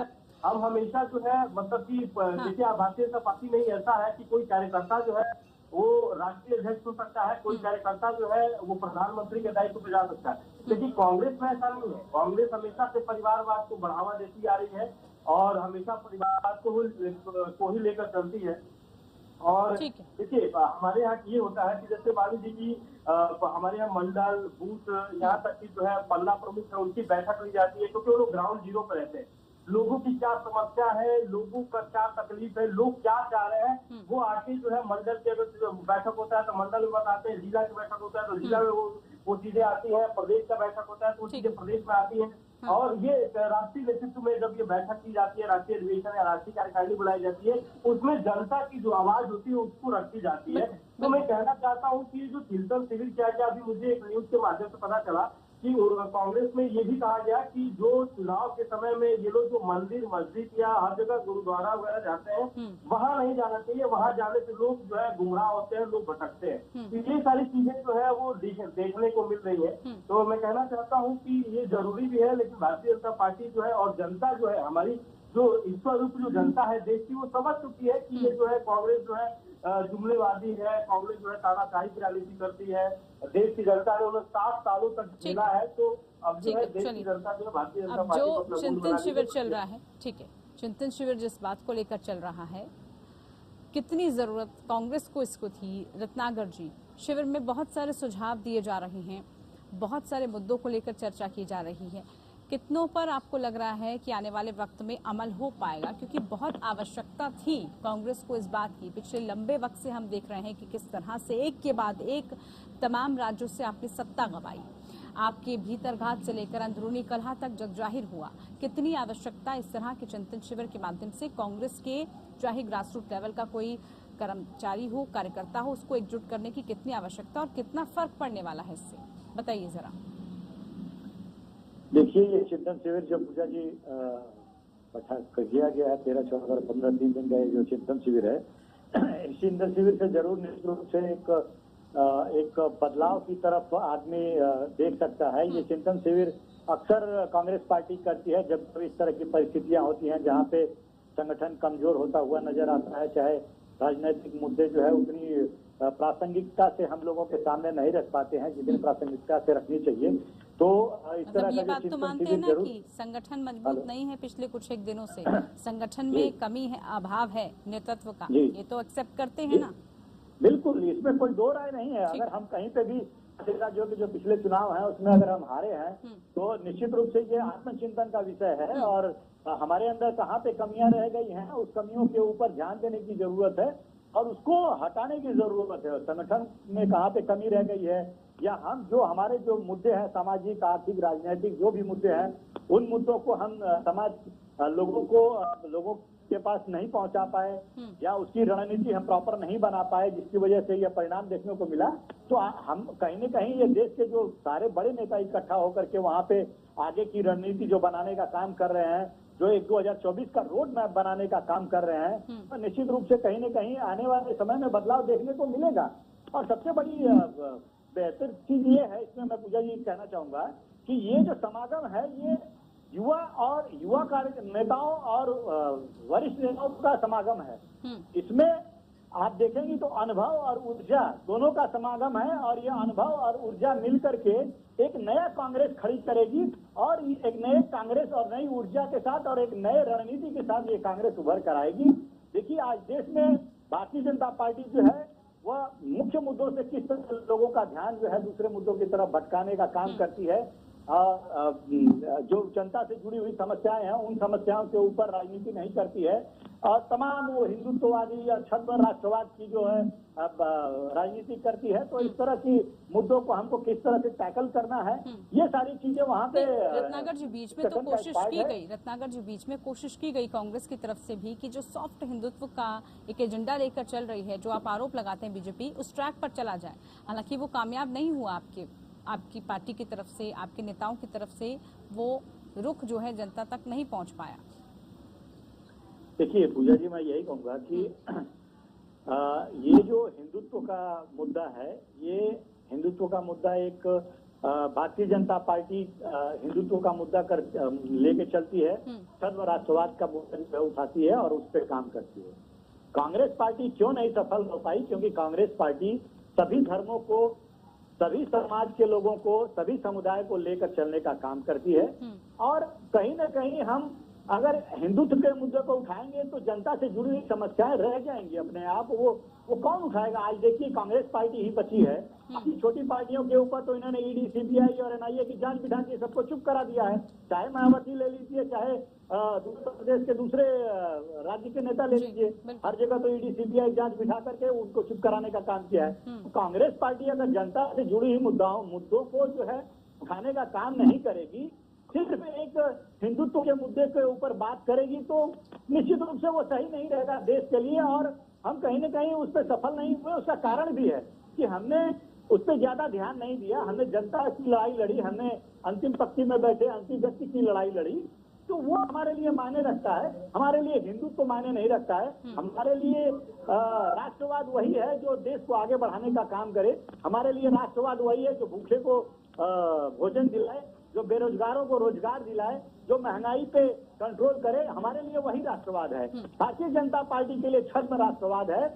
ये बात करते हैं कश्मीरी पंडितों की, देख लीजिए टारगेट किलिंग किस तरह से हो रहा है। 1990 में भी ये भाजपा समर्थित सरकार थी, उसमें भी कश्मीरी पंडितों की हत्या की जा रही थी। आज भी भारतीय जनता पार्टी की सरकार है, उसमें भी टारगेट किलिंग कश्मीरी पंडितों का किया जा रहा है। आपका ये मानना है चिंतन शिविर में जनता से जुड़े मुद्दों को आप उठाने की कोशिश करेंगे, लेकिन धरातल पर उसका असर कितना दिखेगा, इसको लेकर चर्चा करेंगे और साथ ही जानेंगे कि कैसे जो है अमल किया जाएगा इन सभी सुझावों को। ब्रेक के उस पार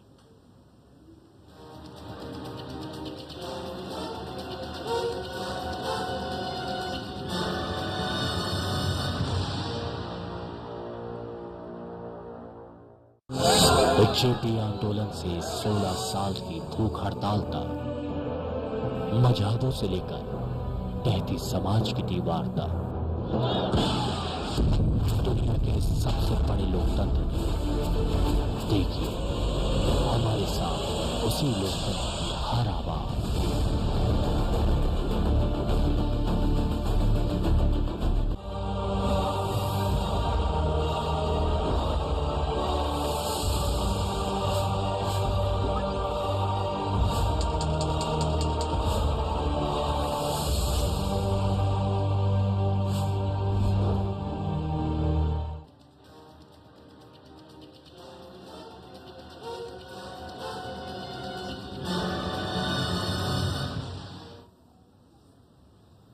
ब्रेक के बाद एक बार फिर से स्वागत है आप सभी का। बात आज कांग्रेस की। क्या कांग्रेस अब बीजेपी के सामने एक विकल्प के तौर पर, एक मजबूती के तौर पर अपने आप को साबित कर पाएगा? इस चिंतन शिविर के बाद कितना ज्यादा असर और अमल इसका जमीनी स्तर पर हो पाएगा? कितनी कांग्रेस में जान इसके बाद आ पाएगी? इसी को लेकर खास चर्चा हमारे साथ कर रहे हैं, खास मेहमान जुड़े हुए हैं।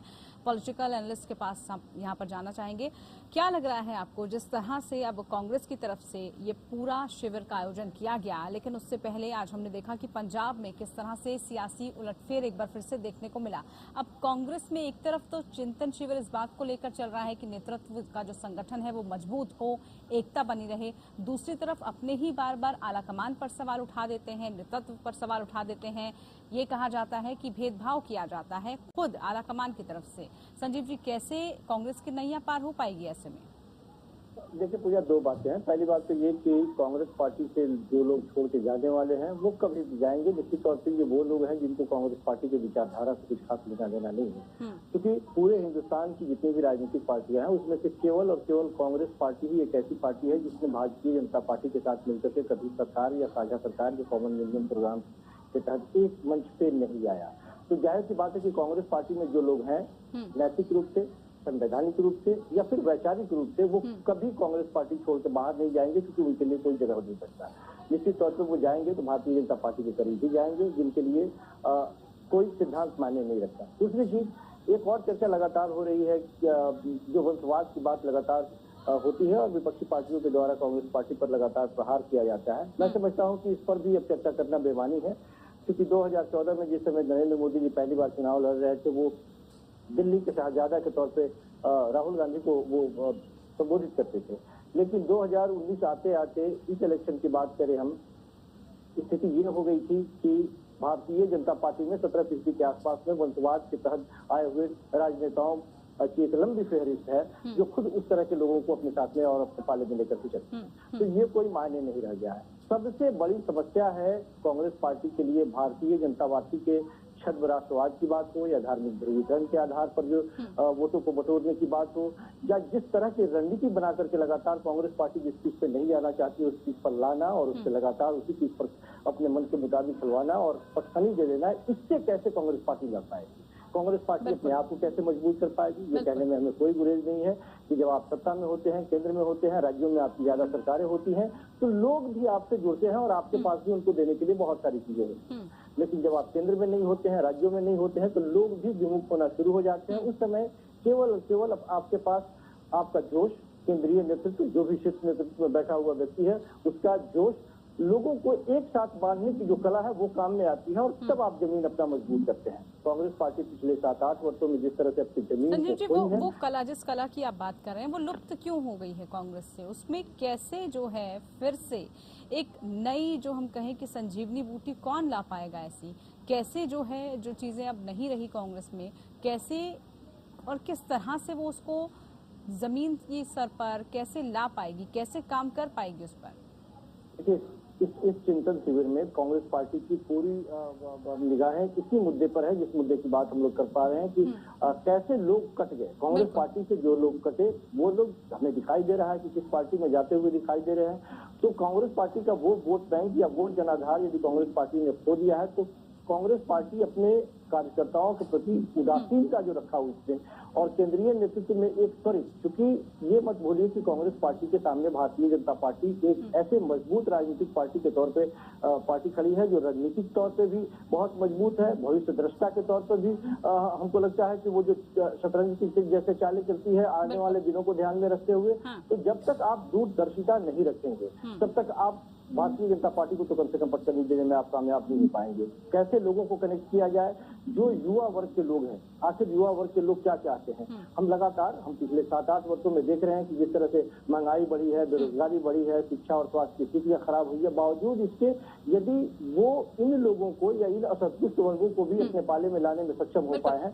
तो संजीव जी, इसी बात को मैं आगे बढ़ाऊंगी, आप ही की बात को आगे बढ़ाऊंगी। युवाओं को तरजीह कैसे मिले, इस बात को लेकर चर्चा की गई है।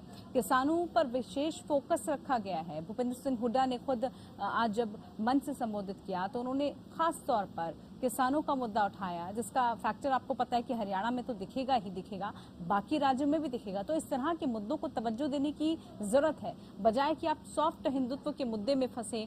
आप हिंदू कौन है, हिंदुत्व कौन है, इसको मन से साझा करें। इन सब बातों को आपको हटा कर रखना होगा।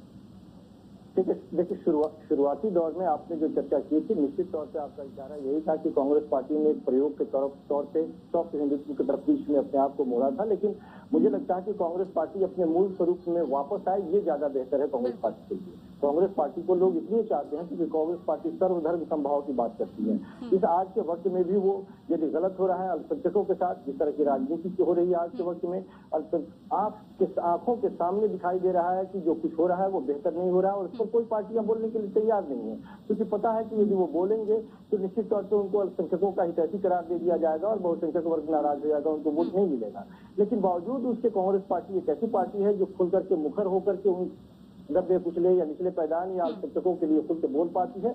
ये अब कांग्रेस पार्टी का मूल स्वभाव रहा है। तो जिस तरह से सर्वधर्म को लेकर के साथ में चलने की बात होती है, कांग्रेस पार्टी, इसलिए मैंने कहा कि अपने मूल स्वभाव में ही रहे, वो ज्यादा बेहतर है। कांग्रेस पार्टी यदि परिवर्तन करके, हाँ निश्चित तौर से बाकी रणनीतियों में वो अपने आप में परिवर्तन करे, वो एक अलग बात है, लेकिन जो मूल उनकी नीतियां हैं उस पर परिवर्तन करके कांग्रेस पार्टी पुनर्जीवित नहीं हो पाएगी। कांग्रेस पार्टी अपने उन्हीं रास्तों को मजबूत करने का प्रयास करे। संजीव जी रखी है, ये अहम पहलू है कि अपने मूल, अपनी वास्तविकता को ना भूले, उसको फिर से कायम करे, उसको फिर से आपको दिखाना होगा। रत्नाकर जी बताइए, क्या अब इसके बाद, चिंतन शिविर के बाद कुछ बदलाव देखने को मिलेगा? कुछ ठोस कार्रवाई भी हो सकती है, कुछ कड़े कदम उठा सकती है कांग्रेस, कुछ ऐसे लगे कि हाँ चिंतन शिविर हुआ और उसका रिजल्ट आपके सामने है, ऐसा कुछ देखें, उम्मीद करें? जी बिल्कुल, इस पे एकदम से सकारात्मक रहना ही चाहिए, क्योंकि ये चिंतन शिविर जो है वह सभी पहलुओं को लेकर के एक डिस्कशन का जो कार्यक्रम, 3 दिवसीय कार्यक्रम जो है वो चल रहा है, और उसमें सारे मुद्दों को समाहित किया गया है, चाहे सामाजिक, आर्थिक, राजनीतिक सारे मुद्दों हैं, उनको मुद्दों को समाहित किया गया है। उसमें सबसे प्रमुख बात भी अभी उठाई गई है अभी कल इसको, कि युवाओं को किस तरह से ज्यादा भागीदारी दी है, और इस पे सारे जो है नेतागण एक मत दिखे कि हम जो है युवाओं को ज्यादा से ज्यादा भागीदारी दें। और वहाँ पे चिंतन शिविर में भी कम से कम 40% युवा हैं, युवा कांग्रेस के नेता और कार्यकर्ता वहाँ पे मौजूद हैं, तो उनको भी किस तरह से उनकी आकांक्षाओं को जो है पूरा किया जाए, और किस तरह से वो, क्योंकि युवा ही जो है वो मोबिलाइज करते हैं। ज्यादातर है जमीनी पे कार्यकर्ता जो होते हैं वो युवा ही होते हैं, वही ज्यादा हार्ड वर्क कर सकते हैं, और अनुभवी लोग जो होते हैं वो सिर्फ एक रणनीतिकार की तरह अपनी बातों को या एक स्ट्रेटेजी तक काम कर सकते हैं।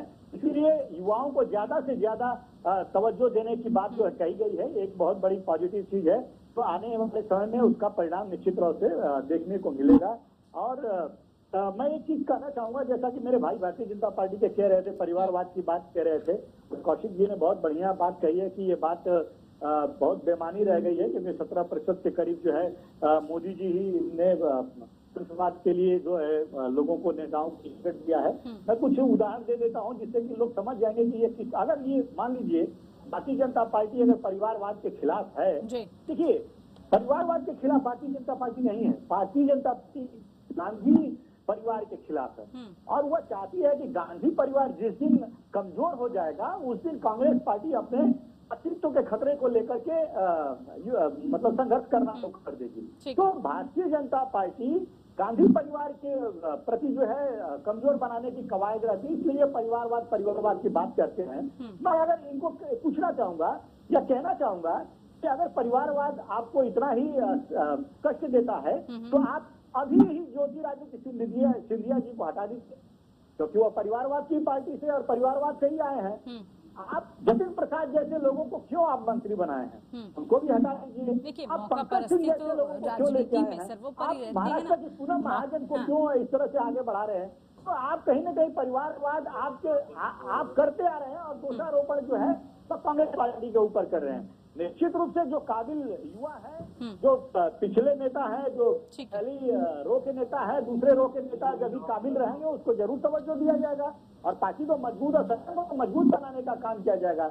और सारी ये जो उम्मीद भी यही की जा रही है, रत्नाकर जी, उम्मीद भी यही की जा रही है कि एक मजबूत जो है विपक्ष सामने निकल कर आए, अपने मुद्दों को जनता के सामने और जनता के मुद्दे सरकार के सामने रख पाए। बहुत शुक्रिया आप सभी खास मेहमानों को। इसी के साथ कांग्रेस के चिंतन शिविर को लेकर लगातार चर्चाएं तो चल रही हैं, लेकिन उसका असर कितना दिखेगा आने वाले वक्त में वो भी देखना होगा। और साथ ही साथ क्या कांग्रेस एक बार फिर से बीजेपी का विकल्प बन पाएगी, ये सबसे बड़ा सवाल है। फिलहाल के लिए खास पेशकश में इतना ही। बने रहिए हमारे साथ। नमस्कार।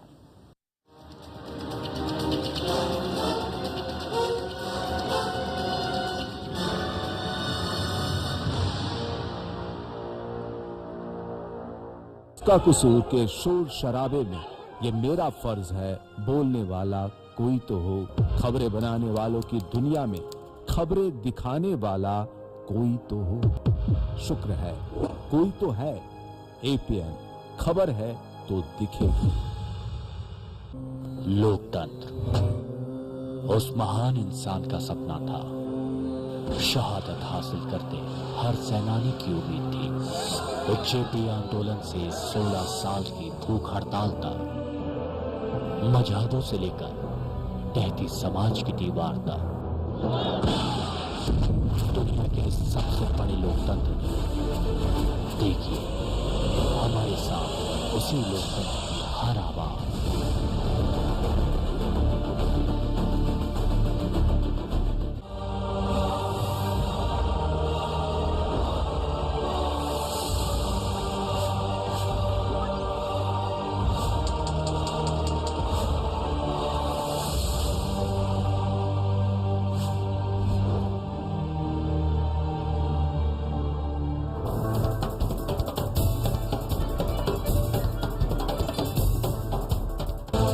जब खबरों की तो सिर्फ बातों से विश्लेषण नहीं, तह तक जाना है देश की बात। जिंदगी को उसी के घर में टटोलना है, उसकी गूंज देश के सामने ले जाना है देश की बात। खबरों का पूरा सच है देश की बात। नमस्कार, देश की बात के साथ मैं हूँ आपके सामने राजश्री।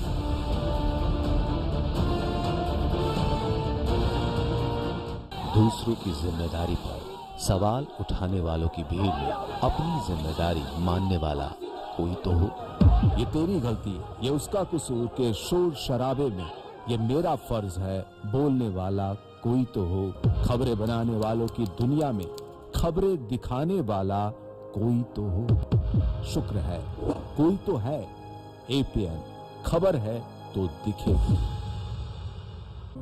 लोकतंत्र उस महान इंसान का सपना था। शहादत हासिल करते हर सेनानी की उम्मीद थी। जेपी आंदोलन से 16 साल की भूख हड़ताल तक, मजहबों से लेकर तहती समाज की दीवार तक, दुनिया के इस सबसे बड़े लोकतंत्र में देखिए हमारे साथ उसी लोकतंत्र की हर आवाज।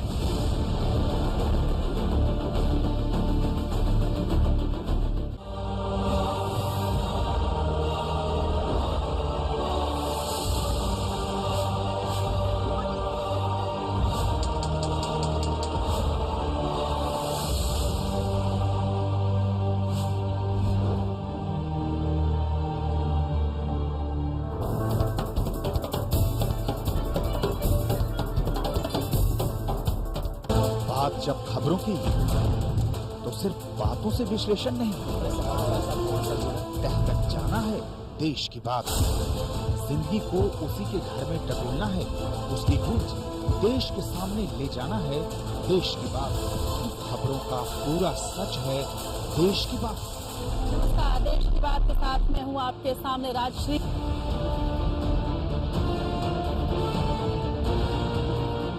दूसरों की जिम्मेदारी पर सवाल उठाने वालों की भीड़ में अपनी जिम्मेदारी मानने वाला कोई तो हो। ये तेरी गलती, ये उसका कसूर के शोर शराबे में ये मेरा फर्ज है बोलने वाला कोई तो हो। खबरें बनाने वालों की दुनिया में खबरें दिखाने वाला कोई तो हो। शुक्र है कोई तो है। एपीएन खबर है तो दिखेगी। लोकतंत्र उस महान इंसान का सपना था। शहादत हासिल करते हर सेनानी की उम्मीद थी। जेपी आंदोलन से 16 साल की भूख हड़ताल तक, मजहबों से लेकर तहती समाज की दीवार तक, दुनिया के सबसे बड़े लोकतंत्र में देखिए हमारे साथ उसी लोकतंत्र की हर आवाज।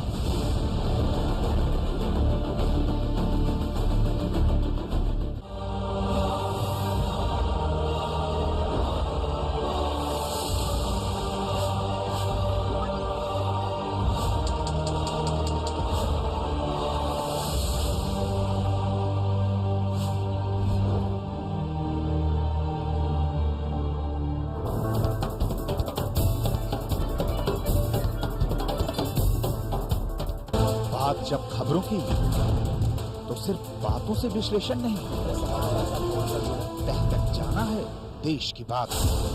जिंदगी को उसी के घर में टटोलना है, उसकी गूंज देश के सामने ले जाना है देश की बात। खबरों का पूरा सच है देश की बात। नमस्कार, देश की बात के साथ मैं हूँ आपके सामने राजश्री।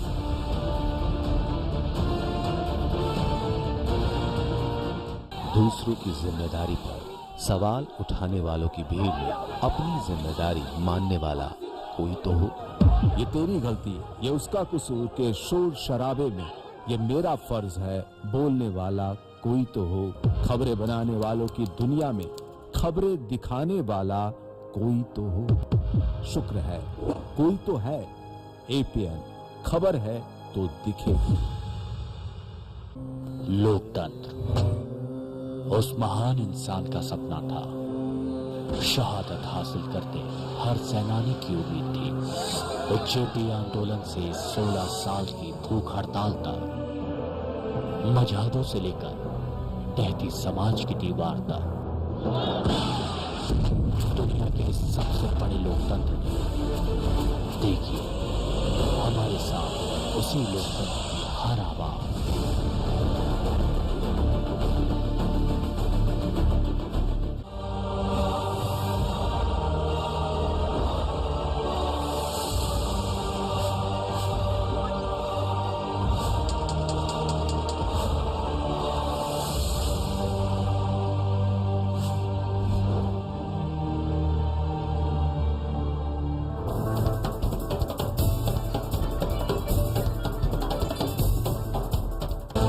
जब खबरों की तो सिर्फ बातों से विश्लेषण नहीं, तह तक जाना है देश की बात।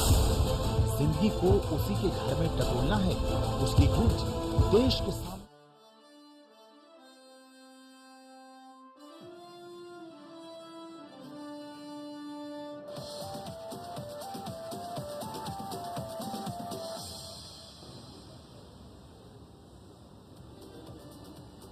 उत्तराखंड में चारधाम यात्रा को लेकर पुलिस प्रशासन व सख्त। चप्पे चप्पे पर हो रही यात्रियों की जांच। बिना रजिस्ट्रेशन वालों को नहीं है चारधाम की यात्रा की अनुमति।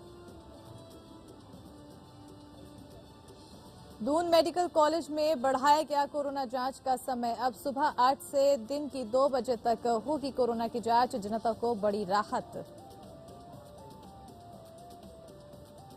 उधम सिंह नगर में नहीं थम रही खूनी वारदात। खनन विवाद को लेकर बीजेपी नेता की गोली मारकर की गई हत्या। क्षेत्र में मचा हड़कंप।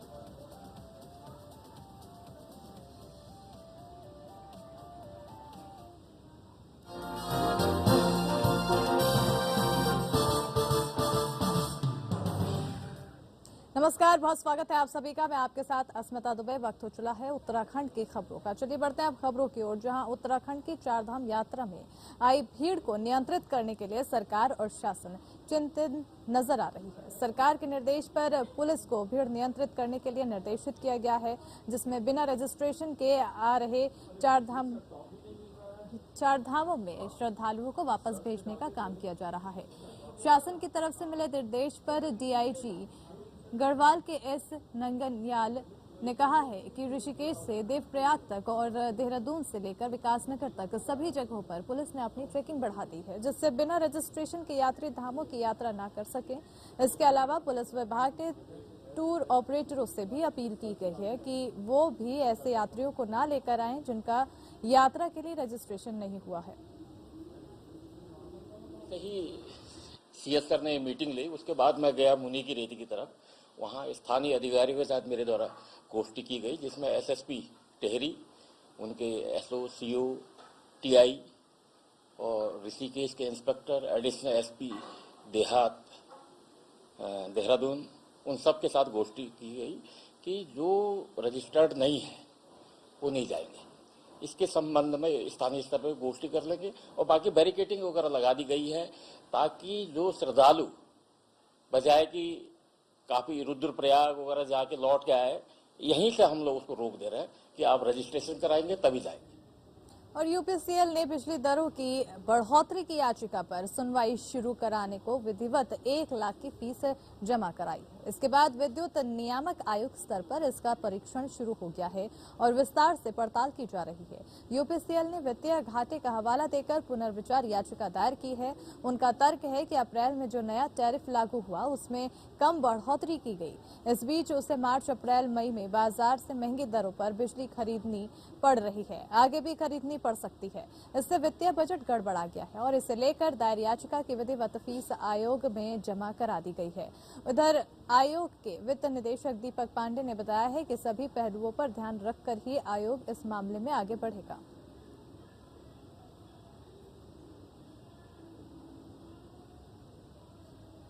वहीं देहरादून के दून मेडिकल कॉलेज में अब कोविड की जांच सुबह 8 बजे से लेकर दोपहर की 2 बजे तक होगी और इससे पहले यह जांच मात्र 2 घंटे तक ही की जा रही थी, जिसकी वजह से आम लोगों को काफी परेशानी का सामना करना पड़ रहा था। दून मेडिकल कॉलेज के प्राचार्य डॉक्टर आशुतोष सयाना ने संबंधित अनुभाग के डॉक्टरों को तलब किया है और व्यवस्था में सुधार लाने की बात कही है। साथ ही आदेश दिया है कि अब सुबह से लेकर दोपहर तक कोविड की जाँच की जाए।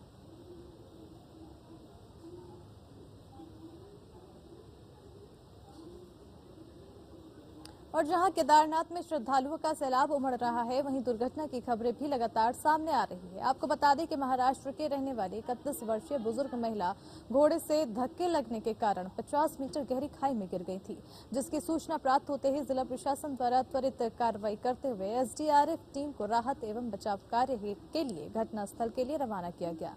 एसडीआरएफ के जवानों की टीम ने घटनास्थल पर पहुंचकर त्वरित राहत और बचाव कार्य किया और 50 मीटर खाई में गिरी महिला को पिट्ठू के माध्यम से मुख्य मार्ग पर लाया गया और 2 किलोमीटर स्ट्रक्चर के माध्यम से घायल महिला को विवेकानंद अस्पताल बेस कैंप केदारनाथ में उपचार के लिए पहुंचाया गया, जहां डॉक्टरों की टीम ने घायल महिला का तत्काल उपचार किया। और कुंड चोपता गोपेश्वर राष्ट्रीय राजमार्ग पर संसारी के निकट विगत तीन दिनों से तहसील मुख्यालय उखीमठ सहित मधमहेश्वर और तुंगनाथ घाटियों में सन्नाटा बरसने लगा है। केदारनाथ से बद्रीनाथ जाने वाले तीर्थ यात्रियों का रुख रुद्रप्रयाग से होने के कारण क्षेत्र का तीर्थाटन पर्यटन व्यवसाय खासा प्रभावित हो गया। और आपको बता दें कि समय रहते अगर राष्ट्रीय राजमार्ग पर यातायात बहाल नहीं होता है तो विभिन्न क्षेत्रों में खाद्यान्न संकट में आ सकता है। भूस्खलन से बाधित होने के कारण पूरे क्षेत्र में आवाजाही पूर्ण रूप से बंद हो चुकी है और इसका पूरा नुकसान क्षेत्रीय व्यवसायों को उठाना पड़ रहा है। होटलों की बुकिंग कैंसिल हो रही है, श्रद्धालुओं को परेशानी हो रही है। बाजारों में व्यापारियों के जो सामान है, खाद्यान्न के सामान के ट्रक हैं वो नहीं पहुंच पा रहे हैं, जिससे क्षेत्र में बड़ी खाद्यान्न की समस्या उत्पन्न होने की संभावना है। और मेरा विभाग से यही अनुरोध है कि जल्द से जल्द युद्ध स्तर पर इस कार्य को। इधर उत्तराखंड परिवहन निगम के अल्मोड़ा डिपो की आधा दर्जन से अधिक बसें इन दिनों चारधाम यात्रा में लगाई गई है, जिस कारण अल्मोड़ा से कई रूटों पर चलने वाली सेवाएं बाधित हो रही है। इससे जहां यात्रियों को दिक्कतों का सामना करना पड़ रहा है, वहीं डिपो को राजस्व का नुकसान भी झेलना पड़ रहा है। अल्मोड़ा डिपो के स्टेशन प्रभारी ने बताया है कि अल्मोड़ा डिपो से दैनिक रूट पर चलने वाली करीब 7 बसें इन दिनों चारधाम यात्रा में लगाई गई है, जिससे अल्मोड़ा से विभिन्न मार्गों पर चलने वाली सेवाएं बाधित हो रही है और इससे यात्रियों को परेशानी का सामना करना पड़ रहा है, साथ ही डिपो को भी घाटा हो रहा है। चारधाम यात्रा जो गाड़ियां हमारी लगी हुई हैं उसमें जो गाड़ियां हमारी दैनिक उसमें चलती थी शेड्यूल में, वो कटलमेंट हो रही हैं, जिससे परिवहन निगम अल्मोड़ा को आर्थिक हानि पहुंच रही है। और अगर ये चारधाम जो गाड़ियां लगाई गई हैं, 7 गाड़ियां, उनके परिप्रेक्ष्य में उन रूट में नहीं दूसरी गाड़ी दी जाए, जिससे रूट मार्ग संचालित हो सके और जिसे आई। और उधम सिंह नगर में बदमाशों ने ऐसा उद्यम मचाया हुआ है कि पूरा जनपद गोलियों की गड़गड़ाहट से दहला उठा है। और आपको बता दें कि जिले भर में गोलीकांड की घटनाएं दिन प्रतिदिन बढ़ती जा रही है, जहां जिला पुलिस प्रशासन इन घटनाओं को रोक पाने में नाकाम साबित होती दिखाई दे रही है। ताजा मामला रुद्रपुर का है, जिसमें खनन को लेकर उपजे विवाद में बीजेपी मंडल महामंत्री की गोली मारकर हत्या कर दी गई है। इससे पहले भी 1 महीने के अंतराल में 1 दर्जन गोलीकांड की घटनाएं घटित हो चुकी है। वहीं मामले में जिले के एसएसपी मंजुनाथ टीसी का कहना है कि पुलिस मामले की जांच और आरोपियों की गिरफ्तारी में जुटी है। जल्द घटना को अंजाम देने वालों को पकड़ लिया जाएगा। 10 बजे से लेकर 10:30 बजे के बीच में श्री संदीप काकी है, लगभग उम्र 35 साल के है। ये भी शांतिपुरी वार्ड का निवासी है। इनका और एक ललित मेहता है, ये मुख्य आरोपी है इसमें, वो भी खनन का काम करता है। इन दोनों के बीच में खनन को लेकर थोड़ा सा विवाद हुआ था। जो पट्टे है, पट्टे को जाने का रास्ता ये हमारे मृतक के खेत से होते हुए जाता है। इसका यहाँ पे डंपर खड़ा कर दिया था, जिसको लेके विवाद हुआ कि भाई यहाँ नहीं खड़ा करना है, आप आगे बढ़ाइए करके। इसी बात को लेकर ठनक हुई और जो मेन ललित मेहता है तो उसने गोली मार के सीधा एक गोली मार दिया और जिसके वजह से इसको गोली में चोट लगी और तत्काल मेडिसिटी हॉस्पिटल ले जाया गया। यहाँ पर जो है उसको मृतक घोषित। वहीं जनपद उत्तरकाशी में टिहरी बांध की झील के रेतीले दलदल में बड़ी मड़ी गांव का एक ग्रामीण पिछले 5 घंटे से फंसा हुआ था, जो जिंदगी और मौत के बीच संघर्ष कर रहा था। ग्रामीण ने दलदल में फंसने की सूचना पुलिस और राजस्व विभाग की टीम को दी, जिसके बाद रेस्क्यू टीम मौके पर पहुंची और दलदल में फंसे ग्रामीणों के निकालने के लिए ग्रामीण भी लगातार प्रयास करने पर व्यक्ति को सकुशल निकाला गया।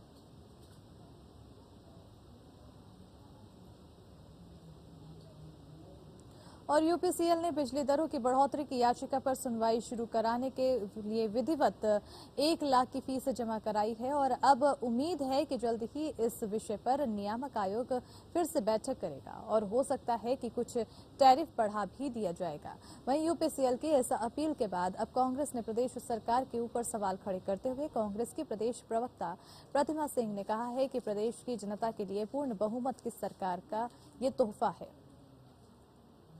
अगर एक लाइन में मुझे बोलना पड़े तो ये जो प्रदेश की जनता ने भारतीय जनता पार्टी को पूर्ण बहुमत दिया है, ये उसका तोहफा है इस जनता के लिए कि जिस दिन से सरकार सत्ता में दोबारा काबिज हुई है और दिन दुगनी रात चौगुनी की दर से महंगाई भी बढ़ रही है, उसी के अंतर्गत तो बिजली के जो रेट है वो भी बढ़ गए। अभी शुरुआत में ही आपने बढ़ाई रेट और उसके बाद फिर आप कह रहे हैं कि एटलीस्ट 20% तक की जो वृद्धि है वो होनी चाहिए। तो मुझे लगता है ये दर्शा रहा है कि सरकार को जनता के हितों से कोई सरोकार नहीं है। सरकार को सिर्फ सरकारी खजाने भरने से मतलब है और सरकार को सिर्फ अपने हितों से मतलब है। अगर ये ना होता तो आप सोचिए, जिस व्यक्ति को आपने मुख्यमंत्री बनाया उसको उसकी विधानसभा के लोग जहां 2 बार वो जनप्रतिनिधि रहे वहां से हराने का कार्य। चलिए यहाँ रुकते हैं फिलहाल छोटे से ब्रेक के लिए, जल्द हाजिर होंगे।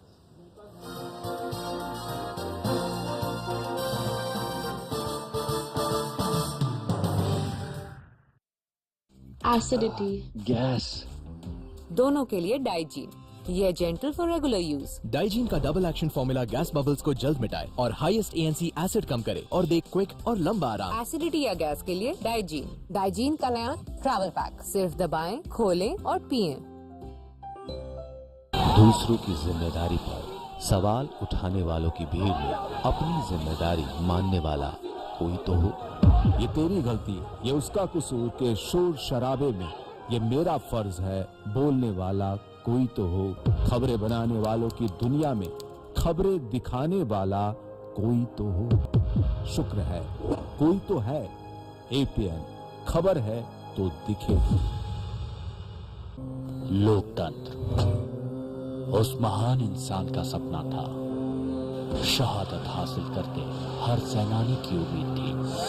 जेपी आंदोलन से 16 साल की भूख हड़ताल तक, मजहबों से लेकर टहती समाज की दीवार तक, दुनिया के सबसे बड़े लोकतंत्र में देखिए हमारे साथ उसी लोकतंत्र की हर आवाज।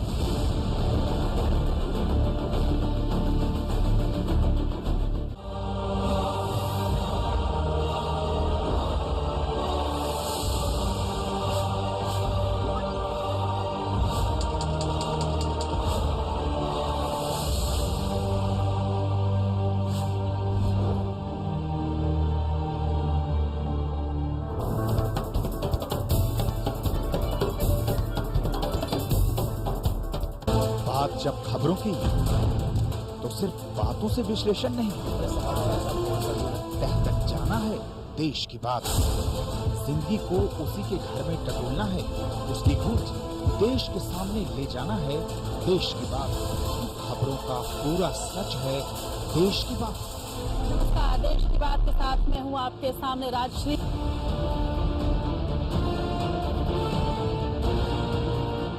दूसरों की जिम्मेदारी पर सवाल उठाने वालों की भीड़ में अपनी जिम्मेदारी मानने वाला कोई तो हो। ये तेरी गलती, ये उसका कसूर के शोर शराबे में ये मेरा फर्ज है बोलने वाला कोई तो हो। खबरें बनाने वालों की दुनिया में खबरें दिखाने वाला कोई तो हो। शुक्र है कोई तो है। एपीएन खबर है तो दिखेगी। लोकतंत्र उस महान इंसान का सपना था। शहादत हासिल करते हर सेनानी की उम्मीद थी। जेपी आंदोलन से 16 साल की भूख हड़ताल तक, मजहबों से लेकर तहती समाज की दीवार तक, दुनिया के सबसे बड़े लोकतंत्र ने देखिए हमारे साथ उसी लोकतंत्र की हर आवाज।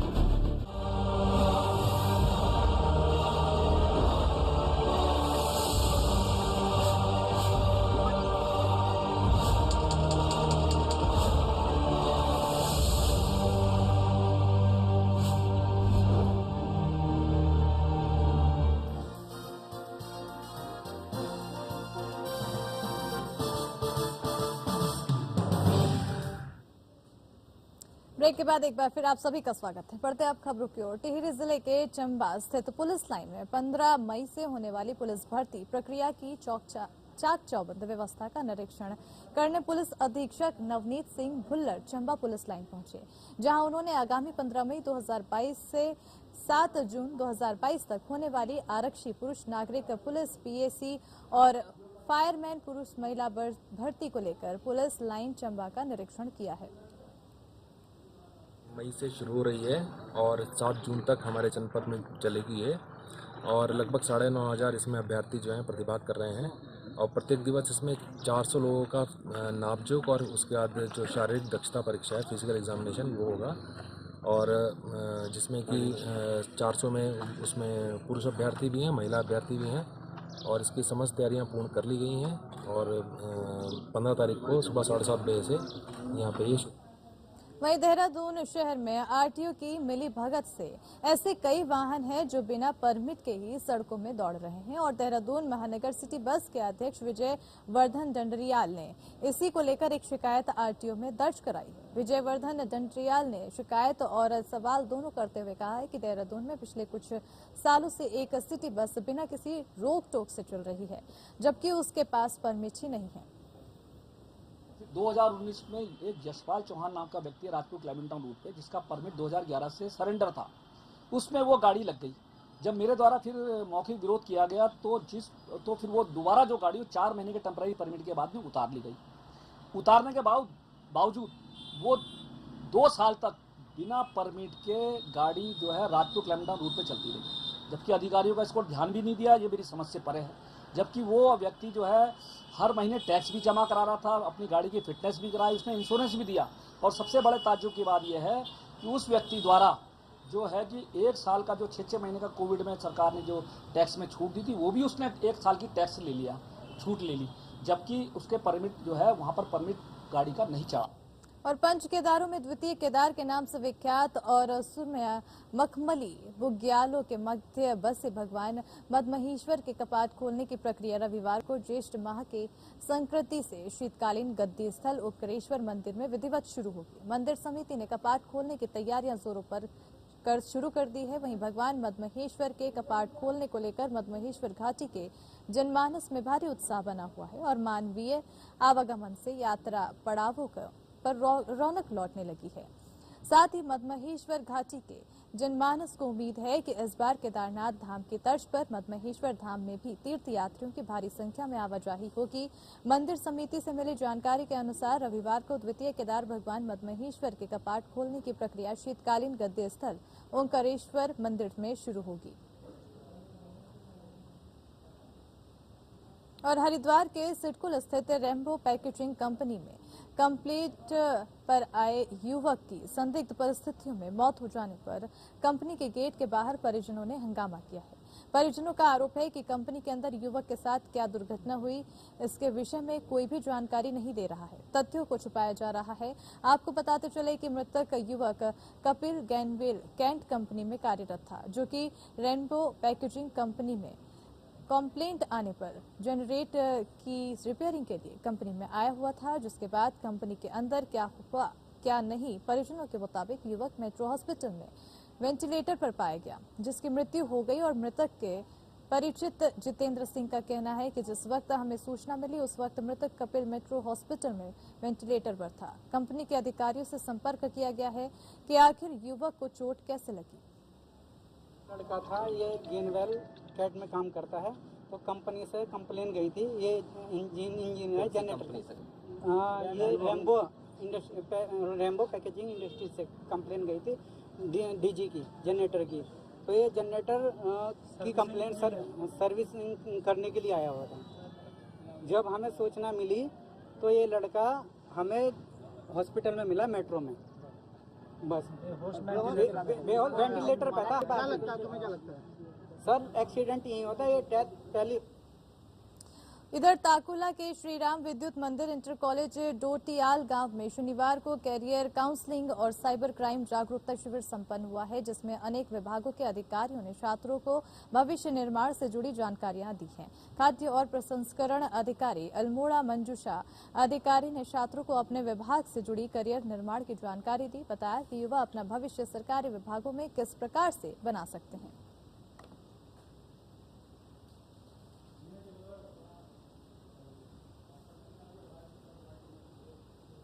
और इसी के साथ ही बुलेटिन में फिलहाल इतना ही। मुझे दीजिए इजाजत, नमस्कार।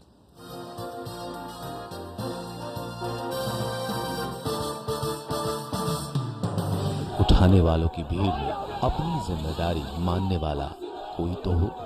ये तेरी गलती है, ये उसका कसूर के शोर शराबे में ये मेरा फर्ज है बोलने वाला कोई तो हो। खबरें बनाने वालों की दुनिया में खबरें दिखाने वाला कोई तो हो। शुक्र है कोई तो है। एपीएन खबर है तो दिखेगी। लोकतंत्र उस महान इंसान का सपना था। शहादत हासिल करके हर सेनानी की उम्मीद थी। एक जेपी आंदोलन से 16 साल की भूख हड़ताल तक, मजहदों से लेकर बहती समाज की दीवार तक, दुनिया के सबसे बड़े लोकतंत्र में देखिए हमारे साथ उसी लोकतंत्र की हर आवाज।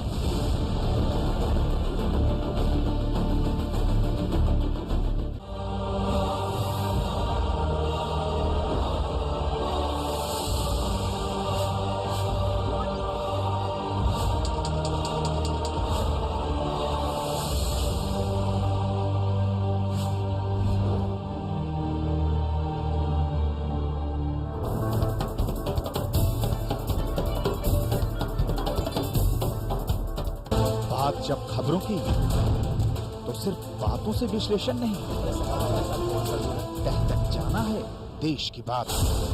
जिंदगी को उसी के घर में टटोलना है, उसकी गूंज देश के सामने ले जाना है देश की बात। खबरों का पूरा सच है देश की बात। आदेश की बात के साथ में हूँ आपके सामने राजश्री।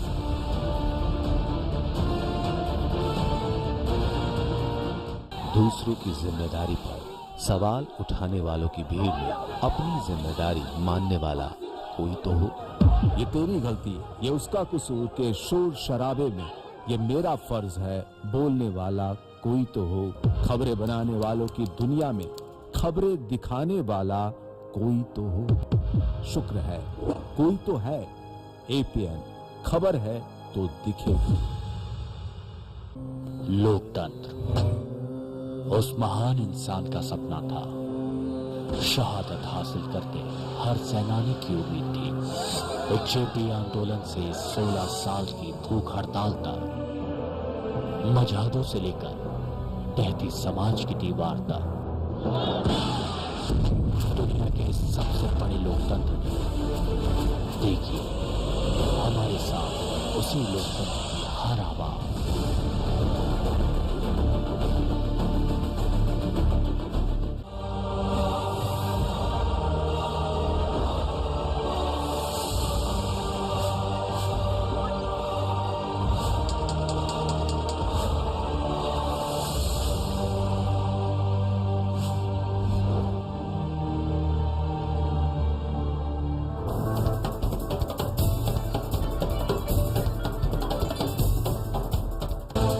जब खबरों की तो सिर्फ बातों से विश्लेषण नहीं, तह तक जाना है देश की बात।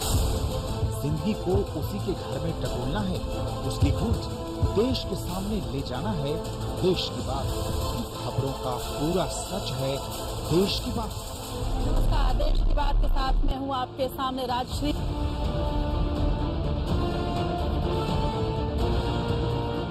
दूसरों की जिम्मेदारी पर सवाल उठाने वालों की भीड़ में अपनी जिम्मेदारी मानने वाला कोई तो हो। ये तेरी गलती, ये उसका कसूर के शोर शराबे में ये मेरा फर्ज है बोलने वाला कोई तो हो। खबरें बनाने वालों की दुनिया में खबरें दिखाने वाला कोई तो हो। शुक्र है कोई तो है। एपीएन खबर है तो दिखेगी। लोकतंत्र उस महान इंसान का सपना था, शहादत हासिल करके हर सेनानी की उम्मीद थी। जेपी आंदोलन से 16 साल की भूख हड़ताल तक, मजहबों से लेकर तहती समाज की दीवार तक, दुनिया के सबसे बड़े लोकतंत्र में देखिए हमारे साथ उसी लोकतंत्र की हर आवाज।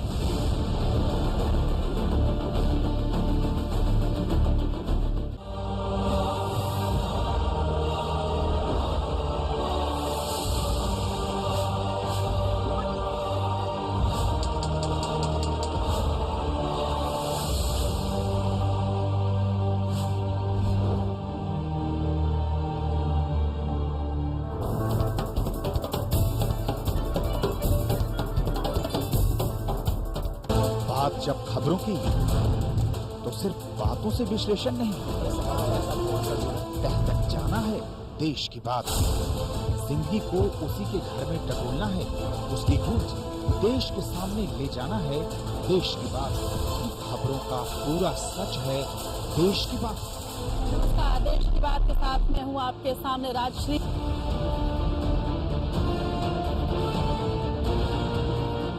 This program is sponsored by Digene tablets.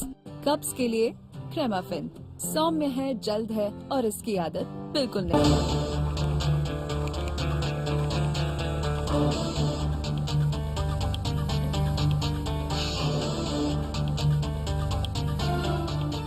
Namaskar.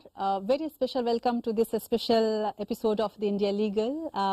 Today we are going to discuss very important issues, especially about the constitution and the legal system, what is the way forward, and electoral reform, and the use of the new technology and the artificial intelligence in the our legal system. And for this big issues, we have a very special guest panel. Yes, we have with us an icon and the legend of Indian judiciary, former Chief Justice of India, Justice M.N. Venkatachalaya. My first question will be this, that you know everybody called you as a non-age Narayan, means one who doesn't get old. What is the secret behind this? Once you shared with us that the fish oil and the green tea is the secret. Is it true? Once Sir Winston Churchill was asked what was the secret of his durability. Sir. He said, enduring qualities of alcohol and tobacco. So, but I don't I don't take tobacco, I don't take alcohol, but this is pure, perhaps God's blessing that He has given me a longish life. That's all that I can say. I remember, sir, when you retired, you refused to take up any position. In fact, you offered to you by the government many positions, but you refused. And instead of that, you said that you are going to study, religion and the spiritualism. If I can ask you, where did you have reached? I tell you, I didn't say that I will study mythology. I said I will study the Upanishads, and they are not mythology. I didn't want to take up any paid assignment or take up arbitration because I thought Chief Justice of India had some restrictions about his post-retiral options. I might even tell you that I was sounded by the then Prime Minister whether I would accept a vice presidentship of the country. One of the ministers in his Minister of State came here. I told him that the moment I sign this consent, I'll bring the edifice in the Supreme Court several notches down. Therefore, I pleaded my inability to respond to that. Whether they would have pushed me up as a candidate, whether I would have succeeded, is all different thing. But my take on this, other judges in the Supreme Court, inevitably somebody has to do these arbitrations. They are good people, good judicial minds, people trust them. But I think the Chief Justice of India should keep away from that, is my personal conviction. Sir, we are honored with this fact that you are the patron-in-chief of the India Legal, our company and the magazine. In this regard, I would like to ask a very, very appropriate question, which is, how do you feel about the legal journalism in the India? Legal journalism has come of age now. In England, when the Guriat case came up, the three judges, the photograph of three judges of the House of Lords are put upside down in the paper, and the caption was "Three Old Fools." That kind of journalism has always been there in the United States. They are very critical of it. Indian press was very deferential to the judicial system. Throughout, they have been very restrained.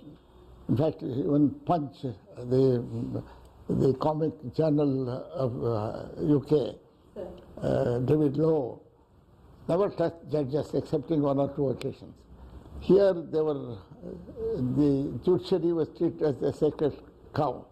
Now that kind of sentiment is rightly going down, and the judiciary is now more open to scrutiny, and that's good.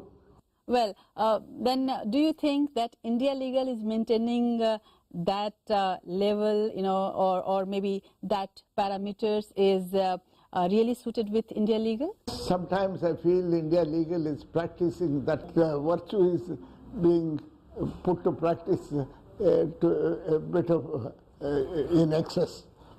I think that's good as long as it's bona fide, and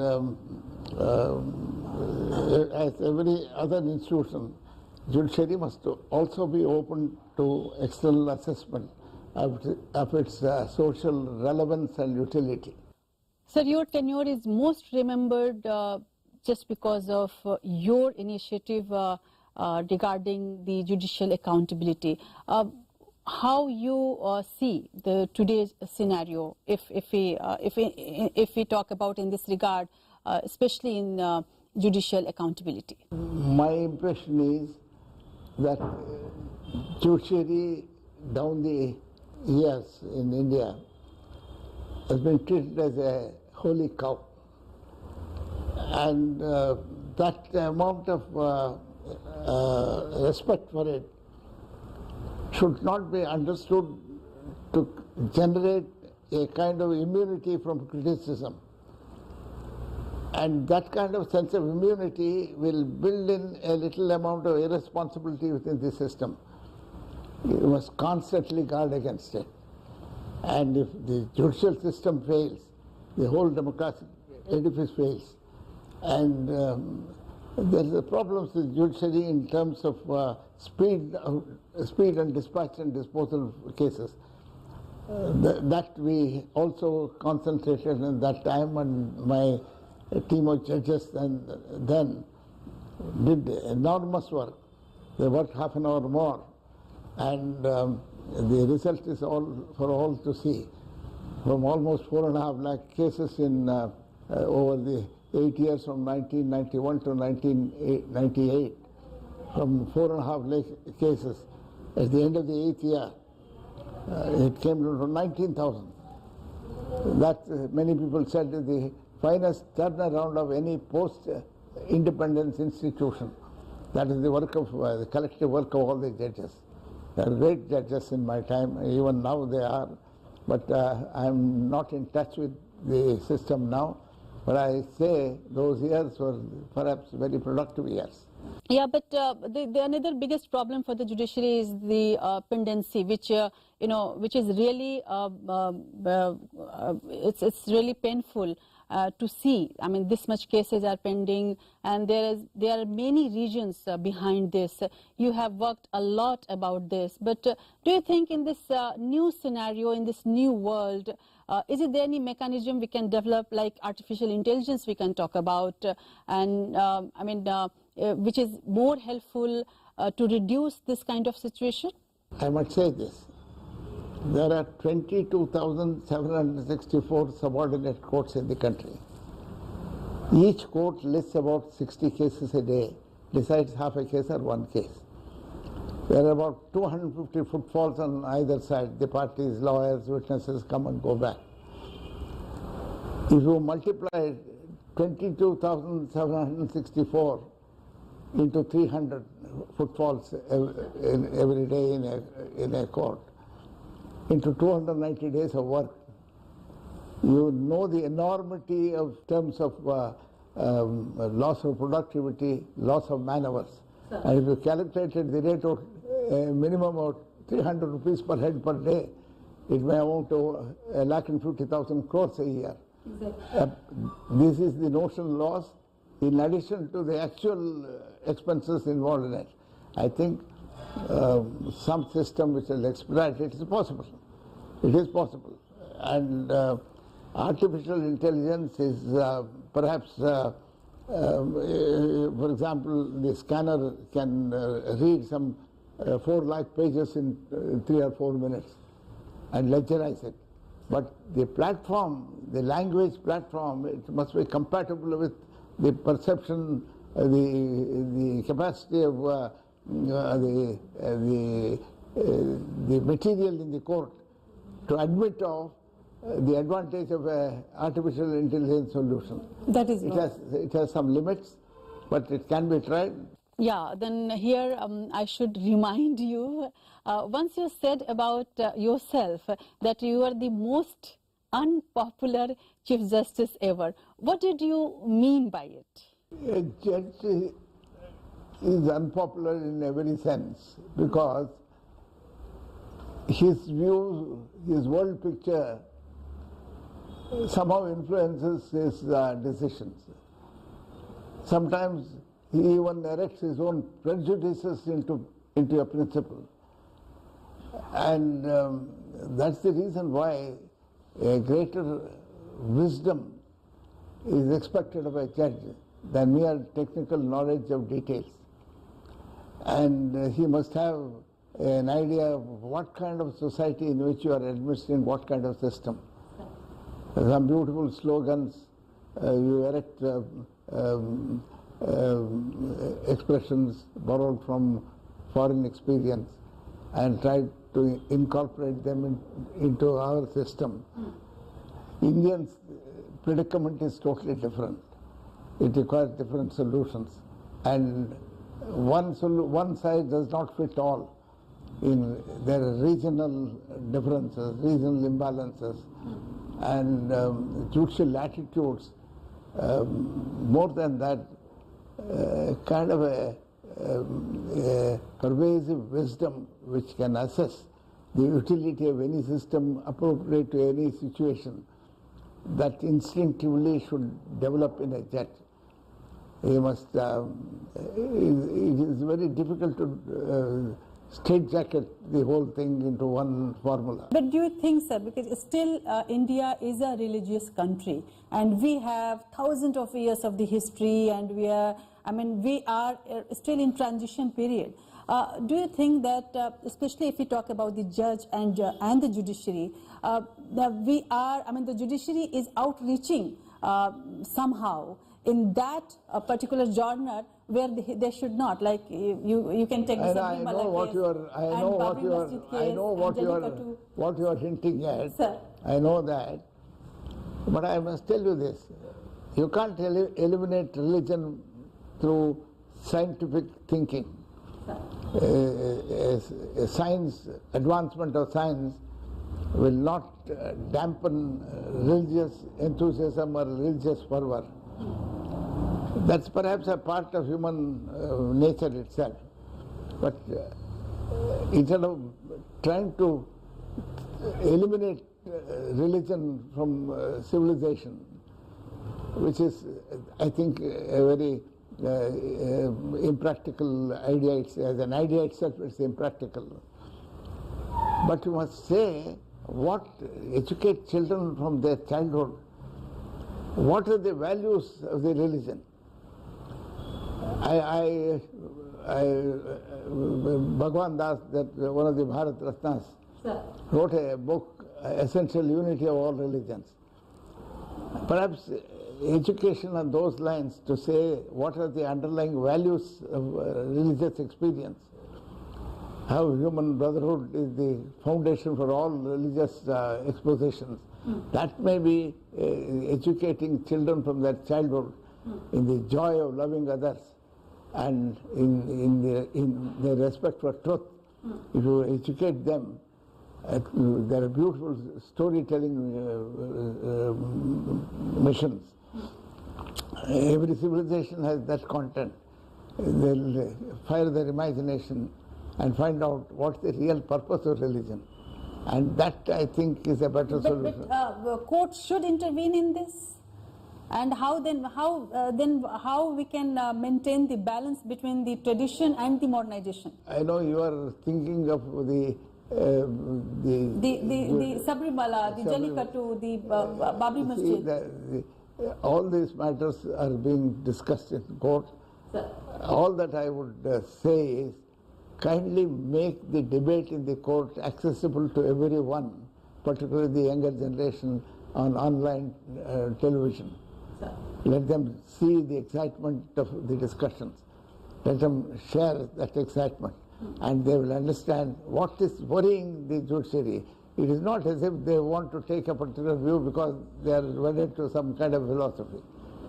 You see the debate in the court, and what is perhaps lacking is that the benefit of that debate and discussion is not made known to the man directly, to ordinary. In fact, university students must watch these things and see both sides of it. Both sides. There is no one solution at one point of time may be appropriate, and another point of time it may be it may harm public interest. Therefore, the best thing is to educate people into thinking in terms of valuing everything on the foothold of common good, and that I think judges do that. I think they will. Judiciary should be more transparent, more open to people. No, they are transparent. Of course, there are no other institution which is more transparent than you sit from 11 o'clock to 5 o'clock in the open court in public gaze day after day, week after week, month after month. And you know, there's a psychic presence in court. If the 300 people in a courtroom have concentrated their gaze on the judge, there is a psychic presence there. It's a very, very unique experience. And you know, you make an extravagant statement, even a man who is not concerned with the case will look forward and say, what is the judge saying? And he makes a reassuring statement, he leans back and comfort even a person who is not concerned with that case. Yeah, sir, but you know, in past and in the recent times, you know, inter-community strife has led to bloodshed, and it is really painful for all of us. What is troubling is that the political class as a whole has been reluctant to act decisively. Politicians himself indulging in the hate speech, mongering have been let off without punitive actions. In this context, what will be your suggestion for the political, people and judiciary and the society? See, the basic thing is, democratic spirit is, as Ambedkar beautifully said, is a mere top dressing on Indian soil. We are basically undemocratic. And this system of electoral democracy is a new plant in a difficult soil. It has to be nurtured carefully, and it is easy to take advantage of arouse communal sentiments and feed that. And first and foremost thing is severe, strict electoral reforms that must commence with reforms in the law relating to formation of political parties. There must be, now it is under the general, under Article 19, the freedom of association is the foundation for it. There must be, in my opinion, many may not share that, you must have a comprehensive law for formation, internal democracy, funding, transparency of accounts, audit, and public scrutiny of the working of political parties. And I recommended in a center called Center for Standards in Public Life, I made a draft of that legislation. I think it was debated, I think Professor Tilochan Shastri also looked at it. I think they also had their discussion in their groups. And that is the first and foremost thing. Hereditary parties being president for a party for life and things like that are most undemocratic. Sir. And a second thing is the funding of political parties, the sources of money. And this has to be very, very carefully reviewed. And as long as this happens, it is a dangerous mix of caste and cash. This is going to ruin our political system. Sure. And this is the problem which everybody acknowledges it. But difficult to find a solution acceptable to everybody. It's a great country, vast disparities, and how do we carry everyone with us? You were part of the group formed to review the working of the Indian Constitution. Essentially, what changes are you looking for in the Constitution? If I can ask about the today's situation. We have made some. I happen to be associated with the National Commission to review the working of the Constitution. We thought about it. Of course, very eminent people were there, and we had the benefit of wide range of discussions. Very eminent people participated in it. A professor from Harvard came down all the way. He said for a democratic, new democracies, Renaissance democracies, this exercise is a very thrilling experience. He said that. And how you review the working of the Constitution, with the framework of the Constitution. You see, the point is,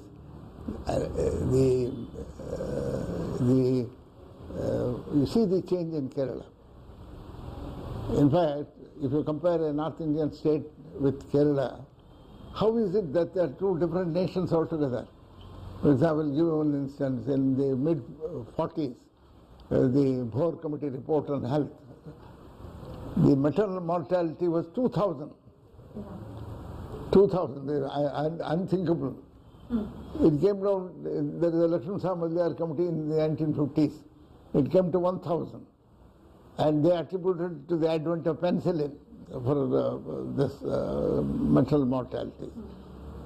Then there used to be, when I was in the Human Rights Commission, there used to be a scientist from Europe who used to come to India and Africa all the time. He was given a Nobel Prize. He developed a medicine. His name was Sune Bergstrom. He was given a Nobel Prize for arresting bleeding immediately after post-partition bleeding. It would stop for 8 to 10 hours. They saved many lives. See, the figure now in Kerala is 40. Can you imagine? You see, we have population multiplied 4 times. From say 330 million to 1,300 odd million. With the 4 times increase in population, the figure from 2,000 in the mid-40s has come down to 40. Imagine the potential of the Indian system itself. See, the population is even not replacement level in Kerala. They achieved it by literacy. The same result, almost near that, achieved by Tamil Nadu by the family planning route.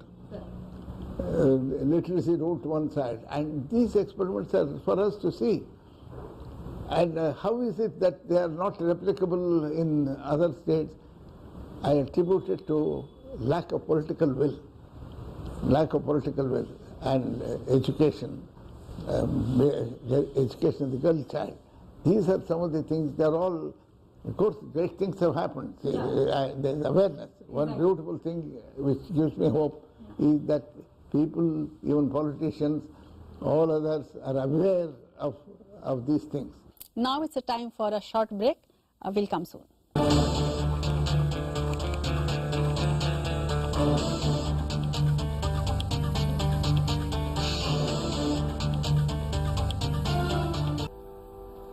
कुछ दिन ऐसे होते हैं when I love my job और कुछ दिन ऐसे होते हैं कि I hate it. एक पायलट पे होता है इतना प्रेशर कि कूल रहना is not that easy. पर गर्मी में घर को कूल रखना is now too easy with Summer Cool coolers. Summer Cool celebrates the release of Runway 34. Acidity, gas, दोनों के लिए डाइजीन। ये gentle for regular use. Digene का double action formula gas bubbles को जल्द मिटाए और हाईएस्ट ANC एसिड कम करे और दे क्विक और लंबा आराम। एसिडिटी या गैस के लिए डाइजीन। डाइजीन का नया ट्रैवल पैक, सिर्फ दबाएं, खोलें और पिएं। आजादी की नई उमंग, उकाया फ्रीडम के संग 11 करोड़ से भी ज्यादा भारतीयों का भरोसा, उकाया इलेक्ट्रिक व्हीकल। रूप मंत्रा आयुर्वेदिक फेस वॉश, इसमें है क्यूकम्बर के प्योर एक्सट्रैक्ट्स जो नेचुरली चेहरे को मॉइस्चराइज रखे। ये कोई कॉस्मेटिक नहीं, आयुर्वेदिक औषधि है। सब आ गए? हाँ दादाजी। सब आ गए, लेकिन स्वाद नहीं आया। अब आया असली स्वाद? हाँ, अब आया स्वाद। जब स्वाद के पड़े हो लाले तो MDH का चंकी चाट मसाला डालें। MDH का चंकी चाट मसाला। MDH। कुछ दिन ऐसे होते हैं when I love my job और कुछ दिन ऐसे होते हैं कि I hate it. एक पायलट पे होता है इतना प्रेशर कि कूल रहना is not that easy. पर गर्मी में घर को कूल रखना is now too easy with Summer Cool coolers. Summer Cool celebrates the release of Runway 34. Acidity, gas, दोनों के लिए डाइजीन। ये gentle for regular use. Digene का double action formula gas bubbles को जल्द मिटाए और हाईएस्ट ANC एसिड कम करे और दे क्विक और लंबा आराम। एसिडिटी या गैस के लिए डाइजीन। डाइजीन का नया ट्रैवल पैक, सिर्फ दबाएं, खोलें और पिएं। क्या कमाल है। निरंतर शोध, अति उत्तम क्वालिटी, बहुत बढ़िया, और इसका स्वाद आपके व्यंजनों को और भी अधिक स्वादिष्ट बनाए। देगी मिर्च का तड़का, अंग अंग फड़का, MDH की देगी मिर्च। आजादी की नई उमंग उकाया फ्रीडम के संग 11 करोड़ से भी ज्यादा भारतीयों का भरोसा उकाया electric vehicle.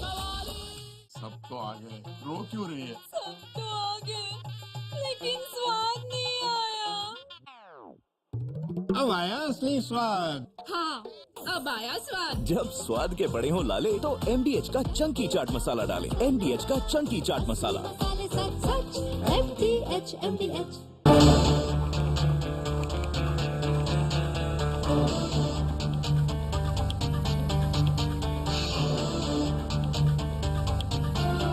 Role of police is also very important, sir.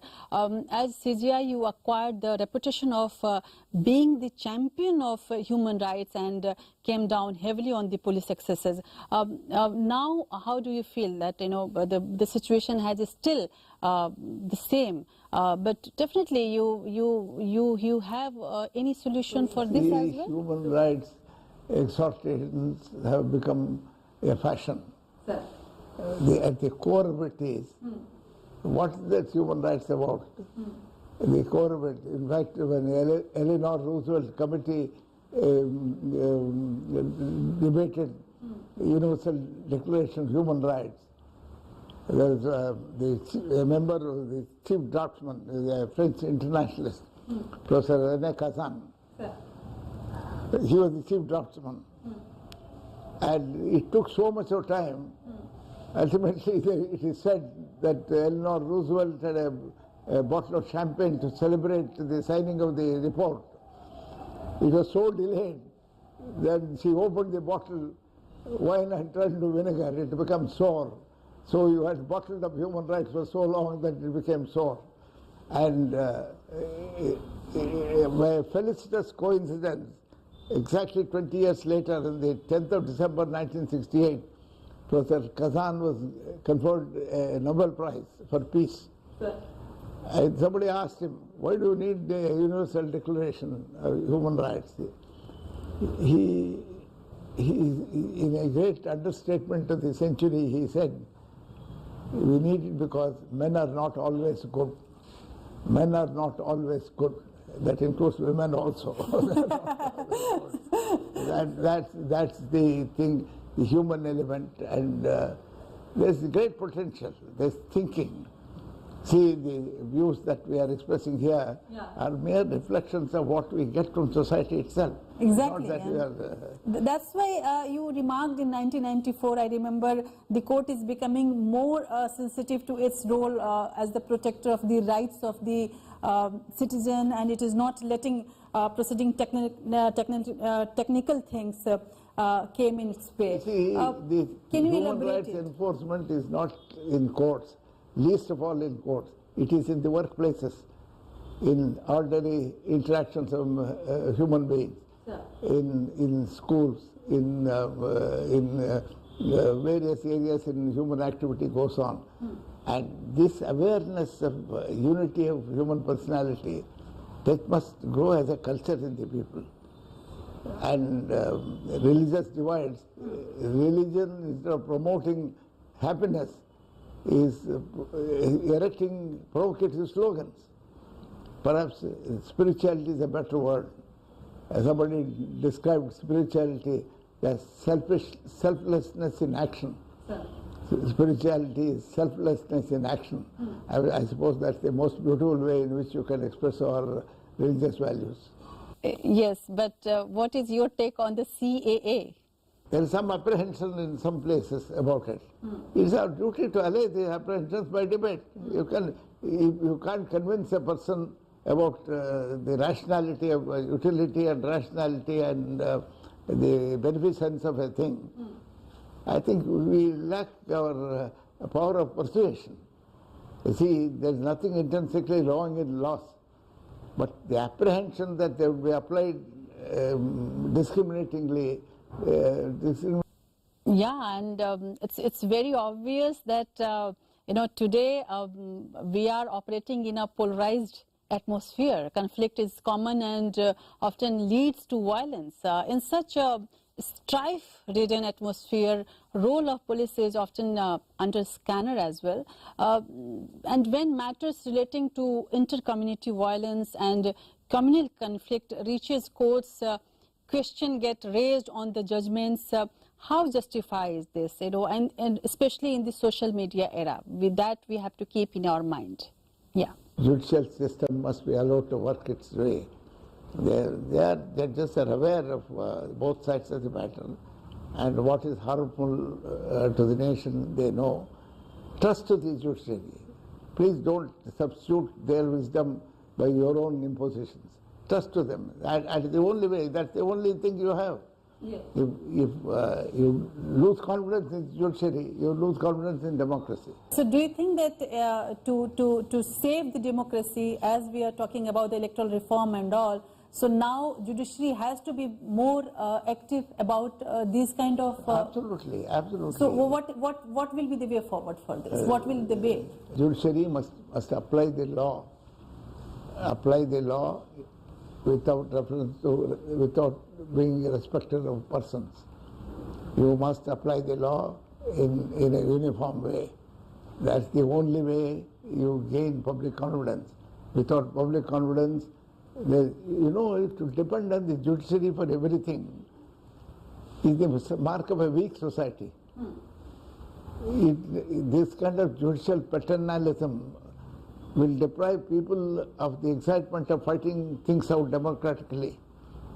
And there's a limit to judicial activism. But in terms of protection of human rights and fundamental rights and fundamental liberties, the best institution you can trust is the judiciary. And it has its faults. It has many times gone against the better judgment of people. It has gone many times against the better judgment of people. But ultimately, the liberties and rights of people are safe in the hands of the judiciary, whatever might be the shortcomings.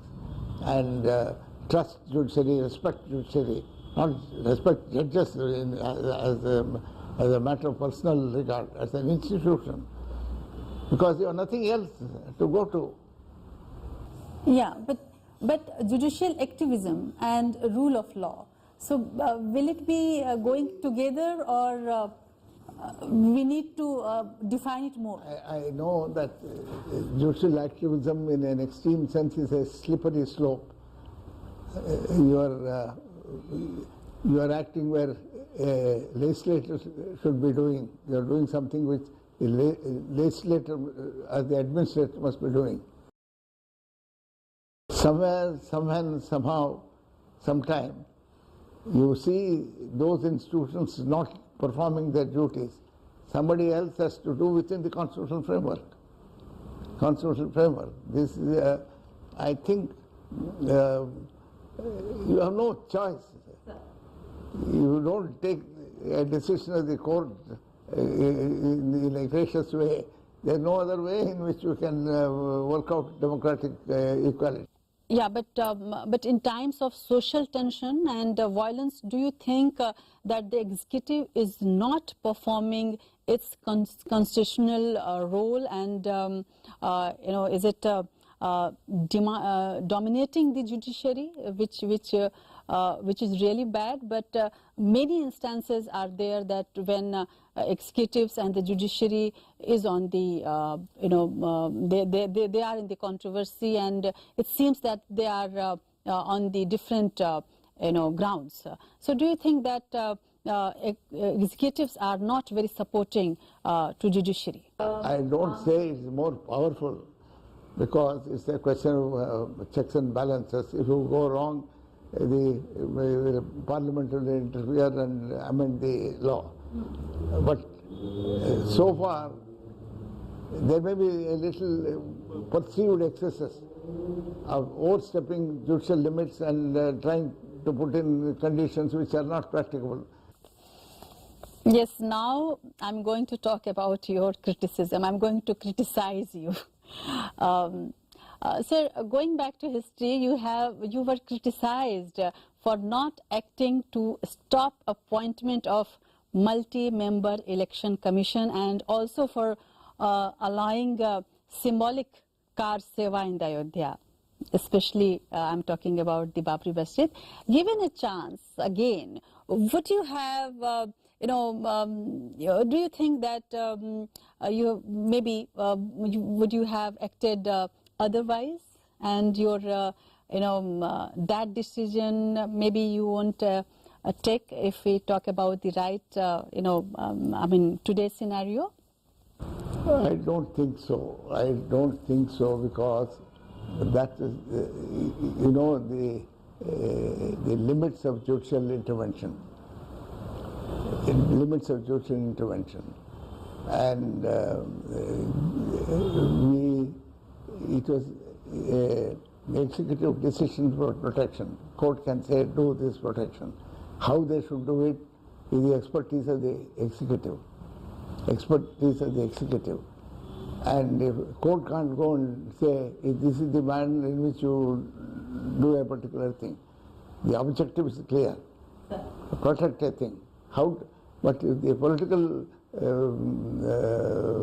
formation, the political executive itself determined to thwart a judicial decision, what can you do? So now I would love to mention the Ayodhya judgment, sir. Ayodhya judgment has now become a case study of sorts, but it was only one of the longest running legal battle, as we all know. But the judgment touched upon the sensitive issues of faith versus rule of law. Do you think that this judgment is totally based on the legal logics? This turned upon a broader issue of national consilience, national consensus. And that is a power which peculiarly characteristic of the Supreme Court of India under Article 142. I think this was a broader exercise, not a legal technical issue of determining actual rights to land and this thing.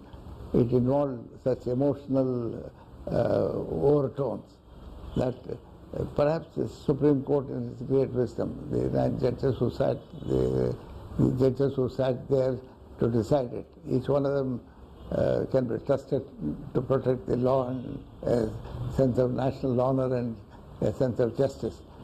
They came to the conclusion, they said there was a religious, non-Islamic religious structure. They came to that conclusion. They had to reconcile so many conflicting interests, There's a number of one ingredient would counter the other ingredient, and in that case, you see, it's almost like a doctoral thesis. The thing is almost like a doctoral thesis, and judges have put themselves into such concern about protecting the nation from a kind of a commotion. And I think the objectives before them were broader than mere technicalities of rights and duties. So means you want to say this, that Ayodhya verdict is an emotional decision, or was it a judgment based purely on the legal ground, legal basics? I wouldn't say emotional, that may be a pejorative word. I would rather substitute the word wisdom. And how far it is permissible for the court to exercise that kind of wisdom is again a matter of wisdom. Sir, you have given so many ideas to bring about reforms in the social, political, legal, judicial and the constitutional arena. Now when optimism has become a political slogan, and Prime Minister Modi's slogan Achhe Din has been called as a game changer, when do you think that in judiciary Achhe Din will come? Judiciary ke अच्छे दिन कब आएंगे? Well, I'll tell you from the point of view of the judiciary. Yes. So the judiciary has always been the अच्छे दिन, because they take the responsibility, they absorb the tensions, and help people to carry on with their lives, and in such broad situations is unprecedented anywhere in the world. You know, for example, American Supreme Court decides about 135 cases a year. The British Supreme Court may decide about 60 cases a year. In the Indian Supreme Court, every week 1,000 cases are listed. You can't imagine the nature and the diversity and the complexity of the work the judges face. I think it's good to trust the Indian judiciary. Somebody said that speaking of the doctrine of supremacy of the Supreme Court of the United States, one author, his name is William Wirt, he said it is easier to speak of the solar system without the sun than speak of the American Constitution without the doctrine of the supremacy of the Supreme Court of the United States. That's the exalted position they attributed to the Supreme Court of the United States as a source of wisdom. And in such matters, it's not legalism, technicalities. It is a broad sense of wisdom and national interest. I think you must trust the Supreme Court of India with that. In past and in the recent times, inter-community strife has led to bloodshed, and it is really painful for all of us. What is troubling is that the political class as a whole has been reluctant to act decisively. Politicians himself indulging in the hate speech mongering have been let off without punitive actions. In this context, what will be your suggestion for the political, people and judiciary and the society? I think political parties have a great responsibility of evolving a system which will go beyond their own perceived personal interests. Political parties must think that a time has now come that all of them sit together and set up a political system, political party system, which will solve this problem. A good law regulating formation, internal democracy, selection of candidates for election, and all that as a part of political discipline will change the complexion of this country. And secondly, the political executive and the permanent civil services must be separated, though they are accountable to them, must be separated by a buffer. The permanent civil services can't be used or misused by political bosses. That must be prevented, as it is as important as bringing about a reform in the electoral system. New generation is very much attached to internet. Internet has become a primary mode of knowledge transmission and interaction. However, the state has clamped down internet is troubled times, and especially that's why in this context Supreme Court is in its recent decision had held that access to internet is a fundamental right. This bench was headed by Justice Ramanna and Justice Gawai and Justice Subhash Reddy in that bench, and they have made it very clear that internet is a fundamental right. What are your views on this decision and on this issue? See, we are now thinking of the ill effects and the potential of internet for abuse. Don't judge things from their negative things. Internet is next to railroad is the greatest revolution civilization has seen. You can't imagine how you should protect children from the ill effects of the bad information is also possible. The internet itself is a protection against itself in the way in which it can be manipulated to prevent unwanted information. But it's an exciting area. Internet and artificial intelligence. These things will give you, for example, the whole process is based on logic. Logic is a friend of justice.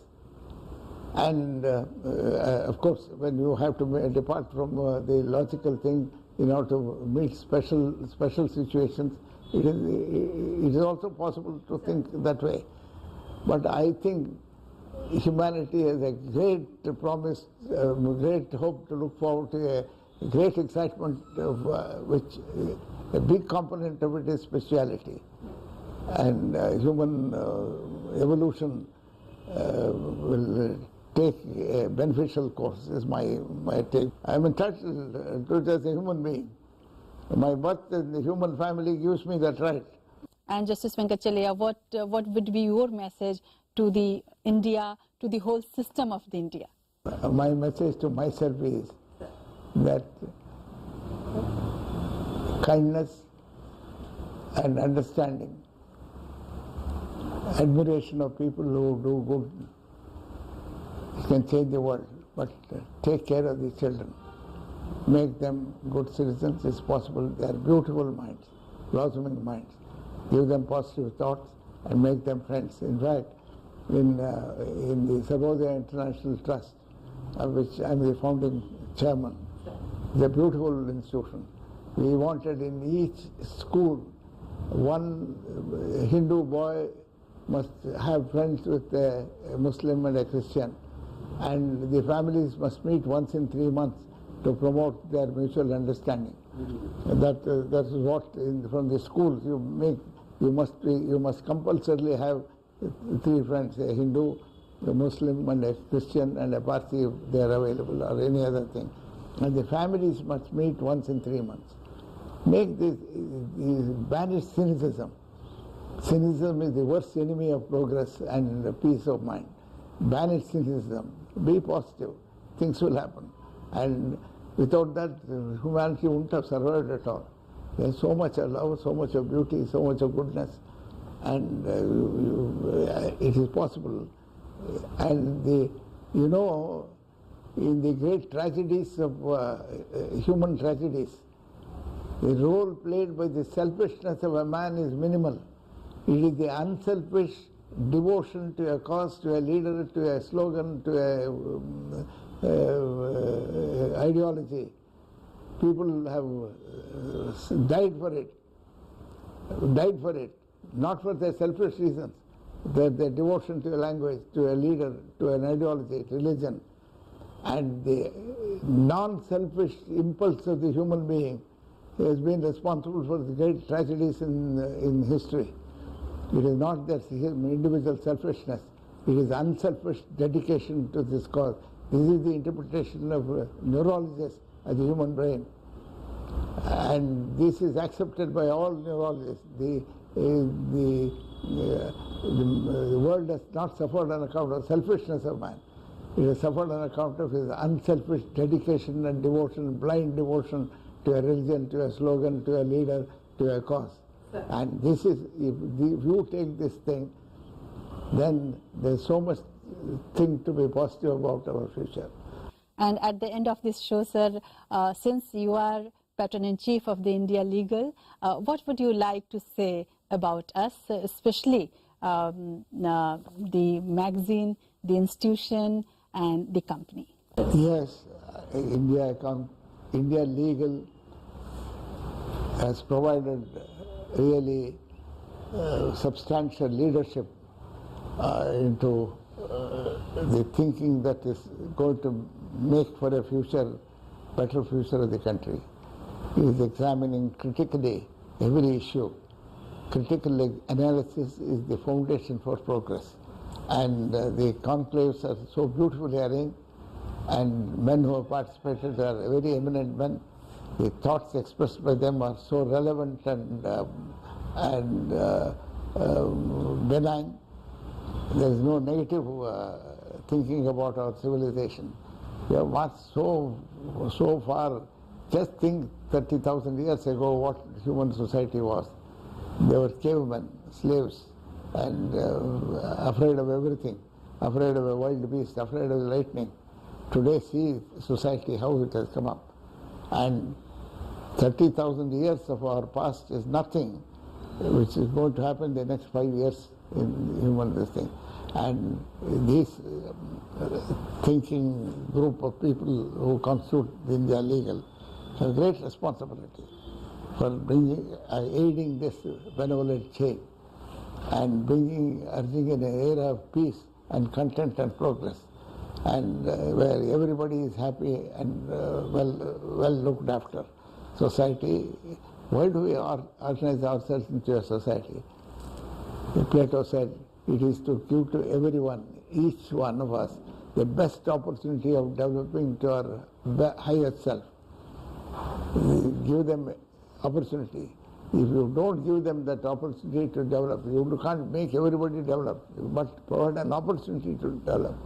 You must aid in that process, at least you are doing. Justice Venkat Chellaiah, who spoke with so much wisdom not only about his life and times but also about the current state of affairs. On that beautiful note from the Justice Venkat Chellaiah, we would like to end this today's special edition of the India Legal. India Legal keeps you abreast of all the legal news and happenings and through its conclaves, debates, brings the best of legal debates by the top legal luminaries of India. Thank you to being with us. Keep watching APN. फिर मिलेंगे. नमस्कार.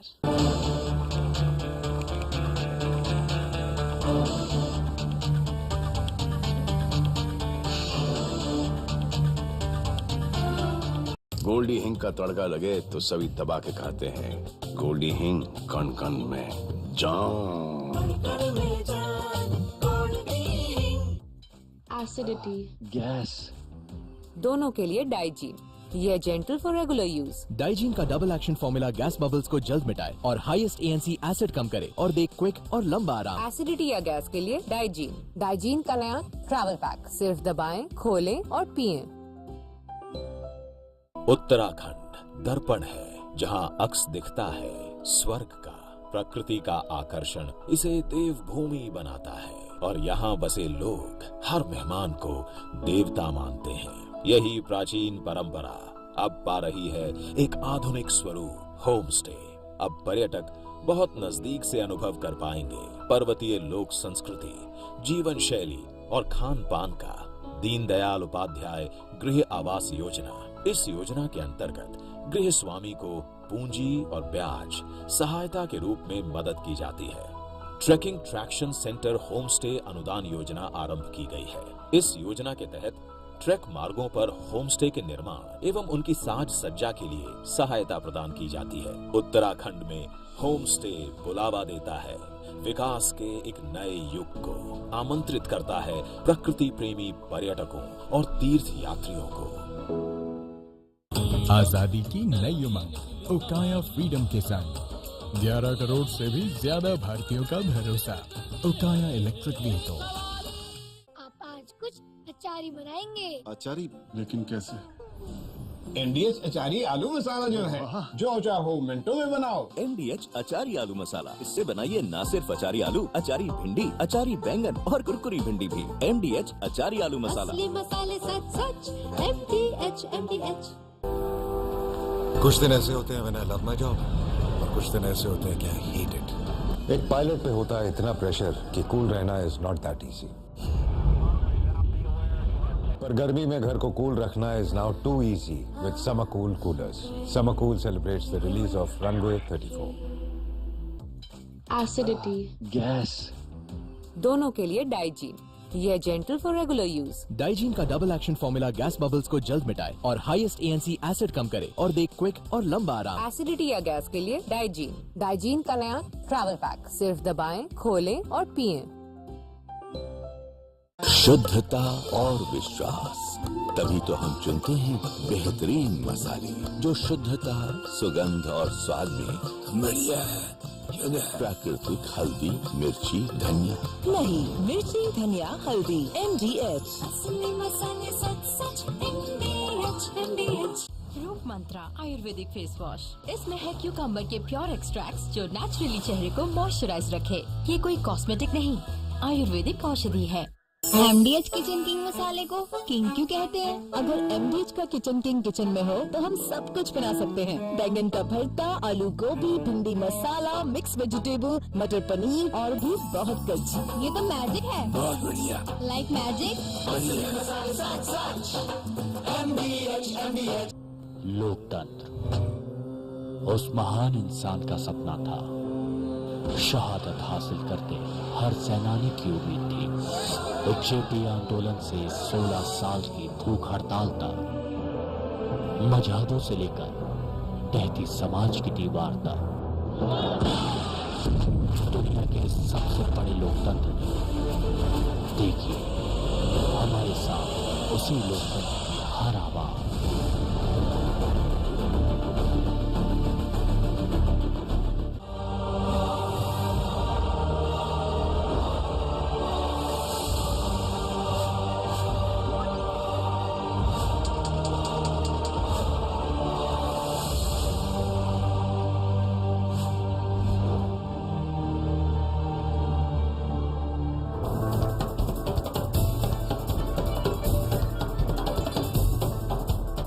बात जब खबरों की तो सिर्फ बातों से विश्लेषण नहीं, तह तक जाना है देश की बात। जिंदगी को उसी के घर में टटोलना है, उसकी गूंज देश के सामने ले जाना है देश की बात। खबरों का पूरा सच है देश की बात। नमस्कार, देश की बात के साथ मैं हूँ आपके सामने राजश्री।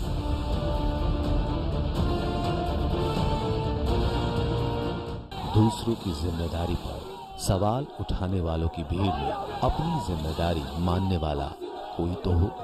ये तेरी गलती, ये उसका कसूर के शोर शराबे में ये मेरा फर्ज है बोलने वाला कोई तो हो। खबरें बनाने वालों की दुनिया में खबरें दिखाने वाला कोई तो हो। शुक्र है कोई तो है। APN खबर है तो दिखेगी।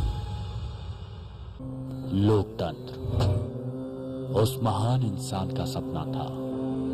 शहादत हासिल करते हर सेनानी की उम्मीद थी।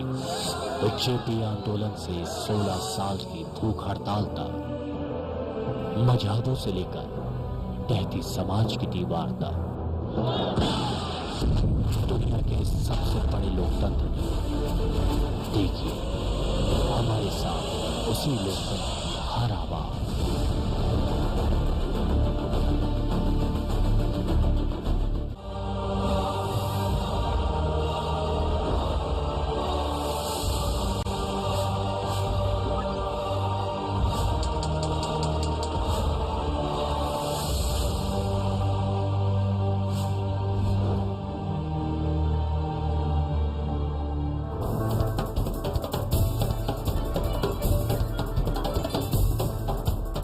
This program is sponsored by Sama Cool Cooler and Home Appliances, देश में बना देश का ब्रांड।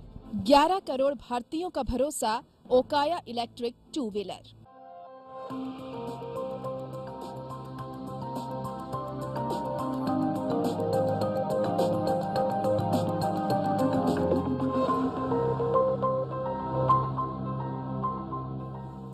नमस्कार, मैं हूं आपके साथ पूजा कविया गोमा। कोर्ट्स दिस वीक में आप सभी का स्वागत है। इस बुलेटिन में अगले आधे घंटे हम आपको इस हफ्ते कोर्ट की बड़ी खबरों से रूबरू करवाएंगे। तमाम कोर्ट की कार्यवाही और सुप्रीम कोर्ट से लेकर हाई कोर्ट और लोअर कोर्ट तक के फैसलों को आपके सामने रखेंगे। तो आइए शुरू करते हैं कोर्ट्स दिस वीक का सफर।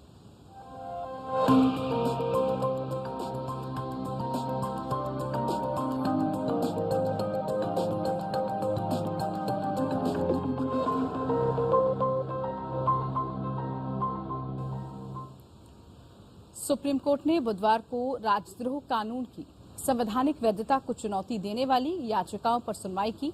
कोर्ट ने इस मामले में ऐतिहासिक फैसला सुनाते हुए देशद्रोह कानून पर रोक लगा दी। सुप्रीम कोर्ट ने केंद्र और राज्य सरकारों से कहा कि जब तक केंद्र द्वारा कानून की समीक्षा पूरी नहीं हो जाती, तब तक देशद्रोह का कोई भी मामला दर्ज नहीं होगा। उधर केंद्र सरकार ने सुप्रीम कोर्ट से बुधवार को कहा कि पुलिस अधीक्षक या उससे ऊपर रैंक के अधिकारी को राजद्रोह के आरोप में दर्ज प्राथमिकियों की निगरानी करने की जिम्मेदारी भी दी जा सकती है। केंद्र की ओर से पेश हुए सॉलिसिटर जनरल तुषार मेहता ने बताया कि राजद्रोह के आरोप में प्राथमिकी दर्ज करना बंद करना सही नहीं है, क्योंकि ये प्रावधान एक संज्ञेय अपराध से संबंधित है और 1962 में एक संविधान पीठ ने इसे बरकरार रखा था। अंतरिम आदेश के बाद कानून मंत्री ने न्यायपालिका को लक्ष्मण रेखा पार नहीं करने की नसीहत भी दे डाली।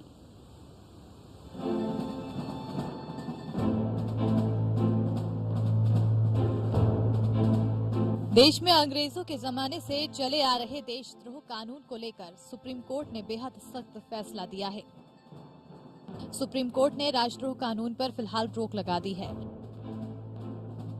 शीर्ष अदालत ने केंद्र और राज्य सरकारों को कहा है कि जब तक आईपीसी की धारा 124A की पुनर्विचार प्रक्रिया पूरी नहीं हो जाती, राजद्रोह के नए केस दर्ज न हो। कोर्ट में पहले से दर्ज मामलों में भी कार्रवाई पर रोक लगा दी है। कोर्ट ने साथ ही कहा कि इस दौरान केंद्र सरकार राज्य और केंद्र शासित प्रदेशों को दिशा निर्देश दे सकती है। वहीं इस धारा में जेल में बंद आरोपी भी जमानत के लिए अपील कर सकते हैं। CJI N V Ramana, justice Suryakant Tripathi और जस्टिस हेमा कोहली की बेंच ने ये भी आदेश दिया है कि इसके बाद भी यदि कोई नया केस दर्ज किया जाता है तो पीड़ित पक्ष कोर्ट का दरवाजा खटखटा सकता है। निचली अदालतों से भी अपील है वो पारित आदेश को ध्यान में रखते हुए मांगी गई राहत की जांच करें। गौरतलब है कि कपिल सिब्बल ने कोर्ट में जानकारी दी है कि देशद्रोह कानून के तहत देश भर की जेलों में 13,000 लोग आज तक बंद हैं। केंद्र ने कहा कि जहां तक लंबित मामलों का सवाल है, संबंधित अदालतों को आरोपियों की जमानत पर शीघ्रता से विचार करने का निर्देश दिया जा सकता है। अब इस मामले की अगली सुनवाई जुलाई के तीसरे हफ्ते में होगी। इससे पहले केंद्र सरकार ने 152 साल पुराने राजद्रोह कानून पर सुप्रीम कोर्ट में जवाब दायर किया था। वहीं कोर्ट ने केंद्र को राजद्रोह कानून के प्रावधानों पर फिर से विचार करने का वक्त दिया था। इसके पहले सरकार की ओर से सॉलिसिटर जनरल तुषार मेहता ने कहा कि आईपीसी की धारा 124A पर रोक न लगाई जाए। हालांकि उन्होंने ये प्रस्ताव दिया है कि भविष्य में इस कानून के तहत एफआईआर पुलिस अधीक्षक की जांच और सहमति के बाद ही दर्ज की जाए। केंद्र ने कहा, संज्ञेय अपराध को दर्ज होने से नहीं रोका जा सकता है। कानून के प्रभाव पर रोक लगाना सही नहीं हो सकता, इसलिए जांच के लिए एक जिम्मेदार अधिकारी होना चाहिए। मामला तभी दर्ज हो जब वो कानून के तहत तय मानकों के अनुरूप हो। तुषार मेहता ने कहा कि देशद्रोह के लंबित मामलों की गंभीरता का पता नहीं है।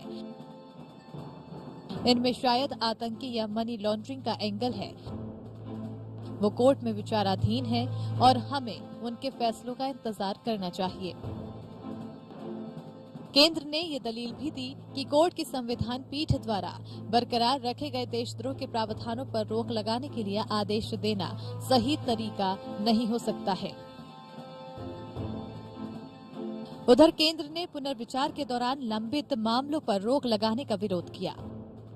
अंतरिम फैसले के बाद कानून मंत्री किरेन रिजिजू ने कहा कि हमने अपनी स्थिति पूरी तरह साफ कर दी है। प्रधानमंत्री मोदी की मंशा के बारे में भी कोर्ट को बता दिया है। हम कोर्ट और इसकी स्वतंत्रता का सम्मान करते हैं, लेकिन एक लक्ष्मण रेखा है जिसका लोकतंत्र के सभी अंगों को सम्मान करना चाहिए। One thing I must say is that we respect the court, we respect the independence of the court, but there are things which is called Lakshman Rekha.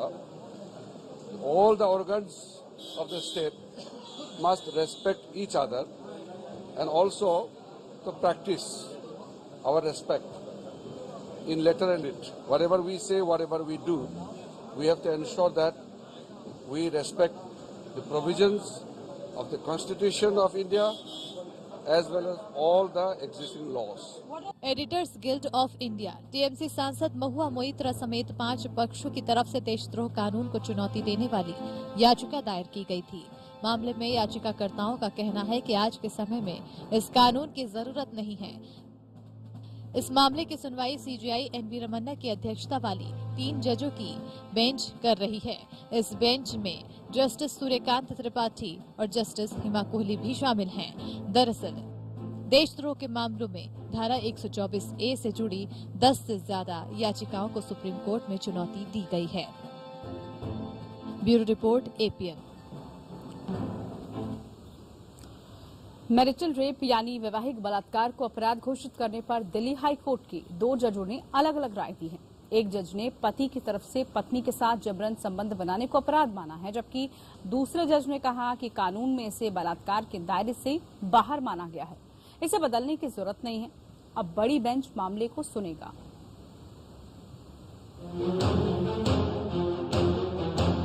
वैवाहिक रेप अपराध है या नहीं, इसको लेकर दिल्ली हाईकोर्ट में अहम सुनवाई हुई। हाईकोर्ट के 2 जज वैवाहिक रेप मामले पर एक मत नहीं थे। इसकी वजह से अब इस मामले को 3 जजों की बेंच को सौंप दिया गया है। इसके साथ ही वैवाहिक रेप का मामला अब सुप्रीम कोर्ट में भी जाएगा। वैवाहिक रेप मामले पर सुनवाई कर रहे जस्टिस राजीव शगधर और जस्टिस हरिशंकर के विचारों में कानून के प्रावधानों को हटाने को लेकर मतभेद था, इसलिए इसे बड़ी बेंच को सौंपा गया है। पीठ ने याचिकाकर्ता को अपील करने की छूट दी है। जानकारी के मुताबिक जस्टिस राजीव वैवाहिक रेप को अपराध की श्रेणी में रखने के पक्ष में थे, वहीं जस्टिस हरिशंकर इस पर एकमत नहीं थे। जस्टिस राजीव का कहना था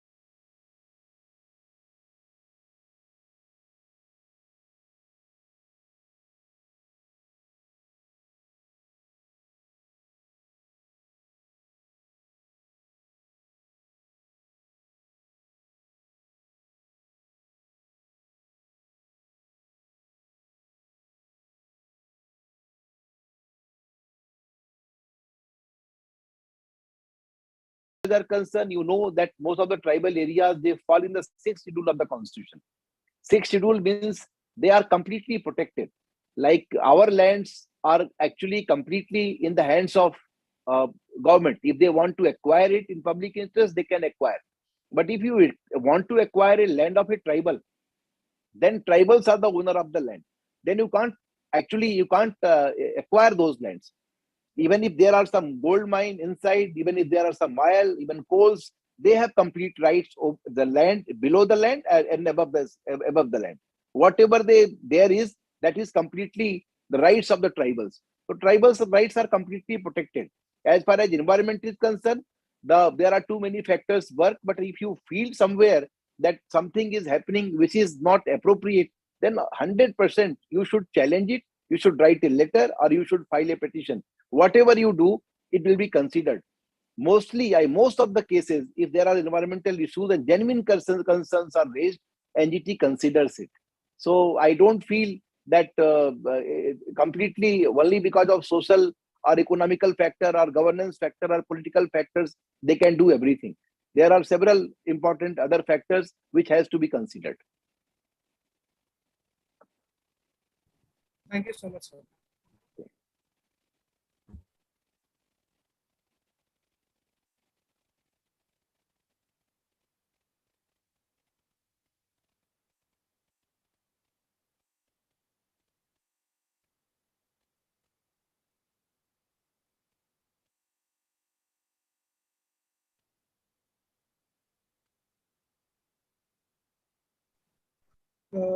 Mr. Raghav Podar, influencer, Ayan Banerjee. Ayan Banerjee. Hello everyone, I'm Tanishka Chandrakant Sankar from grade 10th MIT VGS Pandipur. I'm an influencer and my question is to Mr. Pradeep Rai. Have you ever come across any case related to education or students which made you realize that betterment of laws is needed?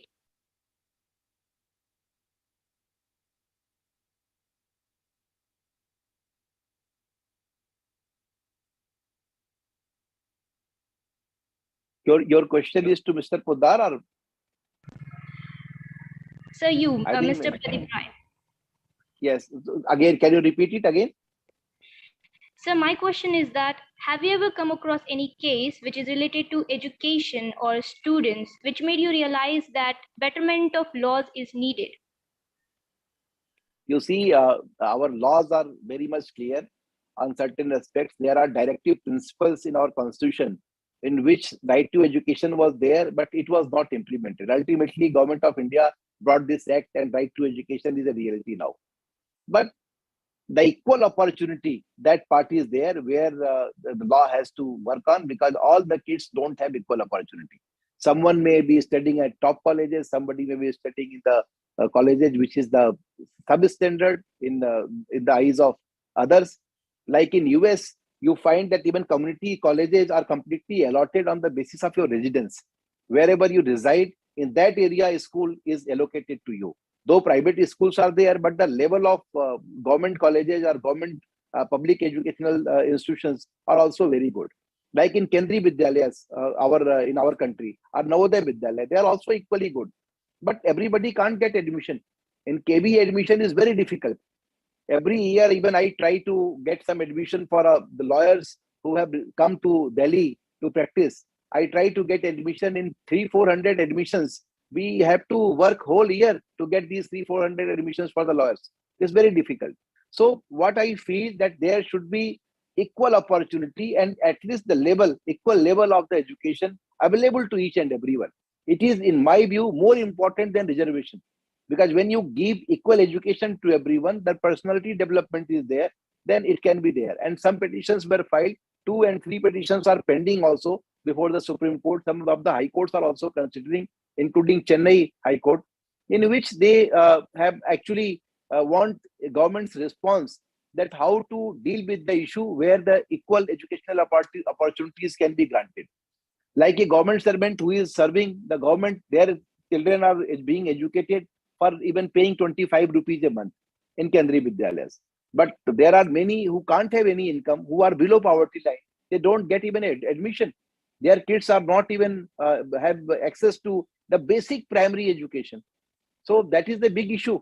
And there are possibilities of laws, and the court has to rule it. But ultimately, if a government decides, that is much better. I appreciate in Delhi, we have seen the Delhi government schools are in much better position now, because after one minister has decided that we have to improve the facilities, they have improved it.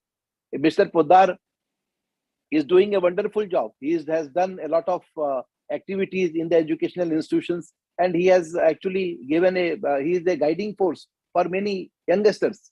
So if the people like Mr. Poddar, people like other youngsters, they come forward and they create a module in which support of teens are there, that we want to be educated, we want this, we want these facilities, then 100% it will be considered, and there are possibilities of laws. Right to education is also from the demands raised by teens like you only. So from there it has originated. The provision was there. B.R. Ambedkar, late Baba Saheb, he also made a provision that right to education is there, but that was in directive principle, not binding. Now right to education is the binding. And in that circumstances, if you all raise an issue, it will be considered 100%.